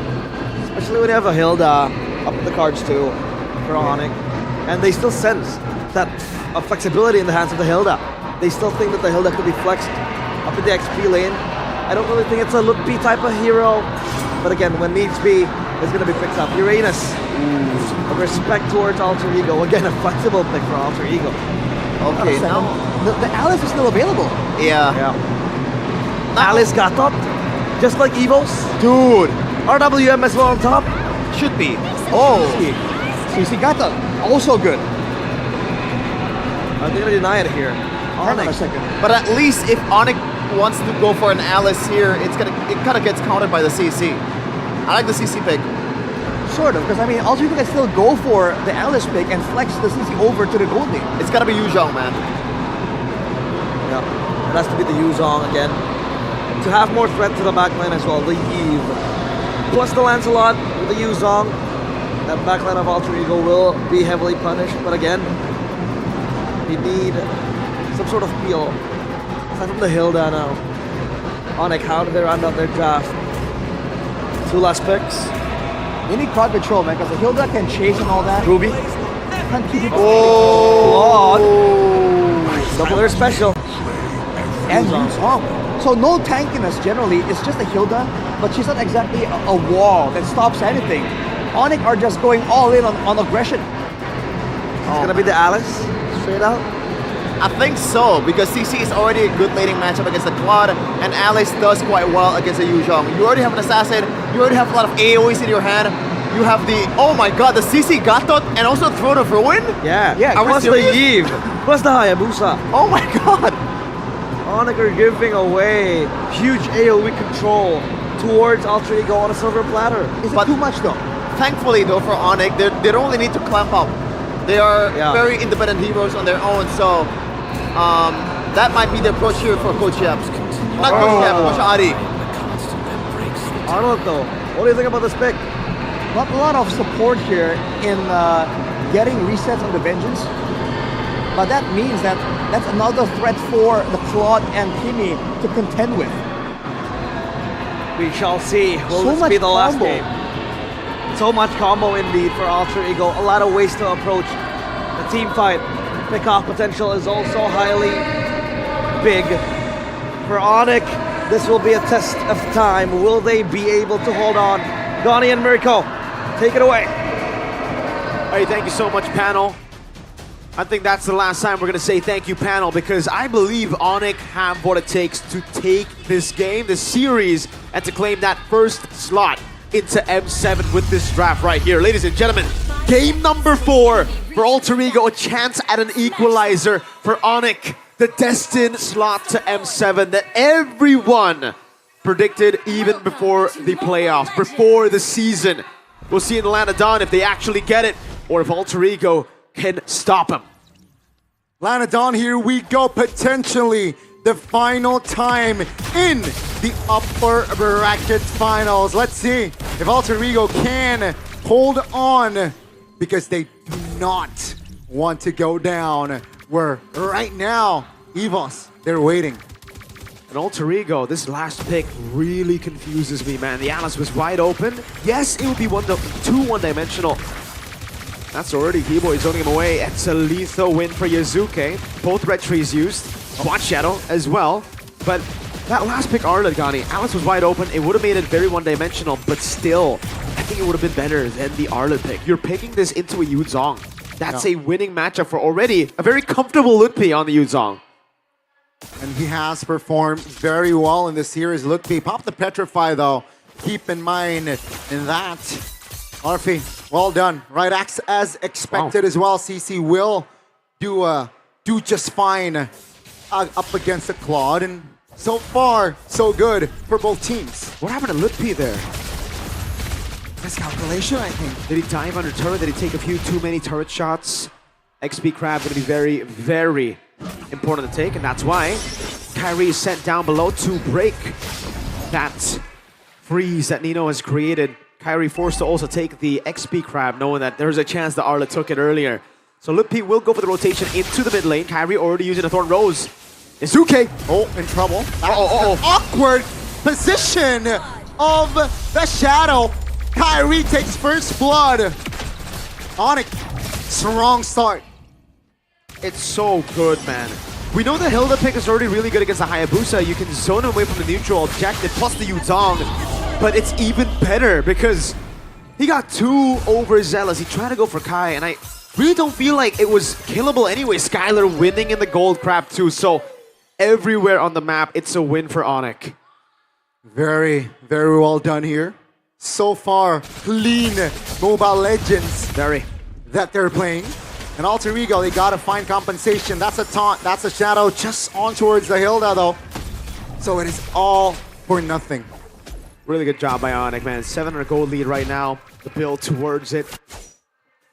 And it's Kai, who's already invading. Should be a level ahead of Yazuke, especially considering Yazuke tried to go for the damage earlier. It will be Kai with a take. Oh man, no quad Shadow. Kai wants orange buff now.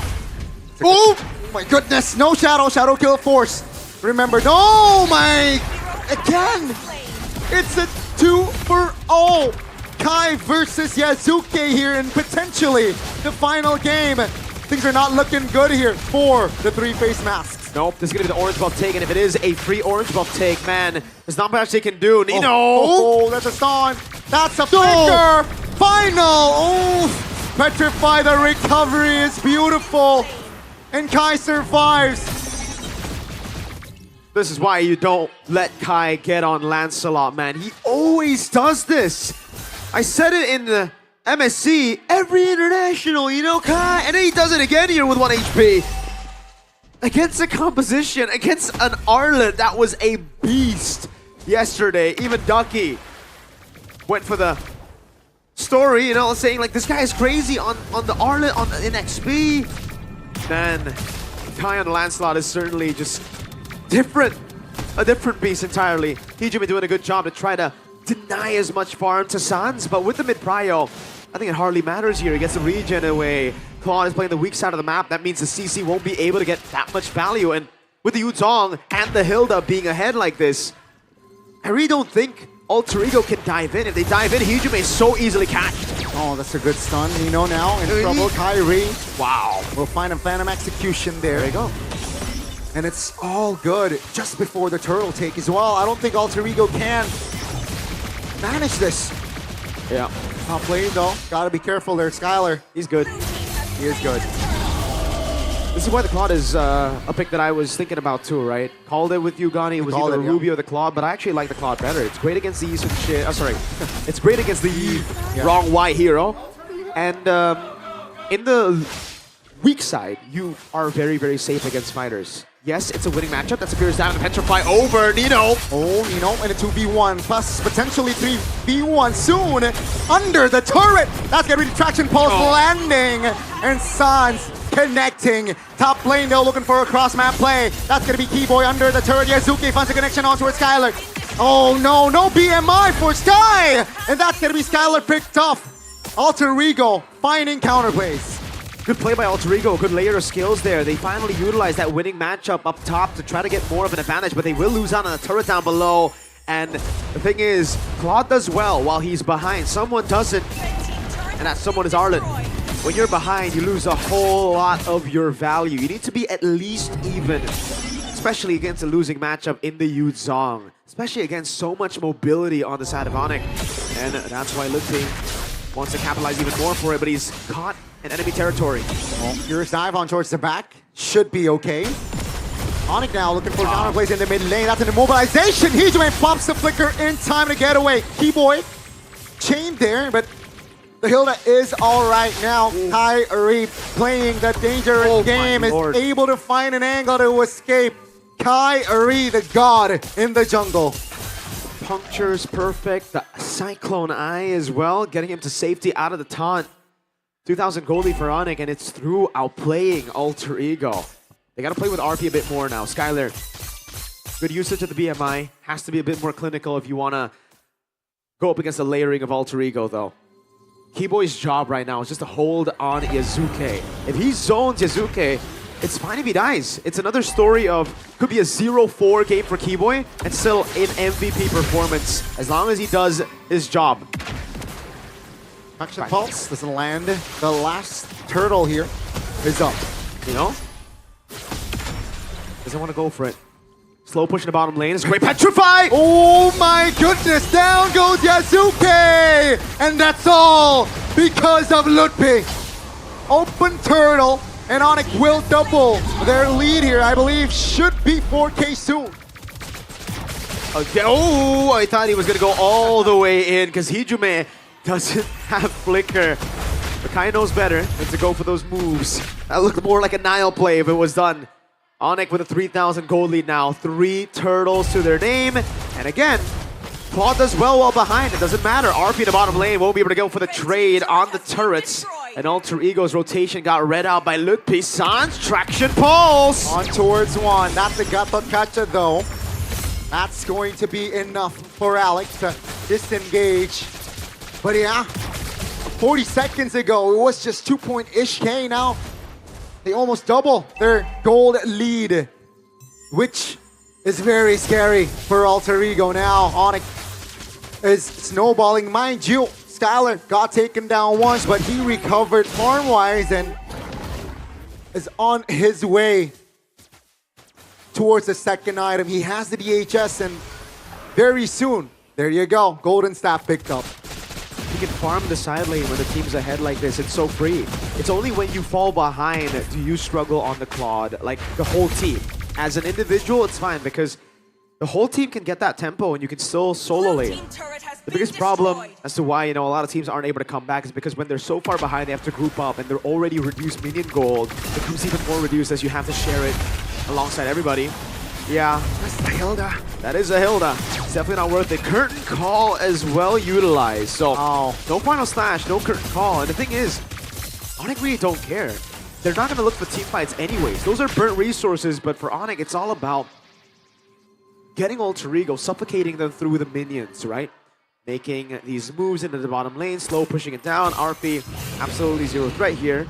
Even with the taunt, unless Kai jumps into the bush, and that's unlikely. He knows something is up for sure with RP showing up like that. Yeah.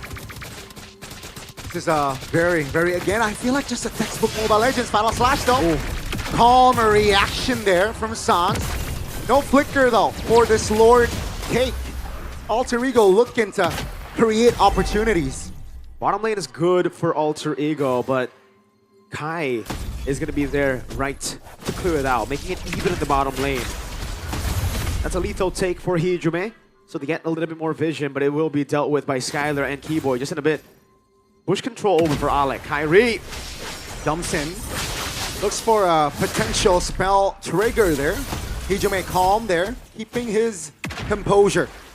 Onyx now on the Lord, baiting out information. Look at the bush that Ludwig's holding. That's a taunt over, but it's only onto Keyboy. Nino! Oh. Whoa! That doesn't land. Nino now stuck, immobilized. Wow. Kai finds the burst damage. RP petrified, pops the vengeance. Yazuke looks for an angle. That's gonna reach Shadow Girl on towards the Hilda. Oh. But take a look at the AOG. Hijume doesn't land and Alec goes down. They find Kai, but RP now is looking like he's a juicy target. But take a look at Yazuke.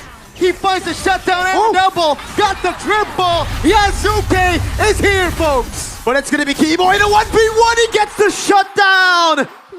Keyboy on the Hilda.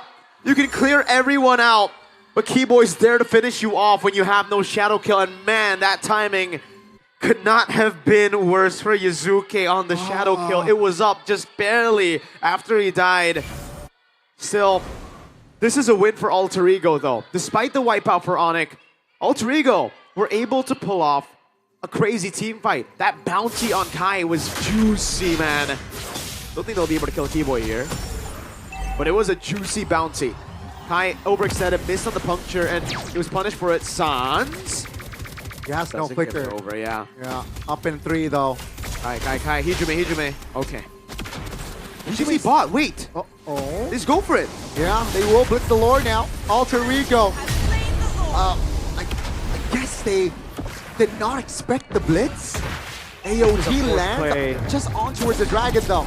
They're desperate to find value. They know that they got done dirty by Onyx right there. Stolen from under the rug. They didn't even know it was happening. It was a siege. Sorry, it was a heist. Alec. Ooh, the bait on the final slash by Kai with a puncture and then a puncture back. Swift Trinity already for Onyx as they go for the siege up top, and they have 2 marksmen. So they have proper siege with a zoning of Ludpi, with a dragon. They might be able to get a base turret, but unfortunately it's down. They don't have the other waves pushing in. 12 minutes in, folks. Just 2,000 between them. Alter Ego definitely, right, has some sort of counterplays. Keep in mind, Hijume is a strong high ground presence that Onyx needs to deal with later on, but structures will fall here for the side of Onyx. And item check, right? That's the Sky Pierce already built for Sans as well. War Axe and 100 strike for Arfi. The 2 oracles, by the way, for Alter Ego. Really trying to utilize that sustain. Rose Gold Meteor is going to be the choice for Nino here. 0-3-0. Wow, didn't even realize that. That's a look over, a glance over. As Kai has a Fury Hammer too. This is going to be the BOD, and I think it might be a Blade of Heptasis, something he went for as well yesterday against Evos for his last item pickup. So that's how he builds towards it, right? Yesterday I was asking a question like, how do you build towards it? Do you buy the Fury Hammer early, or do you just buy the Blade of Heptasis all the way to the end? Kai, whoa! Wow, instinctual play from Kai. Nino somehow isolated, finds a 2-man final slash. Kai in trouble. Yasuke is there. Take a look at Arfi, looks for an angle.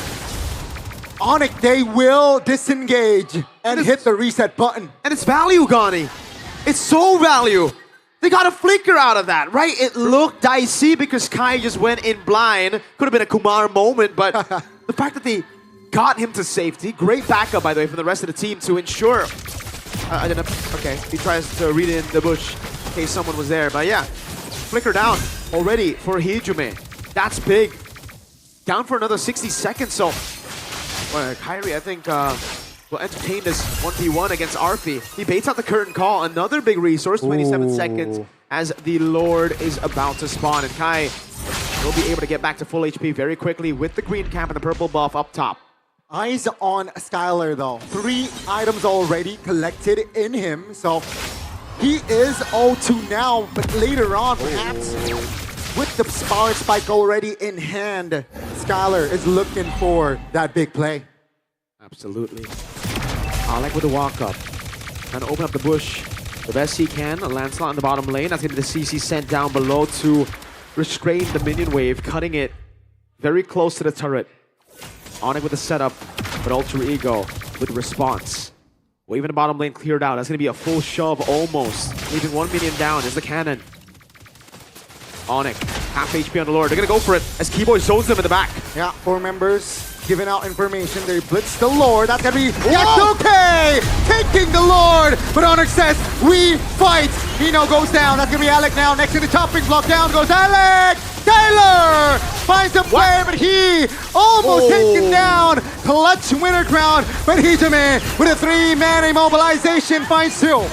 That's Arfi now, a little bit more value. Yasuke has the Quad Shadow. Sans gonna be caught in the Quad Shadow. Yasuke on him. Good move by Sans. And the game is back to level. Kai with a puncture. Over to Arfi. Clutch, Retribution, and Alter Ego. They're back! Oh no, Kai! Caught slacking there and will be punished. Boy. Hold on now. No That's a shadow. down kill cancel. Keyboard falling as well. Yasuke! A lord of the bottom lane. This could be the comeback to equalize. Alter Ego. They gotta be careful here, especially now Lutfi and Skylar is up.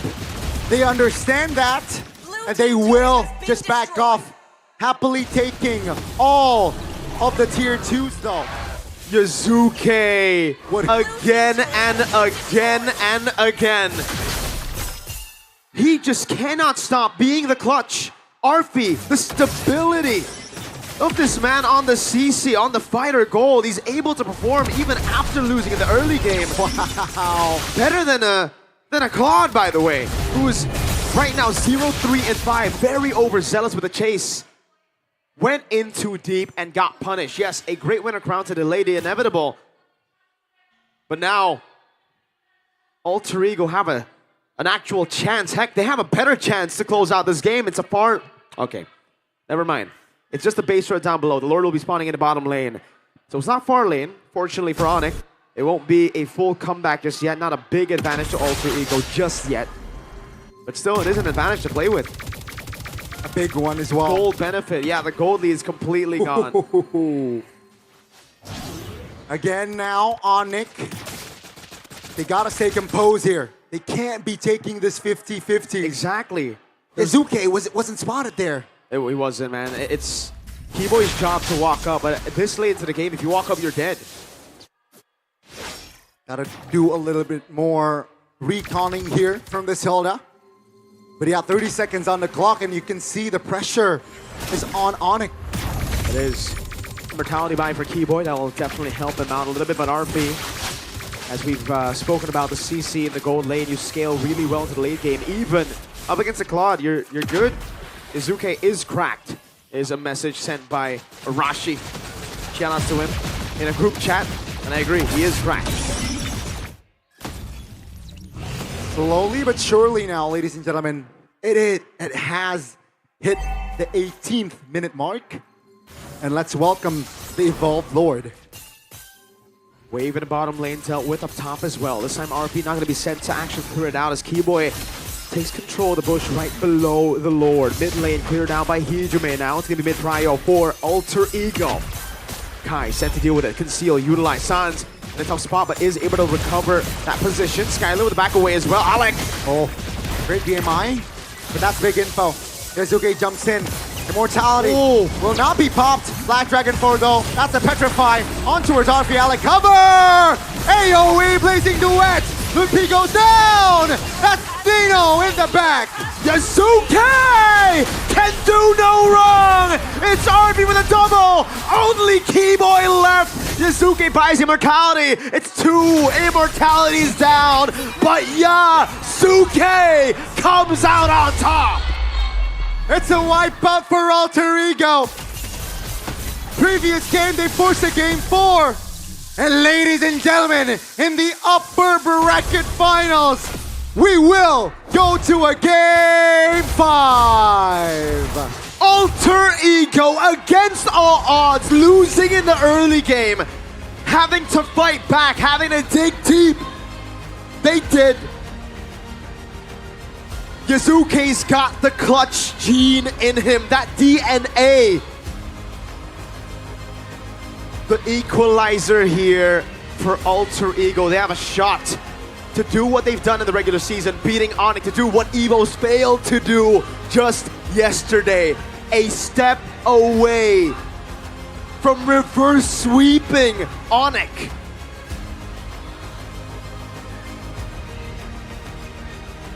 One game away for Grand Finals. One game to go for M7 and Onyx. They choked. They did. That early lead, that 50-50 on the fight, the constant forced fights from Onyx. Uncharacteristic in the late game. They got too overconfident. Yazuke punished that overconfidence. Definitely humbled them here. Onyx having to dig deep 2 times in Season 16 is something we did not expect. We thought it was destined for them. And remember, momentum is fully on Alter Ego's side. This started as a 2-0 to Onyx. Yeah. Alter Ego got 1 and then another back-to-back. Can they go 3 back-to-back-to-back? Coaching staff certainly thinks so. The players certainly think so. And I think the Alter champs in the building have full confidence that they will do it as well. Man, this fight in the bottom lane, it was a Hail Mary for Onyx, right? They needed to go for the play here, but a very appropriate reaction there from Gatot Kacha. Duet was forced from Skylar. Never needed to do that, I think, in that position, right? And they were all corralled into a false sense of security. They thought they were the ones chasing, but it was Alter Ego baiting him in to fight. Into their box, using their resources to get close, and then punishing him. My, oh my. That was a great match. That was. Great game. 2-2 level on the board for the first slot to M7. Alter Ego on the brink of challenging the skies and making it all fall down. A reverse sweep in place, in motion, as they equalize the game 2-2. And that early game was perfect from Onyx. Even Yazuke was completely shot down 0-3. But this man, out of nowhere, gets that triple kill into a wipeout, sure. But man, he is insane. What happened? I don't know, man. Man, like the stuff that this, oh god, the things this guy is doing should not be happening. We're seeing it like a scientific anomaly. This shouldn't be happening at all. I don't get it. See, I was already preparing my points. Oh, the early game is already an Alter Ego loss. Yazuke was too gung-ho of making use of his early kill potential with the quad shadows. But sometimes, whether you're Hayabusa, you gotta watch out who's at the back. Who's gonna be waiting in my in the quad shadow that I placed in my behind. And it's always keyboard. That's why you always pick Hilda into Hayabusa. In an objective game, it also fares quite well against Hayabusa. And that's why Onyx was able to win the early game. But again, it's just Yazuke picking up where he left off from the third game. What is this kid on? This guy the is triple kill. absolutely cracked. I think from the triple kill, we knew that this game, there's no point in using logic any longer in this game. Once that triple kill happened, when he was behind, when the team was behind, and he gave the shutdown to the Hilda. I'm not joking. The one that kills Alter Ego themselves is Yazuke in the first 5 minutes of the game. Especially with the bus checks towards the turtle pit, and he got punished by the Petrify of Lukpi. That's the 3rd death of Hayabusa without even securing a single kill. Ever since then, 6-1 in KDA. This guy is a monster, and also a small adjustment because he knows that the Petrify will be a trouble for him as a lockdown tool for Lukpi. He changed to Tough Boots, knowing that he can have a bit more time, a sliver of second to get out from the knockup. And this guy is insane. A bit of atonement for his sins early game. He was completely shut down. But he came back and saved Alter Ego. Look at this. He goes back in with the quad shadow. This is not this kind of hero. It's not like a fighter. It's usually a go in, assassinate one guy and get out hero. And he's making it work. He just understands the steal flow. as well. The steal so casually by Yazuke, man. Oh man. He just understands the flow of the team fight so well. And like he knows what Onyx are gonna do before they know themselves. And look at this damage, dude. The fact that the coordination with Hijume and the rest of the team is just so good. Shout out to Arfi too for outputting a ton of damage when it matters. I need to know who's the shot caller, man, because they are out macroing, out team fighting Onyx. There has to be someone captaining the ship. This isn't possible if they're just all yelling out comms. I mean, maybe we can stop with the Yazuke glaze just a little bit. We can continue later on, but what the heck was that lore take from Onyx? Yeah. That is not Onyx at all, man. I know that it's a Lancelot, it's gonna be a 70-30 with a Thorn Rose, but you're not living that to chance, especially with a fired up jungler ever since the mid-game. that is not Onyx. You don't know where the ninja was. And it just came right from the shadow and stole it. I think they sent Ludpi to try and find him, but the margin was too close. That's how Yazuke was still able to get in the vicinity. They needed Ludpi to do that earlier to really zone him out. I guess we can even go back to the drafts and give credit to Sefer. Because going for the Hayabusa, it's like one of those heroes that has the clutch potential, the fighting potential still, even without the ultimate technically. And the gap closers to really make these plays happen, the steals and all that. Yeah, beautiful showing from Alter Ego. Onyx though, a few questionable decisions. So uncharacteristic of the Sky Kings. But you also gotta give credit to Alter Ego. They are very, very brave to take gambles, to take certain situations, decisions. No fear. Into their own self. And yeah, no fear, complete stomp in the mid to late game. And you could argue that this is a team full of young bloods. Maybe you could beg to differ for Nino, for Hijume. Right. When they are one game away now from M7, from a ticket to possibly be on their first international stage, these guys, age doesn't matter. They're all there fearless, and how do you even out macro the Sky Kings, the team to beat, the kings of this league? Not to mention, we were glazing Nino the whole time the previous game. Nino wasn't even performing at his best level, right? There's a couple of mistakes there, and somehow it just doesn't matter. That's what's most confusing to me, right? You would think that if Nino misses the ultimate, there shouldn't be a winning team fight for Alter Ego, and they're like, you know what? Doable. Bet. Oh, man. Yeah, also shout out with Alter Ego Esports' draft as well. I can see a way for Onyx to beat Alter Ego, and that is just a full dive comp with the Lancelot, with the Black Dragon form, with the Blazing Duet from Skylar, but it was not evident at all in the late game. Overall, 5v5 team fight, if it's not scattered, if it's proper team fight, Alter Ego Esports just wins out everything. Like, the synergy is there. Like, this is without an Alice, by the way. You know, a pick that we mentioned should have been the nail in the coffin, should have been the perfect piece of the puzzle for Alter Ego Esports. They went for comfort, but at the end of the day, they still won. But then I have a question. Is this Onyx overestimating? Is this them just giving Alter Ego all the tools needed to win the game, and they themselves are trying to test something? Because it seems like they're giving Alter Ego on a silver platter a winning draft, AoE, teamfight, dives. Everything was just put there for Alter Ego to take. Well, here's the thing, right? Usually when you see a team draft for a full team fight, like 5 heroes that can combo with each other, you would say, that's kind of dumb. It's a bit too idealistic. Why would the team give you a proper 5v5 knowing that you have a full comp, right? But Alter Ego just didn't give Onyx any other option. Because of the threat of the pickoff, of the mobility, Onyx are forced to group as 5. And when they group as 5, you know, trying to stop the Hayabusa, that's where you see the Gatot Kacha, the Yves get so much more value. By all means, we've seen this kind of strat fail in MPL ID before, and that's because the working parts don't garner enough respect. But now you can see again for Alter Ego, when everyone has demands the respect, even from Onyx, in theory here, this Yves shouldn't be able to play the game at all. There is a Yuzong, right? But because the Yuzong was busy trying to find the CC, trying to find the Hayabusa, he gets space. My oh my, would it be very, very much of a fever dream if Alter Ego will be the first team to punch in their tickets to M7? In a reverse sweep. In a reverse sweep. Against Onyx. Against the Sky Kings. The layers keep on coming. We talked about Onyx, Bigatron, M7, Indonesia representatives. Yay! Strong and just all out for full force. But then Alter Ego, they beg to differ, man.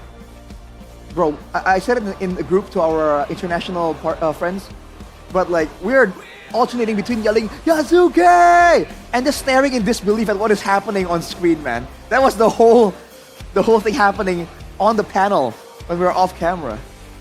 I don't know. Ridiculous. Will this be an Alter Ego sweep, Jeffin? Oh, man, I would love it to be. Like, seriously, I think Alter Ego, what a story ever since the start of the season. I mentioned it over and over again, but I just want to shout Arfi out in a second, man. That game, he was, I guess, the unsung hero. Usually in the regular season, we criticize Arfi's CC by quite a lot. You know, some really questionable engage, really questionable dice, but In this case, he played it beautifully. Granted, it was already a winning lane at the same time. You know, you cannot lose against a Claude. Yeah.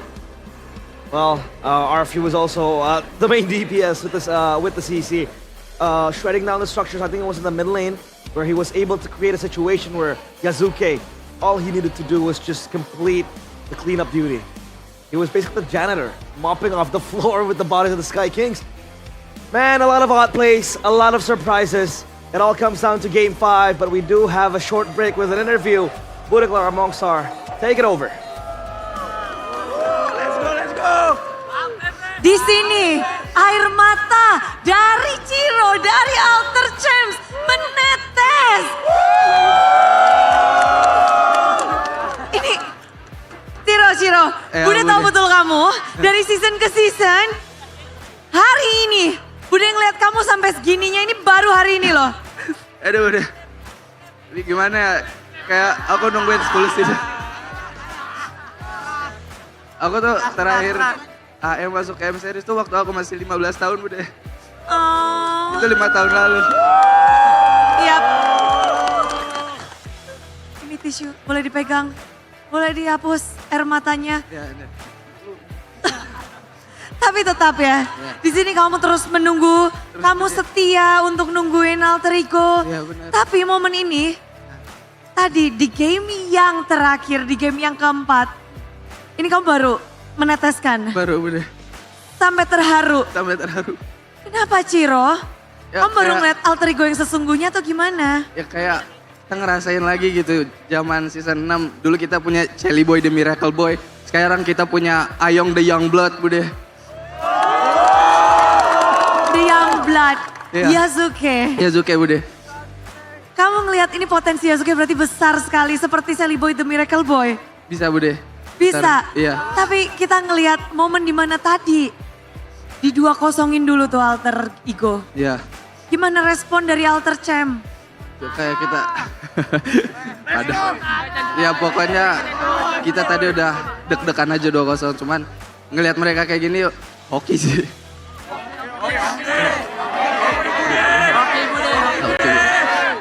Absen hoki di sini. Absen hoki. Absen hoki, tapi dibalikin 2-0, beles lagi dengan 2 poin game ditambahkan kepada Alter Ego, dikantongin satu persatu Ciro. Apa nih, Alter Ego terlihat berbeda gak sih? Beda bude, banget. Banget. Gimana kamu ngelihat dari mungkin tiap membernya, apalagi dari Ninonya, dari semua para player dan juga coaching staff? Aku ngeliat mereka semua sih keren bude. Mereka tuh improve banget. Bisa loh kayak gameplaynya kayak gitu. Hebat. Tapi kayaknya harapan besar ya pastinya untuk melihat Alter Ego kembali mewakilkan Indonesia ke ajang series. Bener bude. Yakin gak sih Alter Champ? Yakin bude. Semoga bude. Yakin. Dan Bude tahu juga perjuangan kalian untuk berkumpul bersama. Dengar-dengar 2 bis ya kesini ya? Iya 2 bis. Nyiapin berapa orang sih? Absen dulu dong, absen ini ada berapa orang nih di sini? Ada banyak, 19.200. 19.200. 19.200. Thank you Ko Delwin. Masih Ko. Tapi memang benar ya, di sini di Nice Big 2, di stage ini, suara dari Alter Champs itu menggema, menggaung. Dan gimana kalian terus menerus bisa punya suara, bisa punya semangat walaupun apapun yang terjadi. Pokoknya apapun demi AE bude. Demi AE kita teriakin bude. Demi AE. Demi AE. Dari hari yang pertama, Dari hari pertama bude. hari yang kedua, dan sekarang hari yang ketiga Alter Ego berjuang. Ya. Coba ceritain dong, gimana ekspresi dari Alter Champs setiap harinya? Ya kita gimana ya bude, nothing tulus aja sih sebenarnya. Nothing tulus. Nothing tulus, iya. Menang di play-in. Menang di play-in. Apa respon kalian langsung? Langsung kayak, wah hebat gitu. Itu tuh, di belakang tuh, ada Ya. bendera-bendera. Emang nggak tahu bude, emang Bentar, ini Alter Champ onik baik ya. Onik baik. bersama dengan bendera ini. Karena kita melihat bahwa final upper bracket memang begitu intens. Iya. Gimana sih kamu ngeliat ini Alter Ego lawan Onyx? Deg-degan bude itu tadi udah. Ya begitulah pokoknya. Deg-degan. Menyiapkan diri untuk Game kelima, Ya. game penentuan. Game penentuan. Slot M7 di depan mata. Bude Amin. pengen denger suara dari Alter Champs, Ciro. Boleh Bude. Dari waktu ke waktu. Cintaku padamu. Tak ada yang berubah. Alter ego e-sport.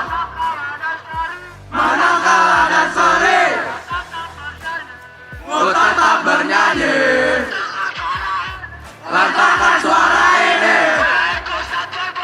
Aku sampai mati.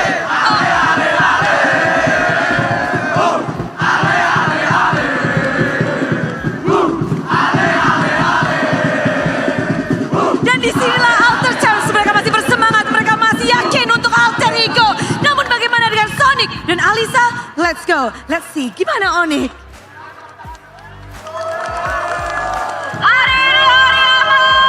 Hari ini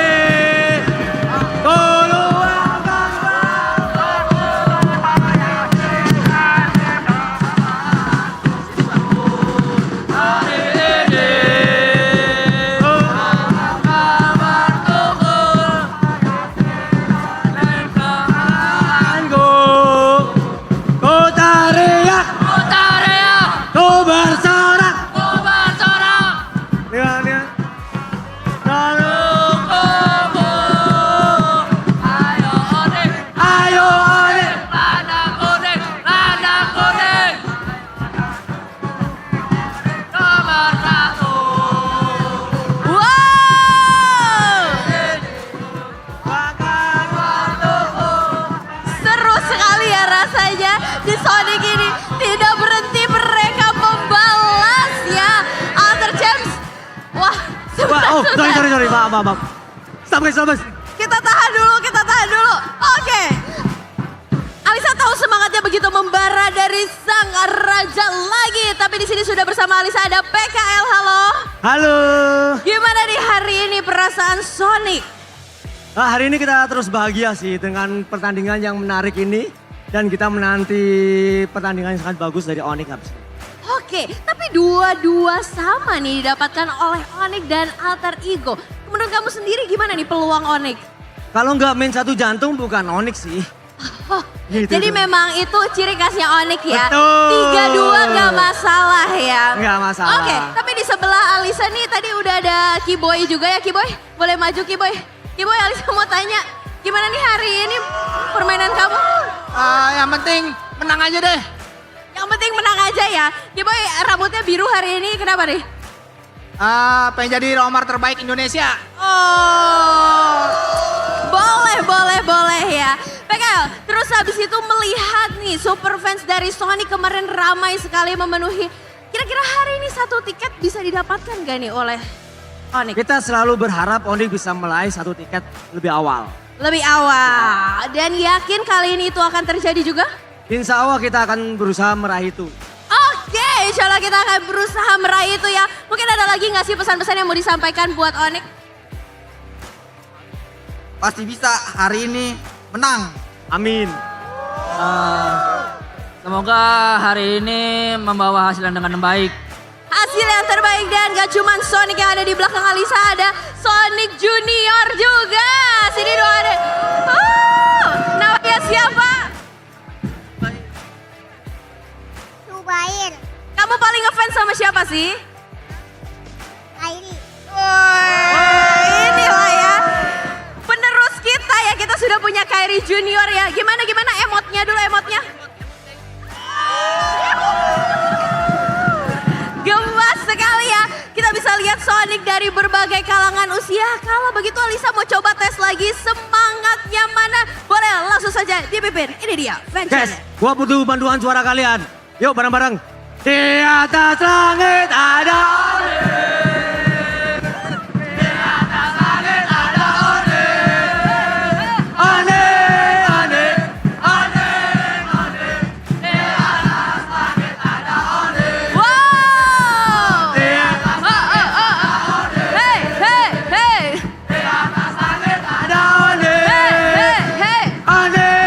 Dan itu dia tadi keseruan kita bersama Sonic dan kita akan kembalikan lagi ke panel yang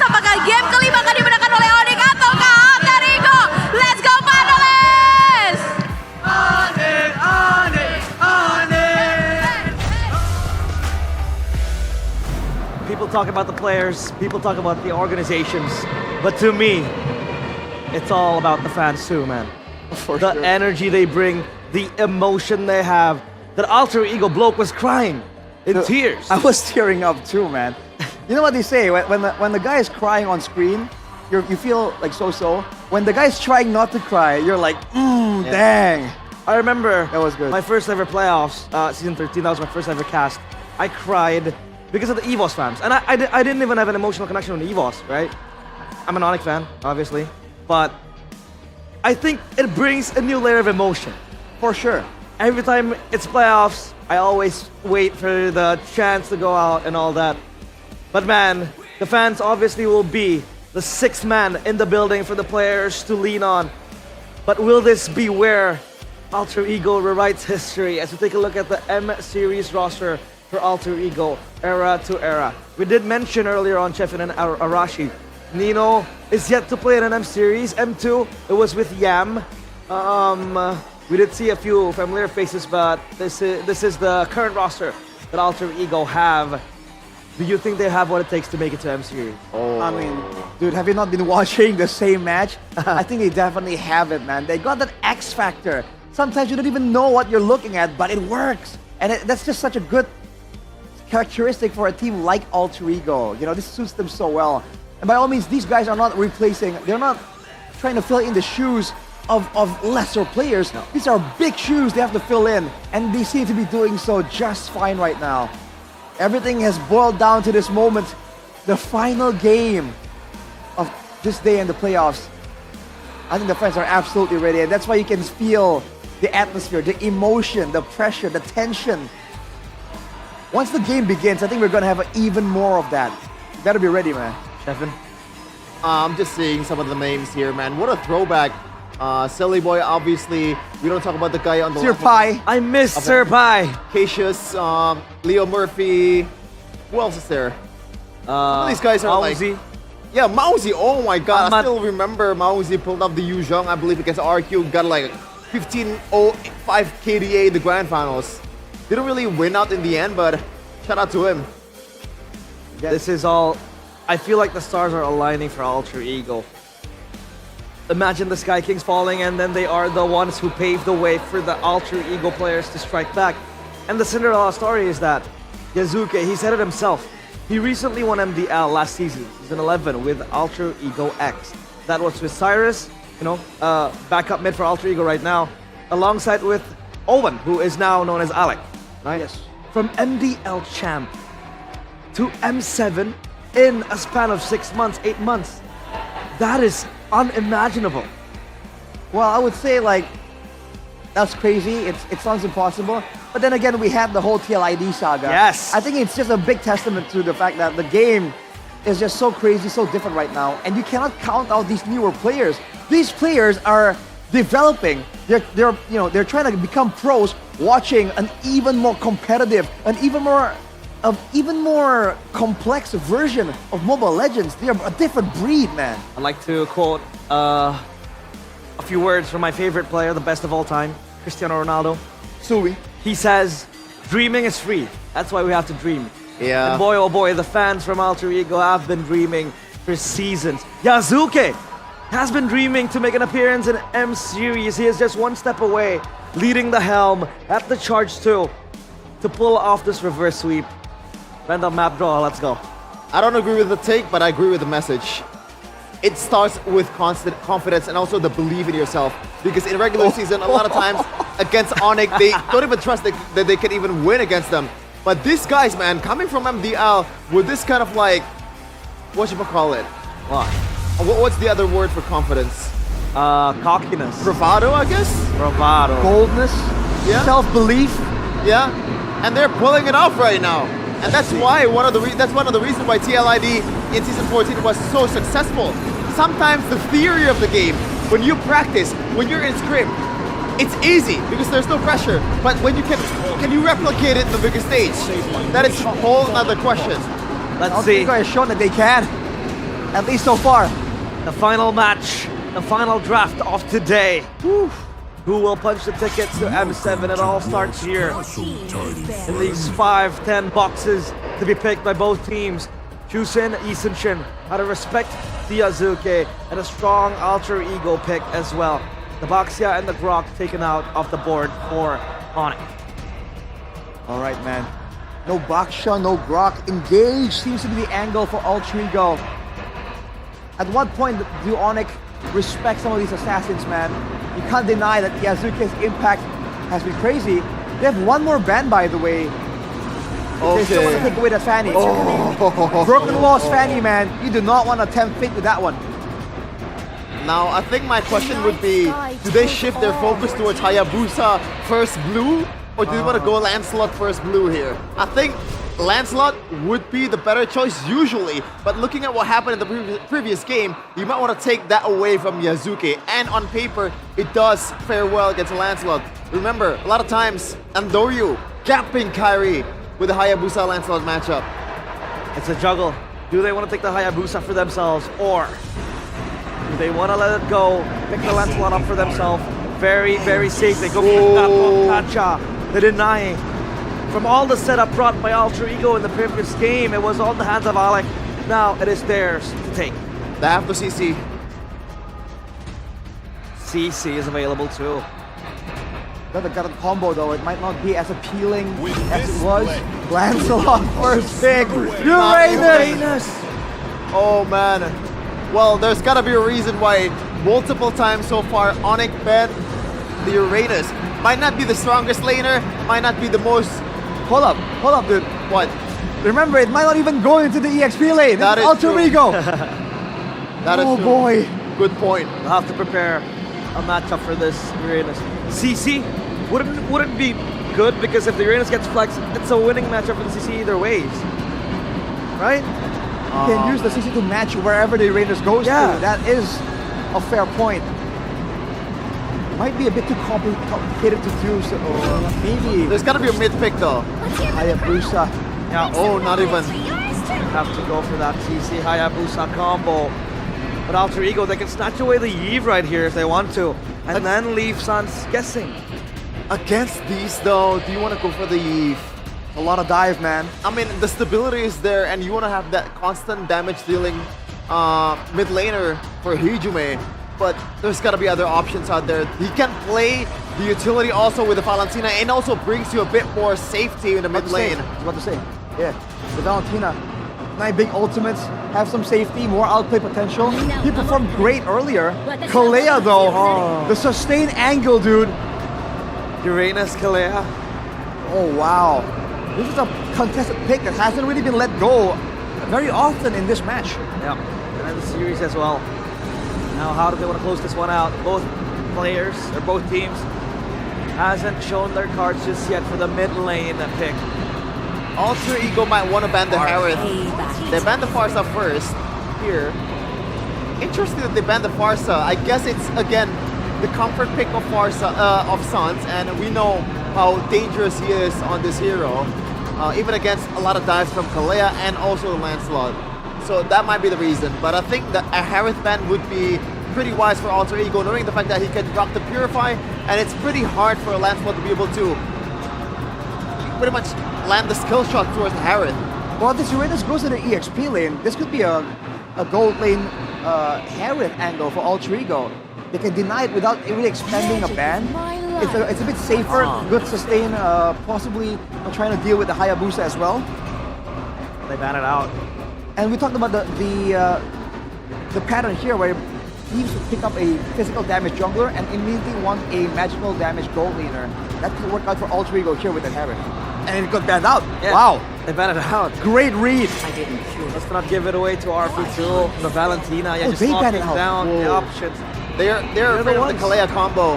Now, is Onyx afraid of the Kalea combo with the Lunox here? I think they have good punish towards the Lunox, but Hijume and Alec with the Kalea Lunox combo, you might want to ban that because Gato Kacha might be strong. Not strong enough for that combo. That's true. The Lunox, it's been consistently banned for the past couple of games. Is Onyx gonna sniff it out though? And what even is Alter Ego gonna reveal first? Because clearly the mid lane. Oh, it's available. Go for the Lunox right here, right now. Good combo with the Kalea again. Good shred. Gatot to be the main target, but let's see Alter Ego. Do they opt for that Lunox? Do they go the other route? They do. The Lunox is wide open. The outplay angles here from Altrigo. Talking about sustain again, tripling down on it with the Lunox built in sustain too. It's gonna be a tough 2v2 in the mid lane here unless Onyx gets something with a bit more fighting presence for Sans. And you have Brilliance of Order to get out of sticky situations, especially the Hayabusa diving in. And that Brilliance Order will also be the safety net, at least for Hijume. Lapu Lapu? Still the Kimi. Lapu Lapu is available, yes. I'm not saying that Lapu Lapu is good in this composition. It's just what works so far for Lutpi, even in a bad position. And it seems like he's hovering towards Lapu Lapu. Oh man.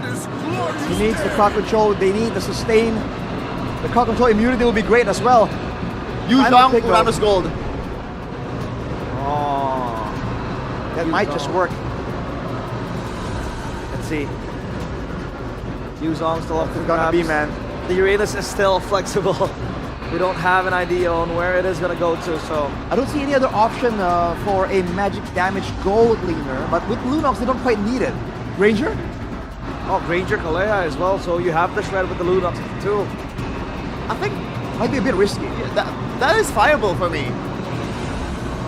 Might be prone to getting dove on by Hayabusa and also Lapu Lapu, but you can manage that. Okay, you got Kalea. Arlet! It is Uranus Gold. And now with the Arlet and the Kalea, there's more of a combo available for Nino. The fact that he wasn't doing that well on the previous game, the confidence to pick it up in the final game, this is what you need. And it's time for redemption for Nino. Man behind that Arlet. Craft Index heavily favors Alter Ego. And this where Alter Ego does the unthinkable. Gani, Mirko, take it away. Ladies and gentlemen, this is the final game of the day. It all comes down to one game to seal the deal. Who'll make it to the M7 World Championship here in Indonesia first? Will it be Onyx or will it be Alter Ego? 2-2 on the board. Welcome to the land of Dawn for the final game. It is time. It is time. One last hurrah. Onyx and Alter Ego. Who do you got? Will the prophecy be fulfilled or will Alter Ego rise from the ashes of defeat? Remember, this series started off 2-0 in favor of Onyx, and then Alter Ego came back. Oh man, yeah. The Uranus Gold we called here on the caster desk as well, but we expected something different, Gani. We expected the Esmeralda up top to get the winning matchup, but they instead went for comfort on the Arlet. And that's what swayed me back to be like, all right, it might be more 50-50 than I thought. If it was an Esmeralda, bro, I'm all Alter Ego. The thing is, last game, Arlet was played as well, and they got the win. That was more so Yazuke though. Like he was 0-4-0, he wasn't able to perform that well. That's fair. Not his fault, you know, we just got ganked too many times. He was also placed on the Arlet against a Yuzong. Personally, I wouldn't want that. But yeah, you're right, comfort here. It seems like for Alter Ego. Oh, early fight here, top lane. That's a flicker. Nino, though, will force to use the flicker as well. That should be first blood, though, with the taunt, and Kai picks it up. They got a trade, though, in the mid lane. It's going to be Sans. Oh, Hijume! Oh, that last turret shot didn't go in. So, 1 for 1. And Alec, oh, brilliant move, but he could be deadly. Yeah, no flicker. Remember, that's going to be the Shadow Kill here, locking Alec down. Ladies and gentlemen, it's 2 kills on the board for Kai. In the bottom lane, it's a bad matchup for CC. It's a non-lane. When you go for those hits, yes, level 1, you will deal more damage, but as RP continues to scale, it'll get really difficult for you to actually win on those trades. He regens always, and you need to go for those hits to regen yourself. Look at this, RP already winning the trade again. The Brave Knight comes in at the turn call. Turtle 1 over to Onyx, and this is where Onyx hold control. See, if it was Esmeralda, it would be different, Gani. It would be different. Yeah. 2 minutes in here, comfortable early game for Onyx. But man, Alter Ego they can keep his composure or their composure and perhaps looks for a comeback. But like right now, 3 minutes in, it's Alter Ego here looking for an opportunity top. All is good though, nothing too crazy. Got a really good composition to react to a lot of the plays from Alex. So that's a taunt, Raven Spider, everything. Uh-oh, that's gonna be the knock-up as well. Now Alex will not survive that one. A lot of heat there was given. He will die twice here already, 3 minutes in. So the S-Wave was actually banned, by the way. No wonder. That's why they went to the Arlet Keyboy with a taunt. Good escape. And it will be a 500 gold lead for Onyx here. They can utilize even more as we get into mid-game. Again, for Alter Ego, they need to get some real items on Hijime before they go for the fight. Alec. Oh, Tsunami Slam for Purify. That's a good resource burned up. It should be up before the Purify comes back around. Yeah, all is good again. And Onyx, they are trying to hold on here. Take a look at the items. That's the first item for CC. The War Axe. No shoes. Thunderstrike for Kyrie. First item there. There's no armor as well. Kai! Oh, that's beautiful. No brilliance. Alec forced to use the flicker there. And just before the turtle here, Onyx is the man up. And that's so bad for Alter Ego because that's their insta-kill button. If it wasn't for the Lunox, I mean, right now, I think it's just extremely difficult for Alter Ego. They needed to get that early lead now with this composition. Arla's behind. Now Lunox gonna have to struggle as well. They're gonna have to group up to finally get gold. Onyx with a 1.4k gold lead, full control up top because Arla needs to rotate into the mid lane. Try to evade from a possible gank angle. And look at that, boom, boom, full turret shield up top for Hayabusa. It's good, it's good. 1,500 gold lead here, 5 minutes in, that's a healthy lead. Glowing one already for Hijime, so that's somehow already, there's a spike. But I think it's not yet enough here for, to be a threat towards the composition of Onyx. Ooh, Lutpi. Deep, but it's all good. With the Arlet's so behind like this on the Lapu Lapu, you have free reign. Pops from Brave Spider and goes for the stun. That's 3 traction pulse, doesn't land. That's the brilliance though. Big information. They want to take the fight next. 2k gold lead still with Onyx. And again, Alter Ego still looks for compensation. Oh, they want to go for more here. Into the enemy purple buff they go. Nino has to walk back. He has the final slash, but is it? That's a take from Kai. RP walking up. That's a taunt. Spider. On towards Alec. That's a stun. Skylar joins in. Wow. Lutpi flickers out. Final slash from Nino. That's going to be the collapse there. And Stan's taken down. That's a big taunt by the big boy as well. Onyx will lose Lutpi. That's going to be Alter Ego looking for the reset button. But Skylar and Keyboy in a no man's land looks for an escape, and Keyboy caught red-handed. Alter Ego takes 3.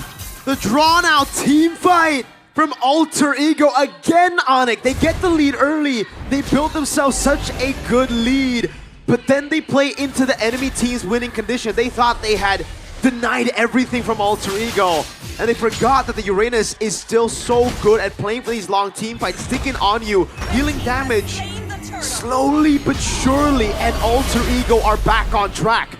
It should have been a full deny. It should have been a capitalization, but Alter Ego saw the angle. They corralled Onyx into a long brawl, and they got what they wanted. Alec! Lutpi in a 3v1. Uh-oh, pops the bravest fighter. Flicker forward, and that should be just a kill on the board. Lutpi trying to hold on, trying to buy time, but that is Lutpi going down. Take a look at the jungle. Nino flickers out of danger. No compensation for Lutpi's death. Keyboard. There's a turret, that's a double taunt as well. Yeah, no compensation, but they are able to get a turret in the mid lane for Lutpi. Red team turret has Not bad for Onyx. What's bad for them was the long brawl earlier. Let's take a look at the items here. War Axe, second item, so it won't be the full snowball that I actually expected with that early lead that Kai got it'll be the safe build. Brute Force Breastplate built up as well. A rush into Oracle for Nino for additional healing. Looking at the other items here. Ooh, full components from Alec, by the way. He wants to rush the Dominance Ice, so he goes for the robe into the Dominance Ice now. It's pretty good. You deal with the Kimmy, just a bit with the robe, and then you go straight to deal with the rest of the team. Now, we have entered the mid-game where Onyx is 2,000. It feels like 0, right? It's not really comfortable. The gold lead here in Alter Ego. Take a look at this, very proactive. Gets the structure bottom side for free. Blue team turret has been destroyed. They can't catch like members just yet, but they will take the structures, no problem. Onyx gotta lock in here. This Alter Ego in these long team fights. I mean, the panel called it, right? They saw the Kalea, they were thinking, all right, with the Uranus, this is just pure sustain. Plus, then the lockdown that we saw from the Lunox. Now Onyx started. They have done what was necessary earlier up top, and I believe with the Lancelot spotted, Onyx will try to look for the Skylar. Won't even go for the clear up top. I thought he would get a few hits in to try to build a slow push, but it's him going mid and then rotating back. So it will be the slow push up top. Just a bit slower than what I expected. Alter Ego not panicking in this moment. They have a Uranus to hold on the Lord. There's no risk of Onyx blitzing it just yet. There's actually more of a risk that Alter Ego blitz it as we get into the item power spikes for the Lunox. Playing it slow.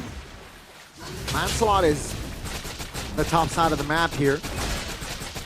And they should be aware of this. Onyx taking it slow here, waiting for an opening. Keyboard with the taunt. That's going to be the charge. Immobilization as well. Dino finds a final slash onto its stance. That's a stun as well. That's Arfi with the flicker. Take a look at the Kalea. They really wanted to evade the Purify from Sans there. That's why they went in. But now they burnt their own flicker. Sans was so patient. He knew what was at stake if he had to use a Purify. Alec would get a free Tsunami Slam, and now he has to go on Keyboy just to get space. Onyx want to go for it. They have the position. Yeah, Lancelot is on its way, but it seems like the... Oh, Keyboy finds the Lord. That's a fight. That's a Tsunami Slam. That's Mizuki in the back line. Nino's able to flicker out. Look, P in the midst of it all. Pops in there on CC immunity and gets on the Hijime. Shadow kill from Kai. Oh! And it's a ton of quad shadow as well. Hey. Kai on the double. So locked in, so instinctual. Kai, the god in the jungle, strikes again. A 5,000 gold lead puts Onyx to where they wanted to be. In the early game of Pulse. Oh my goodness! Yazuki got taunted, the quad shadow. Fortunately for Yazuki, it does not land. But they will get rid of the Holy Shield, and that's before the Lord Gani. With the Purify still up, Alter Ego will have to throw resources without a guarantee. Damage profile is there on it. They want this base turret! They got the mid as well. It's a 5v4 now with the Lord. It's a 6v4, and Onyx, they apply more pressure. Lutpe already has the Braver Spider. Doesn't have the stun anymore. Skylar dishing out damage right now. Onyx gonna be taken down! Sans finds a kill now. They want to go for Arfi. He barely survived, but he still stands on it. With a wave coming in the mid lane. This is the end angle. Ladies and gentlemen, for M7, for Grand Finals, Onyx finds it, and it is all over. The yellow porcupines will take it. The prophecy stands fulfilled. Onyx, the defending champions of Indonesia, though shaken, get destiny written all over. And once again, the final bosses claim the ticket to M Series. They have qualified to the M7 World Championship, putting themselves in the Grand Finals. But boy, have they bled. Against Evos, it was a full 5 games. And now, against Alter Ego. It went 5 games, but they have done it. The dream team of MPL ID Season 16 does it again. Welcome to the Grand Finals. Welcome to M7. I wish we could say for Alter Ego it gets better from here. But after a very tiring match, after going all the way, only just to fall short, they will have to face an EVOs on the rise. The Tigers that have been dropped down in the upper brackets just yesterday, who found a 3-0 win against the Red Robots. Riding on momentum. A slot to M7 was so close, yet so far for Alter Ego. To remind you back at home, Season 11, this exact path happened for Alter Ego, EVOS, and Onyx. Onyx went through to the MSC Championship through upper brackets. EVOS got sent down early, Alter Ego got sent down by Onyx, and then Alter Ego ended up losing, eliminated by EVOS for that final ticket. Let's hope history doesn't repeat itself, obviously, unless you're an EVOS fan. Onyx have done it though. Looked like it was set in stone all the way from before the season even with the lineup. Yeah. But Gani, they bled. Yeah. They had to put it all on the line. We're gonna give it over to the stage where Bude Clarabongster will interview the Sky Kings. Dunia, bersiaplah untuk menyambut kedatangan Onyx di M7! Get ready to welcome Onyx to M7! Satu slot sudah kalian dapatkan. Perjuangan untuk mendapatkan slot M7 akhirnya kalian dapatkan. Suns mendapatkan slot kembali untuk M7. A slot again for M7. Suns sendiri, gimana Suns hari ini? How do you feel, Suns? Oh ya, alhamdulillah akhirnya kita bisa kelarin game ini 3-2 dan kita udah amanin tiketnya juga. Praise God, Dan we played the games 3-2 and got the tickets. Pasti senang banget lah. Of course, we're very happy. Ya tinggal fokus besok dulu sih, baru kita fokusin Let's focus for tomorrow, M-Series. and then we can Karena focus masih for ada M7. Match lah. We still have matches. Ya, lusa. Oke, lusa day after, karena kemenangan hari ini membuat kalian langsung advance to Grand Final juga. Menjadi Grand Finalis pertama, jalan mulus didapatkan oleh Onyx, tetap bertahan di upper bracket. Dan kalau ngebahas tentang final upper bracket ini, Suns, kenapa ini terlihat begitu intens dan alot? Why did it seem so tough, so intense? Kenapa kayak gamenya tuh susah banget, matchnya Why were susah? the games so difficult? Di ininya sih, di late gamenya sih, It's dia the late lumayan game. bagus juga. They were good. Ya dia emang bagus juga kan di late game hero-nya. And their heroes were great for the late game Masalahnya too. di late game sih sama kita nggak ada salah beberapa inilah mistake yang kita bikin. Our issues in the late game Oke, and some of the jadi small ada mistakes momen-momen in di the mana early late game. game, tapi late game Alter Ego, kita ngeliat biasanya kalau Alter Ego tuh berfokusnya dengan permainan barbar mereka, permainan We can see the seruduk barbaric mereka. playstyle of Alter Dan Ego always in the early gimana game. kalian merespon itu, Sans? But now it's different. How did you respond to this? Sebenarnya Suns? udah biasa sih kalau Aya emang bagus dia early-nya juga kan, dan kalau bisa kita We're used to it. Alter Ego has always been known to amanin play yang well early-nya, in the itu early pasti game. kita mid game late game udah pasti If aman. we win the early game, the Jadi mid game to kita late game, fokusnya emang done dari deal. early juga, jadi step by step juga sih. So we Step focus by on the step, early tapi game ada and it's tadi a step momen by step comeback process. di game yang keempat apalagi khususnya apa game ketiga tadi bener-bener kayak kalian udah owning, tiba-tiba Alter Especially Ego in game mulai 3 and 4. mengejar. You guys were doing so well and then Alter Ego caught back up. Oh ya, yang mungkin yang dibawa apa ya? Kayak kurang target sih mungkin yang terakhir itu yang pas aku pakai Kimi. Terus emang kayaknya jelek juga warnya dibawa. Jadi ya emang kesalahannya di situ juga and sih. the war, that Satu fight on the buyar bottom lane 11. was not Ya, good. langsung kena end. Tiba-tiba kena end, We lost tapi there and we just yang got gak the game berakhir di ended on sini us. ketika dari UPI sendiri UPI. Kita ngeliat momen kalian udah ngedapetin 2-0. Udah denger dari beberapa pro player, ternyata momen ketika mendapatkan 2 poin kemenangan, tinggal 1 lagi menang itu So I itu heard adalah momen-momen when you yang get 2 menegangkan points untuk and tim you yang have lagi one more keadaan game menang. to win, Tadi kalian it's actually a ngedapetin momen very itu tough juga nggak? and Pas nervous udah situation 2-0 tuh. for the winning team. Is that how you felt as well? Kan kalian udah 2-0. Oke. Nah biasanya itu kalau udah tinggal 1 game lagi, itu tuh biasanya ke When it's one bawah, more game. ke bawah hype, terus juga There's the lebih hype, tegang there's karena tinggal more 1 game lagi nerves gitu. as well because it's one more Enggak sih, game itu only. dari alter ego juga kan, mereka pada jago kan player-playernya, jadi bisa ngebalikin gitu. No, it's not that. Jadi Alter Ego was really keadaan good dari to be able to start Onyx that sendiri comeback. game 1, 2, 3, 4, 5 itu stabil terus atau ada momen up and down ya Ubi? So Ada for Onyx, naik turun was it lah kita. stable or was it up and down from Boleh game 1 dikasih to tau 5? gimana pada saat kalian naik, bisa menetralkan kembali di bawah, bisa naik How did lagi. you balance it out? Ya, yang pasti kalau kita lagi di bawah, cepet-cepet reset sih. If you're on the Buat bottom, next game-nya gimana. mental wise we try and reset Cepet-cepet as reset fast as dan possible. ngelihat hari ini Ubi balik lagi, kita akan melihat Onyx ke international stage lagi Ubi. Ya apa ya, Going again to the alhamdulillah international bisa ke internasional lagi. Praise God, we can make it back to the Alhamdulillah, international. kerja keras dan ngebahas tentang hari ini. Kita melihat momen begitu intens, tapi kalau ngebahas tentang keintensan ini, Kiboy melihat intensity. lawanmu hari ini Alex. Looking Alex at banyak your banget melakukan opponent today, momentum-momentum juga, Kiboy.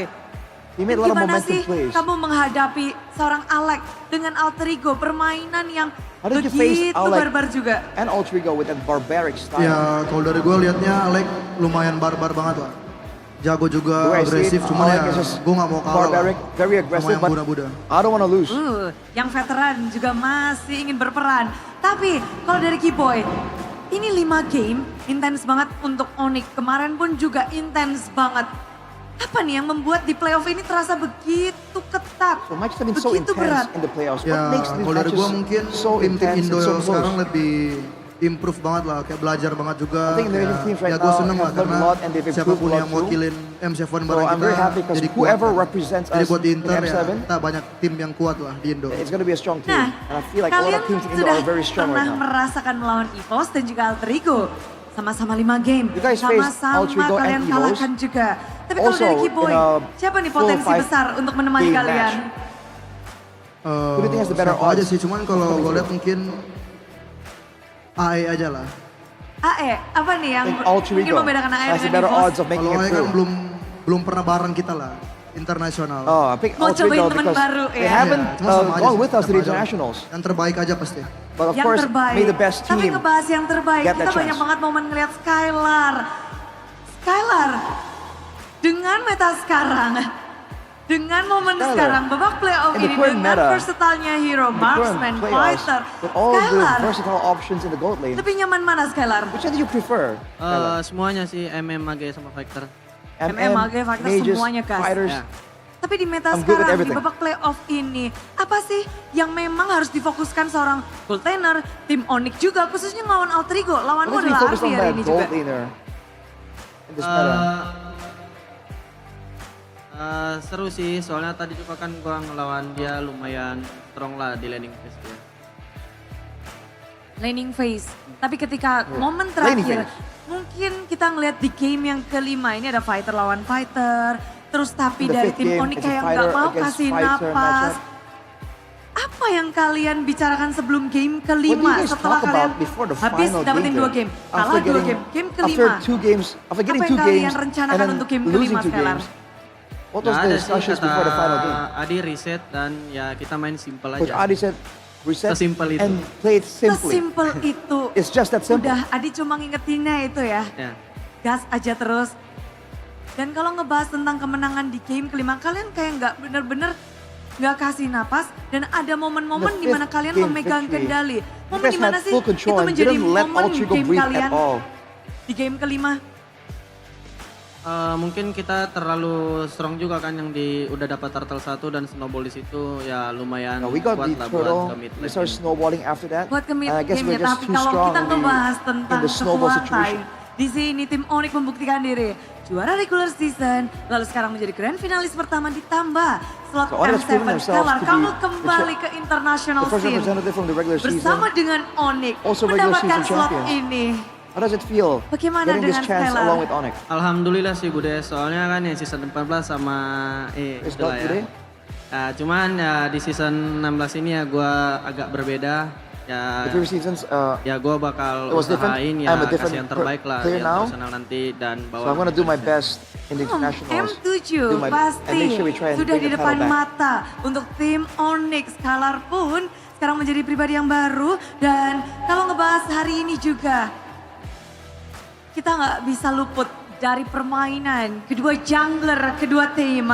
Looking at today's games, you can't forget about the junglers from both dengan teams. Yasuke hari ini. The assassin battles Battle of against Yasuke jungler, today. Veteran dan The Youngblood. The veteran dan against the rookie Youngblood. bertemu Kairi. It was a Gimana clash tadi there. Kairi? How does it Ngerasain feel, funny-nya Yasuke? Kairi? Tadi seru sih, seru banget. That was very fun. Ya semua assassin dia jago dan All dia assassins are gerakan great. juga pede. And he's also very confident. Ya ada berpotensi kata Lutfi. Lutfi says he has potential. Tapi kalau ngelihat potensi seorang player, rookie player anyar di sini, apakah ini He udah had bisa a masuk top 3 jungler potential Indonesia? from a rookie. Is he one of the top junglers of Indonesia? Buat gua nomor 2 kayaknya di Indo. For me, number 2 right now. Nomor 1 Dia Kairi. sama Albert ya di nomor 2. Kairi Yeah. 1. He's number 2. Enggak, gua ketiga. No, I'm not number 1. I'm number 3. Nomor 1 Kartizi. Number 1 is Kartizi. Mau ke Indo, Kaltizi mau ke Indo. Oh, Kartizi? Going to Indo? Tapi kalau ngebahas memang hari ini, momen-momen di mana battle assassin juga, dan kita ngelihat juga Yasuke dengan potensinya. Sebesar apa sih potensi Yasuke? Apakah dia siap juga untuk How big is mungkin Yasuke's ke potential? M7? Is he ready for M7? Menurut gua dia ya ada chance sih kayak I think he has a chance. yang dia kasih lihat tadi dia What he showed earlier ya, pede banget pokoknya. is great confidence. Pede banget, tapi dari hero-hero yang kamu lawan dengan Yasuke What the hari heroes ini. you went up against? Hero apa yang kamu ngeliat, oh di tangan Yasuke beda What nih. hero do you Fanny feel kayaknya, like Fanny. is so different in Yasuke's Fanny-nya? hands? Fanny. It's the Kalau Fanny. Hayabusanya Yasuke gimana? How about the Hayabusa? Ya jago juga di bawah gua dikit. Very good. Just a little bit below Tetap mine. ya, Hayabusa itu soulmate-nya dari Kairi. Jangan disentuh. Udah si Lan dari tadi mau ngomong nih. Der. Sekarang masuk top. Kata Kairi ini dia Gua enggak ada ngomong. lancenya kayak. Gua enggak ada ngomong. Ayo. Tapi Kalau saya jago deh. Kyrie saying kamu juga pakai Lancelot. his Lancelot, Yasuke juga but pakai they got cut Lancelot. off. Apakah Lancelot akan menjadi hero babak final lower bracket, Do you mungkin think it's grand gonna final be- juga. Hari ini juga udah dipakai nih. A final bracket hero, the Lancelot. Lancelot bakal jadi populer juga kah? It's gonna be popular. Untuk babak final ini For the finals. Udah fix. Oh, for sure. udah fix. Kenapa nih Lancelot nih? Why? What's up with Karena Lancelot? lagi bagus aja Lancelot di meta It's ini. very good in the current meta. Lagi bagus Lancelotnya. Tapi gimana dengan Onyx? Gimana dengan Kairi? Di season ini, di final upper bracket ini, lagi apa Onyx nih? What is Onyx? Lagi apa? Working Lagi on right bagus now. juga, lagi OP juga, atau Are, lagi apa are you guys Kairi? doing good? Are you guys OP right now? Lagi apa? Untuk menuju M7 ini Going to Onyx M7? lagi apa? How is Onyx? What is Onyx like right now? Sorry. Onyx di mode playoff ini lagi apa? Lagi mode Playoffs apa mode ini? Onyx. What mode is it? Gak mau dia apa-apa sih Bude. Kayak biasa aja sih. No particular mode. It's just us. Biasa aja. Biasa aja. Good old Tapi us. kalau udah ngelawan kayak gini semuanya, bentar, Kairi belum. Kairi kasih dong kata-kata mendapatkan Kairi, slot babak M7. Give us some words after getting a Mendapatkan slot grand final. towards M7 deh. M7. Kita langsung fokus ke internasional. Internasional di depan mata. Tim Onyx sudah mendapatkan slotnya. Kata-kata dari Kairi. Ya puji Tuhan bisa dapat M7, tiket buat M7 dan Praise God, we got a chance to go to apa ya, M7. paling And gua I don't know. Gua try hard lagi ya pokoknya. Buat I'm gonna final try hard sampai again. M7 buat dapetin piala M7 nanti. To get di the Indonesia. trophy. M7 In M7. sudah di depan mata, piala ingin diraih kembali. Tapi ngebahas tentang sebelum M7, berarti nunggu lawan nih ya. Ada Oh, wait. kedua What about M7? jungler akan You're waiting for kalian mungkin salah satu bertemu kembali. which opponent? Tadi Kiboy berpikir bahwa mungkin AE yang akan ke grand final. Oh, Kiboy Tapi seems to dari feel Altrigo Kairi is siapa gonna be kayak kira-kira the yang other bakal ketemu kalian lagi? person. Dua-duanya udah Who do kalian you think temuin is nih. gonna meet you guys again, Kairi? Alter Ego kayaknya. Alter Ego, I think. Kenapa? Why? Lebih jago dikit. Just a little bit better. Dikit. Ya, terus Maybe. mereka lebih pede juga mainnya. And they play more Apakah dengan confident. draft-draft mereka bikin kalian Draftnya kaget? juga susah ditebak.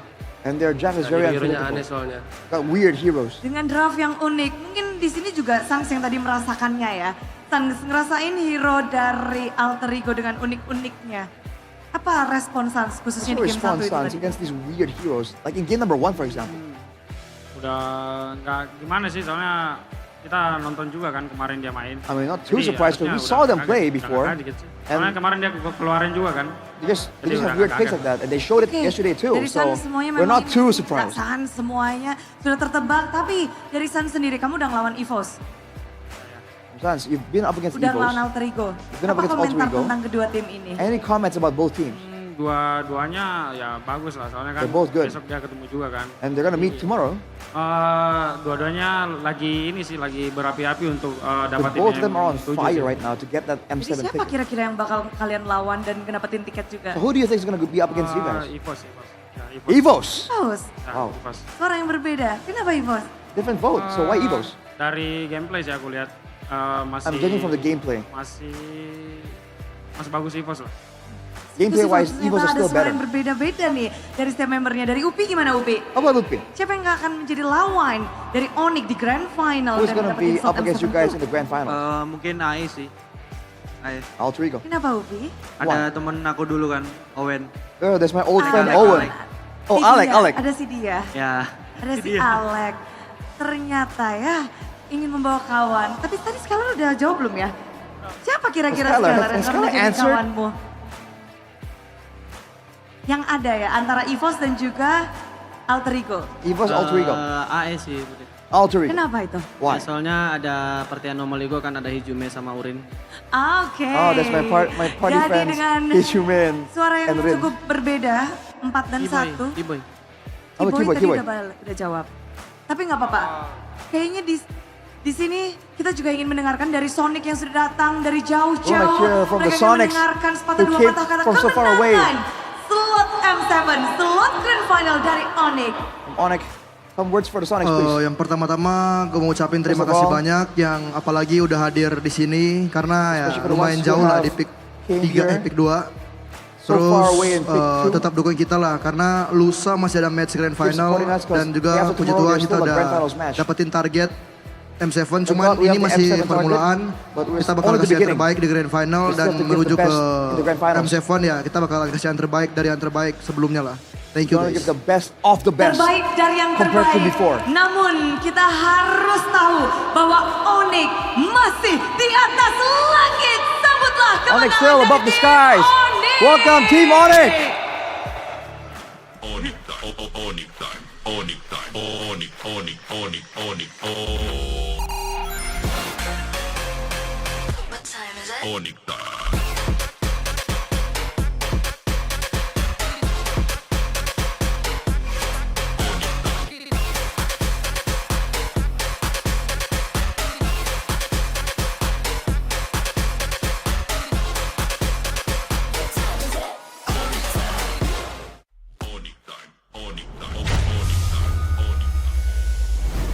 Back to the skies where they belong. Onyx secure the first M7 ticket in MPL ID Season 16. They will be the first Indo rep in M7. And the second ticket will be up for grabs tomorrow. Alter Ego against EVOS. Yep. Man, the votes are quite interesting. A lot of them, the majority were talking about Alter Ego, and then Sans comes through and says, hey, I'm judging from the gameplay, and I feel like it's gonna be EVOS. That's interesting. Tomorrow's gonna be a bloodbath though. I hope it goes all the way to Game 7. Oh yeah. All right, it's the best of 7. Best of 7. Yeah, Oh, man. hopefully You get maybe like 6-7 games tomorrow. You know, not only 5 games here. But yeah, I gotta be honest with you. I kind of forgot what happened in the game earlier because how much I listened to the interviews and all that stuff, and it dawned on me that Onyx is finally in M7 again, in M Series again. Kyrie has another chance to fulfill his promise to the Sonics. The last time he was in, the last time Onyx was in M Series was in M5. That golden road was close, but Lutfi, the L in Lutfi stands for Lapu Lapu. Completely in form with the Lapu Lapu. The best game I think he played was game number 2. The 1v2, that was so impressive. But game 5, I think It was a simple lapu-lapu game for him. Yeah, but you have to admit, man, this guy's Lapu Lapu is different, dude. And the Lapu Lapu is a hero that's always so impressive when you're able to play it well. I remember back then when Luke was still in DFAM, I believe, he was making crazy outplays in the Lapu Lapu as well. It's how he kind of got his initial reputation. Lutfi, though, is just so good because he's not only good at going in and doing damage, because most decent EXP laners can do that, but he can adjust and change his targets, and he has that calculation on how long he can survive, or if he feels like he can't survive, he'll dip out of there and save some skills for that. This game, though, against a comp like Alter Egos, having the card control immunity allows him to do so much work right here. Delete some of the backline, do a lot of damage. His only real weakness in these long drawn-out fights where his abilities take a lot longer to go off cooldown and he can't really be as active. But aside from that, especially when the games are decided all in a split second here, due to the explosive nature of the heroes, these assassins, these burst mages and fighters, this final game just became so much more comfortable for Lutfi to play in.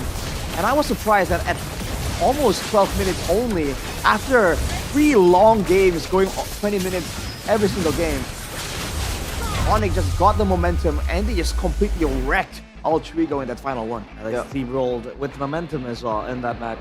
Yeah, one of the reasons I think why this match ended so soon is because of the fact that it's a Lunox Kalea combo. You don't really have good enough wave clear, and it's also a one-cycle hero. You gotta wait for the the Chaos Order to come up again for you to be able to join the teamfight again.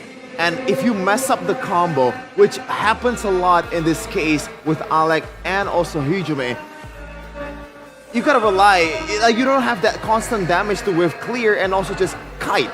It is an all-in hero, and maybe it's for Hijume himself, it kind of throws him off guard, right? Because over the course of 4 games, he's been playing those kiting heroes, the safe heroes like Valentina, a bit more utility, but this time around he has to go balls to the walls with a combo.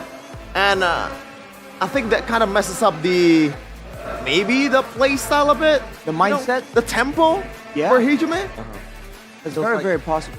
Yeah, go on, Josh. But yeah, looking at it, you're seeing that the mid laners and the carries, now it's just so much more difficult for them to actually do damage. And ironically, even though it's fighters now in the gold lane, they're still the ones doing the most damage. Let's see what Onyx has to say in this mic check as we tune in to their comms.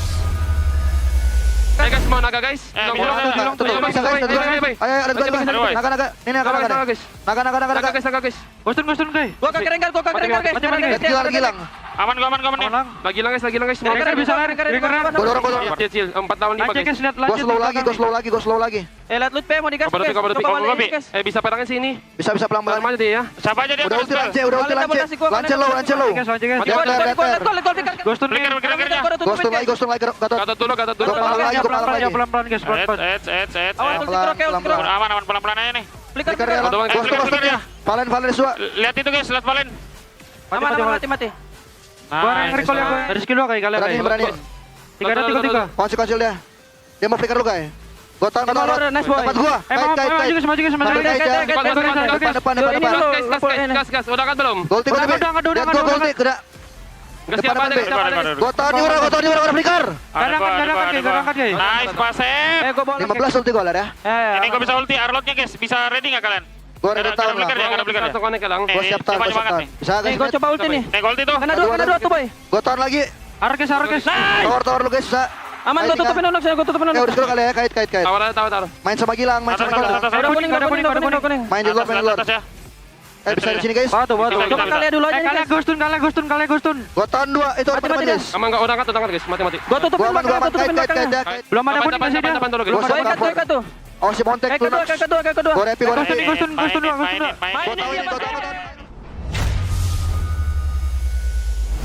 Very fiery mic check, right, Arashi? I mean, you can see the tension for sure, man. It was a very intense game. I wish we could hear the mic checks when they got like reversed. You know, when they were winning a game and then the big team fight from Alter Ego happened. I'm more curious to see what they said there. Yeah, you know what I mean? Did they go like, play? Did they, do they have the same reactions to us mortals and they go like, yo, what the heck? Or do they go like, dang, lock in, reprogram, recalculate, and just get back into it. I think that's the more likely result that we're gonna get if we do get it. But I'm more curious on the mic check after they secure the W. What did Keyboy say? What did Kyrie say after the W, man? Because when we look at the cam, there were some spies there. Yeah, we saw the cam. Kyrie was up in his feet. And Keyboy seemed like he was shouting something at Alter Ego. We do love the good old Keyboy back because we saw him quite a few times being very cold, even on backstage. I saw him multiple times and he's very quiet. And now he won't be. As he secures M7, the grand finals for Onyx is queued up, but down bottom the lower bracket finals. This is a battle to the death. Alter Ego against EVOS. Who do you have, boys? Oh, it's such a tough. Don't say maybe, don't say I think. Just the team. One team name. Just because of how impressive that whole sequence was, I'm gonna go with Alter Ego. Alter Ego. Although, shout out, I was really happy for my boy Albert in Evos. If Alter Ego went forward, I would have been supporting Evos against Onyx. But I go with Alter Ego right here. Alter Ego because Suelo has been questionable. I see. I gotta go. Suelo. I gotta go for EVOS, man. Yeah, hopefully they show up tomorrow. Hopefully they bring us with a banger 7-game series. Because man, oh man, that is going to be very spicy. Dude, the experience difference. Yeah. 7 games, man. I think it's very memorable for both fans, right? For EVOS, it's the long-awaited return to the M series. Oh man. Yes. It's been a long fast, a drought of international experience. I think the last time they were in an international event was MSC. Yeah. With how about Alter Ego?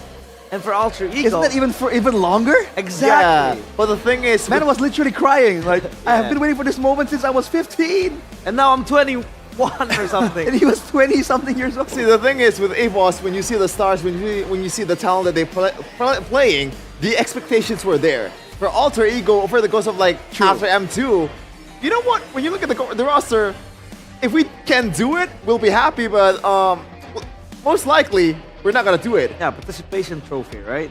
I just love it for the fans, man. This you might think, obviously Onyx and RQ Kingdom, they have more fans, but EVOS and Alter Ego, these are like 2 very loyal fan bases. For sure, they are.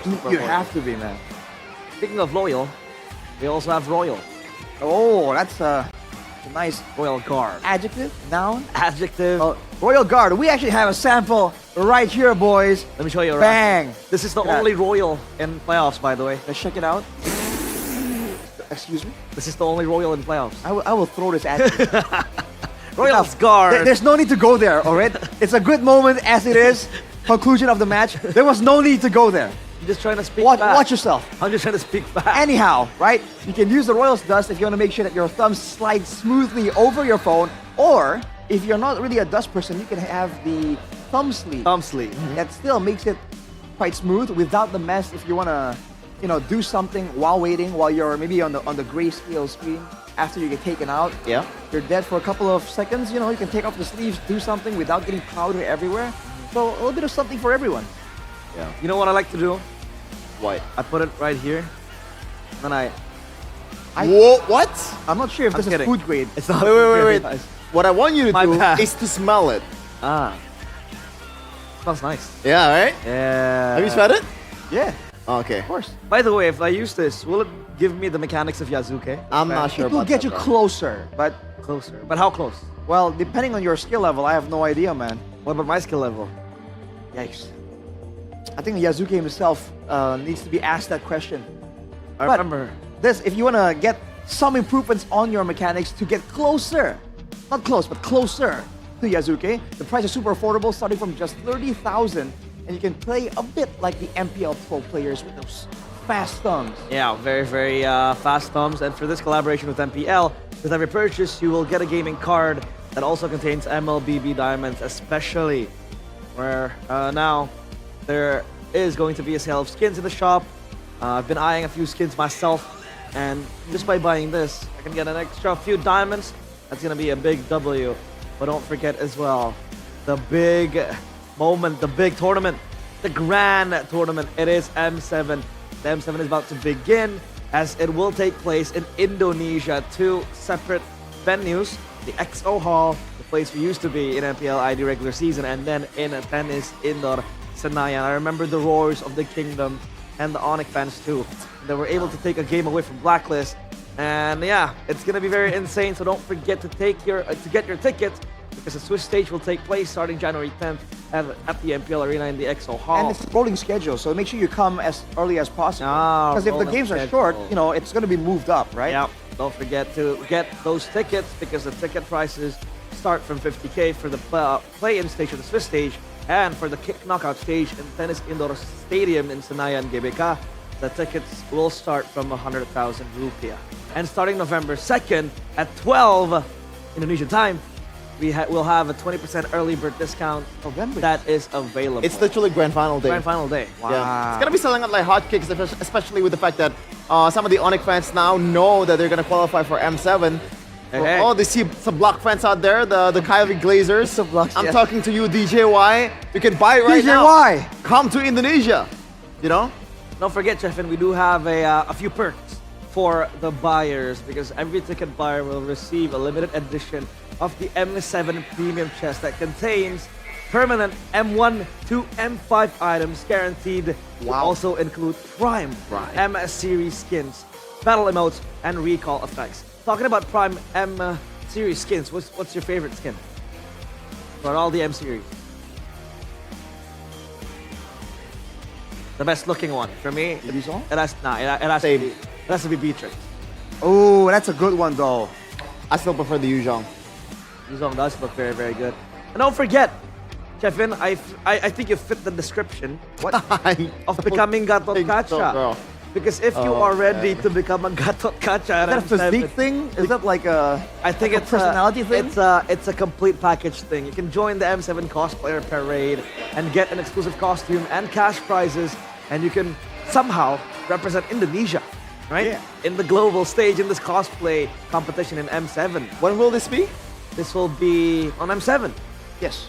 So I have like maybe 2 months to get jacked. Yes. Yeah. I don't know if I can do it, man. You can. Well, pump some air into you. You were able to hold Arashi in a arm wrestle. Yeah.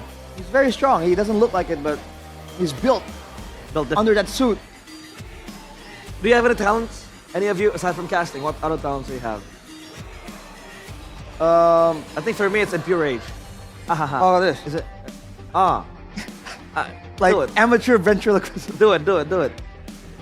Oh, look at that. The late speech, my brothers. And you can showcase that in the M7 Talent Showcase, a national competition designed to discover and highlight new stars from the MLBB community. The winners will earn the opportunity to perform on the main stage of the M7 World Championship Carnival. There are a lot of categories: cosplay, dance covers, singing or musical performances, comedy, just like Chefin and Arashi, skits, acting, or any other creative talents not listed above. You can just join in and showcase your talent. Imagine on a grand final performing your delayed speech talent in front of Sanford and maybe Kyrie. Yikes, that makes things a bit more... Do it again. Okay, do this. Kyrie Hayabusa. Kyrie Hayabusa. That's a bit worse. It's a longer sentence. Yeah. Okay, do this then. No, I'm gonna go in for the Lord, and then he's gonna get the turtle. This has gone long enough. All right. But yes, make How sure. to participate, Arashi? We go for the online audition where participants must submit a 1 to 4 minute performance video, and the best performances will be selected by the judges to advance to the next round and ultimately perform in the spectacular final at the M7 Carnival. So hashtags. What are the official hashtags? Hashtag M7 Carnival, hashtag M7 Talent Showcase, and hashtag Saatnya Bersinar. What does that mean? Time to shine. Time to shine, baby. Fine. Do it again. No. Why do you like this so much? Okay, Chefin, it's not even that good. What's your talent, aside from casting? I can make sounds with my throat. Do it. I don't know. That's a bit strange. Do the... No, the... Wow. That's with your nose. That's not bad though. That's pretty good. You sound like a particular creature. Ooh. I don't want to say the name. A human being. You guys don't ask me what my talent is? It's relevant. What is your talent? I'm gonna oblige. I don't have a talent. Oh, because you're on the spectrum. No, it's because you're a talent, dude. Exactly. We are all talent. We're all talent. We're all talented. So we are objects. We might be if we participate in that competition. Might be Don't forget to objectified. participate. Imagine performing in the grandest stage of MLBB in front of thousands. You know, I like how they don't really tell you like what talents are available. Like whatever you feel you're talented with. So if you're good at juggling apples, you know, like you send a video in, right? What if I can cook omelets in like 10 seconds? Is that a talent? Didn't you tell me that you're gonna apply? No. With the shake dance? No, absolutely not. Okay. I have a Juggling talent. apple. Not voluntarily. I can twist my knee. Involuntary That's knee torsion. That's an injury. I don't think they want someone to perform while they're kind of sidelined In with the some hand. countries, they might consider that a Imagine disability. I'm performing live on stage and the host just went, "Whoa!" I'm giving them trauma. What is wrong with this guy? He wants to get his knee twisted. Anyways, that is us for today. That has been us for today. That's a long It's match, a dude. very, very long day, a long match, a very, very great day for some MLBB. It's been me realized losing my voice, I know, but I'm gonna restore that and get ready for tomorrow and the finals. Arashi and Chefin, alongside with you guys watching, thank you very much. We still have tomorrow, Elimination Day, Lower Day Bracket after. Finals, one more ticket to M7, and We have best the of after 7. party. What? We have the after party. You're not Oh my supposed to God. say that. But Bude and Alyssa, take it away. MPL ID Season 16, we own this. Ya, thank you para panelis dan caster yang telah bertugas hari ini. Hari ini berakhir dengan begitu luar biasa. 2 match begitu menegangkan. Match 1 memang terlihat begitu cepat, tapi match yang kedua di final upper bracket begitu intens. 1 tiket sudah didapatkan oleh Onyx untuk melaju mewakili Indonesia di M7. Dan besok kita akan menjadi saksi siapakah penentu untuk 1 tiket terakhir menuju M7. Apakah akan didapatkan oleh EVOS yang hari ini begitu berapi-api. Mengalahkan Bigetron yang sebelumnya bahkan berangkat dari upper bracket. Namun harus kalah telak 3-0 oleh EVOS yang besok begitu membara sepertinya Bude. Dan kita akan kembali melihat Alter Ego kembali akan memperebutkan apakah juga bisa mendapatkan tiket M Series mereka. Ya, pertarungan tak akan mudah karena kita sudah melihat kedua tim melawan tim Onyx di match hari ini dan di match kemarin. EVOS dan Alter Ego mereka punya bekal besar untuk bisa menjadi perwakilan Indonesia di ajang M7 World Championship. Namun semuanya harus mereka buktikan dalam best of 7 di final lower bracket esok hari.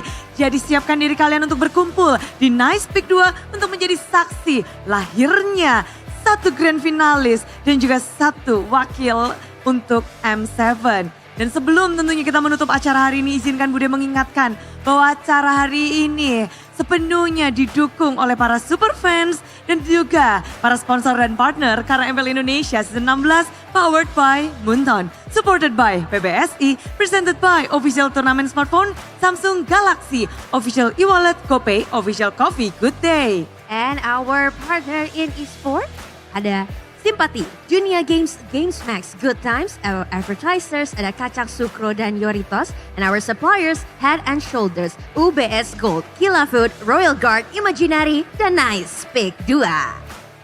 Besok tak akan mudah. Esok tak akan menjadi hari yang bisa dibilang bisa bernapas lega. Karena semua tim menginginkan 1 slot terakhir. Hanya ada 1 di antara EVOS ataukah Alter Ego. Kesempatan terakhir diberikan kepada EVOS dan Alter Ego.